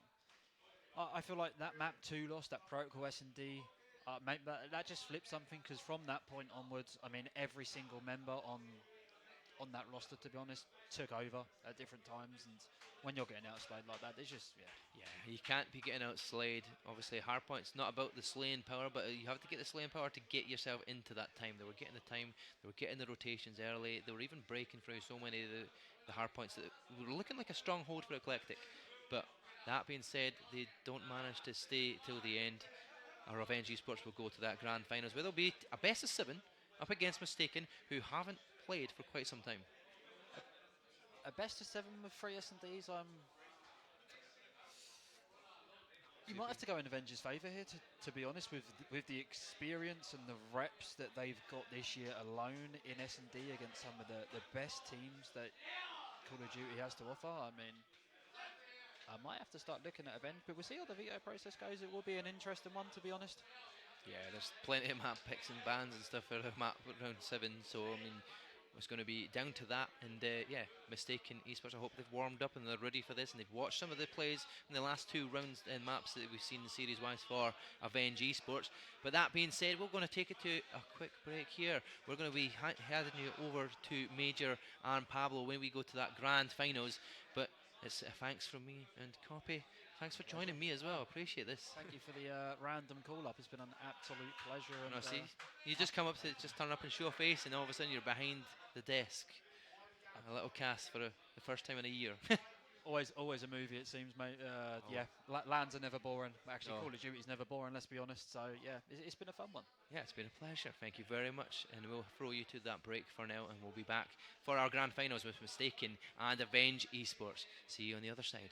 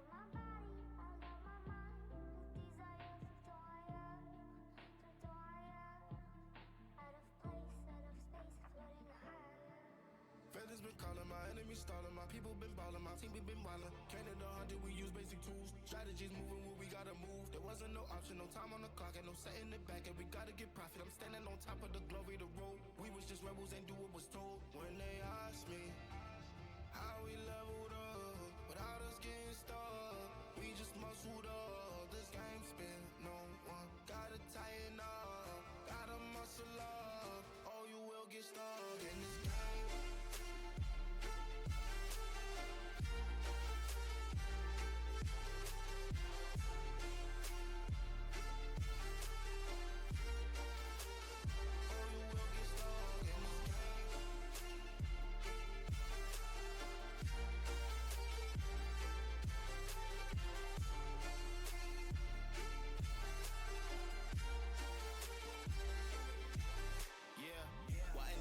I'm balling on top of that mountain. I'm on and I'm calling my mom and tell her I'm good. I'm surrounded by family like back in the hood. I was falling from grace, I was misunderstood. Hey, the pressure will sit you right down, but I stood up. I mean what I say and I say what I mean. On the balcony screaming, they just let me be.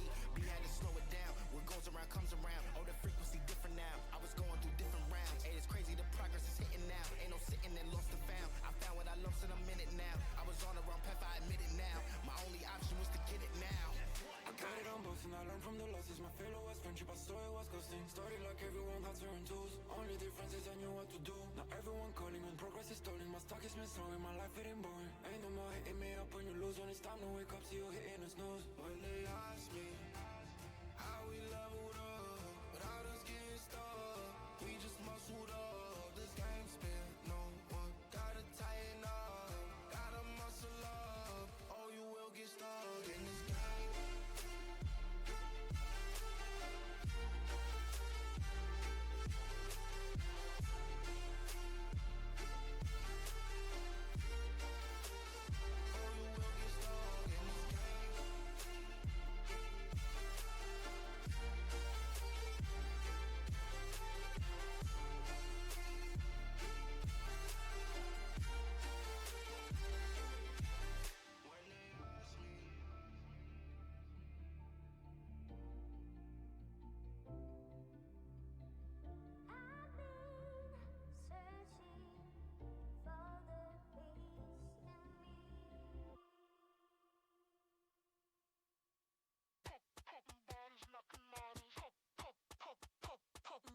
Knocking models, popping bottles, knocking models. I wanna bump a beat that goes hard.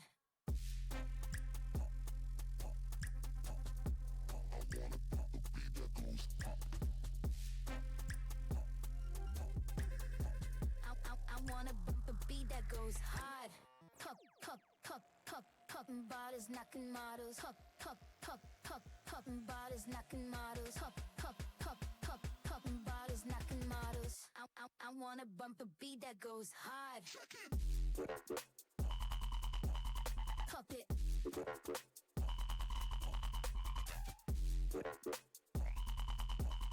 Pop it.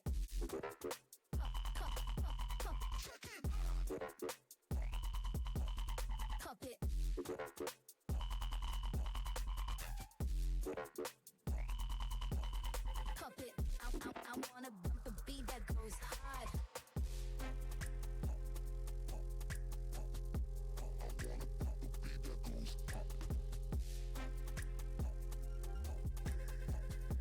I wanna bump a beat that goes hard. Popping bottles, knocking models. Popping bottles, knocking models. Popping bottles, knocking models. I wanna bump a beat that goes hard. Pop it.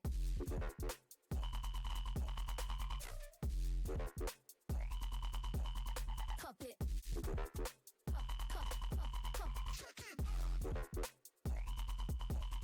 Pop it.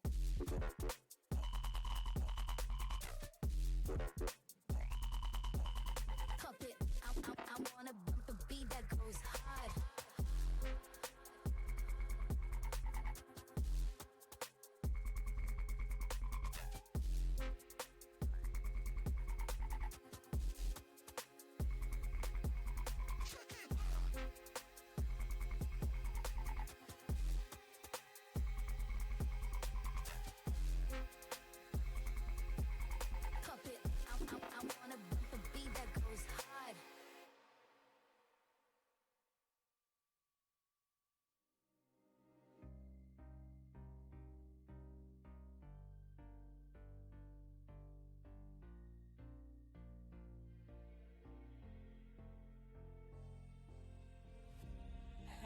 just knows what it wants. Will I go back to the place where I belong? Everyone could break my heart, but I try my best to not fall apart. And I found it hard to let go. The memories keep me together. Gotta fight till the end, no pressure, no pressure. And I find it hard to say no to the ones who want something better, to the ones who never say never. You'll be my pleasure.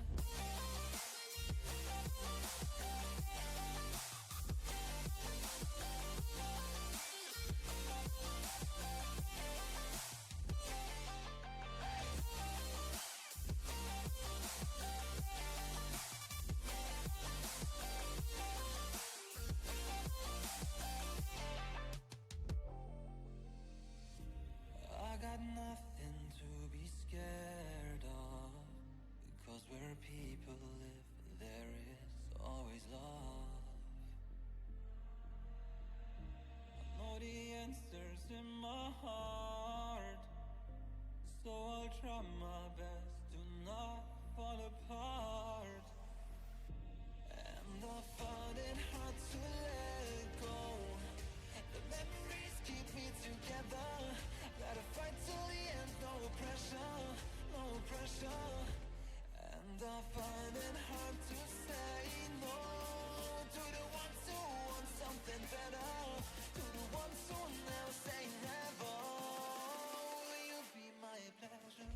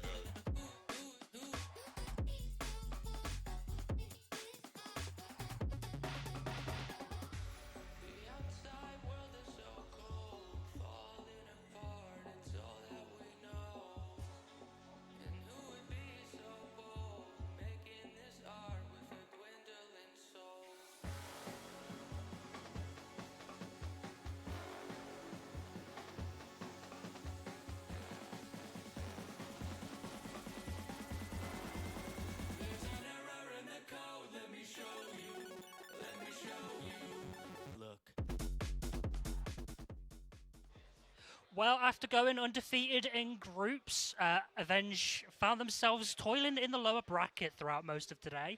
They managed to scratch and claw their way into the grand finals. Their opponents, also undefeated through groups, but also undefeated during playoff play. Their opponents, Mistaken, of course, pretty much favourites, I'd say.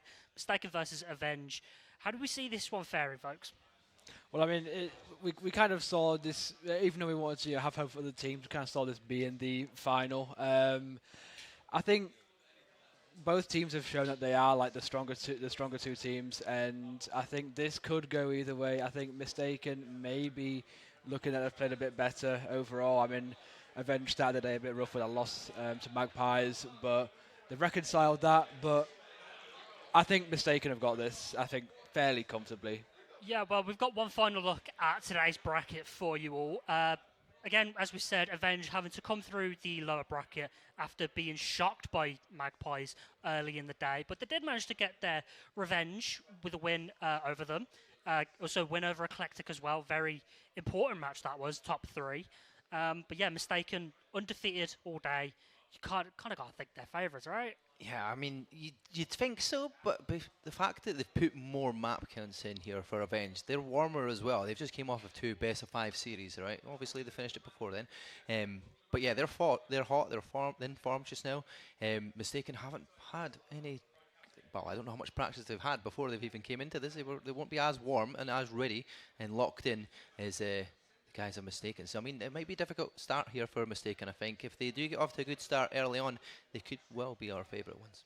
Well, as I mentioned before, the Eclectic game as well, lower bracket runs at this arena tend to be the more commonplace thing, right? The lower bracket runs just seeming to dominate the favourites in the final game. It's becoming more and more of a trend. It's not a coincidence anymore. Do you see Avenge fulfilling the trend? I don't want to jinx anything. I don't want to, if there's like an underlying rule of this arena, I'm just gonna let it do its thing. But no, I think the rule could be broken today. I think Mistaken are just that good of a team that any conspiracies you have about this arena could be shattered with some players they've got. I think the problem you got that you said is to do with this area and where you are in this arena. That's what happens with the lower bracket. Honestly, that's what happens in the Challengers Elite here. Also for the boys in the Challengers divisions, like going towards the COD side scene. Team Notorious have been doing it. They came from the lower bracket. They've won all their free times. They came from the lower bracket. So yeah, it is common for the lower bracket team to be ready, prepared, ready. Not sat there in lobbies just firing against random people. They've been ready to fire against the top players. So I mean, Avenge are ready, and they're going to be ready to fire again. And that last series was phenomenal from them. Every single one of the players in that final map there was just on form. Speaking of top players as well, we do have MVP discussions going on alongside the analyst desks. Those discussions will be kind of revealed afterwards, after the match is finished, but definitely one to keep an eye on. There's a few players, especially on this matchup, that are going to be very important, especially with their play today. The likes of Rush, Callum. Yeah, I mean, this game could determine the MVP. There's a lot of MVP candidates in this game, with obviously they'd be the best 2 teams, but. Yeah, I think some players have fallen short, have been a bit unlucky to not get to the finals and, be a bit more in the conversation for MVP, but definitely looking at Rush and Roscoe for MVP. But yeah, definitely. I feel the same. Like, Rush has had a good amount of time on the maps. Have been phenomenal performances. One of the last maps where it was a 3-0, he finished the map after 3 maps and he was over 50 to 60 odd kills just from himself. Like, and 11 of them in an S&D as well was phenomenal. Like, you don't really see one player just stand out performance in an S&D. So Rush is definitely up there to be one of the best picks. You've got Callum and Julian as well on the event side. It's gonna be a tough MVP spot here, but depending on how this final goes, grand finals best of 7. Is it going to go the distance? Are we going to see more chance to see who's going to stand out as the MVP? Yeah, well, it's going to be a best of 7. Will the raw firepower of Mistaken carry them home, or will we see a bit of lower bracket magic from Avenge Esports? Over to Major and Pablo. Pabs, it's been a grueler of a day. I think at the start of the tournament, if we wanted to pick a grand final, this is probably the one we would have picked. This is the grand final we deserve. This is what we want. We deserve this grand final. It's been an epic 2 days, and I am absolutely ready to get this on, mate. Honest to God, Mistaken Esports doing an absolute blinder. They've only dropped 3 maps in 2 days, and obviously the big story is Avenge. All eyes on them, and they've proved the doubters wrong. They've done everything they could do. They were always in the lose-lose position, and they've got to grands, and they've done it in style as well. And obviously a lot of the talk is about the 2 big players on each side. We've seen some incredible plays from Julian and Callum. We've seen some even more incredible plays coming out of Rush and Rasco. And obviously it comes down, for me personally, how are those other 2 players on their side going to perform? For me, it's the Euphoria balance versus Red and Haptics. Yeah, we can see the talent across the various rosters on the screen now, and it's it's going to be an interesting one. Pabs, obviously the first 3 maps for this best of 7. Map 1, as you guys can see, is now going to be a Skyline hardpoint, and the main thing for us that we were saying, we've not seen these 2 play each other yet in this tournament, and this is really going to be the map that sets the pace, essentially. There's no better way of saying it. Skyline hardpoint, the SMG duos on both of the respective sides have been phenomenal for the numbers that they've dropped across both days, and now in the grand final, this is where we finally get to see them meet. Yeah, the question is, are we going to be screaming King Julian at the end of this, or is it going to be the Rush and Roscoe's show? So Skyline hardpoint may be the one to start, but we have got a triple of very fast maps to open this up. But again, all eyes on whether these 2 teams can give us a competitive grand final. It's going to be straight shots out from Rasco, just looking to get quick on that P1. Again, it's going to be very mixing. It's all about this control. Very tight coming out of Avenge Esports, though. They have got a little bit of early control and a little bit of time on the hill. But again, you can see number 2, Rush, just trying to cause as many problems as possible. He is going to get taken down, Major, and that is going to be a little bit of time on the P1 for the boys of Avenge Esports. Yeah, so Avenge, a bit of time off the P1. I say a bit of time, 20 seconds off the Skyline. P1 is a pretty good chunk of it, to be fair. Avenge are going to be out towards the back of P2, ready to go for the next hill as well, but you know that the routes that the likes of Rasco, the likes of Rush are going to take. And Julian manages to pick up a 2-piece, so good work off the start. No current break currently going in towards the P2 side. There is a pick going through into bedroom, and Heptix almost manages to grab another one on top of that. It will be Rasco that trades him out, but P2 set up now, ready to go. You've got the piano push potentially coming through for Rasco. There's the first pick for him, waiting for the reinforcements. Callum's going to reply with one as well, and I think this is a battle that we're going to see pretty much all map long, Pabs, as the SMGs just going back and forth. Yeah, it's been a really slow start for Rasco. Actually, he was 1 and 3 before we even hit that second hard point. So he's just managed to pick up a couple of enemy kills, but a little bit on the struggles. But one eye to look out on. Julian Cod already dropping 7 on a 4 streak, joined by Red on a 2 streak, joined by Callum on a 3 streak. The whole team forming up for a 9 streak right there. A 10 streak even I can't count anymore. 46 seconds, place 8. This has been a dominant start to this first rotation from Avenge Esports. Oh, there you go, a trade finally. Short countings there, but Julian 6 in a row, 11 still across 3 players, and that deficit now is pushing out to not a dangerous number as of yet, but a number that they're not going to see. Heptix already going to look to ruffle a few feathers in the early stage. It is a bold play doing that when the map has only really got going, but you can already see that they're just trying to get into the heads of this Mistaken Esports roster.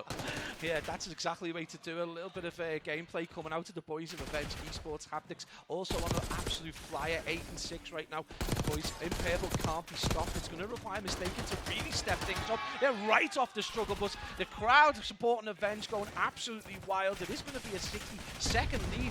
Not unassailable in a Skyline, very bocage kind of map, but this has got to be now. I mean, heading into the latter part of this first rotation, a very difficult hill to control, but if they're able to get time off this, Avenge Esports could be well into the driving seat.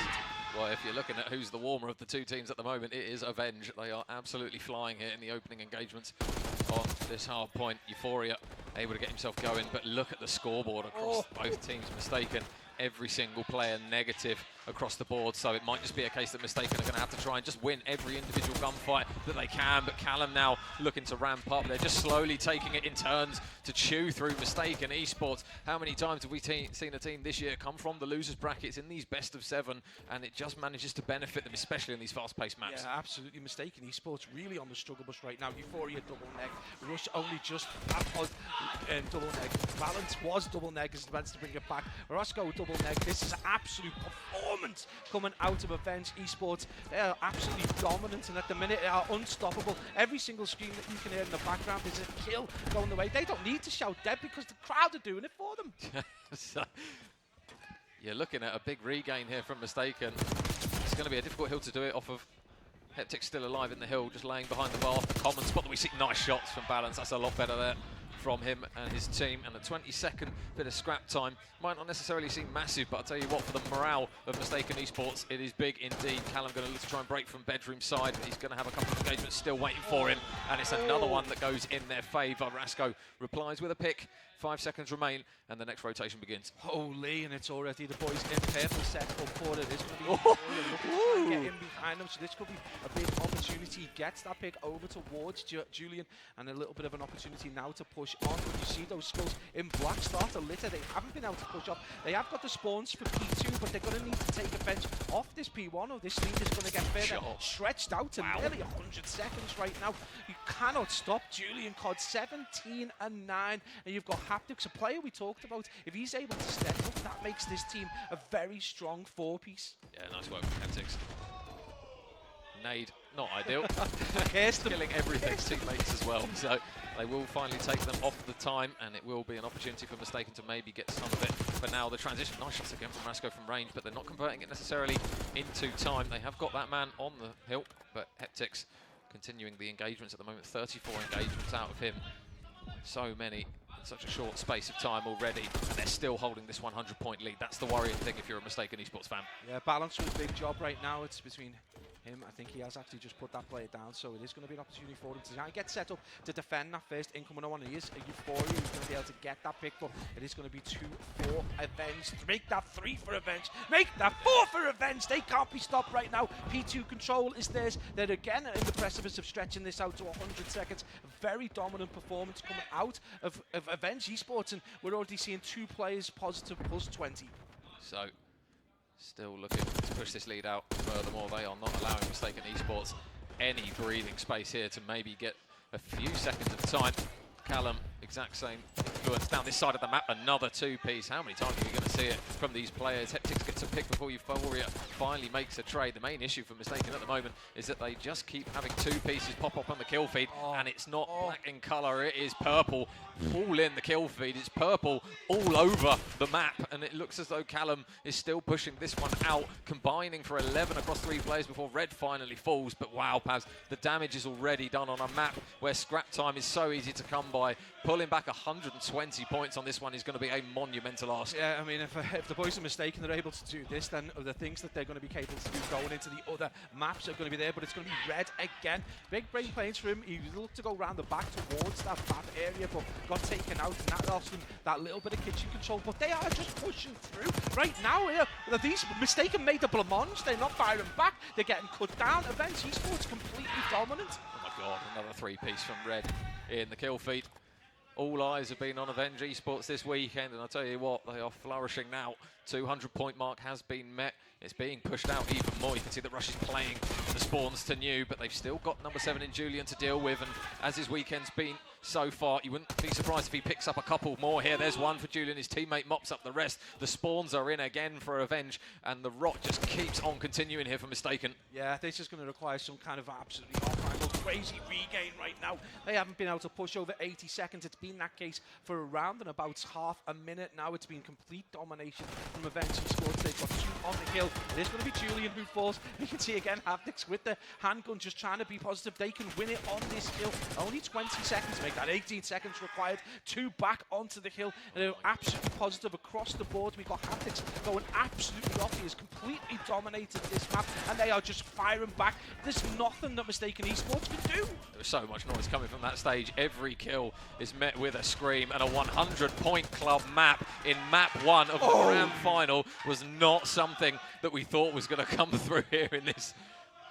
Maybe the mistake was going to Grands, man, because right now, Mistaken Esports need to go into the toilets, run some hot water, and get them hands warm, because they did not shoot back in that game. If you've been watching this and you've got any doubts about this Avenge side, they have just proved you wrong. Incredible performance in that map 1. It's over to Mistaken in map 2, which is going to be a Vault S&D, so the pace might slow down a tiny bit until we hit a kind of S&D, but yeah, incredible performance. Look at the stats. scoreboard is Haptics brutal. 31, 21 non-traded. Callum 23, incredible scores coming out of them all, mate. Yeah, I'd say Julian just continuing. We kind of flagged up the battle of the SMGs. It was well and truly on the side of Avenge in that one. The boys on the side of Mistaken. They are obviously coming up the colder of the two teams, but my God, okay. Well, there's your introduction to the grand final. That's your warm-up map, because the last thing you're going to want is to drop back-to-back maps here in this grand final and just give this crowd more to sing about. They're called Russian Rasco, but that was slow in Tabasco, because I have not seen a kind of poorer performance straight out of a game. They need a massive regain in order to bring this back. Volt, S&D, potentially going to be their friend, but right now the boys in purple just firing. I mean, we say firing on all cylinders. Literally every player having a complete performance. At times we were seeing, you know, 2 and 3 pieces coming out of everyone. We know Haptics puts up the big numbers, but how many times Julian just unstoppable? How many times did we see Red come in with 2, 3 kills? And sometimes his plays were just so intelligent, making his way around the back towards Bath with P3 to get those 2 kills, which actually ends up costing him his life, but allows his team to then get control of it. Incredible plays coming out of Avenge, but it isn't done. It's only map 1. The guys weren't warmed up. Mistaken, plenty of opportunity to bring it back, and obviously once they kind of get themselves into that mode and locked in, I think this could be a game on. Yeah, I mean, we're going to see clip after clip after clip. It felt as though there just wasn't really any sort of bit of motivation, really. As soon as those first 2 hills, I would say, went past, where by Mistaken Esports started trailing by about 60, 70 points, and then the rotations as well from Avenge, to be fair to them. We know it's not exactly the most structured map, which is a bit of an understatement on Skyline, but when you're running a map where you've essentially just got to take every engagement and just go with it, it just seems as though that natural flow of fast-paced engagements just seemed to benefit Avenge Esports so well, which at the start of the series, perhaps, we would not have predicted. You would have thought you would have got a bit more from Rush, a bit more from Rasco in terms of that SMG battle. Yeah, again, probably just needed to warm up a little bit. It's very cold. Shooting bots isn't exactly the same as coming against the team who've just come through the losers bracket. So yeah, expecting a little bit more from Mistaken. Interestingly though, you know, from a caster's perspective, a slap like that's often quite a difficult thing to cast, because it's so dominant. But again, the pace of this map kind of like Mistaken were trying, you know, they were getting into positions, but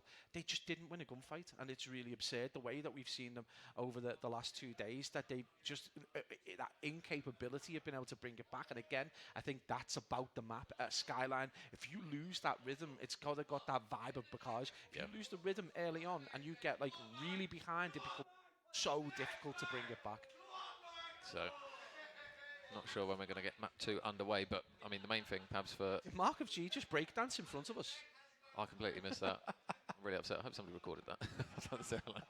So yeah, Vault, S&D, map 2, perhaps. The main thing, I think, now for Mistaken is to just make sure they stay in the series, because depending on how many maps it might take them to warm up and get back onto the level that they were in that winners final, I think that's the main thing for them, because how many 2Ks have we cast over where the team from the losers bracket gets it done in 4-0, 4-1, and by the time the guys from the winner's side of the bracket warm up, the series is pretty much done. So you're really looking at kind of the slightly slower paced maps, although be it is a fast set of opening 3 maps with a double vault now for search and control. You're still looking now to Mistaken just to keep their head above water. They don't want to be 2-0, then 3-0 down in this grand final. Loads of interesting kind of tidbits, I suppose, about Mistaken as well. We were talking to one of the members earlier on. Roscoe coming from Battlefield background, which is something we don't often hear about. Whether is that going to aid him in terms of, you know, strategy-wise, or is that going to be a hindrance potentially? He's been stellar all day, but obviously a little bit of the struggle bus. The other thing is they're all obviously relatively new as a team, relatively new as a roster. Is the main stage grand final, the bright lights, kind of, is that a problem for them? Maybe this is the time they need to ice up a little bit. I think it might just be the case of when you come up against a different kind of quality team, all of a sudden those SMG engagements are a little bit more hesitant. The AR positions not as confident, and the first blood in this opening round goes in favour of Avenge Esports. Bomb down at A, very typical shock horror. But Heptics will go back to the lobby. There's going to be 3 players though on the side of Mistaken looking to try and push this one out. You've got Red over towards P2, but these players are now going to try and work their way all the way around. Is Red going to just hold this angle because he's got balance on the outskirts of P2? It looks as though he might be able to have a couple of engagement wins. Never mind, they isolate him and they grab the kill. It's going to be Balance who's actually looking around for a little bit of wonder to see where these players are. They pushed in towards the time. Avenge took them down. Yeah, really clinical performance coming out of Avenge to take the lead there. Momentum carrying on through the Skyline into this S&D. And surprise, surprise, with the final kill, gets himself a 2-piece to round it out. And Again, another stellar performer. Really now about Mistaken, being able to lock in. Time to lean forward, boys. Engage those gears. You're going to need to put one on the board, otherwise Avenge Esports potentially going to start applying the pressure on the main stage. So what do the boys of Mistaken decide to try and do? You would assume that they are going to stick with pretty much what works 9 times out of 10 on Vault, Search and Destroy, and transition that bomb straight into the A site. A few players from Avenge, though, already looking to try and push up middle map, kind of doing a similar approach to what we saw before. Number 5 in Euphoria is watching all the way out the back, and meanwhile those players inside the site just waiting. It looks as though they're going to be planting it over towards that palm side, but Euphoria's got the big job in the back here, and unfortunately they're just going to pitch him all the way around the back, so the first bit of damage is done. They managed to isolate that player again. It is planted for the outside here, but nobody currently has pushed out here on Mistaken, so it's going to become an absolute cluster inside the hill. Rush gets a kill, one of which is on his teammate, unfortunately, so 2 versus 2. Callum flies in, wins an engagement. Balance now is going to win one, but it's going to be Callum again with the win, and again 4-0 on the scoreboard for him is looking very good again. Right, you can talk about this kind of war of attrition over towards A, but someone has gone out and done their homework because they knew where Euphoria was going to be. We've seen them do this time and time again to try and get that pressure and that little bit of suppression over towards back building and over towards pool tiles. Pushes through. Well, they read that perfectly, and as soon as he went, the rest of the chips fell. Nice little two-piece there from Callum towards the end of it. Main thing, perhaps, for Mistaken, you don't want to start having rounds snowball 2, 3, 4. Obviously, we talk about Vault as a bit of a back and forth map here, so already you've got the likes of Avenge that are kind of stealing the serve, essentially, of what Mistaken have there, and with an opportunity to tie it back up. So they've now got a little bit of an uphill climb here, because they're going to have to try and exactly do the same thing back. Yeah, this is going to be a tricky one. Mistaken need to lock in now, get themselves first blood, because this has been a problem for them largely, just not being able to get first blood, not being able to get control. It's going to be Callum with bomb, and it's going to be something we don't often see, which is this transition over towards B. Yeah. Going to take the boys' Mistaken a little bit by surprise from this Optics ball. First blood goes their way, but they are quick to fire back. It's going to be a 1v1 Euphoria against Red.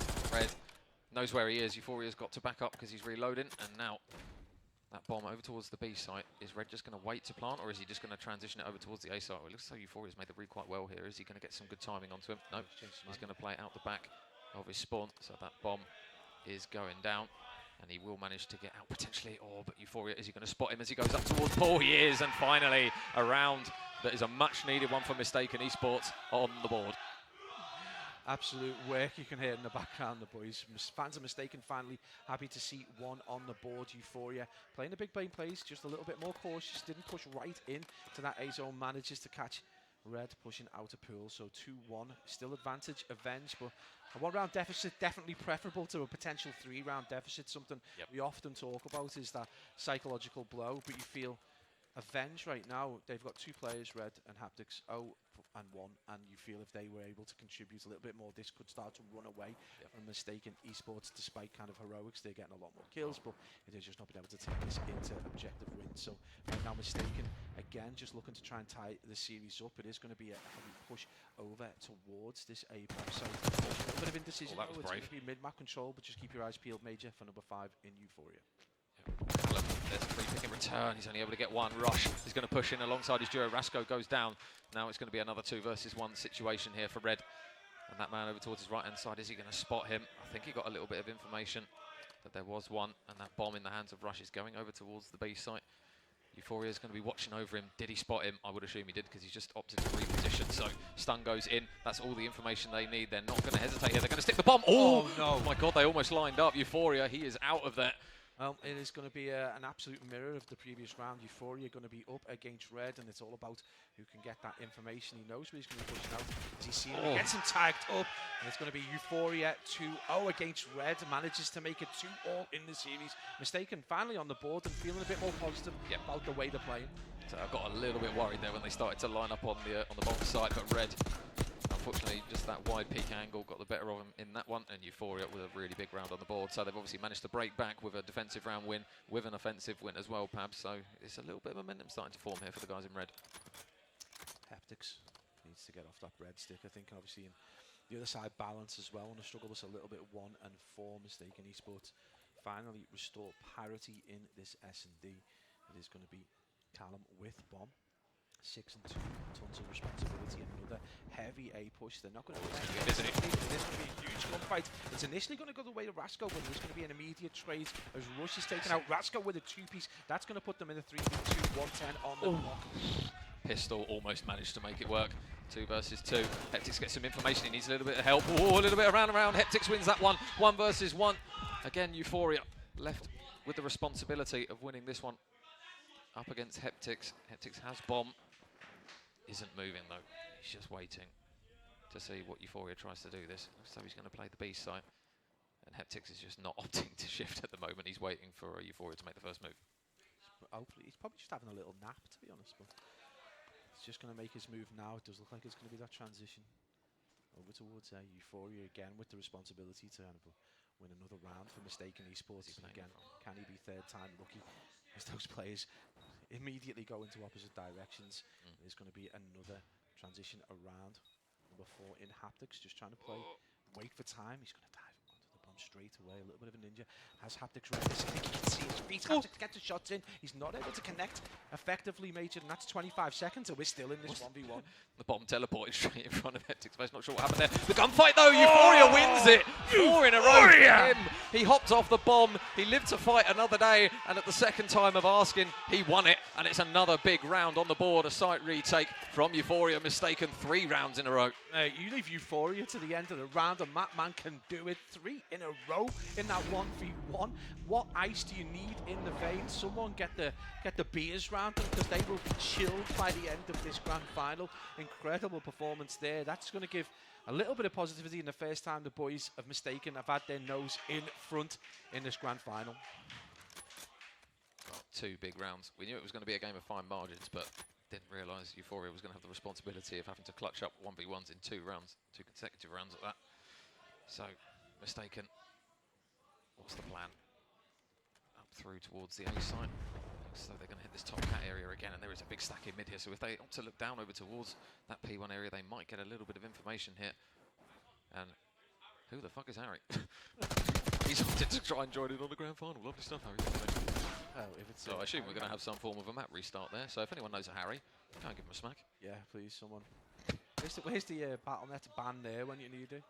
Number 9. Harry, you're not a wizard, Harry. You're a cunty. Well, 1 versus 2 now. Not quite sure how this one's going to unfold anyway, but Julian now with an opportunity to make a mark here. Balance has bomb. Julian falls, and that is a round for Mistaken. So not quite sure what's going to happen with this one. They do take the round, but yeah, the additional passenger didn't really make the mental much easier on that one. Yeah, it's really unfair getting an extra player, but I don't think it made too much difference. I'm sure the boys of Avenge are probably going to argue that they want to restart at 3-2. It would probably be slightly unfair again. I thought you could lock these lobbies, Major. I'm pretty sure you can. I assume it's somebody who's obviously had the glitch where it's kicked him out. And it's not Horrid Harry, the one that we know. Wouldn't mind having him on our team. Harry's still here, by the way. Mistaken to be fine. He's still chilling. I assume we're going to have a end of the map on this one. So, yeah, it looks as though admins are getting involved and stuff. So, yeah. Someone teabag Harry, for the love of God. Swear down, they said a break after map 2. Not just like one mid map 2, yeah. We'll have a sub round 7 kind of break. We're playing the round. Okay. It's just time to destroy some local area, but yeah, at the minute, not sure what's going to happen exactly. Harry isn't contributing so confused. at all. Whether they've just decided to just kill him in spawn and then just carry on, I suppose, if he isn't actually playing. But I don't know what the effect that has on many things, but it looks like the team are going to carry on. If that's the case, first blood going away if Mistaken as Callum falls, and it's going to be Haptics with bomb. Before he gets a pick onto Julian, I still don't know what's going on, mate, but we'll go with the flow anyway and find out afterwards. Well, 4 versus 2. Bombs down at B. Avenge, you got 1 man over towards the B site. Red out towards the back, so he's going to have no influence. I don't know whether he's got eyes over the bomb here from that distance, but you've got Rasco out towards the back as well. They've got to get that first pick. Heptix, really big moment. Got to try and stay alive here, and unfortunately, he doesn't get it. Both players fall. It's going to be another round here for Mistaken to make it 5-2. Yeah, this is a pretty dominant performance. You know, you think about it in terms of the way the hard point went. It was an absolute blowout, sub 100-point club. But right now, the boys are mistaken, firing right back. And this is dominant, really, isn't it? Obviously, we're not entirely sure how this is going to play out. The boys appear to be from mistaken, just kind of team killing Harry before they have to carry on. But it is a bit of a weird one. But obviously, right now, that's all they can do is just kind of see where we are. 5-2 though. I mean, if they are going to allow that and just carry on, it's still a fairly solid performance from Mistaken Esports. For God, shoot his body too. Right. Round goes again. I'm not quite sure what's going on with this one. I'm surely we're going to have a lobby restart at some point here. The mental is gone from everyone. Crowd, players, us. Don't know what's going on here. It's a bit of a one. There's going to be a trade back. Julian gets first blood. I was kind of getting into the game, you know, when you sometimes do the segue and I forget to cast, but yeah, I was kind of getting lost in the back and forth. It is going to be a trade out as we see Balance go into the next round, joined by Red. It is going to be Rasco with Bomb, and again, it's a kind of, you talk about that lost momentum. They've allowed the boys of Avenge Esports to take an awful lot of geography, so next pick all important. If it doesn't go the way of Mistaken Esports, it could be a problem for them. That's going to be one down. It is going to be a straight trade back as Column puts Rasco into the next round. Bomb is going to be collected, and it is going to be Major a 2v2. Well. Oh, okay. We just have the word of God that we are going to a restart here. So, yeah, there you go. Finally got there. There we go. Yeah, the question is, where are we restarting from? 3 to 5 working days. We've got there. When Harry joined. Yeah. So, cheers, Harry, mate. Yeah, we can get that in from. We're restarting from 3-2. Okay. So, well, Mistaken got that extra few rounds to warm up, but 3-2 it is going to be. That's when Harry joined, and we are going to get a little bit of a lobby set up. But right now, Mistaken on the front foot. First time they've been in front in this grand final so far. It was obviously a very, very kind of blowout first map. But all they can do really is continue. But obviously some technical issues coming in for the boys. Well, Mistaken versus guys on stage just trying to work out with admins, I believe, what exactly the result of this one is going to be. Because yeah, everyone is very confused. I believe in the words of Copy. This is indeed a movie, so we'll have to see. Is this the point where I can bring my Eat and Go sponsorship up? Just to take everyone's attention away and put it on a chicken shawarma, mate. Yeah. If you're on College Road and you're attending the University of Staffordshire and you want a really nice chicken shawarma, do head to Eat and Go. The boys there from Kurdistan will be able to sort you out. It's beautiful and tasty. Claim to be the best in the town, and indeed they are. There's just quite a lot of back and forth going on. Wish we could just flip it to a shot. You could see the admins kind of furiously trying to organise how this lobby reset is going to work. Right now, I mean, it's a lot to take from that first map, mate. 250 to, you know, a sub 100-point club. At the point where they got to 78, they just didn't seem able to shoot back. A lot better performance coming into the S&D. A little bit better from Mistaken, shooting back largely. And, you know, obviously we're seeing a bit more strategy coming out of them. Do you think it was just a lack of warm-up? Well, it seemed like it because, again, the first 2 rounds went in favour of Avenge. And then Mistaken, just kept going. In the meantime, what we are going to do, guys, while they sort everything out, we are going to quickly throw it to a break while we sort out all the details. And when we come back, we will have an update and hopefully the resolution of Map 2 between the boys of Mistaken and Avenge. So, yeah, don't go anywhere. Come back and hopefully we have it sorted.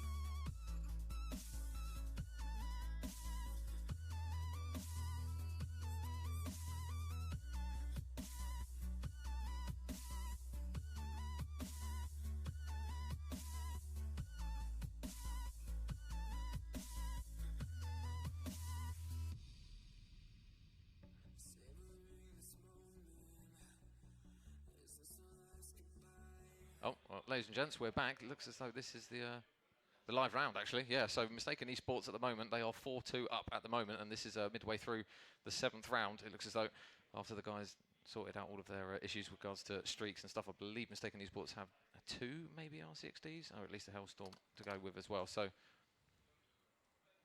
kind of tells you just where they were in terms of positivity going forward. Yeah. Mistaken Esports absolutely kind of like bounced back. You know, from what was a very, very difficult hard point for them, and you know, it's the sign of a good player, a good group of players, that they're able to kind of chalk off what was kind of like an inappropriate performance from them. But this S&D has proved to be completely opposite. Oh, I've not seen him. Balance gets a pick. Heptics versus Euphoria again. How many 1v1s can this man win? He can't win that one. Avenge Esports will take that round after an extended break for God knows how long. But he gets that round win, and Avenge Esports will now go up to 4-3 down. I mean, they were kind of like testing their luck, leaving Euphoria again in another position of that 1v1. His luck had to fail at some point, and it's going to put the boys of Avenge within one round of Mistaken, but again, it is still 4-24 Mistaken. Just leaning forward a little bit, you've got to say that they're probably in the same position now with the kind of issues and gaps that we've had. Both these teams really on a level playing field in terms of how warmed up they are. So, round 8 underway. Obviously, the scores and the kills not reflective of how the guys were doing prior to the break. Obviously, all the momentum shift was with Mistaken after managing to bag 4 rounds in a row. But Avenge, off the restart, able to get the first one on the block. So, bomb in the hands of Callum. Straight over towards the A site, but he's going to be met with aggression. But Callum's ready. Callum's ready. It's going to be rushed with the trade. Can he get? Oh my God! He gets 3. Wow! Hold that, Red. Now the last man up. Oh my God! What a blitz from Mistaken Esports, and there you go. Anything Callum can do, he can do better. Well, who needs a restart when you've got firepower like that? We were waiting for the man to wake up, and what a way to do it. Obviously, please ignore 10-1. We've got absolutely no idea what the actual scoreline is in terms of KD, but we know for sure that he just got an absolutely beautiful 3-piece. Well, he got the ace in that one, mate. That was final fine. kill was him as well. It was all rush. I was too busy with my hands in the air. So, 5-3 up now. Mistaken Esports 1 round away from tying up the grand final. And well, if you needed an invitation for Rush to be warmed up, well, now you've got it. So, Mistaken back on the offense. And the A site, Shock Horror, going to be the site of choice. So, Avenge with a few players in mid. Number 2 in Red's going to be watching down that B Street side. Isn't going to see anything at the first engagement. Over towards 4 is just about going to mean that Callum is able to get out with his life. They're just toying with the idea of waiting for the engagement prior to planting the bomb here. The nade and the stun goes in to get any sort of information. No trophy on the time, but I don't think they got any information from the tacticals. And now the trophy does go down. Bomb planted. Everyone going to try and funnel in. Now Red again getting some bullets in. Nobody's still dropping. It's still a 4 versus 4 with only 35 seconds left, so you'd anticipate that it's going to be an absolute mess inside Vault any second now. Rush, there's another engagement win for him. Julian's able to reply with one on Euphoria though, so they're still stacking inside this. It's going to get messy towards Vault. Where's the next kill coming from? You've got a man over towards Paul, and that man is going to be Callum as he gets 2. Everyone on the side of Mistaken is on the deck, and it is 5-4. Yeah, this is going to be really talking about how Euphoria taking up a very similar position in each round, and the boys of Avenge able to make a play on that. As soon as he drops, the rest of Avenge absolutely rush in and crush that post-plant retake, and Avenge Esports tie things up. Well, 5-4. It's late. It's been a long day, mate. You were close. I had a banana before. It was flying. Break, just killed it. So Avenge back on the offense. Are we going to get that change up that we need? Looks as though it is going to happen in this round here, so they are going to start legging it down the B side. The bomb plant B is very, very open, and look at all those red arrows. They are nowhere near. That is an absolute commitment to the bomb site right there from Mistaken Esports and Avenge. Going to be in their preferred positions, and this could be an absolute bloodbath if the boys of Mistaken aren't going to be able to get this correct. We could be on the precipice of a very tight round 11. Keep your eyes peeled on number 1. Julian Codd Balance is going to get first. That's quite late into the round. Shots are going to go out. Rasco not able to connect correctly, and it is going to be a 2v4 advantage. Avenge. Round 11, baby. There you go. Avenge Esports take that one.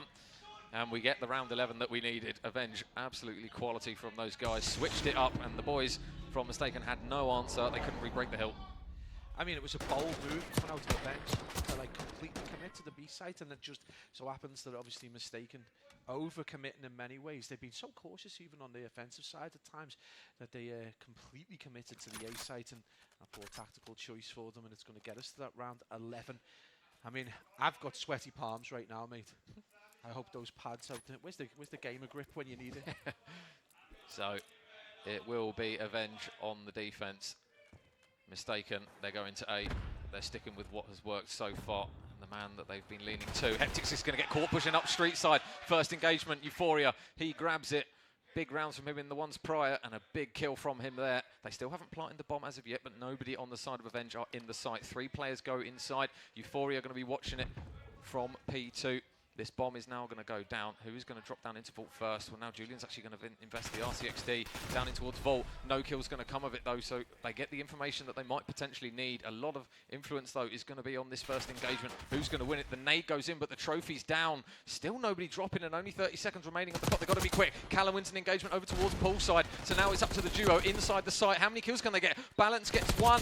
There's another for Red. It's 2 versus 2. 22 seconds on the clock here for them to defuse this bomb. Kills surely on the horizon any second now. Somebody's got to flood in here. Balance gets a pick. It's all on Callum. How many can he get? He gets the first, and now it's a 1 versus 1. Him versus Balance. Who dares peek first? He's not going to get on the defuse, and it's going to be a round on the board for Mistaken, and more importantly, a map on the board. 6-5. Right-hand side of the auditorium absolutely explodes as Mistaken Esports tie up the series in what has been an incredibly tight affair on a Vault S&D. It comes down to balance, a player we don't often talk about. We said it would be a game of 5 margins, and indeed it has been. In question, we know Euphoria gets taken out the back, and you think Mistaken are going to be on the back foot, but they're able to absolutely ice up in that 3v4, and they go absolutely ham in the end. Incredible performance from them to tie up what was a very, very difficult hard point. Well, difficult in terms of how close it was, but also obviously the break that managed to kind of swerve the momentum that was happening. And Mistaken, through all of the delays and all of the issues, they were just about able to get it over the line. And yeah, that round 11, absolutely massive for them there. And that morale on their camp now, Paz, that is such a difference. 2-0 down in the grand final in comparison to tying it up with kind of such a an adrenaline rush on that one is going to be very, very good to them. Yeah. Nice to see some ice in the veins coming out of Mistaken. Euphoria doing a lot of very difficult work in this game, mate. You know, a lot of 1v1s at the end of what has been a very cautious S&D. Manages to ice up, got his team into the lead, you would argue, largely kind of getting them across that kind of barrier. Does that job, and then it is going to be Balanced, the hero of the day. We saw Julian go absolutely huge for Avenge Esports, but those kind of heroics not enough in the end. And it is going to be 1-1, and we're going to be heading again back to Vault. We did like doubling up, don't they, to a control. Yeah. So we'll see the final kills coming through in the end. And it was very much a case of players throwing themselves in towards that site, which we're so used to on Vault. It's not exactly anything different from what we're used to, but it is going to be the end of that map. And as the end of the map finishes, we are going to throw it actually back to the desk to break down the first 2 maps that we've seen, because, yeah, what first 2 maps we've had. Maps in the books. Let's take a brief look at Skyline, because let's be honest, that map was incredibly brief to begin with. It was brief, it was a blowout, it was a cold mistaken. That's exactly what that was in round 1. We said it time and time before, loser brackets are warm and ready for it. The guys that come out for that winner's bracket need time to kind of work into it, and that shows obviously by the S&D run a little bit better from them. But yeah, they definitely needed to warm up a little bit more. I did give them a warning at the start when they were going away for their wee break. They definitely get yourself warmed up for this this grand finale. Yeah, speaking of that S&D, there's a lot to talk about with it. There's the Rush Ace, for instance. There's Euphoria getting 1vx clutches basically every round. And the tech pause, let's go with that. Yeah, that tech pause. Yeah. Some controversy. Let's go, yeah, controversy. It's interesting. I mean, imagine if Mistaken lost that, it would have left a sour taste in their mouth. But I mean, you know, when even when Mistaken were losing the first game, their crowd was loud, and Avengers just couldn't quite match that in the second game. They did like to let us know it was red on the point, only red on the point as well. But no, everyone played well. It's unfortunate, really. Rascal. But, yeah, no, I think we're going to be into a big game, maybe a 7 mapper, but so far it's very entertaining. See, Rascal was that locked into his setup that he forgets that there's a camera right in front of him, and he just walks past the whole thing. On. Oh yeah, we're live. You've got your time, and you're just over there. Yeah. This is your break time, and you're walking for your camera. But yeah, I mean, what we're saying that there as well. Like, there was a wee bit of that settling out what's going on between that S&D round. Obviously, somebody else has spawned in. It wasn't anybody's fault, really, in the grand scheme of things. I don't know how it happened, but it happens. We had to reset it all, and obviously, there was a wee bit of a back and forward on where we start and how we start. But I mean, we started back again. It was 4-2.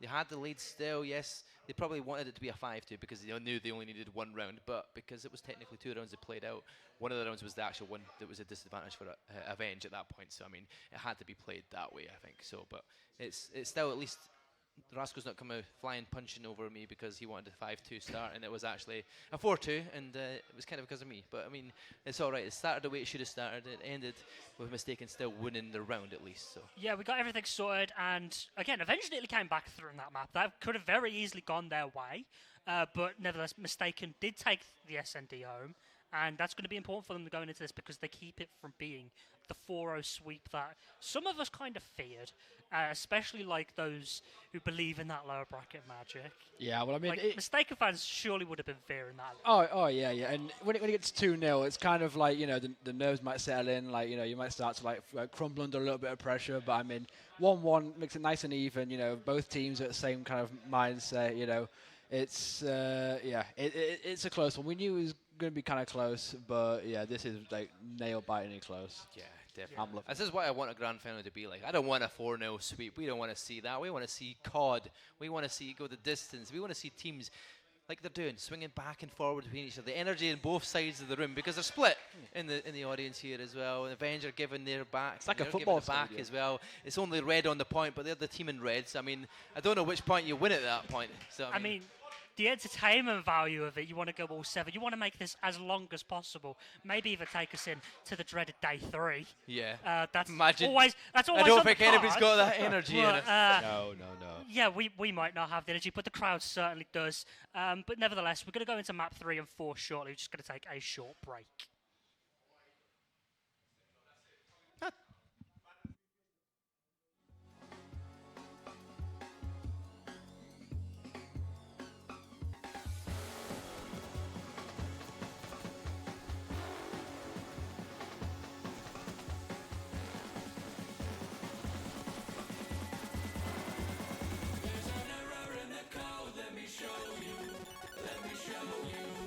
Look,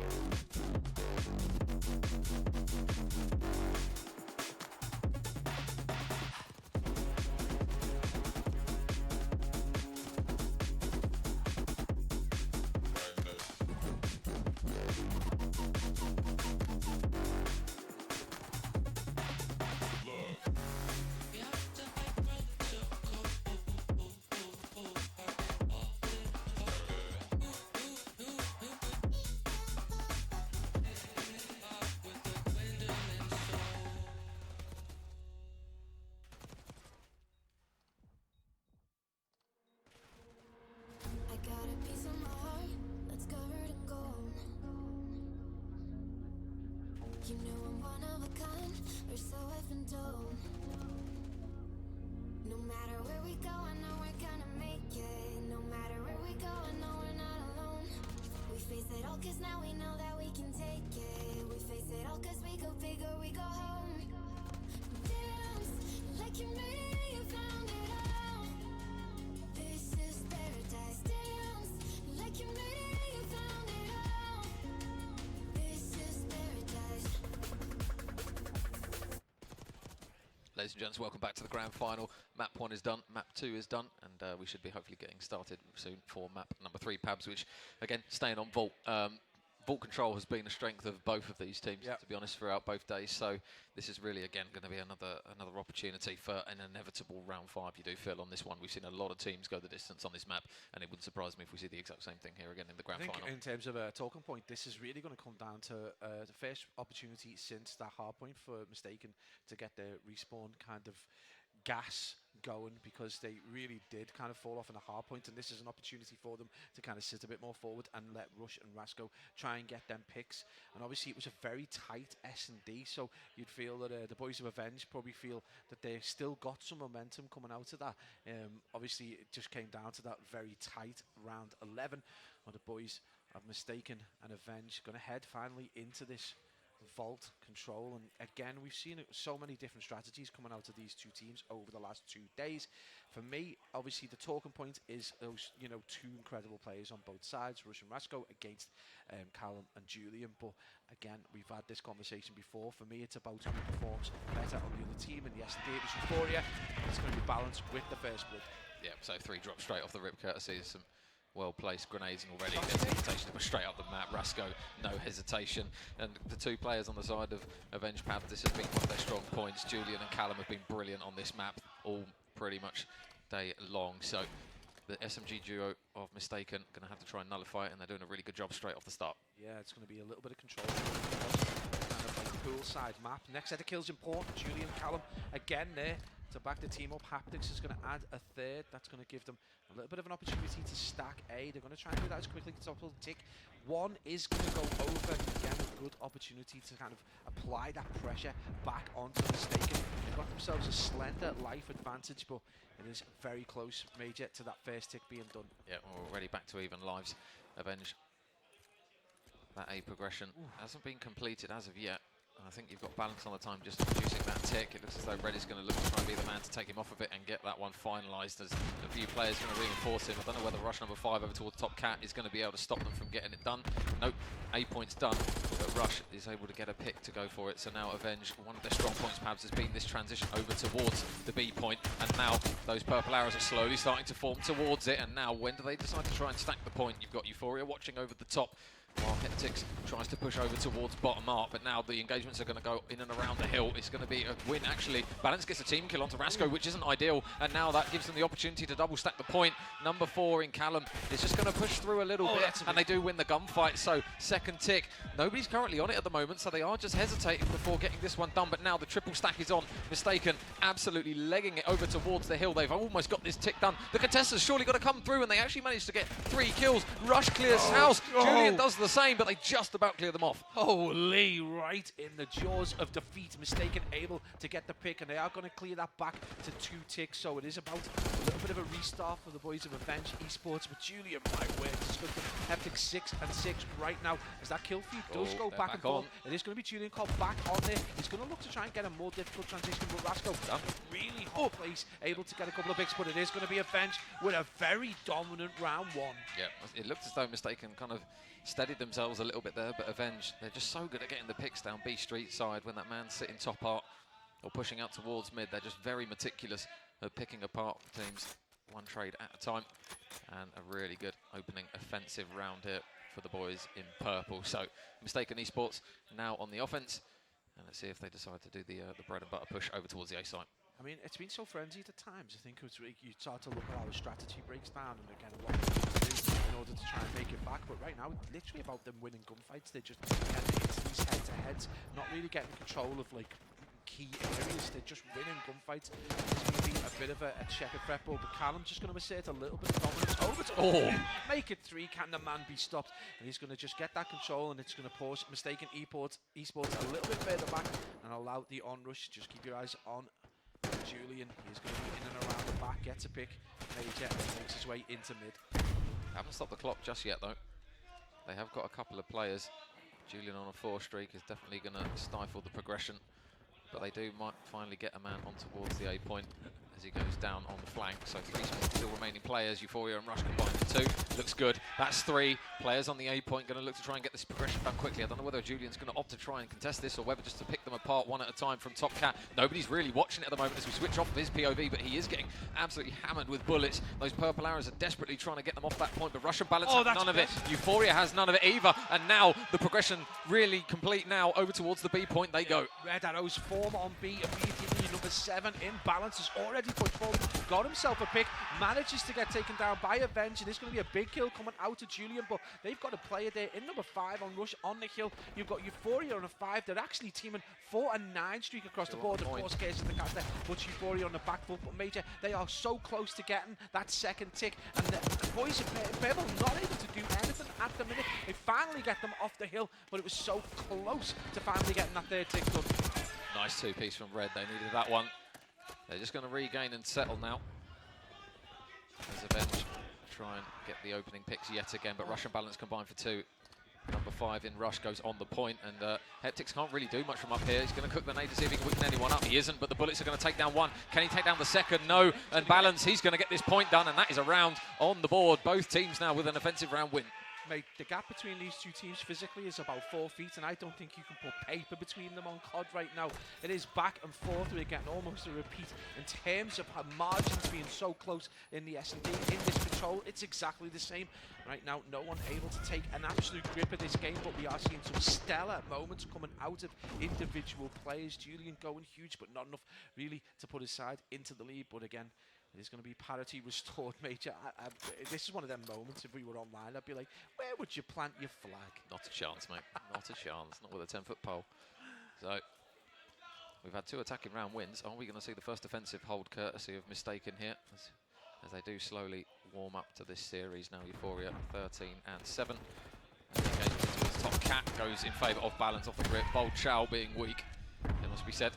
But the first engagement goes in their favour. A little bit of progression coming through towards the A point. Keep an eye on Russ, number 5 on the mini-map, because he's gone on a bit of a pinch. Him and Rusko able to combine, and there's another response there from Avenge. Every single time Mistaken get a couple of picks, Avenge are looking to do the exact same thing. Respect Euphoria goes and gets the 2-piece. It's going to apply a little bit more pressure. Julian is going to be the player that falls and wasn't able to get any more time over, so it is going to be 1 tick towards A as we approach the 1-minute mark.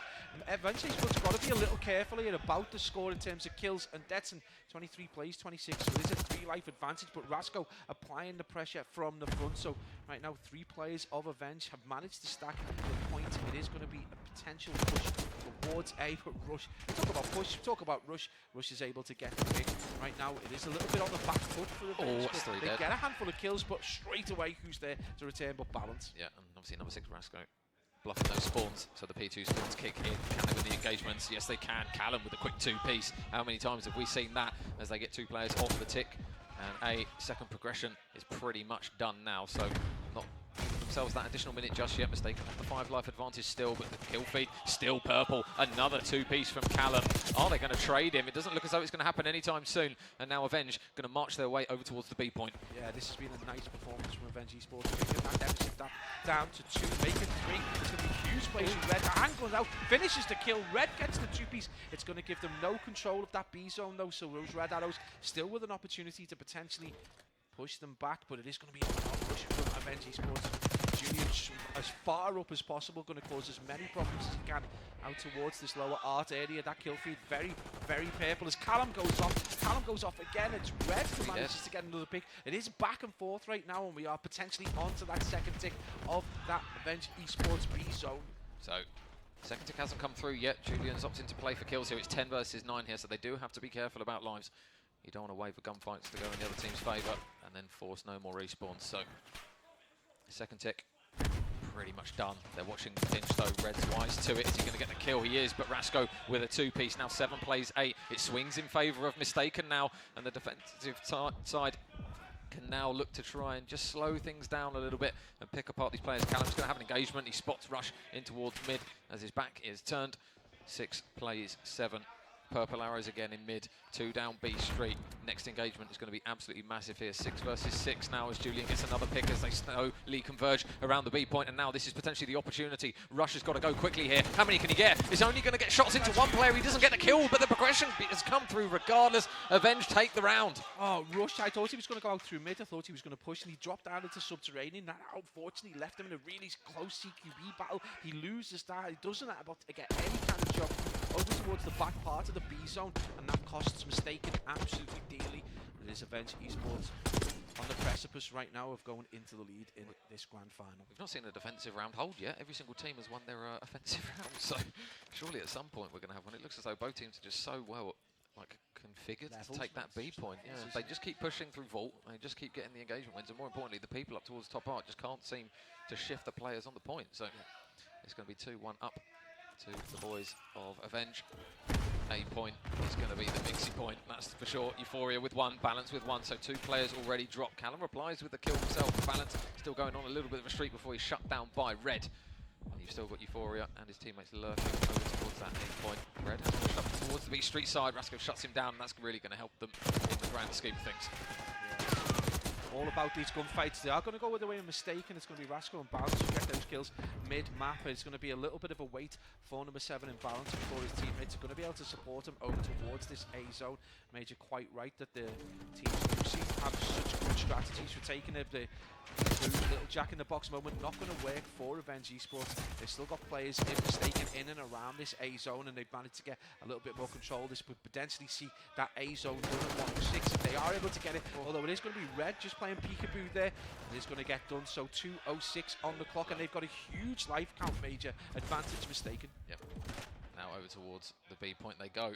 Red cuts down Euphoria, but Balance is still over towards Art, so they're going to have to try and just double back up here and take him down before they look to try and push out of their own spot here. Balance retreats back into the building. Rasko wins a really good gunfight. Actually, can they win another one? Red gets 1. Rasko with the trade. You've still got Callum though, who's on a bit of a rework here. Backs up through mid, gets 1 kill.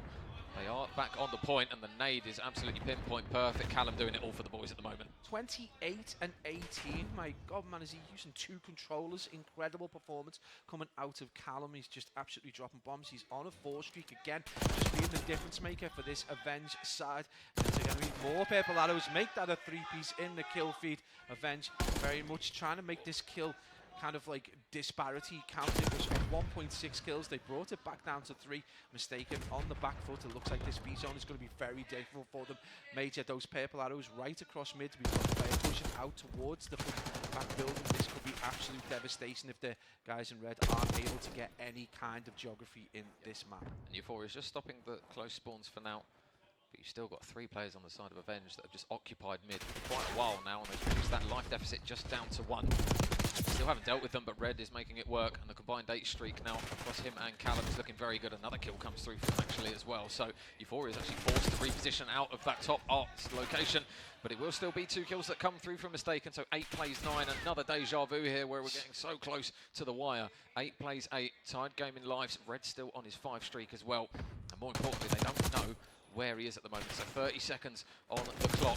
Where are the engagements going? Julian gets 1, Callum gets 1, and Euphoria finally gets a response back, but they are running out of a little bit of time here. Are the boys are Mistaken. 6 plays 6, they've got to touch the point, and by doing that, they're getting cut down on the cross. Rasko able to get a pick from range. Can they get any more? Heptix is just locked into this position. He's not moving, and he's not missing. There's another kill that comes for him. 5 plays 3. Again, the conundrum. They have to touch the point. Heptix beaming from top art. Looks as though that's all they're going to need in that map, and it is.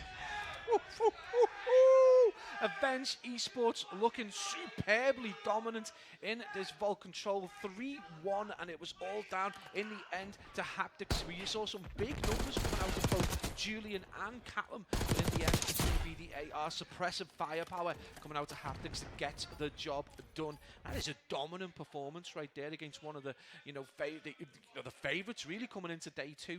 Incredible from Avenge Esports. You've got to look at that. Callum, 26 non-traded, going 31 and 21 in a control. Just a superb performance, dragging his team through. At times when mistaken, we're able to get on the front foot. It was largely Callum just being impossible to deal with. Yeah, so many two pieces. And the other thing as well is normally on the mistaken roster there is usually one player that does stand out above the rest, but pretty much across all 4 they were all doing their bit, but nothing really was able to contend with the firepower that Avenge brought to that map. Say 3-1 on a map that's been very, very good to mistaken is one that Avenge will be very, very confident with going into another respawn, this time on a red card. And yeah, their red card hardpoint has looked very, very good. Yeah, I mean, this is the problem. Again, it's about what you veto, what you can block, what you're able to kind of coordinate for yourself. Red card has been an absolute friend to the boys of Avenge, but mistaken again, regardless of what they, what they threw at that, they just weren't able to get a foothold in the game. And sometimes we've seen both these teams clinical and sloppy, but that was an absolute masterclass again from Avenge. At no time did they look rushed or kind of like concerned in any way. The comms were clearly on point, and then in the end, it is going to be just a little bit of ice in the veins coming from a player that we haven't talked about an awful lot. So obviously, over the last 2 days, Julian and Callum have really stepped to the fore. Red has been the in-game leader, the man pulling all the strings, but Haptics today has hugely stepped up, and you've got to say, if they are able to take this grand final, a pint needs to be bought for that lad as well. Yep. I think it'll be drinks all round regardless of whichever team takes the title in this one, but we'll see the clips again on the screen. So many two pieces across both of the teams here in that map number 3. The red hard point should be a banger of a map. And this is kind of where perhaps you lean a little bit more to the influence of kind of what Julian and Callum have been doing pretty much all day long. They combined for 79 kills in the series versus the Magpies. Obviously, it's going to be a different kettle of fish up against these boys, but it's still an opportunity here for them to demonstrate why this map is so, so good for Avenge. They combined for 79 kills. That's like 6 games of Newtown for me. I can't compete with that kind of madness. The ability to be able to drop numbers like that against the players that they're playing against. We talk about these two teams in the grand final, but if we take a step back to the likes of Magpies, the likes of Eclectic, the Faceless boys, they're no pushovers. The Magpies have got a great history. They've been playing. They were top 16 in previous Black Ops games. You look at Eclectic, who came as kind of an outlier team, players we hadn't necessarily seen before, and Sparky and Cope and Demon putting up some huge numbers, and they've just been able to rinse right the way through these teams. And the Faceless boys, I mean, we know them so well. We know what the likes of, Zappy from Faceless Fruits, and we know what the likes of Crybaby and the main team, Luto, and the boys are able to do. But they just, at no point, were able to kind of deal with the firepower coming out of these two teams. So right now, it is advantage to Avenge. I mean, again, from the very beginning, on a Friday, I guess, everyone's talking about how they will perform. It's grand finals. They're in the lead. They're going into a map that they absolutely love. This could be a very difficult moment for the boys of Mistaken. And this is the thing as well. This is a map that puts them one away from taking it as well. And if you're a betting man across 3 maps, you would assume that Avenge would be able to take at least one of them. Obviously, maps 4, 5, 6, and 7, guys. For any of you guys who don't know, we've got red card hard point. We've then got Skyline Search, and then double Hacienda for the control, and the final Search and Destroy if it does go to that final map. I was surprised actually, perhaps, to see that we didn't actually get a 3-2 in that one. I mean, we had a bit of a slamming in map 1, didn't we? The 250 to 78 on the side of Avenge. Obviously, Julian massive in that map at 30 and 18. And it's interesting, red card you wouldn't necessarily assume is like a very sub-heavy map, but at the moment, the guys of Avenge, they just seem to be very, very good at it. Obviously, Callum and Julian running the subs. They're the guys that drop the numbers, and it just allows the other two of Haptics, and it's just it enables them to, and Red as well, just to try and play more the objective role, play the rotations, and just let those guys go around and kill what moves. It flips it. I think Red and Haptics, their suppressive capabilities, they get them first initial picks from distance. It allows the guys to just go in and dominate, and they're putting them numbers up, defending the hill. When the next wave of 4 come in, these two just go and do that job. Yeah. That initial push. Now, Red doesn't put up huge numbers, and yeah, he's able to pull the strings. He's doing a lot of dirty work, and I mean, we've watched him all day. He's completely coordinating what this team does. He's constantly in communication with them. When the game ends, he's advice, kind of how we're going to go into the next game and play. You know, as much as he, you know, did kind of like problems you've had on the timeline, he's doing a stellar job. And honestly, he's been pulling the strings for these boys all day. And when you consider haptics, you know, yesterday we didn't really talk about that much. It's always been Julian Callum. Now he's stepping up. You can start to see that little bit of air separating the two teams. So again, I would say from Mistaken's perspective, it's now down to Euphoria and Balance to really make their mark. So, map 4 ready to go. Who is going to start the faster of the two? If you're mistaken as well, Pabs, the first hard point, it ran away very, very quickly with Avenge. I think the main focus for these guys now is to make sure that they kind of keep the pace up. They don't allow Avenge a sizable lead, because they do punish you when they have that lead. So we'll see what Mistaken Esports have got in the locker here in map number 4. Good luck casting over that single, mate. I didn't catch any of that. But yeah, absolutely, this is going to be a mistaken map. They're going to need to actually step up, because as we have seen, Avenge have been very, very good on that. It is going to be Calum just pushing it right the way across onto that P1. And again, very mixy hill, but this has been what Avenge have been very good at, just being able to take control of very difficult hills and then string them together, get themselves set up, and when they find things, they're just able to probe so efficiently.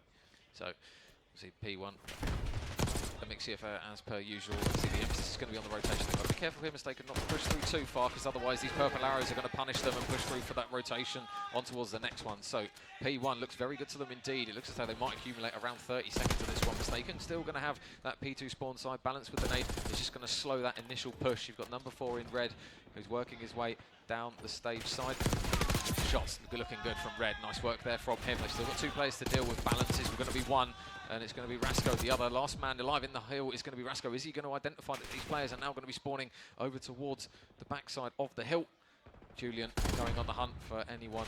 They finally take him out the time, and with 40 seconds remaining, this is really a bit of a clash between 4 of the players too on both of the respective sides. Yeah, absolutely, and obviously Mistaken managed to get back on. They're going to tie things up. It is going to be balanced on the hill, but those on Russian purple arrows just looking to get in and around, find a pick, and you can see actually out the back towards kind of garage area. You've got number 7 and 8 in Rasco and Euphoria trying to just provide a bit of suppressive power, but they're so far away from the hill that when they get taken down, that's just going to allow the boys of Avenge to get back on board, get the scrap time. They're going to tie this up with the slender lead, and we're going to see that little bit of a split spawn. So this should be interesting to see how they're able to deal with this and whether they're going to be able to repel that. And as soon as I say that, 2-piece on the board. Yeah, so Julian mops up the 2 players. But is it going to mean that number 5 balance spawns a little bit closer? Yes, it does. So Avenge is going to try and coordinate a push inside one of the more difficult hills to break. So Heptics over towards the top side of the hill, just working his way down the stairs. Nobody currently on the time. They finally get someone on it, the Mistaken, and unfortunately Rush is punished for doing so. So they managed to get on the time for at least a little while here to Avenge. Callum wins a gunfight outside of the hill, which is going to drop Euphoria. We know how awkward these spawns can be. They do not budge out towards the backside of Garage. It looks as though that's going to exactly happen here for Mistaken. As number 8 Euphoria spawns out, shots in. Able to get a pick is Red. As though it's still a bit of a mixy affair between both of these sides here. Nothing really separating them. Julian, though, looking to try and ramp it up. Yeah, there was like a really interesting 1v1 between Red and Rasco there. And Rasco just not kind of a little too static, a little too in the corner. Red reads it perfectly, gets the shot, and then that gets exactly followed up by Julian Cod, who wops up the last player, Mistaken, and that just gives them an absolute amount of time. They've now put a little bit of air between themselves and Mistaken Esports, to around at about a 20-second lead.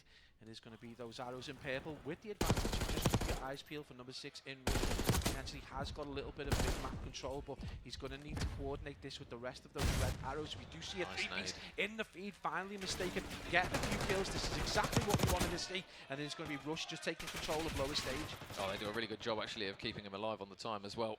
The shots from Rasco from range are good, on the high ground really making it work. I think he might potentially have another engagement. He wins it with the pistol actually, so really good work. I thought he might be dead to rights in that one, but Mistaken looking to try and claw back this lead, and Rasco on the high ground is going to really help the cause here. Just stops all the danger. There's another nade at the moment. They are landing at the feet of Avenge all over the place. Nice shot from range from Julian, Jesus, as he manages to absolutely destroy Euphoria from range with that sub. Yeah, Rasco will be a little bit of a lead change here. Perhaps Mistaken take the lead. Yeah, but nice performance from them. A really solid hold towards stage hill, but it is going to come down to this much more difficult kind of like side pitch hill where they're going to need to try and take control off of Avenge Esports, who are going to potentially be in a position to tie this back up. Some nice wins in mid. That's going to be huge plays from Rush, who seems to be on all cylinders. The player that we wanted to see go big has finally started to turn up in this grand final. So, Mistaken pushing the lead out furthermore. Everyone dropping at the moment. Jeez, there's another 8 combined streak across all 4 players. Avenge going to have to try and just regain a little bit here because they are single filing over towards a very difficult hill to break at the best of times. Rush, he's on the hill. 1 minute and 10 to his name as well. It's always going to be a case that he's on the objective, it seems, for this team. Nice shots from Callum from range as they now look to try and open it up. But Rush, there's the kills that you need along with the time. Big 2-piece, and that's just going to stifle the push yet again. And that is an immaculate hold. And combining 11 now across Rush, Rasco, and Euphoria. Yeah, that's exactly what you want to see. I'm sure Senor Dempy is watching with a smile on his face. And Mistaken take themselves a bit of a lead. This is exactly the place they wanted to be. It's going to be about 60 seconds. It is going to require Avenge Esports to kind of get one solid kill or string at least a couple together. Again, they're not quite in control. It is going to be the boys in red, but you see that kill feed. You know, when they get into trouble, there's always a Callum or a Julian to step up. So P1 is very purple, at least for now. You can see Julian going to go on a little bit of a route, and he manages to beat Rasco there, just opting to play the routes down towards that street side.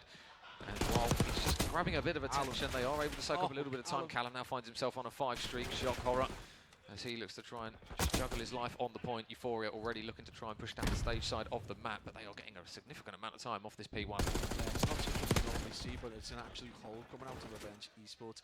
It is going to be a 30-second deficit. Really well in terms of bringing that back from 60 seconds. We did say they need to potentially chain those 2 kills together. A little bit of scrap time is going to go the way of Mistaken, and they are reasonably well placed in order to push on to this P2 in the second rotation. But again, those purple arrows, it's a little bit congested over towards middle, so the next range of gunfights are going to be all important. It is going to go the way Mistaken as Euphoria and Rush managed to drop 2 towards mid, and it is going to be a little bit of control. But Callum around the back, and how many times have we seen this man just get into awkward positions and absolutely dominate for Avenge Esports? Rich, though, is on that 5-streak. Mistaken back and forth. This has become a game. Yeah. How many times have we seen it where the spawn is beneficial to Avenge in the back of P2? This time it's going to be Euphoria that actually spawns in the back and should be able to get a freebie onto 1. Spots Calamo going over towards stage. His teammate in balance is going to be able to get a kill. So again, you look at the spawns, spawning literally a wall apart from each other at the moment. Number 6 in Rush is going to try and retain this side of the map, and the pistol chow is outrageous.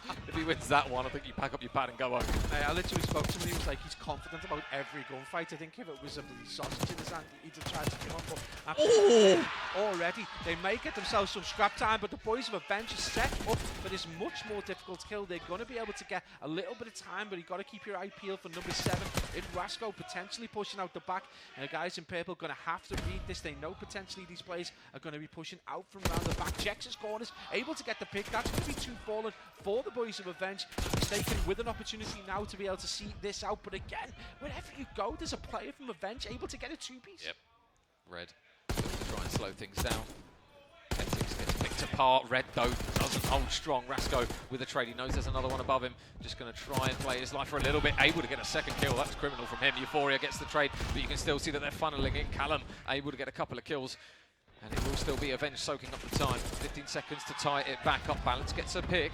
A little bit messy for now as nobody currently has rotated over towards the new hill. They are really caught up in the emotion of this hill. Neither team wants to give it, and it will be Avenge ready over towards the new hill. Number 3 in Heptics just playing the big brain moment. Yeah, well, that was a tactical bit of naivety coming out of Mistaken. They're going to get absolutely 0 scrap time out of that, and they're going to require to go butt heads again over towards this more difficult stage kill. So big gunfights ensue. It's going to be number 6 in Rush who gets dropped in that gunfight. So again, Julian coming out the master of that one. Callum again in one of those off-angle positions, able to dominate. But the suppressive fire, he's going to absolutely dominate Mistaken from such distance. And that hill again, very purple contest. It's going to be in. Red looks to get it, but it's going to be a 3-man wipe there for the boys of Mistaken. It's going to give them a little bit of time to start to stretch that out. So just as Avenge kind of solved that puzzle, Mistaken able to break back in. This game is on a knife edge. Yeah, and it's Rush inside the hill. He's almost got 2 minutes of time to his name here. And although he's not having a heavy engagement map, he's having a heavy amount of time when this one. The contest comes through. Julian's able to get that one. And although only 10 seconds of scrap time is what Avenger going to get here, it looks as though this one might go down to the wire. So every second is going to count, at least for now. Number 8 Euphoria watching that mid-cross, gets a pick. That's 3 dead again. So the early rotation and the early time will go in favour of Mistaken. All right, Mistaken Esports with a lot of responsibility. Now you can see there's going to be a little bit of a spawn, number 6 in rush, again with that responsibility to get the first wave of kills, which he's done in the previous rotation to such a plumb. A little bit of support going to be coming in from Rasco, so that Rasco kind of duo partnership absolutely ties up. Julian Coddo able to respond with 3 King Julian on the bounce. Balance managed to fire back, and despite the heroics of Julian, they're not able to, just about able to get onto the hill as the Mistaken push that 200 point, and they are joined by Avenge. This game couldn't be closer. Oh, there's one. Whoa, almost a third for Rush. The damage is done though. 20 seconds. Big amounts of time now when we're closing the distance to that 250 point mark. Shots from range from Hectic's are good. Can't get a second though. Rasco holds strong up close and personal. Callum looking to push through tickets, but Balance has none of it. And now you go towards the P1, where again, you're going to assume that it's going to be a bit back and forth. Oh, that has not been a friend to Mistaken Esports, this P1 in this third rotation. They're going to need to get away from this over to ticket. That's a big one for Rush, but it's going to be Callum who manages to fire back. Balance is going to be there for the trade. It is absolute chaos over towards mid. Go towards mid. 2 for Julian. Make it 1 for Haptics. It's back and forth. No one with control of P1. Only 23 seconds required for Mistaken Esports. 38 on the clock. Callum goes absolutely huge. A little bit of control is for Avenge. They can win it at this point. They can't afford to step off. They step off. It is going to go to the next hill unless Mistaken can get control. Well, they've got to try and touch the hill here. Red with a big 2 stops the clock from progressing to that 250 point mark. Another big gunfight here for Red. He knows the man's on the time and he's just slowing it down on the time. Rasco with a big one.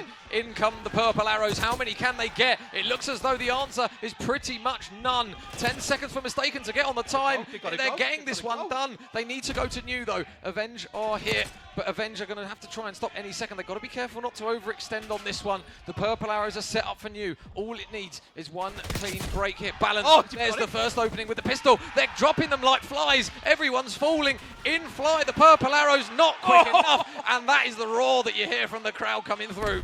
Unbelievable plays coming out of Mistaken Esports when they required a hero. Rush stepped up. Incredible plays. 250 to 221 in the closest game we've had yet. 38 and 28 from Balance at the start of this grand final. We said the difference makers might not be the star players. Euphoria and Balance start to turn things round, but has Balance been restored? There you go. What a map from him. 38 and 28 Rush. The amount of time on the objective, 2 minutes 29 on time. But yeah, that was the big one. Rasco and Balance, big numbers from those guys, and it will be a map on the board again for the boys of Mistaken. I think we're going to be in for a long old grand final, mate, to be honest. Holy, I mean, has anyone got any of them lozenges left? Because I am absolutely gone. Incredible plays at times, all 8 players just contributing to such an exciting game, but Mistaken Esports, just, you know, absolute war of attrition at times, and it largely came down to individual plays, getting these huge 2 and 3 pieces. How many times did we see Mistaken get onto the hill, look like they were in control, and then Julian just completely dominated? We saw Callum with some incredible off angles, but anything that they can do. This might be the first time we've seen Rush really step up into this game, and an incredible performance, but backed up by Balance.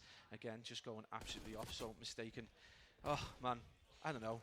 This is a grand final, mate. Yeah, well, that's where you need every single player to pretty much have a map, regardless of how the day's been. If you can turn up in a grand final, that's all that matters. Obviously, we put the emphasis on Rush and Rasco, but Balance, what a map from him. A man who kind of goes a little bit under the radar for the roster here. He does some of the dirty work, but him and Euphoria did a great job of it. It must be said, some of those rotations were absolutely massive to them, and they did a really good job on the P1 as well, of just trying to push the time up to that close 250 point mark, and then all they needed was that one clean break at the end. Absolutely. So it does look like we are going to get potentially into the Hacienda now, so there's an opportunity potentially for let's to see just how Avenge kind of reinvigorate their abilities, because we saw them on the struggle bus obviously against Magpies. So right now it is all tied, and Skyline S&D, man, to separate these two teams, that's a bit wild, isn't it? It is going to be obviously a battle of the S&Gs. I do believe though, Major, we are at game 4, so is there potential for a break? yeah, we're just waiting for the old replays to finish, and then I do believe the desk will take it away for us here. But the summary at the moment is the case that Mistaken Esports, they are not going down without a fight by any means. Likewise, Avenge. So obviously we'll be looking over towards the remaining map, Skyline Search, Hacienda Control, and Hacienda Search if we do go to that game 7. But yeah, at 2 apiece, tied up. This grand final has really got an incredible making to it. From what we've seen so far, all the numbers across the scoreboard, we'll see the final kills coming through. That P1 though, so mixy. Mistaken Esports do the job balance. There's his 38th, and what was his final kill in the end, and that was it done. So incredible performance there from Mistaken Esports. The fans, the players, going to be very, very happy with that one.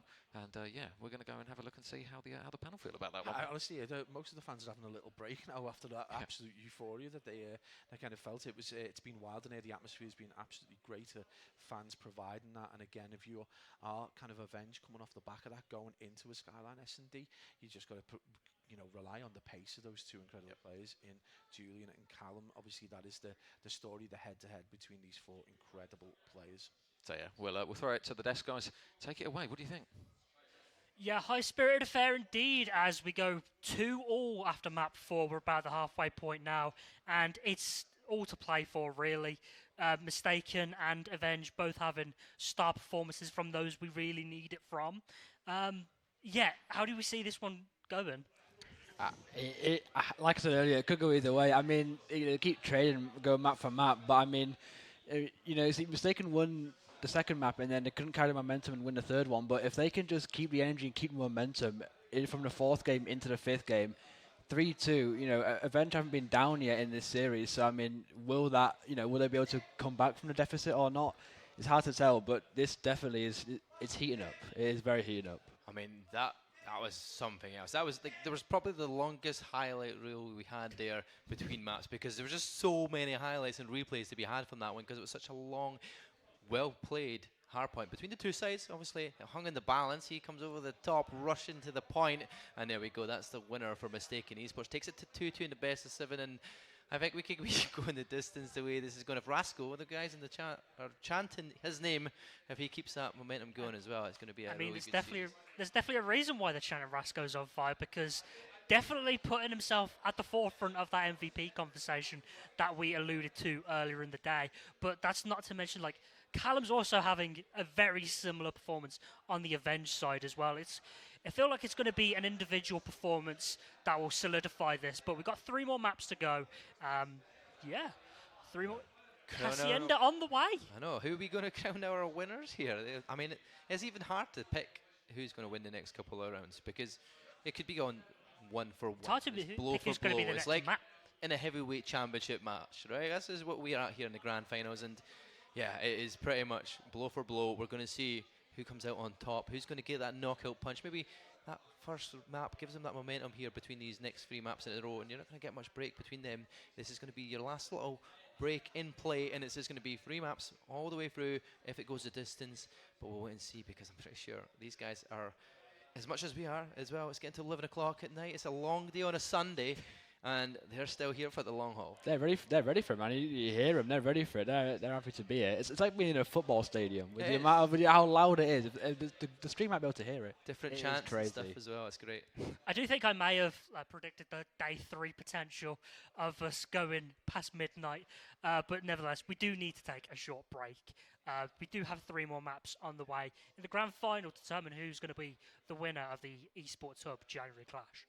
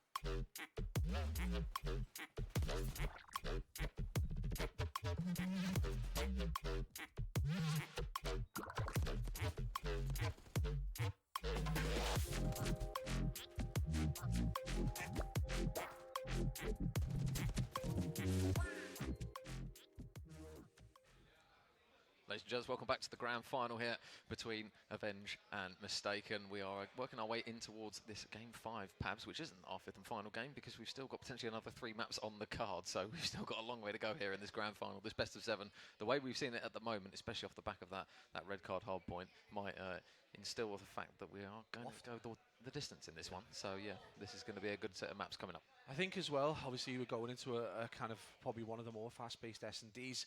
Skyline is going to be all about this initial battle towards that A-bomb site, but if we do obviously get into Hacienda, it's all about what we can see from Avenge, because they've struggled largely on those that kind of old-school map. So Skyline S&D major, this could be all about who wins these individual gunfights over this, very contentious bomb site. Well,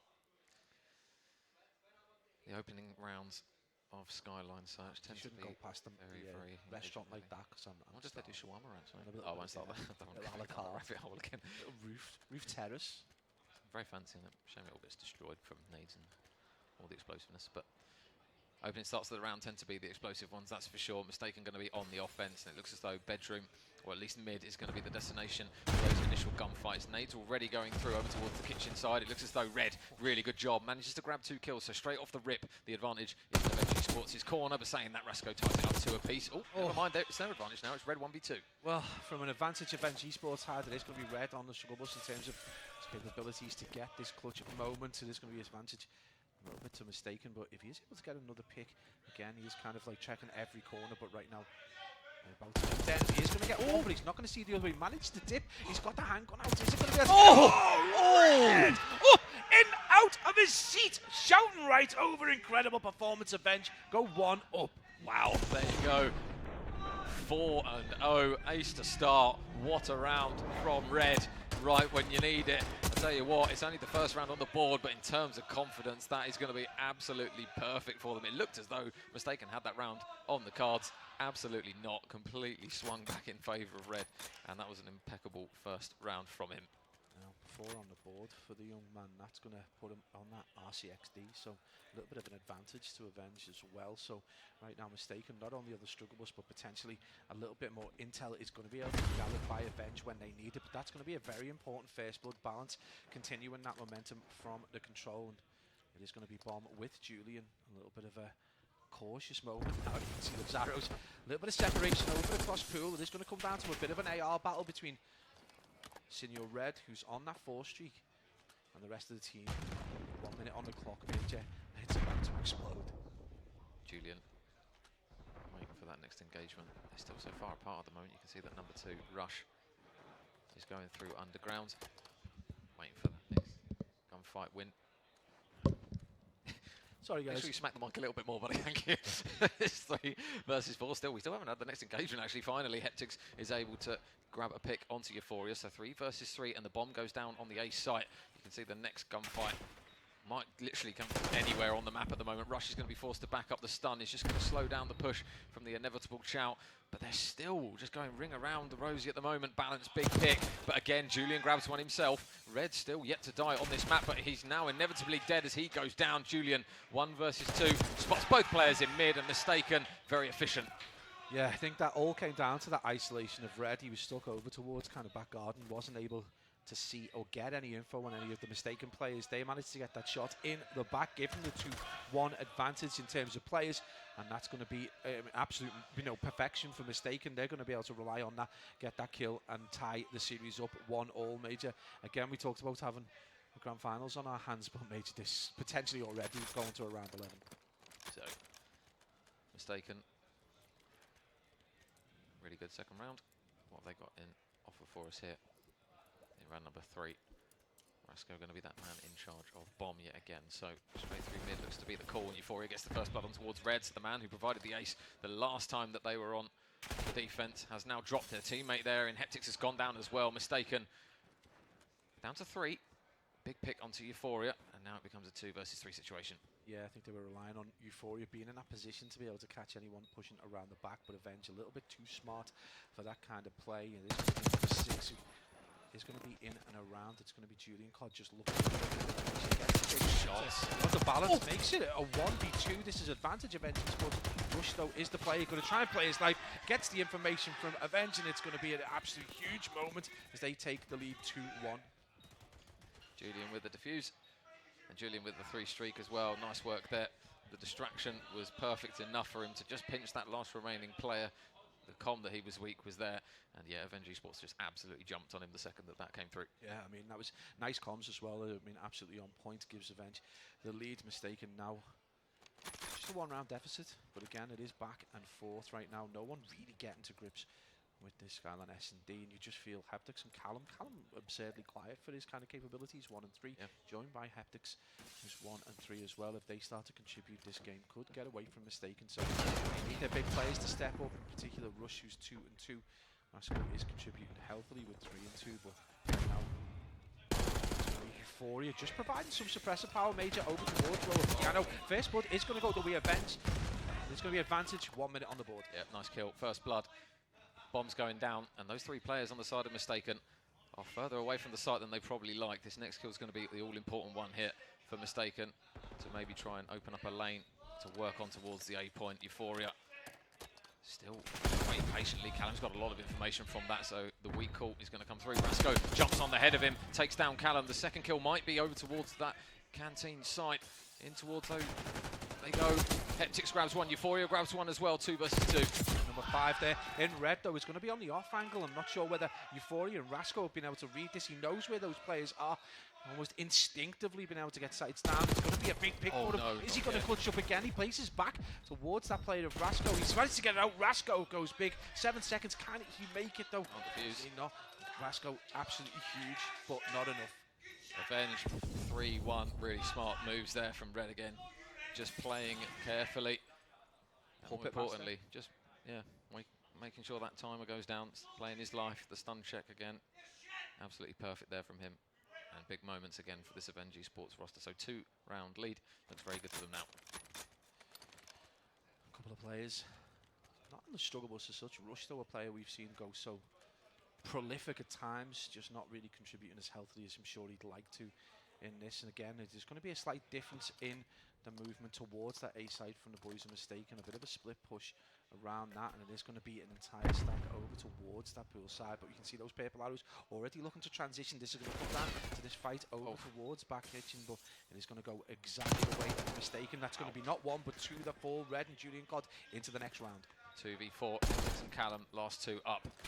They get the information on the whereabouts of Heptix. Callum, though, still unknown. Over towards Fireplace he goes. They know where he is now because he's 6 feet under. Heptix now needs the 1 versus 4. Really good regain round here from Mistaken. You would anticipate any second now. Yeah, they've heard that window smash. They know he's at Fireplace. Heptix is able to grab 1 pick. Not going to grab the second, though. He's going for the assassination. And Mistaken Esports grab that round and reduce the deficit. Yeah, it's important that they didn't let that round get away from them. Mistaken going to stay within 1 round balance. 5 and 4. A player who had such good momentum coming out of the hard point. And again, it is still Mistaken behind. Advantage is still with Avenge. And again, just a little lost opportunity to take that 2-round lead and apply the pressure to Mistaken. Again, you've just got to look to Rush, potentially needing to support his duo in Rasco. 7 and 2 on a 4 streak, combining with balance 4-6. It is going to be Callum with bomb right now. Okay, across the board, all players, maybe except for Callum, more surprisingly, Callum Rush, the 2-star players that we've been pointing out really on the stream. Oh, bomb's going down. Oh, never mind. The player's going down. Balance gets a really big 2-piece over towards the site. Rasco drops the 3rd, and they're falling like dominoes now. Julian, we've seen some big moments from him, but it's going to be difficult now in this 1v4. Wins the first engagement. Can he get away with his life? Wow, that's a reach out. Very brave one at that, and unfortunately his braveness doesn't prevail. Oh, mate, can you not mention pizza, though? I'm starving. 3 all in this grand final. Mistaken is going to bring that passion back. Parity restored, and it is largely on the back of some incredible plays. Rasco 9 and 2, balance going absolutely off as well. So anything that Avenge can do, Mistaken can do as well. We again can't put any kind of air between these 2 teams. Is back and forth, but right now Rasco not quite in the backpack between him and balance, I guess, just carrying the team through. And again, same story pretty much on the other side as both Callum and Haptics on the struggle bus a little bit, relying heavily on the intelligent red and the speed of Julian. wow. Well, there you go. Blink and you miss it. Engagements are done. Rushes on his ones. So now can he manage to make something work? 1 versus 3, though. He's looking a bit doom and gloom. Yeah, Rush, big moment. He's going to step up. Might as well do it now. This is going to be all about jockeying for position with that SMG. Able to get a pick though, and there's plenty of time. 105 if he's able to transition and get into a different space. This could be very, very interesting. Julian, Cod and Red, both the players that have been largely carrying Avenge Esports. 55 on the clock, Major. Rush in the 1v2. Are we only going to see a clutch in this grand final? He's got a lot of time to work with here as well. But both players in towards Kitchen. Oh my god, we've had the same thing again. This Harry bloke is in the lobby. What is going on here? Either way, shots from Rush. Connect with one player. He's got 2 players to deal with and he can't do it. So it's going to be Avenge Esports on the board again. They're going to take the round, and I assume we're going to have some form of lobby end or something for this one because, yeah, we've had the same issue again. So you love to see it. Yeah, it's pop up again, but again, if we just go back to obviously Avenge just looking solid. So every time Mistaken look like they're getting a little bit of a foothold in the game, Avenge just seem to have a little bit of an answer. It's been really kind of top plays, and obviously Callum was on the struggle bus for a large proportion at the beginning of that. As soon as we bring that up, he goes and gets a 2-piece. So just big plays coming out of him. It is going to be a lobby reset. 4-3 in the grand final. It is still 2-all at this moment. So it's 3-2. So it is all about whether Mistaken are going to be able to fire back. Right now, it does feel like they can't kind of unlock the puzzle. They kind of like don't allow them to get 2-3 rounds into the lead. Yeah. They're not able to just break down Avenge and get into the lead in this S&D. Yep. And you know, obviously, even if Avenge are able to take this, we're going into Hacienda, which might be exactly what the boys of Mistaken have been hoping for. Yeah, so I assume, because we are going to have a little bit of a tech break here as the guys work out what is happening, I assume that is going to be the case, that we are going to continue from 4-3 up. What we are going to do, guys, in the meantime, we are going to throw it to a quick break while the admins and the players kind of sort out all the shenanigans on the back of that one, because you guys don't want to hear us rabbiting on about that one. And then when we're back, we will have an update here in the grand final in that map 5 in the Skyline Surge. Producer, we have. Something better. To the ones who never say never. Will you be my pleasure?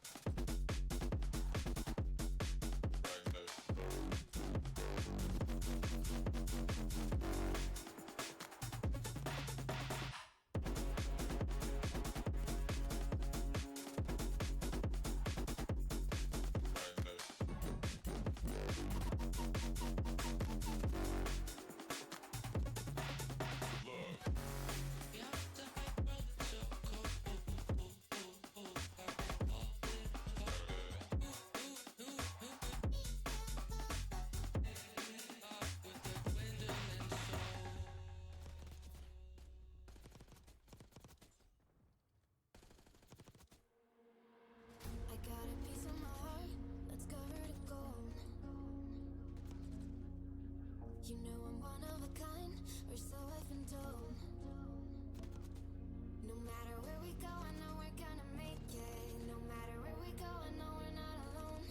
We face it all cause now we know that we can take it. We face it all cause we go big or we go home. Dance like you made it, you found it all. This is paradise. Dance like you made it, you found it all. This is paradise. This is paradise. This is paradise. Yo.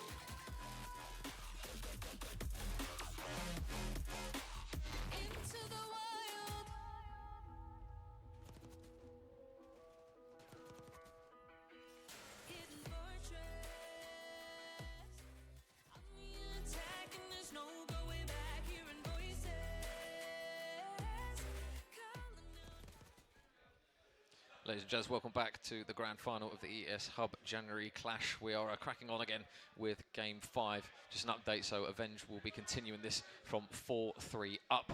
So courtesy of our best mate Harry joining the lobby once again. Hopefully we have that all lined out and we can crack on past from where we left off. Yeah, absolutely. It is kind of advantage to Avenge. They've kind of looked very, very solid in this S&D, and every time Mistaken have tried to unlock that puzzle, they just haven't been able to do it. So it is really over to Mistaken to try and break this enigma, but it is going to be the boys of Avenge Esports with Bomb. Heptix is going to be the player with the responsibility to get that down. There's going to be a push. Looks like across top cat. Well, there's the first blood. Mistaken managed to get it done. Two players are actually going to push down the other side here. Are they going to make the read? No, they're not. The team shots are good, but they do manage to cut Julian down. And Callum going to whiz up towards the top side of P2. He's going to be chased, though, by Rush, who knows he's around this area.